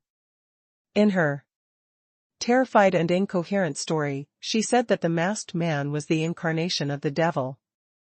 The two first-class bodyguards of the Gelman family, who were standing guard below Pedro's lover's building, didn't react at all. They had no idea that someone had sneaked into the house and killed the person they were protecting. At 22:08, Old Gehrman's cousin, Silvio Gehrman, who was in charge of the family's arms business, was conducting an arms deal. An Easterner in black sneaked into the abandoned car recycling factory where they were doing their business and nailed Silvio to the ground with a rusty steel bar. Silvio wailed for 3 minutes before he died. The men in black were very fast, coming and going like the wind. The gunners brought by Silvio could not react in time. They vented their anger on the small family that bought firearms from the Gilman family. They thought it was a trap set by the small family, so the few people from the small family who participated in the deal were shot into sieves by the angry gunners. The core members of the Gilman family had been assassinated one after another. In less than an hour, 5 people had died. The Moore Manor had been renamed to the Gilman Manor. This place was originally the residence of the core members of the Moore family. After the Moore family was almost uprooted, the Gilman family took the responsibility of receiving the spoils of war. Old Gilman's eyes were bloodshot, like a wild beast. On the floor in front of him, there was a pile of ceramic fragments. A few minutes ago, these ceramic fragments had not turned into fragments. They were relics from the Ming dynasty of China and old Gilman's favorite collection. Now, they were smashed into pieces by the angry old Gilman. The servants at home were hiding outside the door in fear. No one dared to come in to clean up at this time. They had no doubt that if they touched bad luck now, they would definitely be torn to pieces by the brutal old Gilman. From 9 o'clock in the evening, the news of the assassination of the core members of the family came one after another. Those who were killed were his most beloved grandson, his most valued son, his most trusted brother. On each person was a photo left by the murderer, and on the back of the photo were Arabic numbers of different sizes. The assassination of each of them was no less than cutting a piece of flesh off old Gilman's heart. Anger, sorrow, a variety of emotions were intertwined. Old Gilman's body trembled involuntarily, and he had fallen into a state of madness. Who are they who did this? Old Gilman's voice was hoarse as he roared, investigate it immediately. I'll find him tonight. And I'll tear him into pieces. Cut off his flesh and feed it to the dogs. In the shadows, someone bowed slightly to old Gilman and then quickly disappeared into the darkness. Old Gilman panted heavily and only gradually regained his calm after a long time. His face was dark as water as he said, immediately inform all the family members that from now on, no one is allowed to leave the manor. The family members who were outside had to return immediately. Tell them to pay attention to safety on the road. Bring more people to protect him. Yes. Another person bowed slightly and disappeared into the darkness to convey old Gilman's orders. In the rainy night, the Horton car was like a ghost that was taking lives as it shuttled through the city that was gradually filled with the smell of blood. Louis Hai, who was driving, couldn't control his excitement, asking, Mr. Xia, there are still 6 main targets. This place is not far from Moore Manor. Should we go to the manor first? Xia Ruofei waved his hand and said, there's no hurry. Let that old man live a little longer. I want him to personally see his family fall apart. He can't do anything about it. I've decided to kill target number 1 last. Yes. Louis Hai answered, then we should go. Near the museum. Target number 5 lives there. According to our brother's intelligence, he should be in his own home right now. Xia Ruofei nodded and said, sure. However, inform Jingfeng that they can start the attack. Tell them to be careful. The Gilman family must have received the news by now. Although it will inevitably increase the difficulty, at the same time, they will definitely be in a mess. This is the best time to make a move. Understood. Louis Hai took out his phone excitedly and dialed the number, Jingfeng, Mr. Xia said. We can start now. Lu Jingfeng could not wait any longer. He had urged Xia Ruofei to send his men from the Hong sect to collect intelligence and to keep an eye on every target. Thus, Lu Jingfeng had already known from his subordinates reports that Xia Ruofei had been successful in his assassinations without any effort. Lu Jingfeng couldn't wait to go to war with the headless Gelman family to vent the resentment he had accumulated recently. Therefore, after hearing Lu Hai's words, LV Jingfeng was so excited that his voice changed, receded. Big brother Hai, let's get started. Xia Ruofei said indifferently, Hai, tell Jingfeng to act according to his ability. If there's any difficulty, he must inform me at once. I will go and help him. Yes, Mr. Xia, Lu Hai said. Then, he said to Lu Jingfeng, who was on the other end of the phone, Jingfeng, did you hear what Mr. Xia just said? I heard it. Big brother Hai, please thank Mr. Xia for me.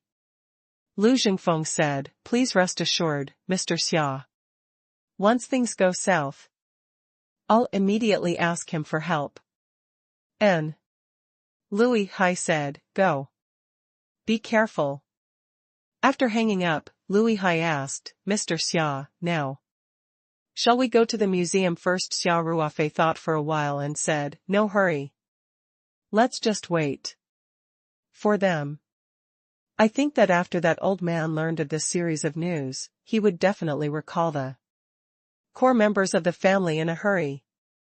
Drive the car into the forest and hide. Without my order, you're not allowed to stick your head out, understand?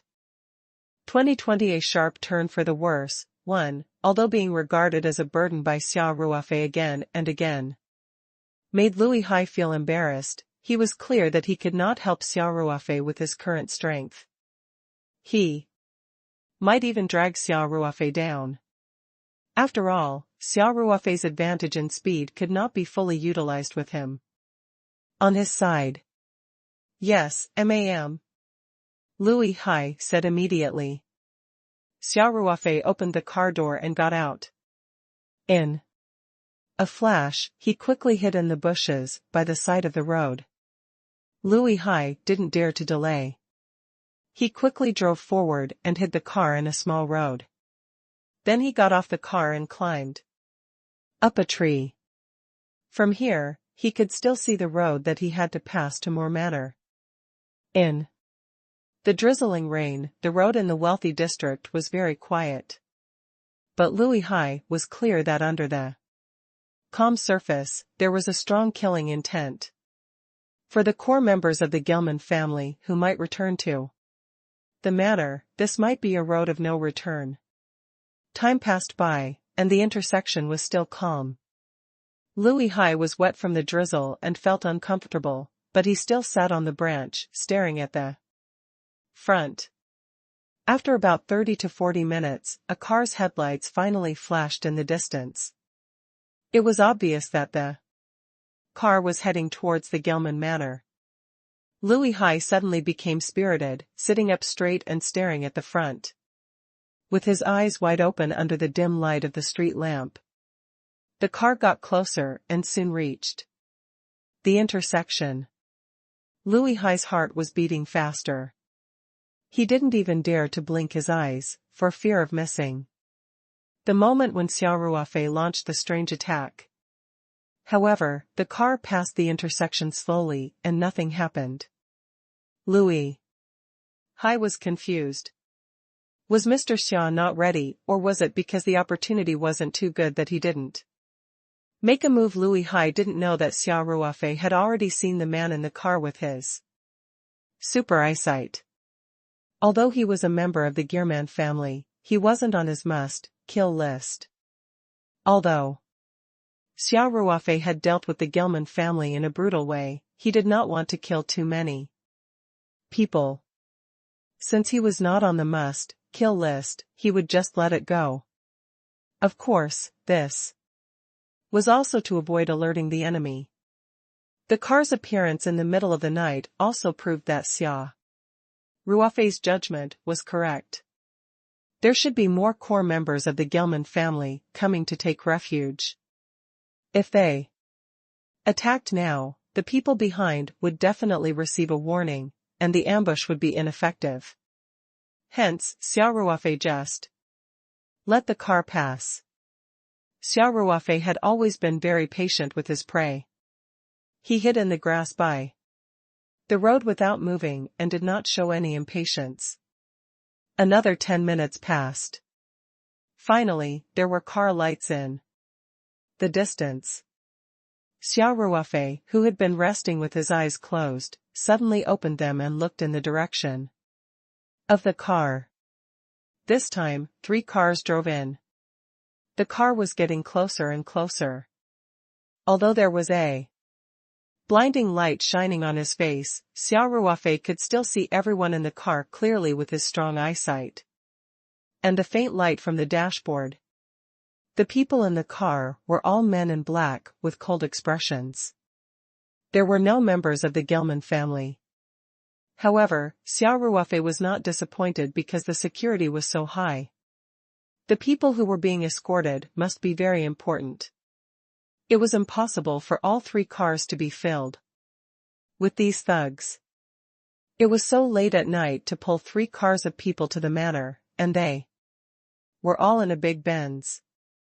It could not be these bodyguards.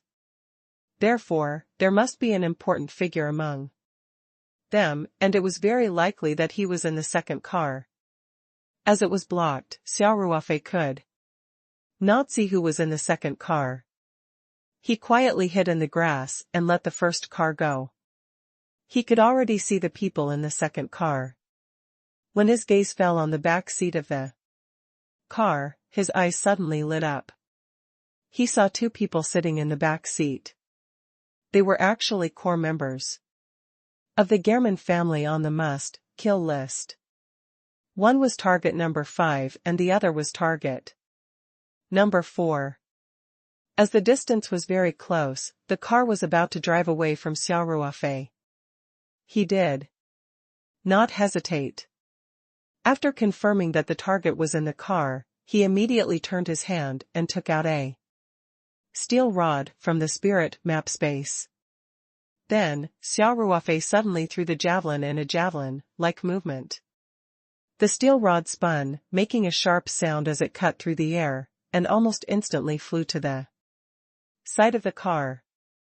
It was as if the steel rod had eyes, directly passing through the gap in the wheel and firmly locking the wheel. The car suddenly made a teeth-numbing sound of metal friction, and it was stopped by the steel stake. At the same time Xia Ruofei threw the steel rod, his entire body rose into the air and pounced directly at the black Mercedes-Benz. He heavily punched the back window of the car. The window made a muffled sound and cracked. Xia Ruofei was stunned. The thickness of the car window was beyond his expectations. It seemed that this was a specially made bulletproof car. 2 cars of bodyguards escorted them, and they even used bulletproof cars. It could be seen how terrified the Gelman family was after an hour of darkness. Everyone was like a bird startled by the mere twang of a bough. Through the car window, Xia Ruofei could clearly see that the 2 people in the car were extremely frightened and were speaking loudly in Italian. He was only stunned for a moment before he immediately punched the same spot. Then, without any pause, he punched again. In 2 short seconds, Xia Ruofei had thrown 5 punches. Although the bulletproof glass was thick and strong, Xia Ruofei's 5 punches, which were infused with genuine qi, were enough to break gold and stone. Finally, the bulletproof glass was completely broken, and the glass shards fell down. The 2 people in the back seats showed a look of despair. Xia Ruofei did not hesitate. He reached out and picked up the 2 pieces of glass. Then, he raised his hand and The glass shards shot out like lightning. They accurately hit the area between the eyebrows of the two people and were deeply embedded. The fear on their faces froze the moment the glass shards hit them in between their brows. The huge impact of true energy had turned their brains into mush. Naturally, they couldn't be more dead. After he got it, Xia Ruofei didn't say a word. He threw 2 photos with the number on them into the car and ran into the grass. Then, under the cover of the night, he ran at his top speed in the opposite direction of Lui Hai's car. From the moment Xia Ruofei threw the metal rod to the moment he succeeded and ran away from the scene, the entire process took at most 10 seconds. By the time the bodyguards in the 2 cars reacted and chased after him, Xia Ruofei's figure had already disappeared. Lui Hai saw Xia Ruofei's successful attack from a distance, so he jumped down from the tree, went back to the car, and started it. Sure enough, Xia Ruofei opened the door and sat in the car. He told them that he ran in the opposite direction to mislead the bodyguards. After he hid in the dark, he quickly ran to meet up with Lui Hai. Targets number 4 and number 5 have been eliminated. Xia Ruofei said, "Leave this place immediately." Yes. Lui Hai was prepared. So he started the car and drove forward. This small road could lead the wealthy district in another direction, and through the Constantine Bridge downstream of the Bow River, he could return to the city. "Mr. Xia, where are we going next?" Lui Hai asked while driving. Xia Ruofei said without hesitation, "We can only block the road and ambush them once. They will definitely be more vigilant later on. Let's go back to the city directly. This way, if Xingfeng needs help, I can get there faster." Understood. Lui Hai answered calmly. Xia Ruofei continued, "Other than old Gelman, there are 3 more targets that we haven't dealt with. Contact the brothers who are waiting and see if there's any news. If possible, kill them all in one go. If it's not easy, then let them go back to the manor. When the time comes, I'll wipe him out in one go." "All right. Please wait a moment." After saying that, Lui Hai immediately contacted him with his phone. "Mr. Xia, as you expected, the important targets have left their original locations. The security is very strict. Our people said that the remaining 3 targets are likely to join forces and try their best to rush back to the manor." Xia Ruofei nodded and said, "Then let them go." Understood.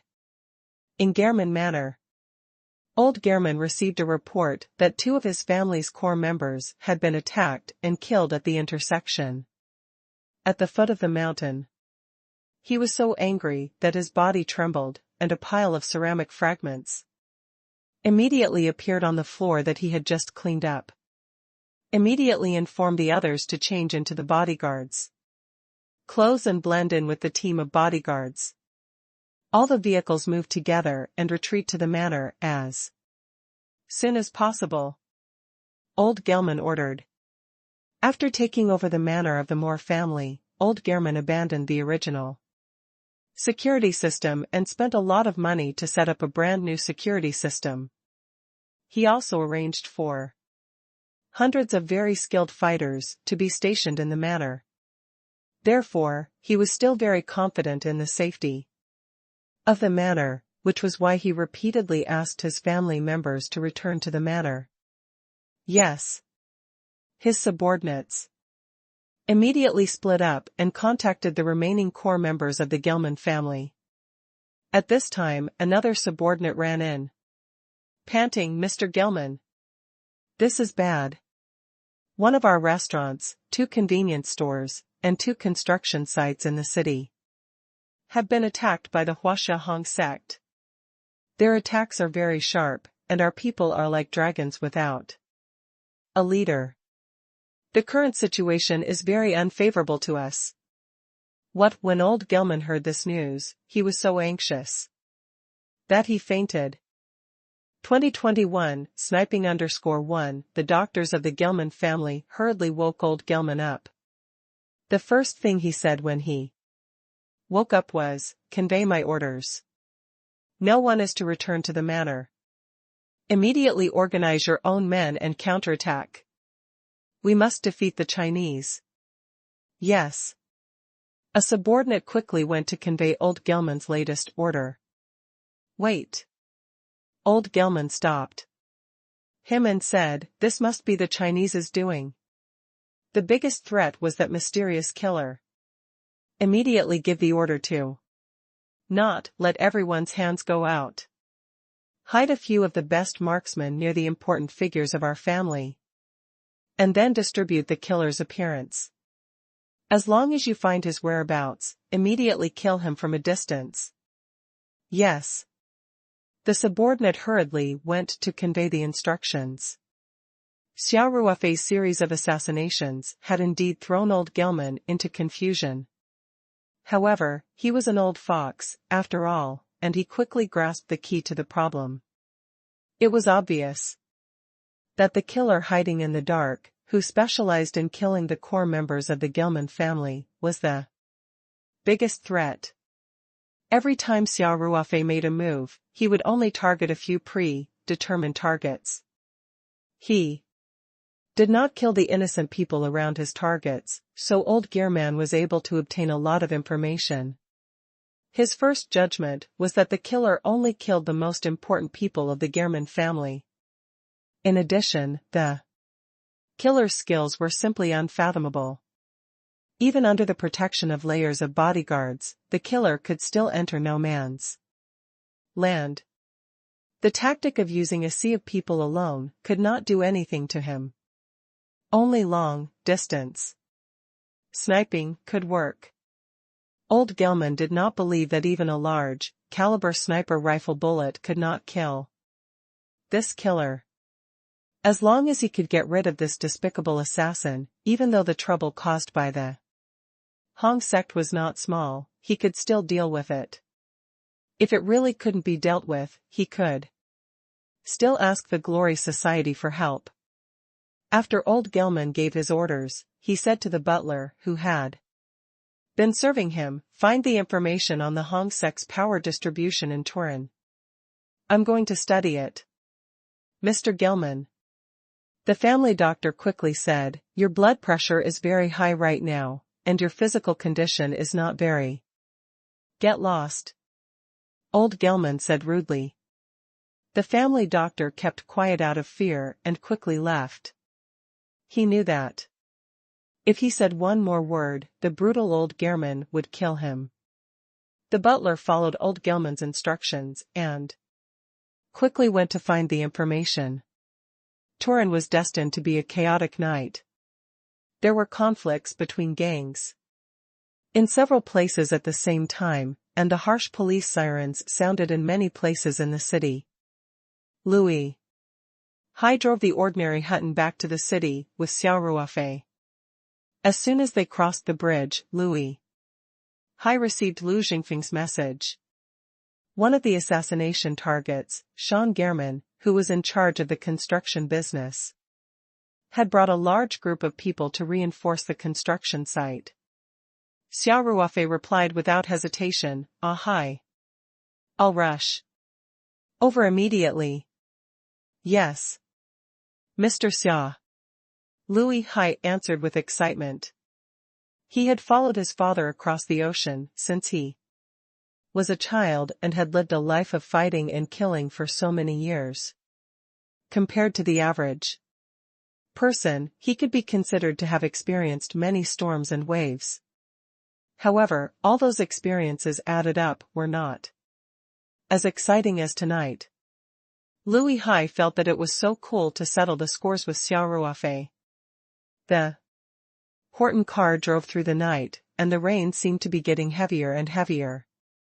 The raindrops hit the car window and made pitter-patter sounds. Hopefully, the rain would wash away the blood tonight. Xia Ruofei slowly leaned back in his seat and closed his eyes to rest. Dueling City wasn't very big, plus it was a rainy day and there were gunshots from gangs, so there were barely any pedestrians or cars on the road. Louis Hai drove smoothly and soon arrived at the construction site. Xia Ruofei glanced at the GPS and said, "Hi, let's find a more secluded place to park."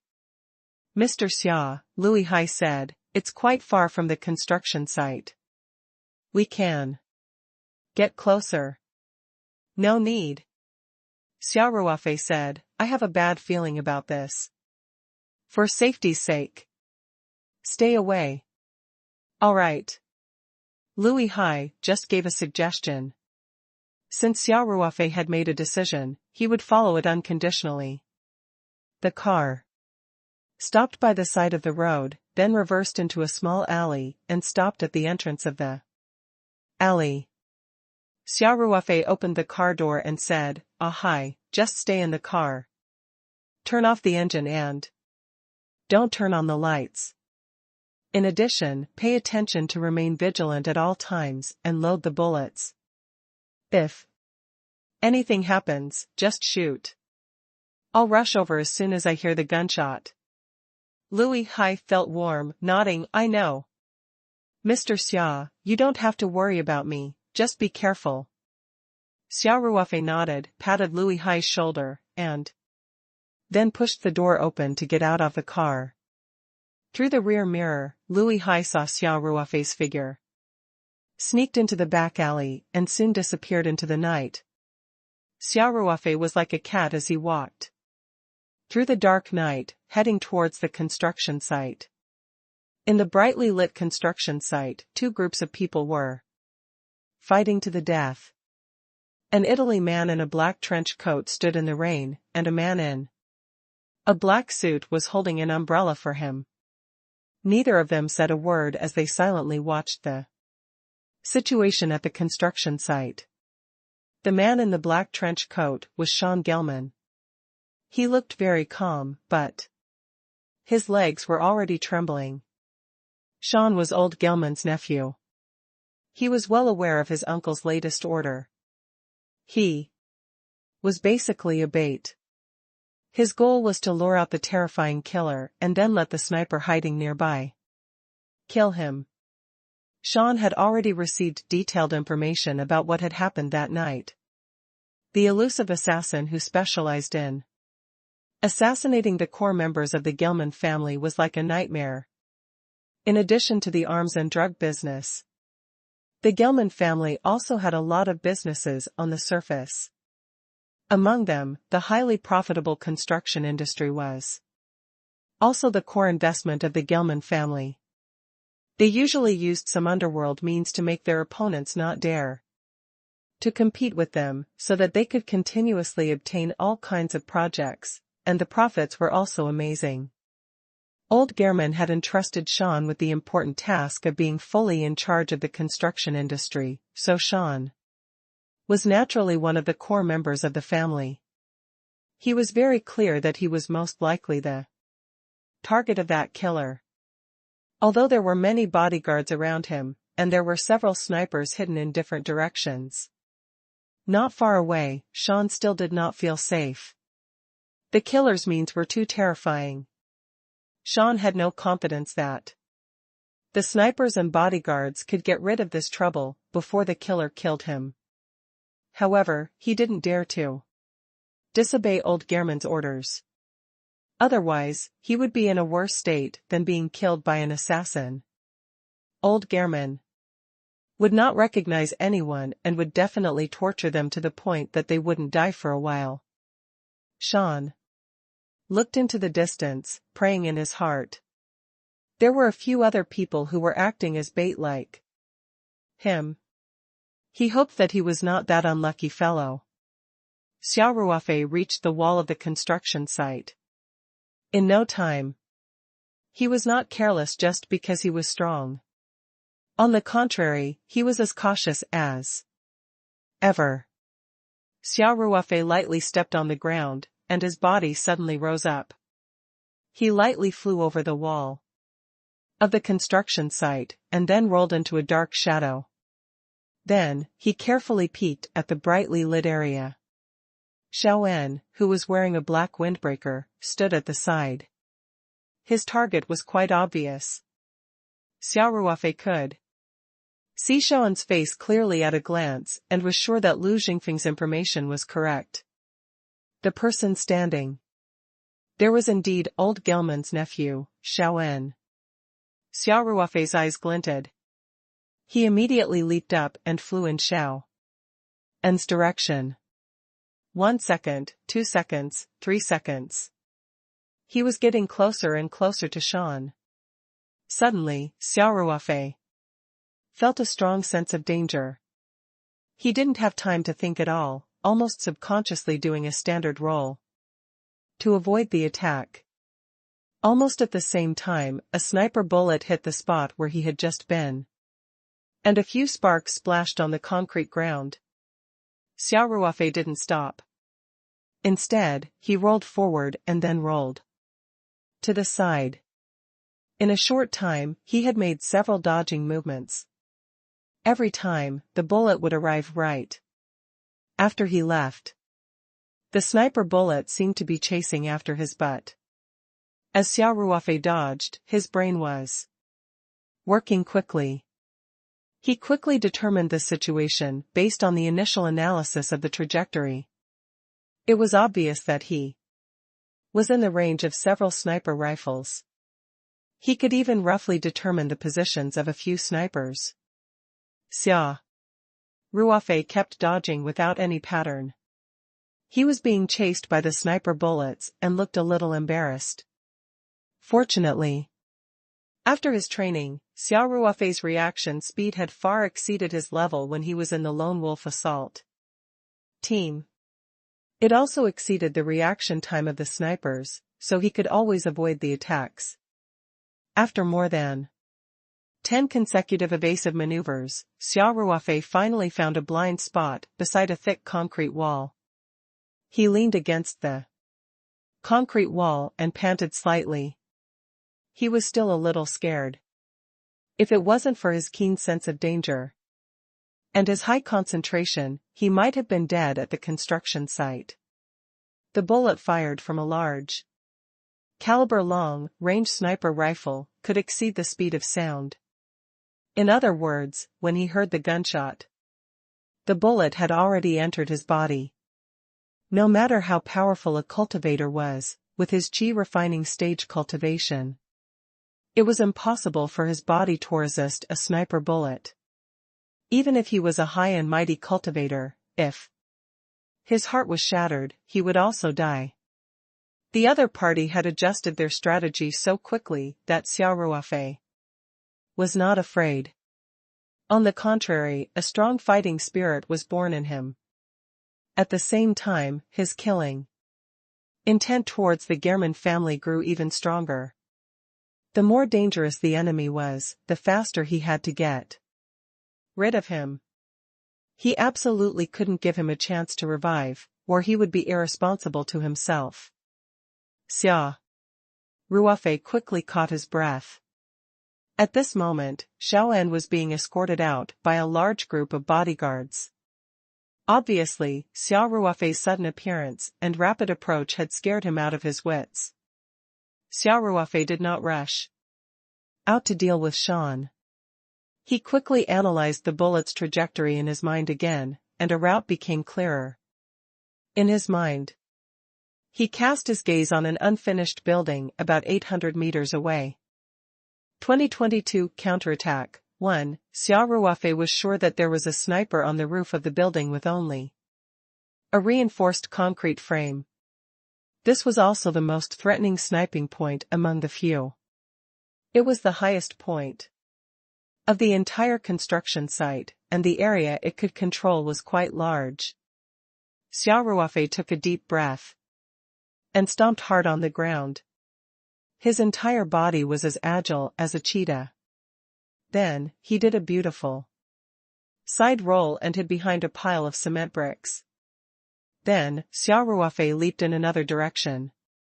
His figure was partly visible and partly hidden in the construction site, and his route was erratic.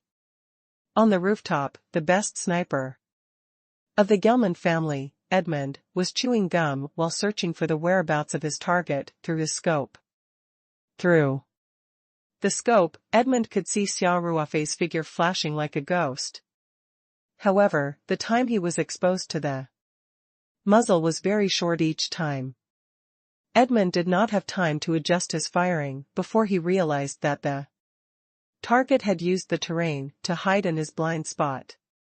Hell! Edmund muttered. He pressed the communication device and said, "Guys, raise your spirits and open your eyes. That guy is a little hard to deal with. Edmund. He has appeared in my shooting range a few times, but the damn Chinese are too fast. I didn't have time to react. I've seen him a few times too, but I couldn't find a chance to shoot.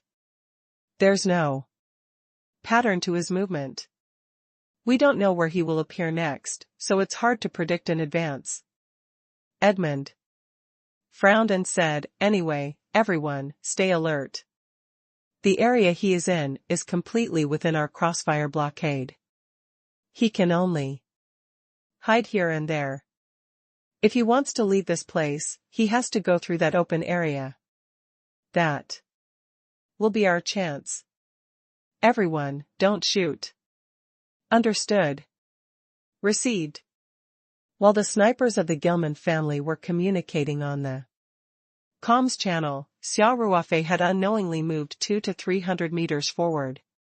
Of course, this was the straight line distance between him and the building. In fact, his movement trajectory was erratic. In just 1 to 2 minutes, he had moved more than a kilometer. Another 2 minutes passed. Damn it. Just a little bit more. Montillo. You should have fired a shot just now. You try. That guy is faster than a rabbit. How could I react in time? How can he always find our blind spots? Does he have special powers? Those damn Chinese are too cunning.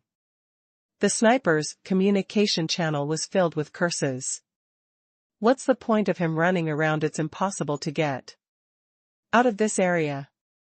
Wait. At this moment, the sniper named Montillo suddenly shouted, "Guys! Why do I feel like this? Chinese kid is slowly approaching Edmund's position." "Hey! It was Montillo. Did your brain burn out?" the other sniper sneered. "We're all covering fire.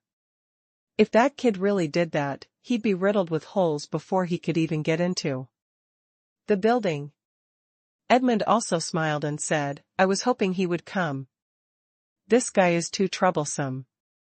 He's the toughest target I've ever encountered, no one else."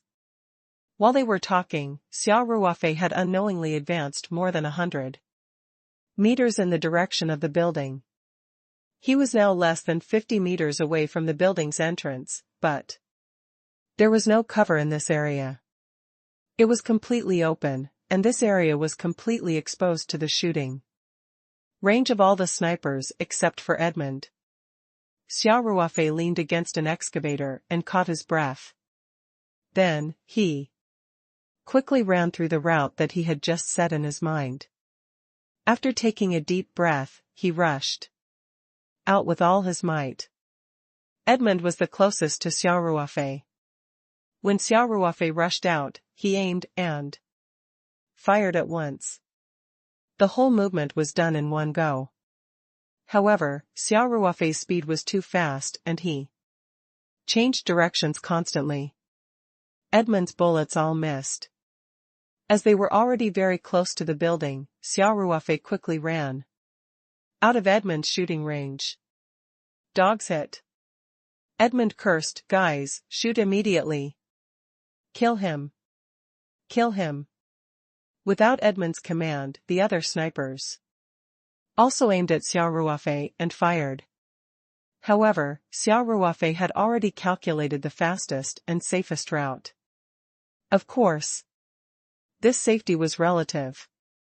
Even the best special forces soldier would find it difficult to pass through such a large open area safely under the surveillance of 3 or 4 snipers.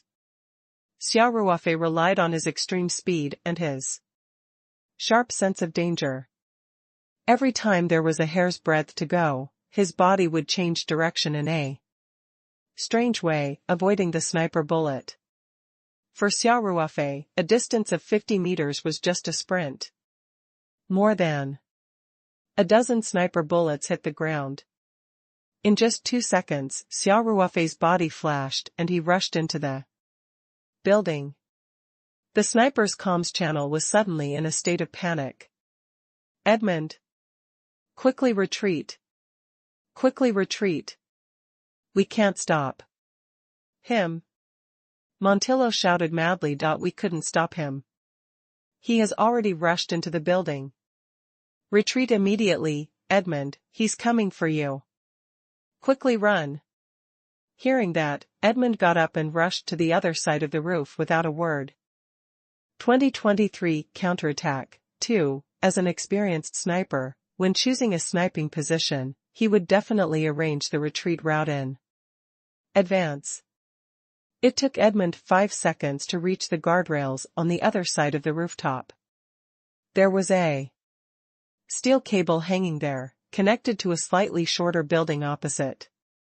Edmund quickly took out a lock from his bag. One end fixed under the pulley, and the other fixed to his waist. Then, Edmund jumped over the guardrail, grabbed the pulley with both hands, and pushed hard on the guardrail. His body immediately slid out in the direction of the opposite building. The whole evacuation process only took a dozen seconds. Edmund finally relaxed a little. He said to himself, "I'll definitely not accept such missions in the future." That guy was simply a pervert. He had never seen such an agile person. Under the aim of 3 or 4 sniper rifles, he could actually dodge and dodge without being injured.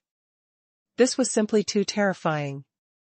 Edmund slid to about half the position when he heard Monty's slightly frightened shout from his earpiece, "Edmund! He's here! He's here!" Edmund was stunned for a moment. He tried to turn his head back and saw a figure appear on the roof of the building. The figure even had the time to smile at Edmund. Then, he reached out and drew a line on the steel rope, lowering his body to avoid the bullets that were coming from other directions. Edmund suddenly felt his body sink, and then he fell uncontrollably. He was terrified and grabbed the steel rope with all his might. However, this was just a last-ditch struggle. Although he avoided falling directly from the sky, he had no way to reconnect the steel cable, so the next moment, he crashed straight into the opposite building. Edmund howled in despair. The outer wall of the building rapidly enlarged in his eyes. Bang! Bang! With a muffled sound, Edmund crashed into the building. At this speed, with such a huge impact, even a Kuei cow would not be able to withstand it, let alone a fragile human body. Edmund had died almost at the moment of impact. Before he fell into eternal darkness, Edmund's last thought was, how could he be so fast? I just need 5 more seconds, and I can escape. After Xia Ruofei broke the steel rope with his bare hands, he didn't care about Edmund anymore, because he knew that Edmund was dead for sure. After he dodged a sniper bullet, he used the concrete fence of the building as cover and quickly arrived at the spot where Edmund had sniped. Xia Ruofei glanced at the sniper rifle that Edmund had abandoned and couldn't help but whistle. He muttered to himself, M82. This gang of Yakuzas is really well equipped. The M82A1 large caliber sniper rifle produced in the United States was known as the king of snipers. On the 12.7mm sniper rifle market, the M82A1 almost dominated the market for its long range, high accuracy, and powerful performance.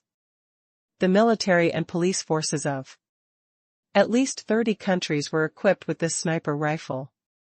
The Chinese army had their own domestic sniper rifle, which was also of excellent performance.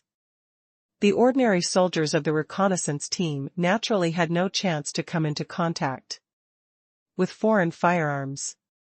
However, the lone wolf assault team was different. Although they used the same standard equipment in actual combat, the soldiers of the lone wolf had the opportunity to come into contact with and learn from some of the famous foreign firearms. Xia Ruofei had naturally used open-fire guns like the M82A1 before and was very impressed with the performance of this sniper rifle. He lay on the rooftop and deftly removed the magazine to check. There were 6 bullets left. The standard magazine could hold 10 bullets. In other words, Edmund had fired 4 times but did not even touch a hair on Xia Ruofei's head. In addition, there were 2 magazines filled with large caliber sniper bullets on the ground. Edmund was in a hurry and didn't have time to take these things away. Xia Ruofei immediately loaded a fully loaded magazine and quickly loaded it. He moved his eyes to the scope and adjusted the direction of the muzzle. Sean Gelman had already retreated to the outside of the construction site under the protection of a large number of bodyguards and was about to board his bulletproof Mercedes-Benz. Xia Ruofei was not in a hurry to shoot. He knew that as long as he did not hit his target with the first shot, he would not have a second chance. The bodyguards would immediately form layers of meat shields. Even if he ran out of bullets, he would not be able to kill Sean. Xia Ruofei held his breath and placed his finger gently on the trigger. He kept adjusting the direction of the muzzle according to what he saw through the scope. A bodyguard pulled open the car door, and under the heavy protection of the bodyguards, Sean German got down to the side of the car and lowered his head to get into the car. When they were closing the door, one of the bodyguards moved slightly to the side, leaving a small gap. He had been waiting for this opportunity. Xia Ruofei quickly adjusted and stabilized the muzzle. Then, he pulled the trigger without hesitation. The bodyguard felt a chill in his ear, and then he heard a pft. He quickly turned around and saw Sean German's eyes wide open as he collapsed on the car seat. There was a huge bullet hole on the left side of Sean's forehead. It had almost pierced through his head, and red and white liquid was gurgling out of it. The bodyguards immediately surrounded the car and screamed in horror. Only the bodyguard, who felt a chill in his ear, was stunned. He reached out to touch his ear and found that his hand was covered in blood. Obviously, the bullet just flew past his ear. As a professional bodyguard, he knew very well that the angle of the shot just now was very small. If the other party's hand had trembled slightly, the one whose head would have been shot would not have been Sean, but him. This caused him to feel a sense of fear, and his back was already drenched in cold sweat. The bodyguards were not afraid of death as they surrounded the important person that Jianjia and the others were responsible for protecting. The person was assassinated in front of everyone. If they couldn't kill the murderer, they would die even if they returned. Xia Ruofei was not in a hurry to leave. There were at least 3 snipers just now. He had to get rid of them in passing, to prevent these snipers from sniping Lu Jingfeng and the rest when they were fighting with the mafia. In fact, after the 3 of them saw Xia Ruofei kill Edmund, none of them hesitated for even a second. They all chose to retreat decisively. Every sniper had shot at Xia Ruofei more than once, so Xia Ruofei knew their sniping positions like the back of his hand. After killing Sean, his eyes did not leave the scope. He turned the head of the gun at an angle.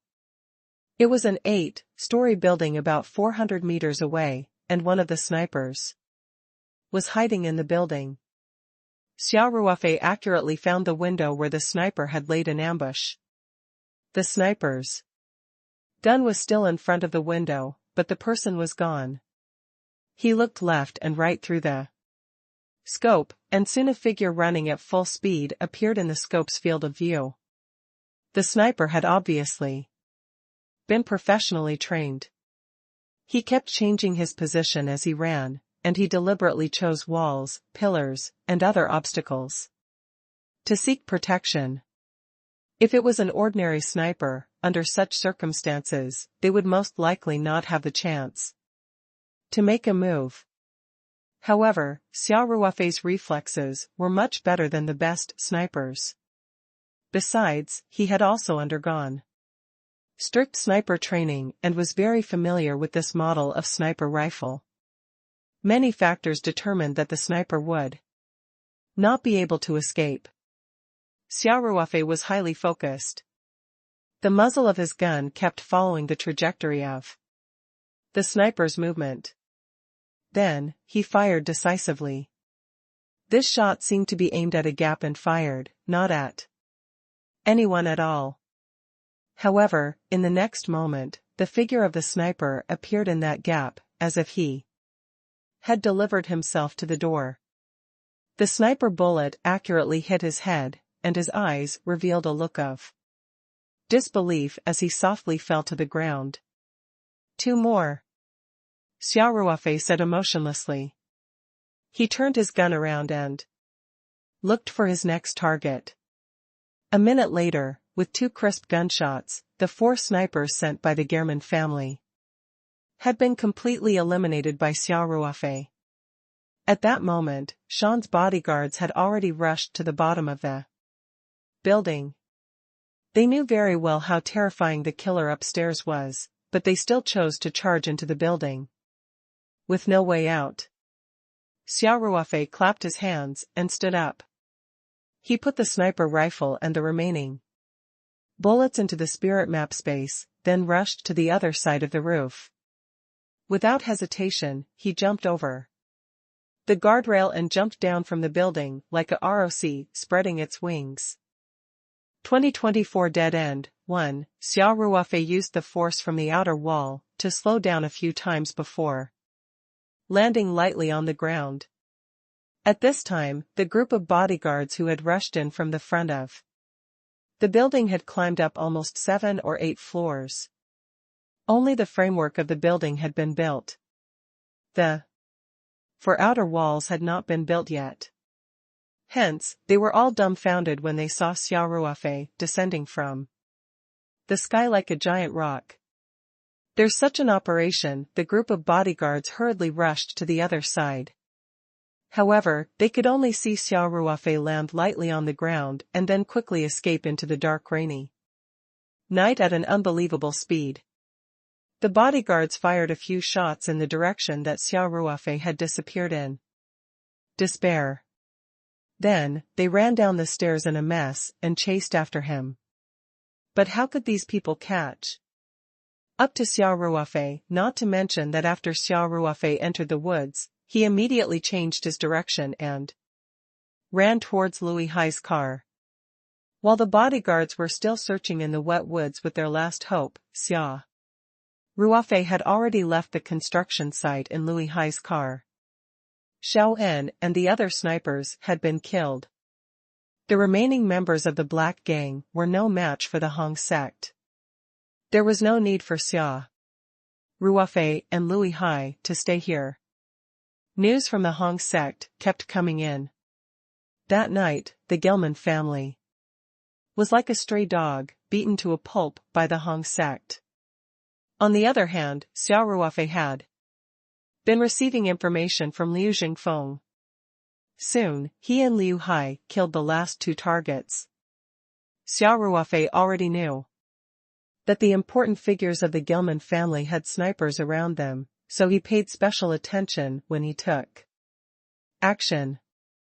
He had even used his years of experience in the special forces to find the hidden sniper and kill him before he even killed the core members of the Gelman family. The assassination operation was naturally extremely smooth. Now, other than the head of the family, the core members of the family had all been killed by Xia Ruofei.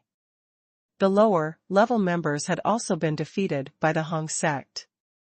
Even if the Gelman family was not dead, they would be crippled. When Xia Ruofei killed the last core member of the Gelman family named Robto, he returned to the car. Louis Hai immediately handed him a dry towel.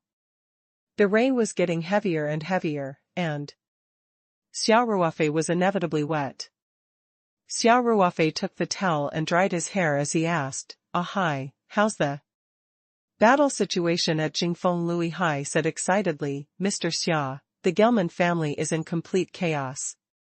All the core members have been killed. The subordinates are not in the mood to fight anymore. Jingfeng has gained a lot tonight. Xia Ruofei smiled and nodded. Tell them to keep up the good work. We must completely eradicate this family tonight. Otherwise, the police would definitely increase their patrols and surveillance on the gangs tomorrow, which would make it inconvenient for them to do anything. In addition, the Gelman family will definitely ask for help from the Glory Society. You should also be careful of this. Louis Hai was full of confidence, saying, Don't worry. We're also keeping an eye on the Glory Society. If they dare to act rashly, then they better be prepared for an all-out war with us. Then Louis Hai asked expectantly, Mr. Xia, are we going to Moore Manor next? Although the manor had been changed to the German Manor after the fall of the Moore family, Louis Hai still called it the same. Xia Ruofei nodded. Contact Xingfeng. He should be able to send some people over now. Let's bring some people over and kill them. Yes. Louis Hai answered with excitement. Although Louis Hai was very excited when Xia Ruofei killed the core members of the Gelman family, he could only hide far away and watch from the side. He still felt unhappy. Therefore, when he heard that Xia Ruofei was going to take them into the German manor, Louis Hai couldn't hold back his excitement. He immediately took out his phone and called LV Jingfeng. Jingfeng. How are things on your side? Louis Hai said as soon as the call was connected. Mr. Xia ordered us to transfer some people here, and you come here yourself. He will take us to attack the Gelman manor. Lu Jingfeng had always been a brave and ruthless person. Tonight, he had brought his brothers from the Hong sect's Turan branch. Every time, he would rush to the front, regardless of the danger. So, when he heard that they were going to destroy the old nest of the Gelman family, Lu Jingfeng was so excited that he almost jumped up. He immediately gathered his men and drove to meet Louis Hai outside the city. Then they drove towards the direction of the German manor. In the Gelman manor, phone calls came in one after another. Old Gelman collapsed in his chair, his face ashen. Pieces of information were being collected. Pieces of territory that originally belonged to the Gelman family had been conquered, and the members of the underworld had suffered heavy losses. What drove him crazy was that almost all of the core members of his family had been killed, including his most valued sons, grandsons, and his brothers and cousins. Old Gelman already knew that after tonight, the Gelman family would probably be removed from the family. 2025 dead end, too. At this moment, his heart was filled with despair. Who wanted to deal with the Gelman family? This was no longer a fight for territory. The other party was clearly trying to uproot the entire Gelman family. Although the people involved in the fight were from the Hong sect's Turan branch, Old Gearman did not think that the Hong sect was behind it. It was obvious that they had provoked someone they should not have. However, there was no point in studying these things now. Even if the Hong sect stopped now, the Gelman family's strength would fall greatly. It was impossible for them to maintain their former glory under the joint attack of Southeast Asian gangs, Nihilia's Nigeria, and the powerful Hong sect. Furthermore, how could the Hong sect stop now that night? The city was filled with the smell of blood. The territory controlled by the Hong sect had suddenly increased by a few %. Not only that, but the small and medium-sized gangs were also like cats that smelled fish, coming out to loot the burning house. Under such circumstances, the already chaotic Gelman family could not resist at all. Obviously, the fate of the Gelman family had been decided. They would be torn to pieces by the other forces in Duning City, led by the Hong sect. Everyone kicks a man who is down. This was the law of the jungle that had never changed since ancient times. Old German's eyes were blood red like a trapped beast. The people serving him were also trembling with fear, afraid that they would anger Old German and cause a fatal disaster. Old Gelman kept mumbling to himself, who are they tonight? He thought about it countless times. The Gelman family had many enemies, but none of them had anything to do with the Chinese. Although their expansion in Turin had some conflicts with the Chinese Hong sect, both sides had been very restrained and there had been no bloody conflicts. Everything seemed to have changed since yesterday. Tolls had been killed by a Chinese man in his villa. Then, this Chinese man had rescued the woman from the Grasso family, who Tolls had taken a fancy to and left the villa with a swagger. Wait a minute. A woman from the Tolls family. An idea suddenly flashed through Old Gelman's mind. Could it be that all of this was related to that woman? It was true that after the Chinese man saved the woman named Monica yesterday, the Hong sect had started to attack the Gelman family like crazy. As for the mysterious killer who had killed 9 core members of the Gelman family, as if he was cutting vegetables, although he looked slightly different from the Chinese man who had killed Tolls last night, it was very likely that they were the same person from their figure and the way they did things. Old Gelman couldn't help but grit his teeth in hatred. Just because of a woman, the force he had worked so hard to build collapsed overnight. It was really ironic. He was filled with unwillingness. After a while, he glared with blood-red eyes and asked loudly, Paul, is the patriarch of the Grasso family still around after Tolls was killed the day before? The arrogant German family in Turin naturally vented their anger on the Grasso family. Since they did not manage to capture Monica's brother, de York, the young head of the German family, who had been killed by Xia Ruofei, personally led his man and smashed the Grasso family into pieces. At the same time, they even brought the head of the Grasso family, Monica's uncle, Caris Grasso, to the German manor. Even their patriarch had been imprisoned, but the Grasso family still did not dare to speak out. Instead, they sent people to search for Monica's whereabouts, hoping that they could hand her over in exchange for the forgiveness of the Gelman family. Sir, Paul the butler quickly said, Caris Grasso is locked up in the manor cellar. Old Gelman panted heavily and said with blood-red eyes, pull him up. Yes. Paul hurriedly shot a look at the 2 guards beside him. At the same time, he was silently mourning for Caraglas. In a short while, the guards of the German family pushed and shoved a bruised and swollen Carls up. As soon as Klaas saw Old Gelman, he quickly begged, kind Mr. Gelman, please forgive our family. This is all Monica's fault. I promise that I will hand Monica over personally and let you deal with her. Old Gelman laughed hideously. Just Hand over Monica. Do you know how much our family has lost, Mr. Gelman? Said Kala hurriedly. Your loss will be fully borne by the Grayo family.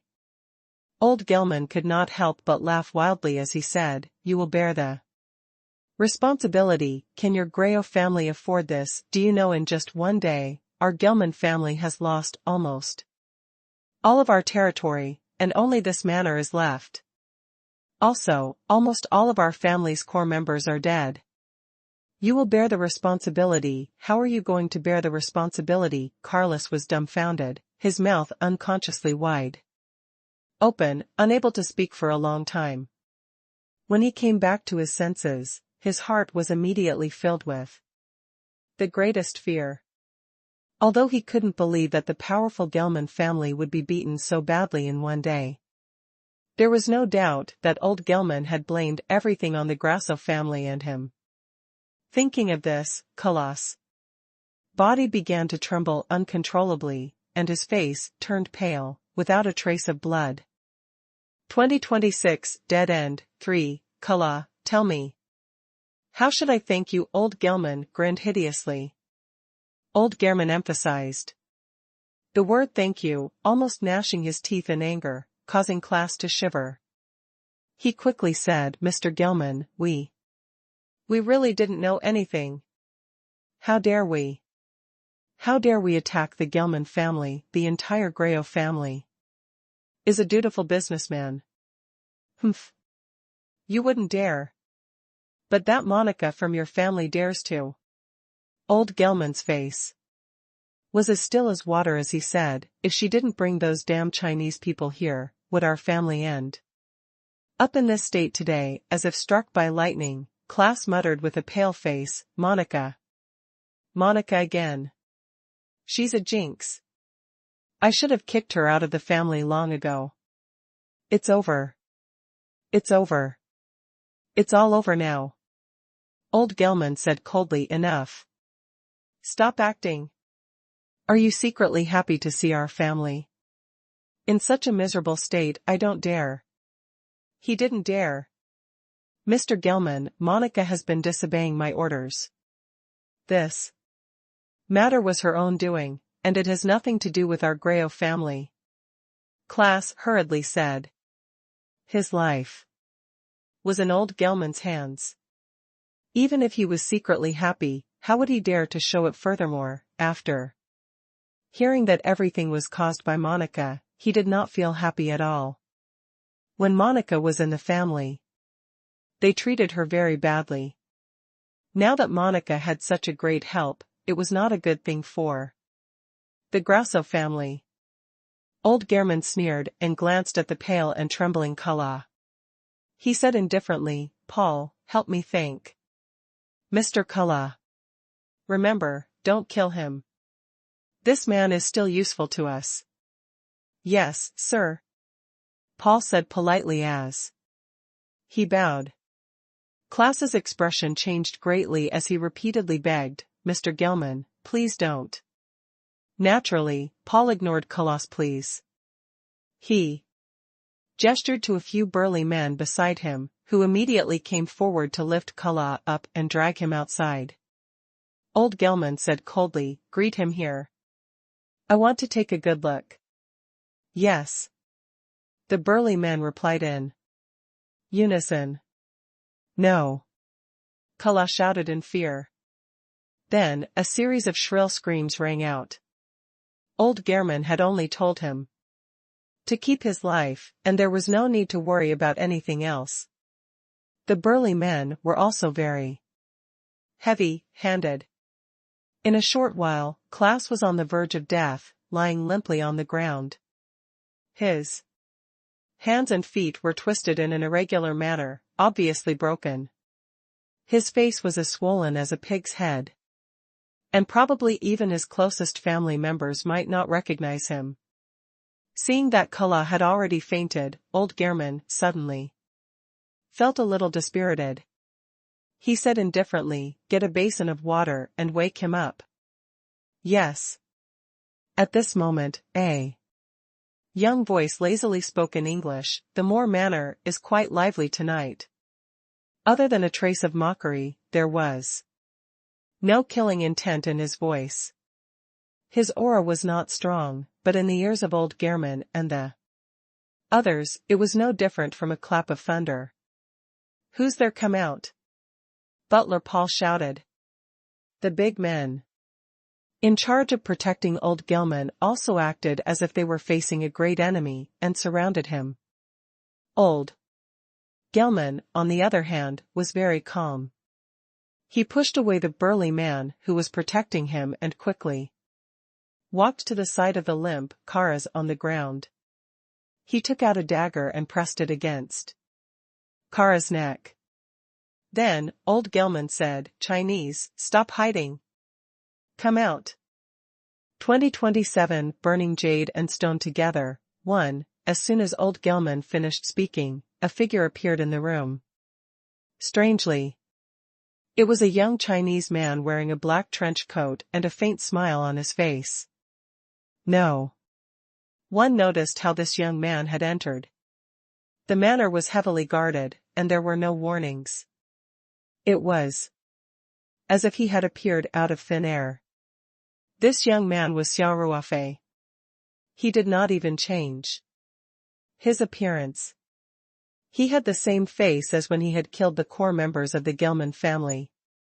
Of course, this face was different from the one on his passport under the name Xia Tian. It was even more impossible for it to be the same as his original appearance. Old Gilman's bodyguards hurriedly pulled out their guns and surrounded him. Xia Ruofei's body swayed slightly, and everyone felt their vision blur. Then, the bodyguards were shocked to find that all their guns were in Xia Ruofei's hands. With a twist of his hand, Xia Ruofei turned all the guns into twisted pieces of scrap metal. He casually threw the scrap metal on the ground and looked at old Gilman with a smile. Old Gehrman waved his hand to stop the bodyguards who wanted to rush up empty-handed. He knew that it was a meaningless act. Xia Ruofei's performance tonight was enough to prove his strength. At this moment, a guard rushed in a panic and said, "Mr. Gilman, many Chinese people are attacking. Everyone can't resist." Ah. He was in the middle of his sentence when he realized that Xia Ruofei was standing in the middle of the room and was shocked. Old Gilman frowned and chided, "Get down." The guard retreated as if he had been pardoned. Before he left, he could not help but glance at Xia Ruofei. He had been standing guard not far from the door just now and had no idea how this Chinese man had gotten in. Old Gilman did not seem to care that the manor was about to be breached. He clenched the dagger in his hand and slowly said in his English with a strong Italy accent, "Young man, how about we make a deal?" Xia Ruofei raised his eyebrows and shrugged his shoulders.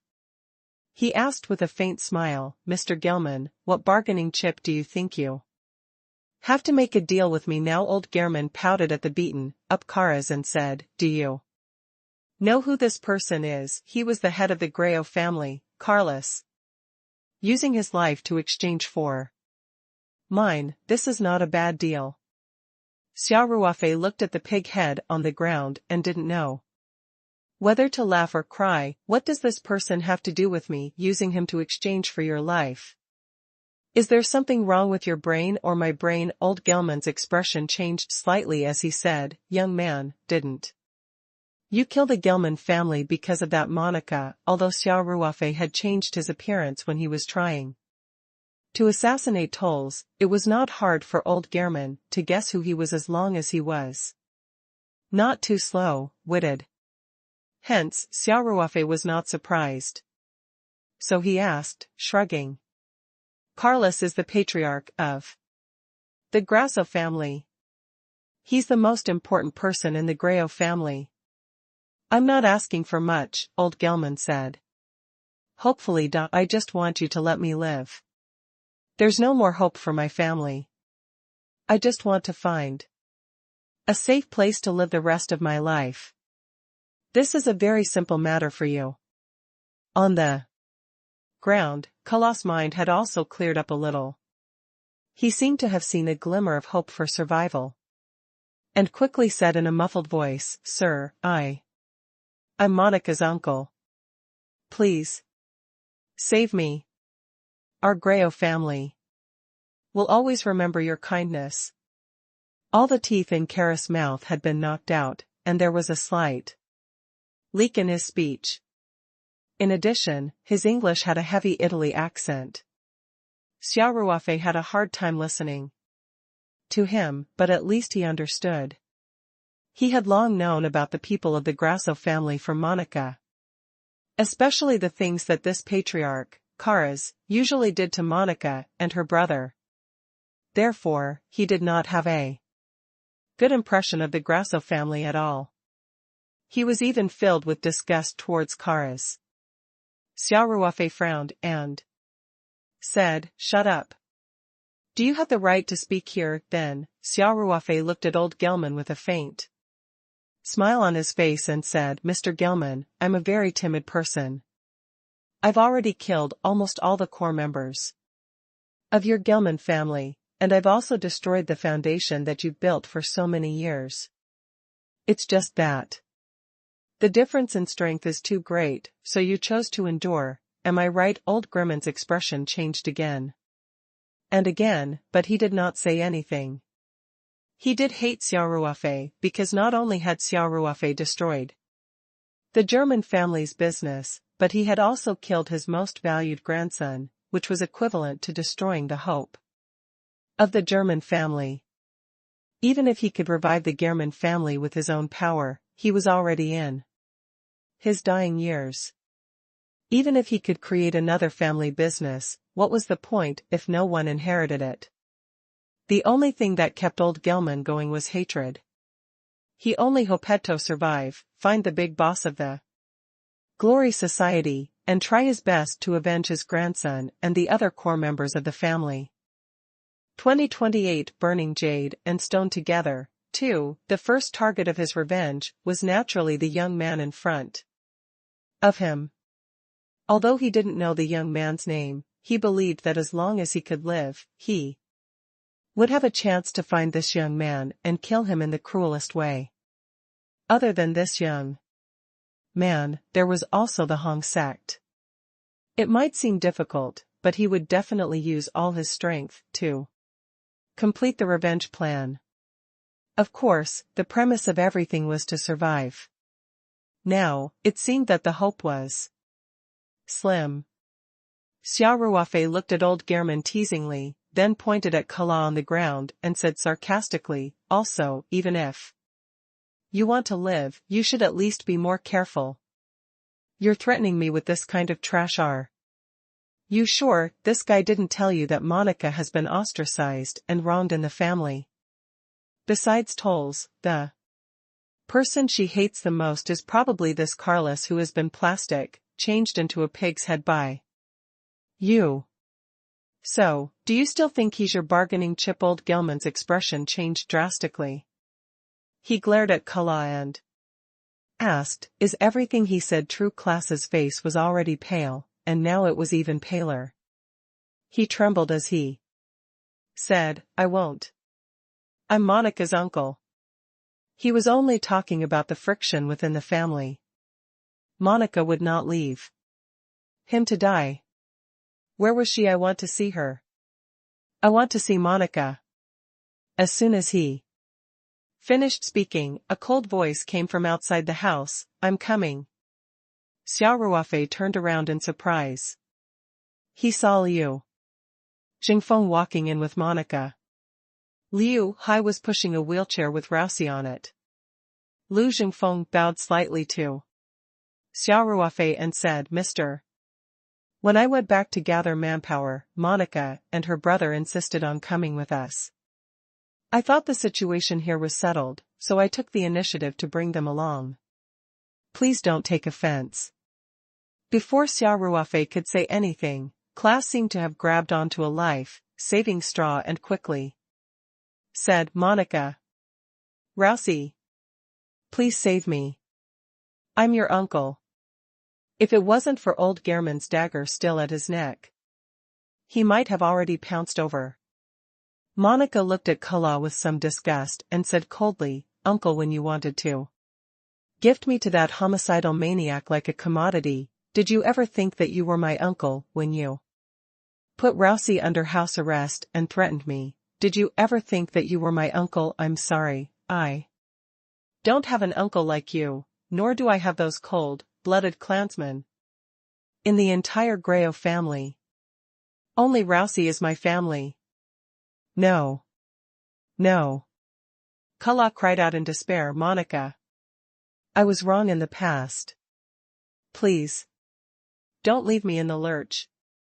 I promise you. As long as you save my life, I will support you to be the head of the Grasso family. I'll completely listen to your orders from now on. As long as you're dead," Xia Ruofei said sarcastically, "with the Hong sex control in Turin, we can choose whoever we want to be the head of the Grasso family. Isn't that easy?" Carlos was stunned for a moment. He suddenly felt that Xia Ruofei's words made sense, but at the same time, his heart sank. Monica did not pay any more attention to Carlos. Instead, she bowed to Xia Ruofei and said, "Sir, please don't care about this person. Rousey and I only came here to see how the Gelman family is destroyed. As for this man, he has nothing to do with us. Don't mess up your plan because of us." To prevent Xia Ruofei's identity from being exposed, both Lu Xingfeng and Monica addressed Xia Ruofei as Mr. It was obvious that they did not want to reveal any information about Xia Ruofei, not even his surname. Xia Ruofei smiled and nodded at Monica. Then, he turned his eyes to the ashen-faced old Gehrman and asked, "Mr. Gelman, do you now know how ridiculous your so-called bargaining chip is?" Old Gelman's hand trembled slightly as he held the dagger. He refused to accept this fact, but he had to. Old Gelman's expression changed several times, and then he threw the dagger away with a strange smile on his face. He looked at Xia Ruofei and said, "At first, I wanted to keep my life so that I could have a chance to avenge my son and grandchildren. Now it seems that I can only start the second plan. It's a pity that I can't wipe out the damn Hong sect in one fell swoop." Louis Hai and Louis Xingfeng's expression slightly changed, except for Xia Ruofei, who remained calm. He asked with a smile, "Oh, so you have a second plan? Why don't you tell me?" Old Gelman slowly reached his hand into his pocket. Lu Xingfeng's eyes flashed with a sharp light and he raised the gun in his hand. Xia Ruofei waved his hand at him, indicating for him to calm down. At such a close distance, everything was under his control. There was indeed no need to make a fuss. Old Gehrman took out a small black remote control and looked at Xia Ruofei. "Actually, it's better this way. After all, it will take a lot of time and effort to find out your identity. It's better to do it this way. Even if some small fish and shrimp get away, it doesn't matter." At this point, old Gehrman waved the remote control in his hand, and an abnormal blush appeared on his face. He said in a calm but slightly crazy tone, "Did you know, there's a large amount of TNT buried under this house? As long as I press it lightly, the entire Gehrman manor will turn into ruins, and you, and you, all of us will be blown to pieces. It's impossible to tell who those broken limbs and rotten flesh belong to. This is a true you are in me, I am in you. Ha ha ha. Ha ha ha. Ha ha ha." Old Grimman couldn't help but laugh madly at the end of his sentence. The expressions of Louis Hai and the others changed drastically. They knew that the Gehrman family might have a backup plan, but they didn't expect it to be so crazy. The Hong sect had just launched a full-scale attack on the Gelman family tonight. If what old Gelman said was true, there was a large number of explosives buried under the house. It was definitely not a temporary arrangement. It might have been set up when they moved into the manor. In other words, old Gelman slept on a pile of explosives every day, ready to die with the enemy at any time. This was just too crazy. Looking at old Gelman, who was laughing crazily, Liu Hai and the other brothers of Hong sect, Monica, as well as the butler and bodyguards of the Gelman manor, all changed their expressions. Although the members of the Gelman family were loyal to the family, no one wanted to be buried in the sea of fire with their family in such a tragic way. Old Gelman had obviously gone crazy. His face was a sickly red, as if he would press the button to detonate at any moment. Among all the people, only Xia Ruofei's expression remained the same. He even had a mocking smile on his face as he crossed his arms and looked at old Gelman. After laughing for a while, old Gelman looked at Xia Ruofei suspiciously. "You're not afraid, should I be afraid?" Xia Ruofei asked. Old Gelman snorted and said, "Did you think I would be afraid of death in any case? I can't escape the fate of death in your hands. Why wouldn't I be happy to take so many people with me, so, please do not doubt my determination." Xia Ruofei smiled and gestured for her to go ahead. "If that's the case, then don't hesitate. I'm looking forward to it." Old Gelman laughed and said, "I don't care if you're trying to be mysterious or not, in short. Go to hell with me." With that, old Gelman's eyes were filled with determination as he pressed the remote control in his hand. 2029 Treasure Hunt 1. Old Gelman's face was filled with madness, while the others were horrified. Monica couldn't help but close her eyes, her face filled with despair. However, after a few seconds, the violent explosion that everyone had imagined did not happen. The scene was dead silent. Monica couldn't help but open her eyes. She saw that everyone was equally shocked. Old Gelman looked as if he had seen a ghost as he kept pressing the button on the remote control. Xia Ruofei, on the other hand, was still smiling and looking on calmly. When they first found out that there was a large amount of explosives buried under the house, everyone except Xia Ruofei felt their hearts twitch when they saw old Gelman's fingers move. However, now that she saw his exaggerated actions, she felt that it was comical no matter how she looked at it. Old Gelman's heart was also broken. He wasn't bluffing, nor was he reluctant to die at the last moment. The actual situation was that no matter how hard he pressed, the button didn't move at all. Was this not a ghost? Xia Ruofei looked like he was watching a show. He crossed his arms and looked at old Gelman with a smile. After a while, he walked toward him. Seeing this, old Gelman shouted in horror, "Don't come over. If you come any closer, I'll press it." Monica couldn't help but burst out laughing and said, "Haven't you already pressed it a few times? Why isn't it exploding?" The brothers of the Hong sect couldn't help but burst into laughter. The originally tense and tragic atmosphere was suddenly destroyed.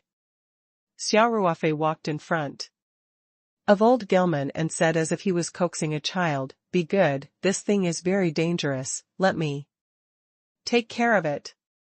With that, Xia Ruofei easily removed old Gelman's fingers and took the remote control from him. Old Gelman was like a person who had been cast with a petrifying spell. He stood there in a daze, without any resistance. It was only when Xia Ruofei turned around and left that he collapsed limply on the ground, as if his spine had been pulled out. Xia Ruofei put the remote control in his pocket. In fact, he put it in the spirit map space, to cut off the signal. He knew very well that old Gehrman was not bluffing. There was indeed a large number of explosives buried underground.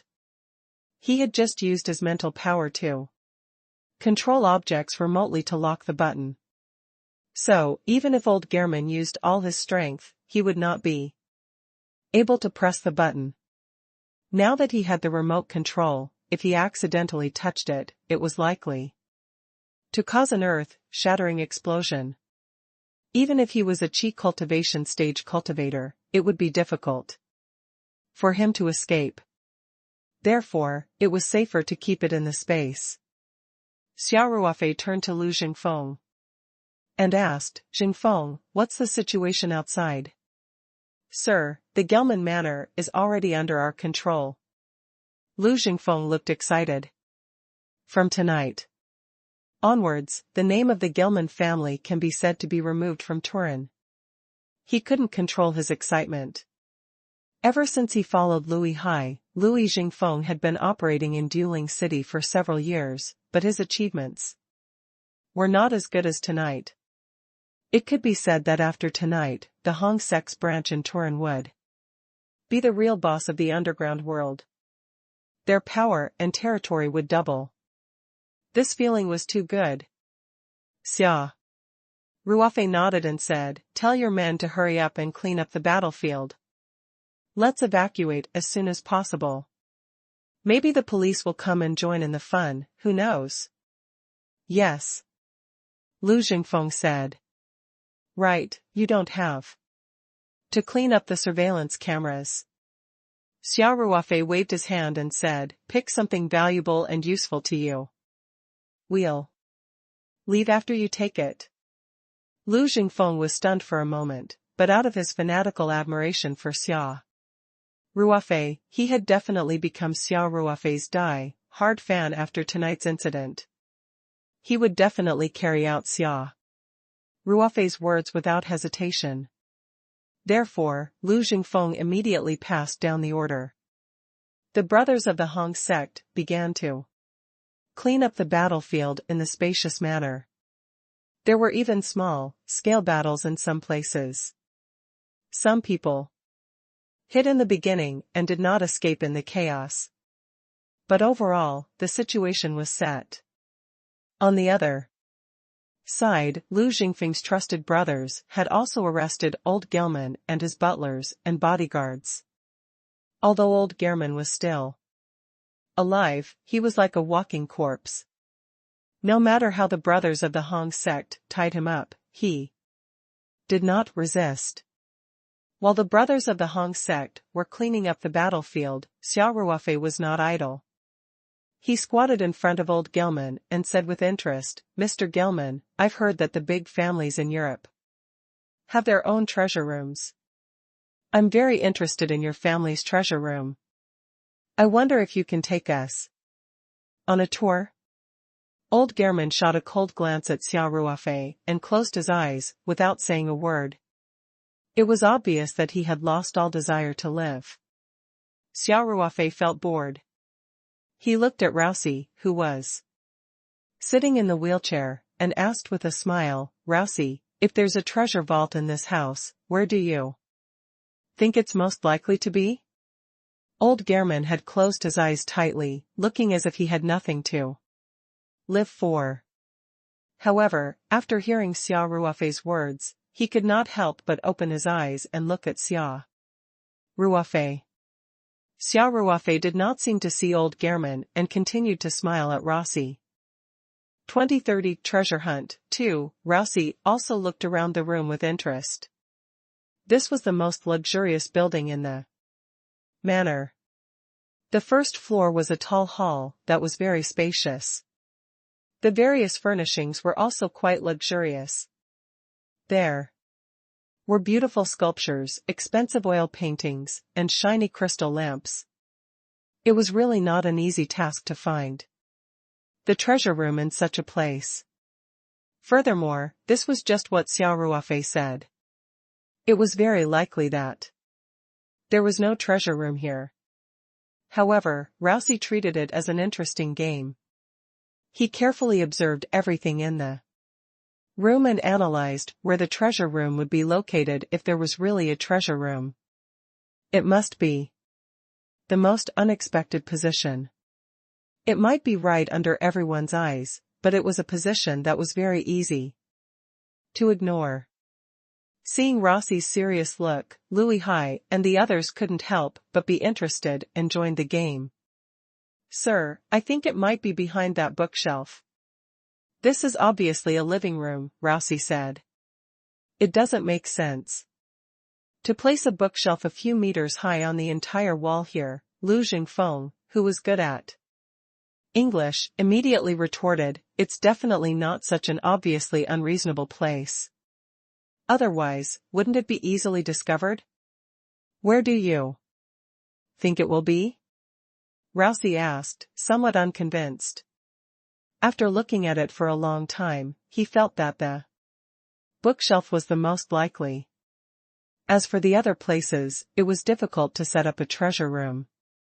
"Maybe it's inside this wall," Lu Jingfeng said, "but this needs to be measured inside and outside the house to see how big the difference is. If it's big, it means that there's a hidden space." Louis Hai knocked on the wall and said, "It's solid, so it's not possible. I think if there really is a treasure room, it might be underground. Or in these pillars?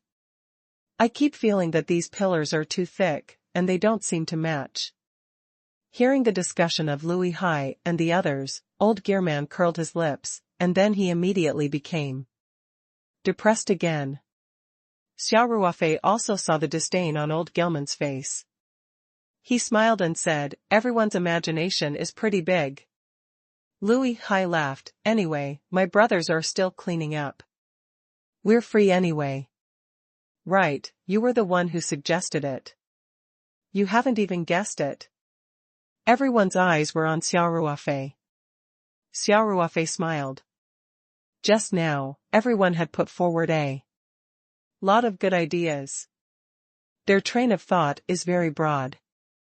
Actually, what everyone said was, just when everyone thought that Xia Ruofei was going to say, "It makes sense," he suddenly changed the topic and said, "It's all wrong."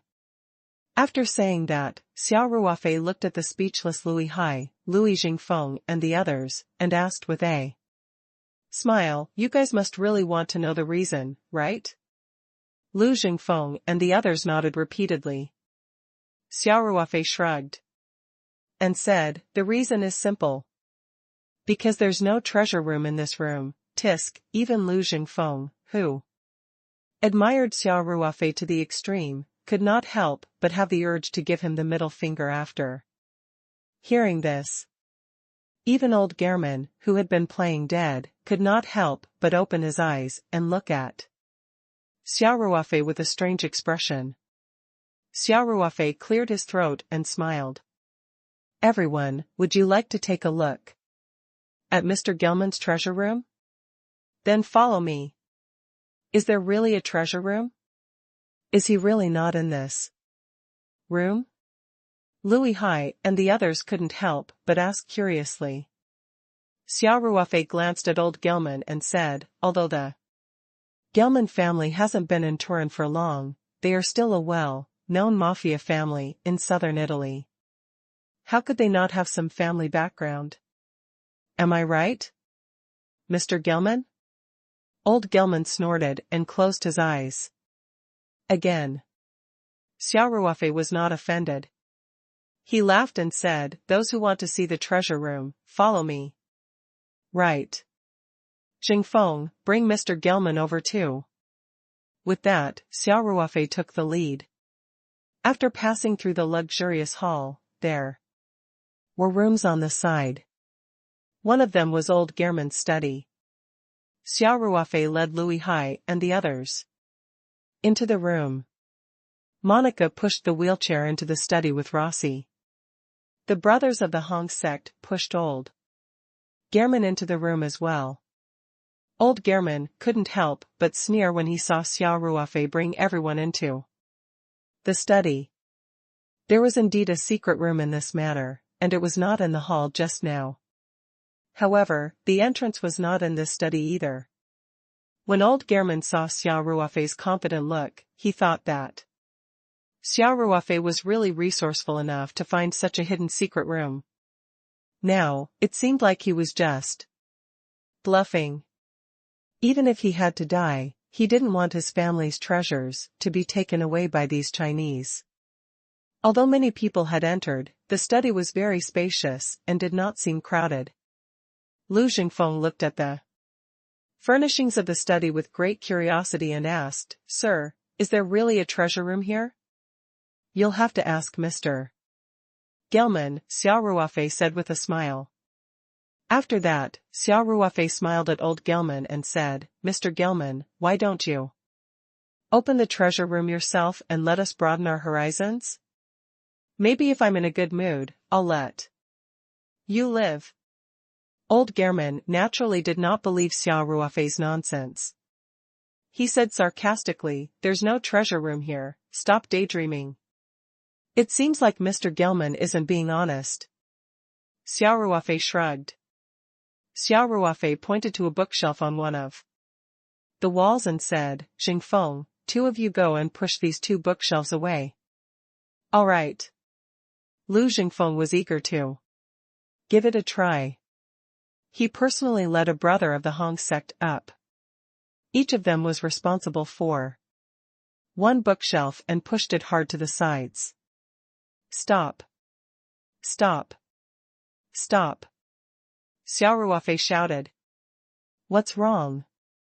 Puzzled, Lu Jingfeng asked, "Didn't you ask us to push it away?" Xia Ruofei walked over and said, "I forgot to tell you. It's very difficult to push open such a heavy bookshelf with brute force." After saying this, he walked to one of the bookshelves and found the 5th and 8th book among the beautiful books. Then he pressed on the upper part of the book and pulled it out in half. Then, Xia Ruofei walked to another bookshelf and took out half of the 11th book on the 3rd row. There seemed to be no pattern at all. He only did 2 simple actions. Then, Xia Ruofei said, "That's enough, you can start pushing now." "What?" Old Gehrman laughed when he saw this. Deliberately mystifying. He was speaking in Italian, so Xia Ruofei could not understand. He could not help but ask Monica, "What did he just say?" Monica pursed her lips and smiled. "This is an Italy slang. It means that you are deliberately doing something unfathomable to make people think that you are very profound. That's what it means." Xia Ruofei couldn't help but laugh. "It seems like Mr. Gelman won't shed tears until he sees the coffin." Then, Xia Ruofei said to Lu Jingfeng, "What are you doing? Do your work." "Oh," Lu Jingfeng said. To everyone's surprise, this time Lu Jingfeng and the brother of the Hong sect easily pushed the heavy bookshelf to the sides until it touched the 2 walls, revealing a gap of more than 1 meter wide in the middle. But behind the bookshelf was an ordinary wall. Louis Hai even knocked on it out of curiosity. The sound was muffled. Apparently, the wall was solid. Everyone's expressions were a little strange. "Ing Luo, did Mr. Xia make a mistake?" Only old Gehrman had a sneer on his face, as if he already knew this would be the result. Xia Ruofei's expression remained the same. He strolled to the corner of the room and pulled down a brass lamp. Suddenly, the sound of hinges could be heard. On the wall, behind the bookshelf, about 2 meters high, the brick slowly sank down, revealing a dark entrance. It really is a different world. Godly. You can even discover this. This is unbelievable, Louis Hai and the others all gasped and couldn't help exclaiming. Old Gehrman looked like he had seen a ghost. Was there really a secret room here? Why didn't I know about it? what was going on? He had always thought that Xia Ruofei was bluffing, just like how Xia Ruofei had always thought that he would not give up until he saw the Yellow River. What old Gelman did not expect was that Xia Ruofei would actually find the entrance to a secret room in this study. At that moment, old Gelman was starting to doubt his life.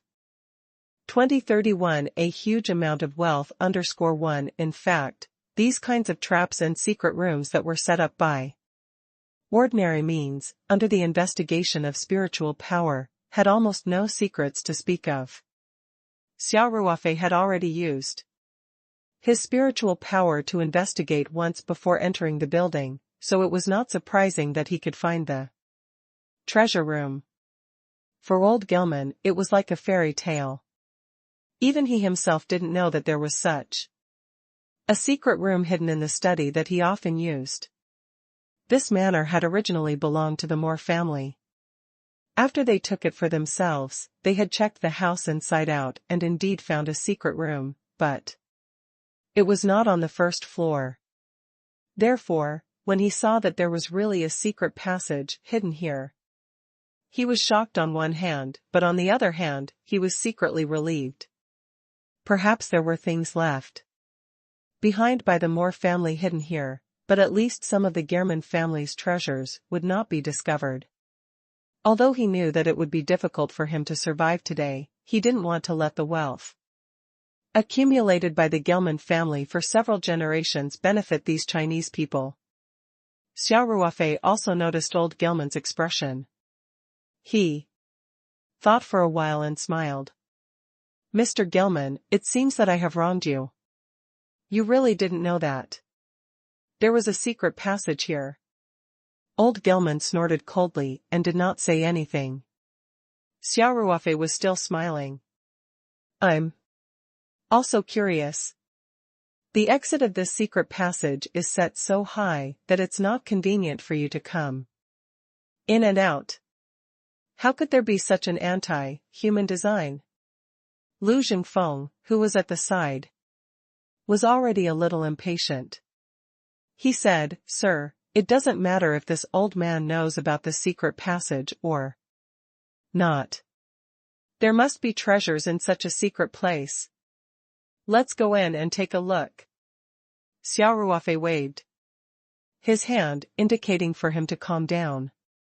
Then, Xia Ruofei continued to smile and said to old Gelman, Mr. Gelman, I forgot to tell you that this secret passage leads to a room on the second floor.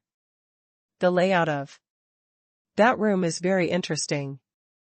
It is hidden in the middle of many rooms, and through an ingenious spatial illusion, it makes it impossible for people to notice that there is a place isolated from the rest. The more old Gehrman heard, the more he felt that something was wrong, and a bad feeling grew in his heart. Xia Ruofei chuckled. That's right. If I'm wrong, there are 2 exits to the hidden room. One is here. The other one is, he deliberately paused for a few seconds, then smiled and said, the other one is behind the big bed. In the master bedroom on the second floor. Like the 2 bookshelves, the heavy bed was designed with a guide track. After pulling the mechanism, it could be easily moved away, revealing the door of the secret room. How was it? Doesn't it sound familiar?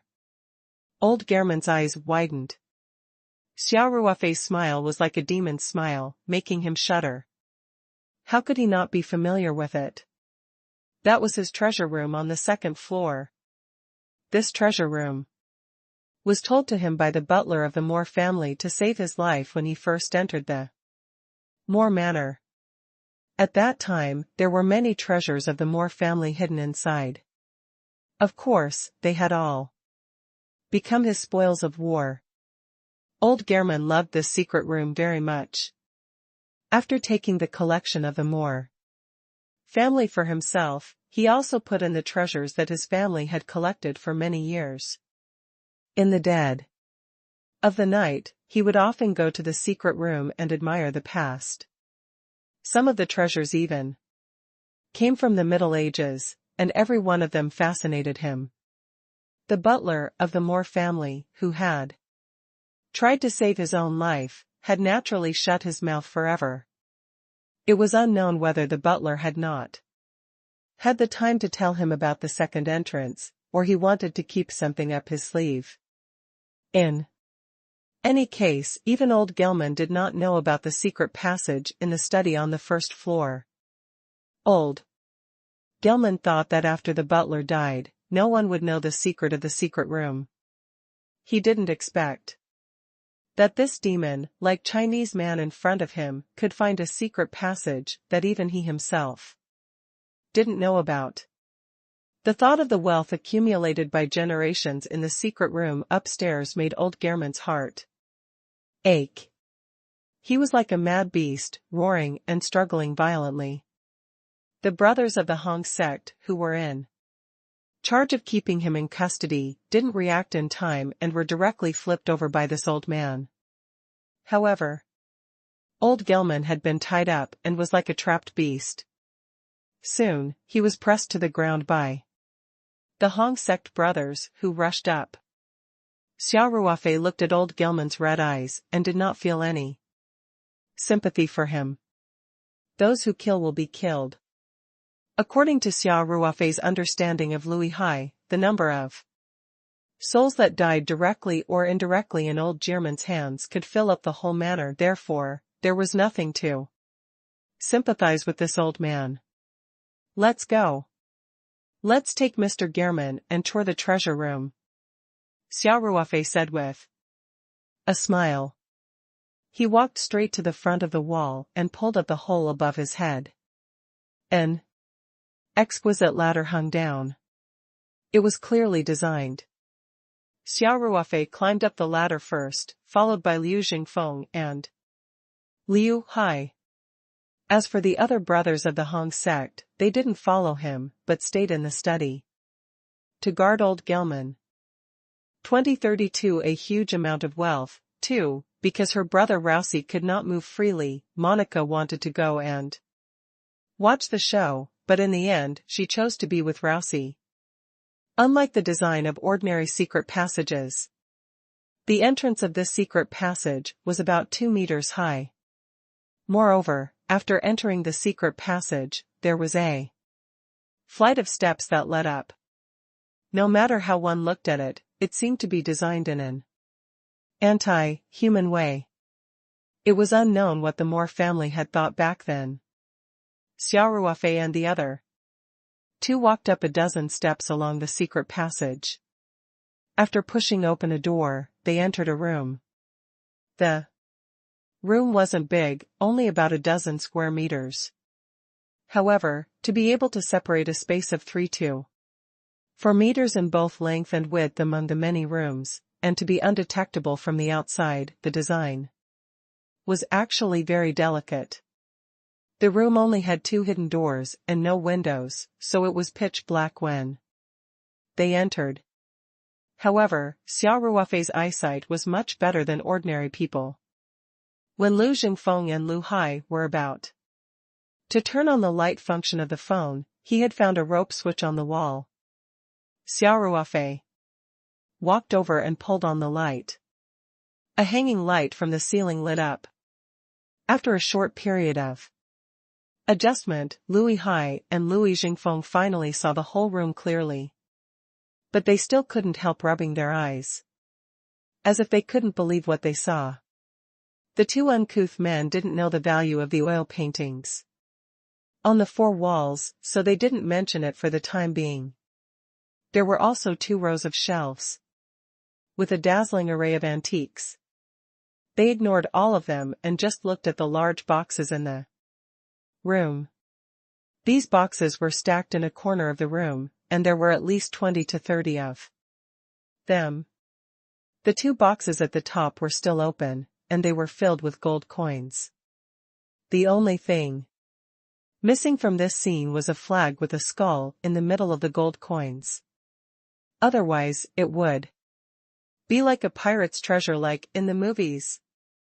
Liu Hai had lived in Europe for many years, so he had a good eye He walked over and took a handful of gold coins, then exclaimed, "It's the gold coins of Byzantine. There are so many of them." The Byzantine gold coins were called medieval US dollars, and they were the common currency in that era. If these 20 or 30 large boxes were all filled with this kind of gold coins, even if the collection value was not high due to the large number of gold coins in the world, the value of gold alone would be difficult to estimate.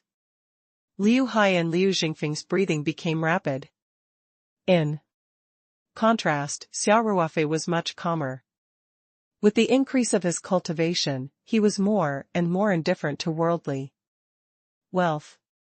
He was more interested in the exquisite antiques and oil paintings on the 2 rows of shelves on the other side and enjoyed them with great interest. "Mr. Xia, what should we do with these gold coins?" Liu Hai asked. Xia Ruofei said casually, "Do as you see fit. These are your spoils of war." "That won't do." Liu Hai said hurriedly, "You're the one who killed the Gelman family this time. We're just assistants. We can't take these things." The Hong sect valued loyalty the most. Those who were greedy for money would be despised by everyone. Moreover, Xia Ruofei's identity was not ordinary, and his ability was beyond their imagination. No matter how valuable these gold coins were, they did not dare to covet them. Xia Ruofei smiled and said, "Let's count first." He still didn't know if there were gold coins in those boxes. Also, now is not the time to decline, we have to transport these things back first. Yes. Liu Hai agreed with Xia Ruofei. Although the Gelman family could no longer pose a threat to them, it was hard to say whether old Gelman had asked for help from the Glory Society or whether the Turin police would come. Therefore, he couldn't stay in this troublesome place for long. He had to quickly take everything away and return to his own base camp. Liu Hai and Liu Jingfeng immediately checked the boxes. Of course, they couldn't count the gold coins one by one. They just opened each box and confirmed what was inside to have a rough idea in their hearts. At the same time, Liu Jingfeng immediately called a few of his most trusted brothers and arranged for a van to drive downstairs so that they could also enter the secret room, to move things. One by one, the boxes were opened and closed. Gold coins, gold coins. The boxes of gold coins were really visually shocking. He opened more than a dozen boxes in a row, and all of them were gold coins from the Byzantine era. When there were only about 10 boxes left, they were filled with cash. When they were opened again, all in euros. No matter how indifferent Xia Ruofei was to fame and fortune, he could not be numb to the sight of boxes of gold and euros. He couldn't help but ask, "Does this guy like the feeling of being à nouveau riche? Why are you hiding so much cash at home?" Based on the size of the boxes, if 10 boxes were full of such large banknotes, it would probably be hundreds of millions of euros. "I can understand," Liu Hai smiled, "these mafia families have a lot of money that can't be exposed to the public. Although their money laundering channels are very developed, it's normal for them to keep some cash that hasn't been laundered yet." There were tens of millions or even hundreds of millions of euros in money that had not been laundered. This was just a small mafia family. Xia Ruofei couldn't help but be secretly speechless. Liu Jingfeng's men were still waiting outside. He told Liu Hai to check all the boxes before moving them out. Although these brothers could be absolutely trusted, it would be better if they didn't see the things in the box. One box, another box. He opened 10 boxes in a row, all full of euros. There was only one box left. This box was placed in the corner of the wall, under the other boxes. It was only after they were all moved away that it was revealed. Lu Jingfeng was already a bit numb to gold and euros. He went to open the box as usual. After taking a look, he couldn't help but exclaim, "It's not money." Xia Ruofei also took a look and couldn't help but laugh. Although it's not in euros or gold coins, it seems to be more valuable. It was filled with jewelry, including pearls, diamonds, marna, and gemstones of all colors. Although it was only half a box, it was obviously worth much more than a box of euros. "Jingfeng, close the box," Lui Hai said. "Tell the brothers to come in and move it." "Right, let them bring in a few more boxes and take away all these antiques, oil paintings, and the like." "All right," Lu Jingfeng said. Just as he was about to close the box, Xia Ruofei suddenly said, "Wait a moment." Lu Jingfeng stopped what he was doing and looked at Xia Ruofei. He asked, "Mr. Xia, is there a problem?" Xia Ruofei walked to the box and removed the pearl agate covering it, revealing a gray box. "There's another box here?" Lu Jingfeng was also a little surprised. "I didn't notice it just now, Mr. Xia, please open it," Lui Hai said with a smile, "since it's put together with these jewelries in a special box, the value of the things inside should be high." Xia Ruofei nodded. He had also taken a quick glance at the box through the gaps of the jewelry and was curious. He tried to use his mental power to probe it and found that his mental power could not penetrate the surface of the box. He then called Lu Jingfeng to stop. "Stand further away." "What if there's a trap or something?" Xia Ruofei said. He wasn't joking. The material of this box couldn't even be penetrated by his spiritual power, so it was obviously not an ordinary item. The information from the secular world was not much of a threat to him, but if it came from the world of cultivation, it was a different story. He might be able to avoid the possible threats with the protection of his genuine qi and his sensitive nerve reaction, but Liu Hai and Liu Jingfeng would not be able to escape. Seeing Xia Ruofei being so serious, Lui Hai and Liu Jingfeng stepped back. "Forget it. For safety's sake, you should all retreat into that passageway," Xia Ruofei said. Although the two of them felt that he was making a mountain out of a molehill, they still carried out Xia Ruofei's order without hesitation. Seeing that both Liu Hai and Liu Jingfeng had retreated to the outside of the room, he started to operate his genuine qi to protect his vital parts. Then, he concentrated and slowly opened the box. 2033 An unexpected gain. 1. The lid of the box was opened without any fluctuations. There was no unknown danger, as Xia Ruofei had imagined. Instead, there was an aura that Xia Ruofei was very familiar with. The box was filled with black stones that were neatly stacked. It was about half the box, and there were at least 10 to 20 of them. These black stones were the realm stones that Xia Ruofei had considered extremely precious. Xia Ruofei was also stunned. To Xia Ruofei's spirit map space, the world stone was the best nourishment.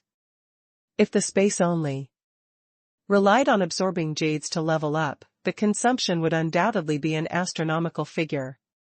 The conversion efficiency of the world stone would be much higher.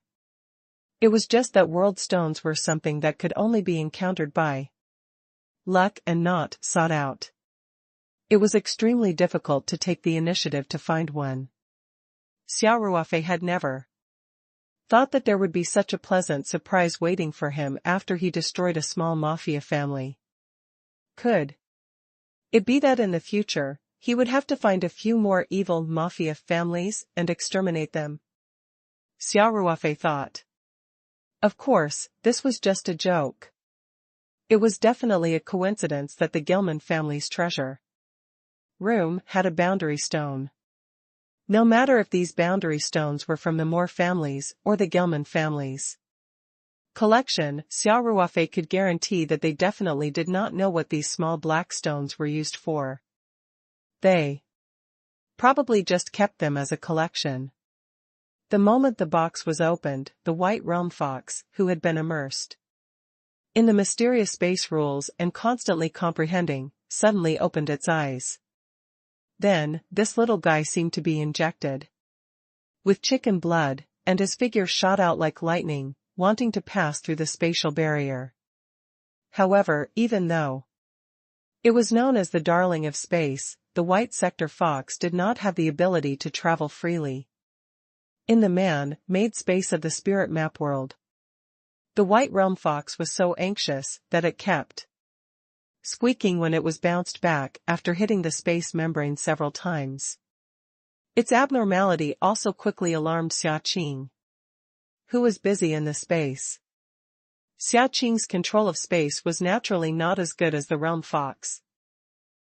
He also had no way to restrain the realm fox, who had a tendency to go berserk.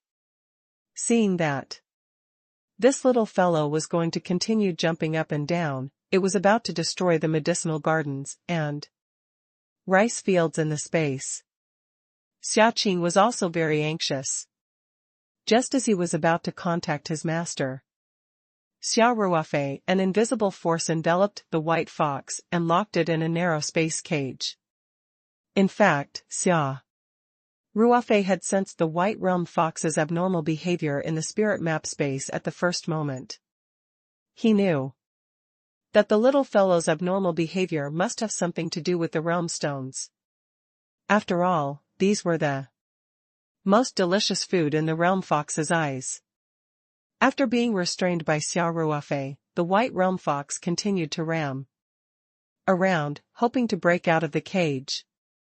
However, it was obviously in vain. Xia Ruofei used his spiritual energy to whisper into the white fox's ear, "Hey, little fellow. Are you crazy?" The white realm fox squeaked as it gestured. Xia Ruofei easily understood what the white fox was trying to say. He couldn't help but laugh. "You want these world stones? In your dreams. I'm the one who discovered it." Xia Ruofei ignored the jumping realm fox and continued, "I haven't scolded you yet. You only know how to freeload off my family's spatial law comprehension all day. I've asked you to help me find world stones, but you have no results at all. This time, I discovered it on my own. Speaking of which, this world stone is right under our noses, yet you actually have no reaction at all. I say, are you sure you can do it? You're not bragging, are you?" The white realm fox waved its front claws and squeaked loudly, looking like a humiliated leopard. Xia Ruofei finally understood. The white realm fox was trying to say that the realm stones were blocked by a strange container. Not a single trace of their aura leaked out, which was why it could not sense them. Xia Ruofei, who was still standing outside, couldn't help but look at the gray box in his hand. This was definitely not an ordinary kasaya. Not only could it block the probing of spiritual energy, but it could also block the world fox's heaven-defying sensing ability. Its material was definitely not ordinary. Xia Ruofei used his spiritual power to tell the white fox, "No matter what, you didn't put in any effort at all for this harvest, so why should you share the fruits of victory with me? You can't have the idea of getting something without working." The spirit map space was like a bottomless pit. If he wanted to level up, he had to keep absorbing world stones, and Xia Ruofei didn't even have enough. How could he give it to the white fox as food? If it was really the realm fox that sensed it and guided him, To find the realm stone, then out of the spirit of the contract, Xia Ruofei did not mind sharing some with it. However, under such circumstances, unless Xia Ruofei's head was stuck between a door, how could he have shared it for no reason? The white realm fox's expression changed to a pleading one. No matter how one looked at it, it seemed to be flattering. Xia Ruofei laughed. You haven't replenished your world stone for a long time. Are you starving? Poor thing. Then, Xia Ruofei immediately changed the topic and said, you ate so many pieces last time. If you didn't save more, you'd deserve to starve to death. Xia Ruofei continued, don't even think about this batch of world stones. There's no place for you. If you don't want to starve to death, please don't think about comprehending the laws by yourself all day long. Can you help me sense the world stone? I'll leave my words here. As long as you can find a clue to the world stone, I will definitely not keep it for myself. I will definitely give it to you. All right. Stop it. Xia Ruofei said, reflect on your actions there. When you stop, I'll let you out. 2034 An unexpected gain, 2. Then, Xia Ruofei used his spiritual power and said to Xia Qing, watch it. Report to me immediately if anything happens. Yes. Master. Xia Qing said respectfully. Next, Xia Ruofei placed 2 layers of space outside the space cage where the white realm fox was imprisoned, locking it up tightly. The rules of space here were different from the outside world. The white realm fox had used all its strength, but it still couldn't shake the space cage. Now that there were 2 more layers, it had to accept its fate and stopped going crazy. Xia Ruofei then retracted his spiritual power. He closed the small box and said, hi. Xingfeng. Come in.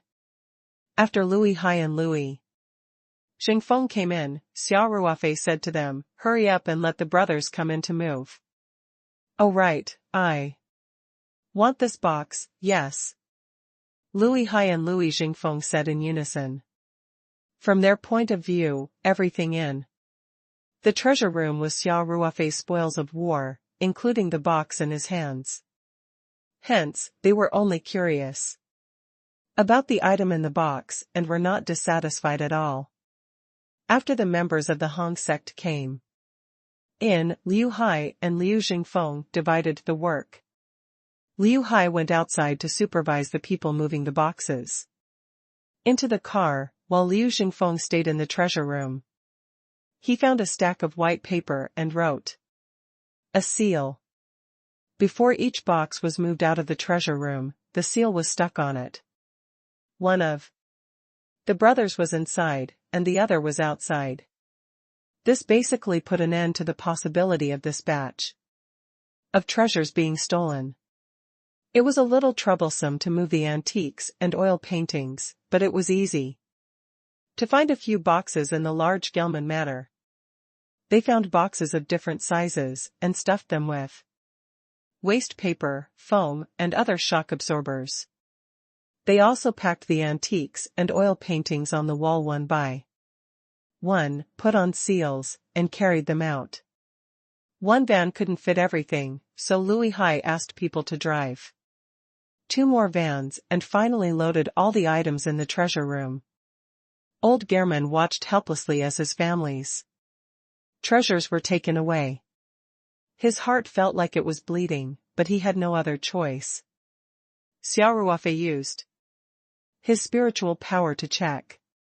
He even considered the box's unique attribute of shielding his spiritual power. After checking with his spiritual power, he personally knocked on the walls a few times to make sure that he did not miss any hidden space.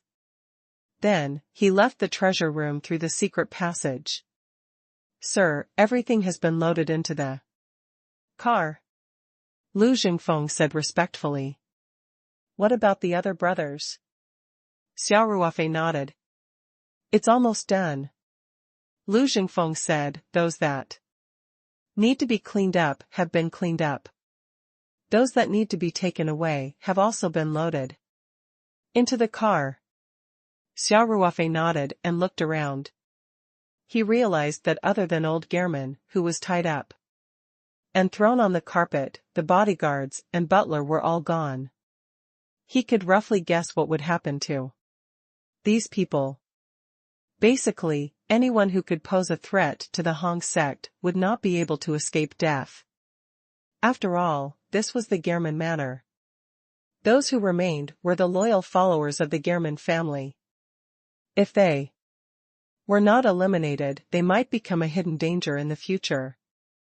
And those who were indeed old, weak, women, and children would also be driven out of the manor area. Then it's about time to retreat, Xia Ruofei said with a smile.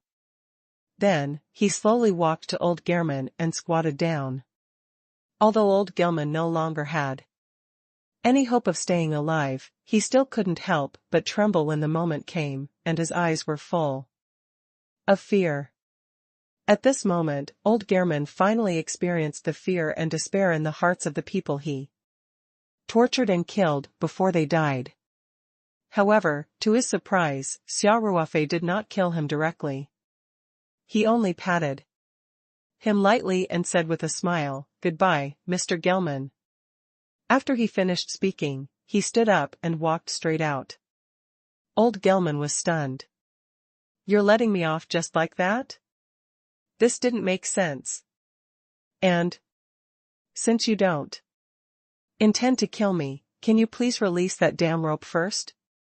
Not only old Gehrman, but also Liu Hai and Liu Jingfeng were stunned.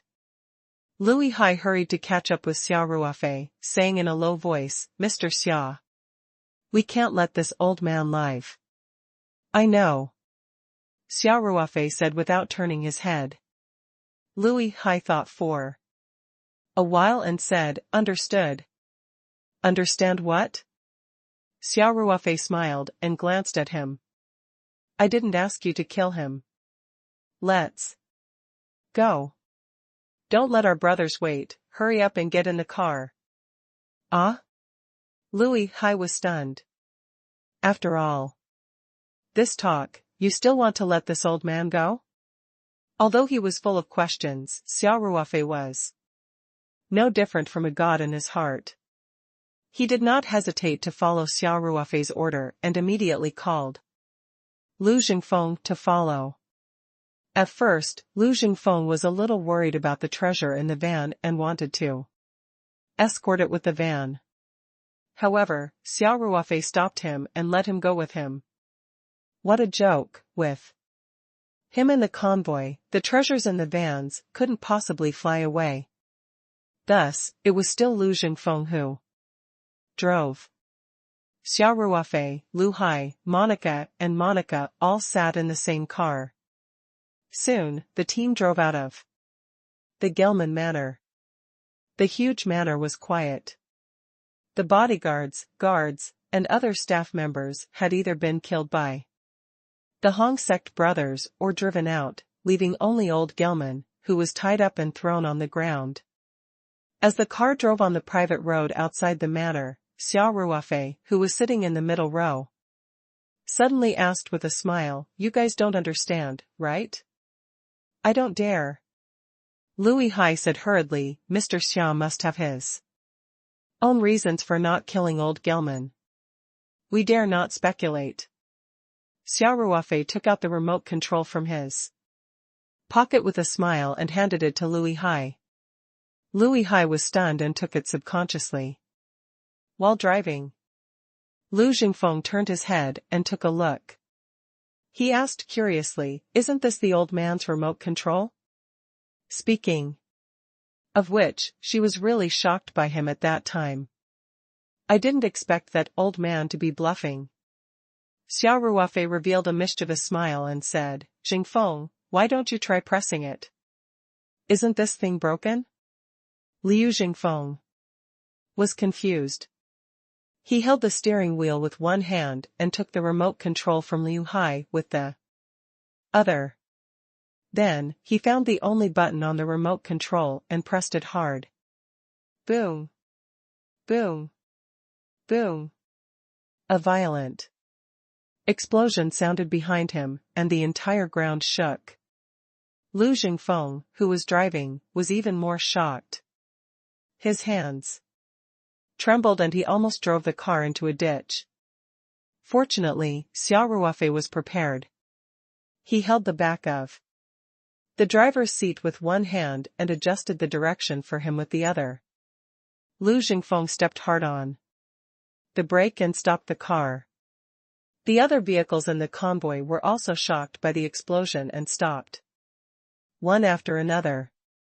Lu Jingfeng turned around and looked at the Gilman Manor that had been blown to ruins. His voice had changed a little. Mr. Xia, what's going on? Xia Ruofei held back his laughter and said seriously, Jingfeng. Well done. All the evidence of our activities in the manor will be destroyed. I told you that there was no need to deal with the surveillance video. No. Lu Jingfeng looked at the remote control in his hand, and the scene of old Gehrman pressing it hard but not being able to move kept appearing in his mind. Didn't old Gehrman just, you're talking about that old man? Xia Ruofei laughed and said, you've blown him up with your own hands. The explosives were buried right under his butt.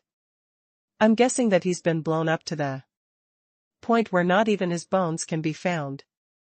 Lu Jingfeng did not know whether to laugh or cry. Xia Ruofei's godlike image in his mind started to crumble. Where did such a naughty god come from?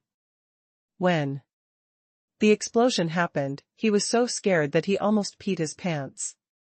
And he had already killed so many core members of the Gilman family, so why did he keep this old man alive? He even tricked him into pressing that button. Killing people was nothing to Lu Jingfeng, but he would still have a little shadow in his heart if he blew a person up until not even the bones were left. Lu Hai also looked at Lu Jingfeng with a funny expression. All right, hurry up and drive. The police should be here soon. By the way, inform the brothers in the front car that we'll take a slight detour and not let the surveillance cameras along the way capture us. Oh. All right. Lu Jingfeng said quickly. Then, he restarted the car and directed the convoy to continue moving forward through the walkie-talkie. 2035, the aftermath. 1. It was already 9 o'clock in the morning when they returned to the Hongsex branch in Turin. This rainy night was undoubtedly filled with blood. Xia Ruofei had killed more than 10 core members of the Gilman family. The Hong sect had taken the initiative to attack the Gilman family. Both sides had suffered casualties. Of course, in general, the Gilman family, who was in a state of panic, must have suffered more losses. As old Gilman also flew into the sky in the violent explosion, it could be said that the name of the Gilman family had been completely wiped out. The remaining small fish and shrimp, without a leader, naturally scattered. Even if they stayed in Turin, they did not dare to disclose their former identity. The Hong sect had gained a lot. And they had basically replaced the Gehrman family as the most powerful force in the underworld of Turin. Of course, the Turin police force would definitely increase their control of the Hong sect. The Hong sect needed to stay low for a while to consolidate their territory. Boxes of various sizes were moved into the meeting room in the small building and stacked neatly together. Liu Hai and Liu Jingfeng told the others to leave. Mr. Xia, Liu Hai said. Respectfully, these are your spoils. How do you want to deal with them? Xia Ruofei replied casually, didn't I tell you? I'll take this box, you guys can split the rest. It's not a bad idea to leave it for your daily Expenses. In Xia Ruofei's opinion, that half-box of world stones was much more valuable than gold, jewelry, and cash. Furthermore, he had already achieved financial freedom. These things were worth a lot, but how could he take them? He couldn't put them into the spirit map space in front of so many people, could he? Besides, although the Hong sect had gained a lot of benefits from this trip, especially their power in Turin, which would definitely expand greatly, they were still helping Xia Ruofei. He could just take the treasures as compensation for his hard work. Obviously, Louis Hai didn't dare to accept it, so he said hurriedly, "You must not. Mr. Xia, you can't accept a reward without doing anything. We've already killed Turin's biggest enemy, so how can we take your loot?" Xia Ruofei furrowed his brows and said, "I'm sure many of our brothers were killed or injured in tonight's operation. Take out a part of this money to compensate our dead and injured brothers, and leave the rest for your activities." After saying that, Xia Ruofei didn't give Louis Hai and Louis Jingfeng a chance to decline. He yawned and said, all right, let's not talk about these small things anymore. I'm tired after a busy night. I'm going to sleep." With that, Xia Ruofei carried the gray box and left the small meeting room. Liu Hai and Liu Jingfeng looked at each other while facing the room full of gold, silver, and jewelries. "What should we do, big brother Hai?" Liu Jingfeng asked after a long while. Even if Xia Ruofei did not care about these treasures, Liu Jingfeng did not dare to take them. They were hot to the touch. "How should I know?" Louis Hai said with worry. "If Mr. Xia doesn't accept it, we can't take it either. Are we going to throw it away in the river?" Liu Jingfeng said, "Why don't you ask Uncle Yi? We'll do whatever the old man says." "Yes," Louis Hai nodded, "that's the only way. I might as well make the call now." Liu Jingfeng said, "The United States is 6 hours behind us. It's only about 8 o'clock in the evening now. Uncle Yi shouldn't be sleeping so early." "All right," Louis Hai said while taking out his phone, finding Li Yifu's number and making a call. Of course, Li Yifu didn't rest. Louis Hai had reported to him that Turin was preparing to take action tonight, so he had been waiting for the news. Li Yifu's phone rang, and he immediately picked it up. "Ah, hi. How's the situation?" Li Yifu asked. "Uncle Yi, Mr. Xia is a god." Louis Hai couldn't contain his excitement. "He's invincible, even snipers can't do anything to him. We'll wipe out the entire Gelman family in one night." To Li Yifu, this was all within his expectations. He nodded lightly and said, "Uncle Yi didn't trick you, did he?" Louis Hai scratched his head with embarrassment. "Uncle, we are just ordinary people. How can we imagine the ability of a master like Mr. Xia? I'm a little short-sighted, please don't make fun of me." On one hand, he wanted to ease his embarrassment, and on the other hand, he needed to ask Li Yifu about the treasures. So Louis Hai quickly said, "Uncle Yi, there's still something we don't know how to do, and we'd like to hear your opinion." Li Yifu suddenly became serious and asked, "Is it related to Mr. Xia?" "It can be considered so." Louis Hai knew how important Mr. Xia was in Li Yifu's heart, so he didn't dare to keep him in suspense. He immediately said, "Well, we are in the old nest of the Gearman family." Louis Hai briefly told him about the treasures and then asked, "Uncle Yi, it's a hot potato to hold on to these treasures. But Mr. Xia insists on not accepting it. What should we do?" Li Yifu also fell into hesitation. After hearing this, Xia Ruofei's words were the golden rule for him, but the situation was different. Li Yifu muttered to himself for a long time before he made a decision and said, "How about this?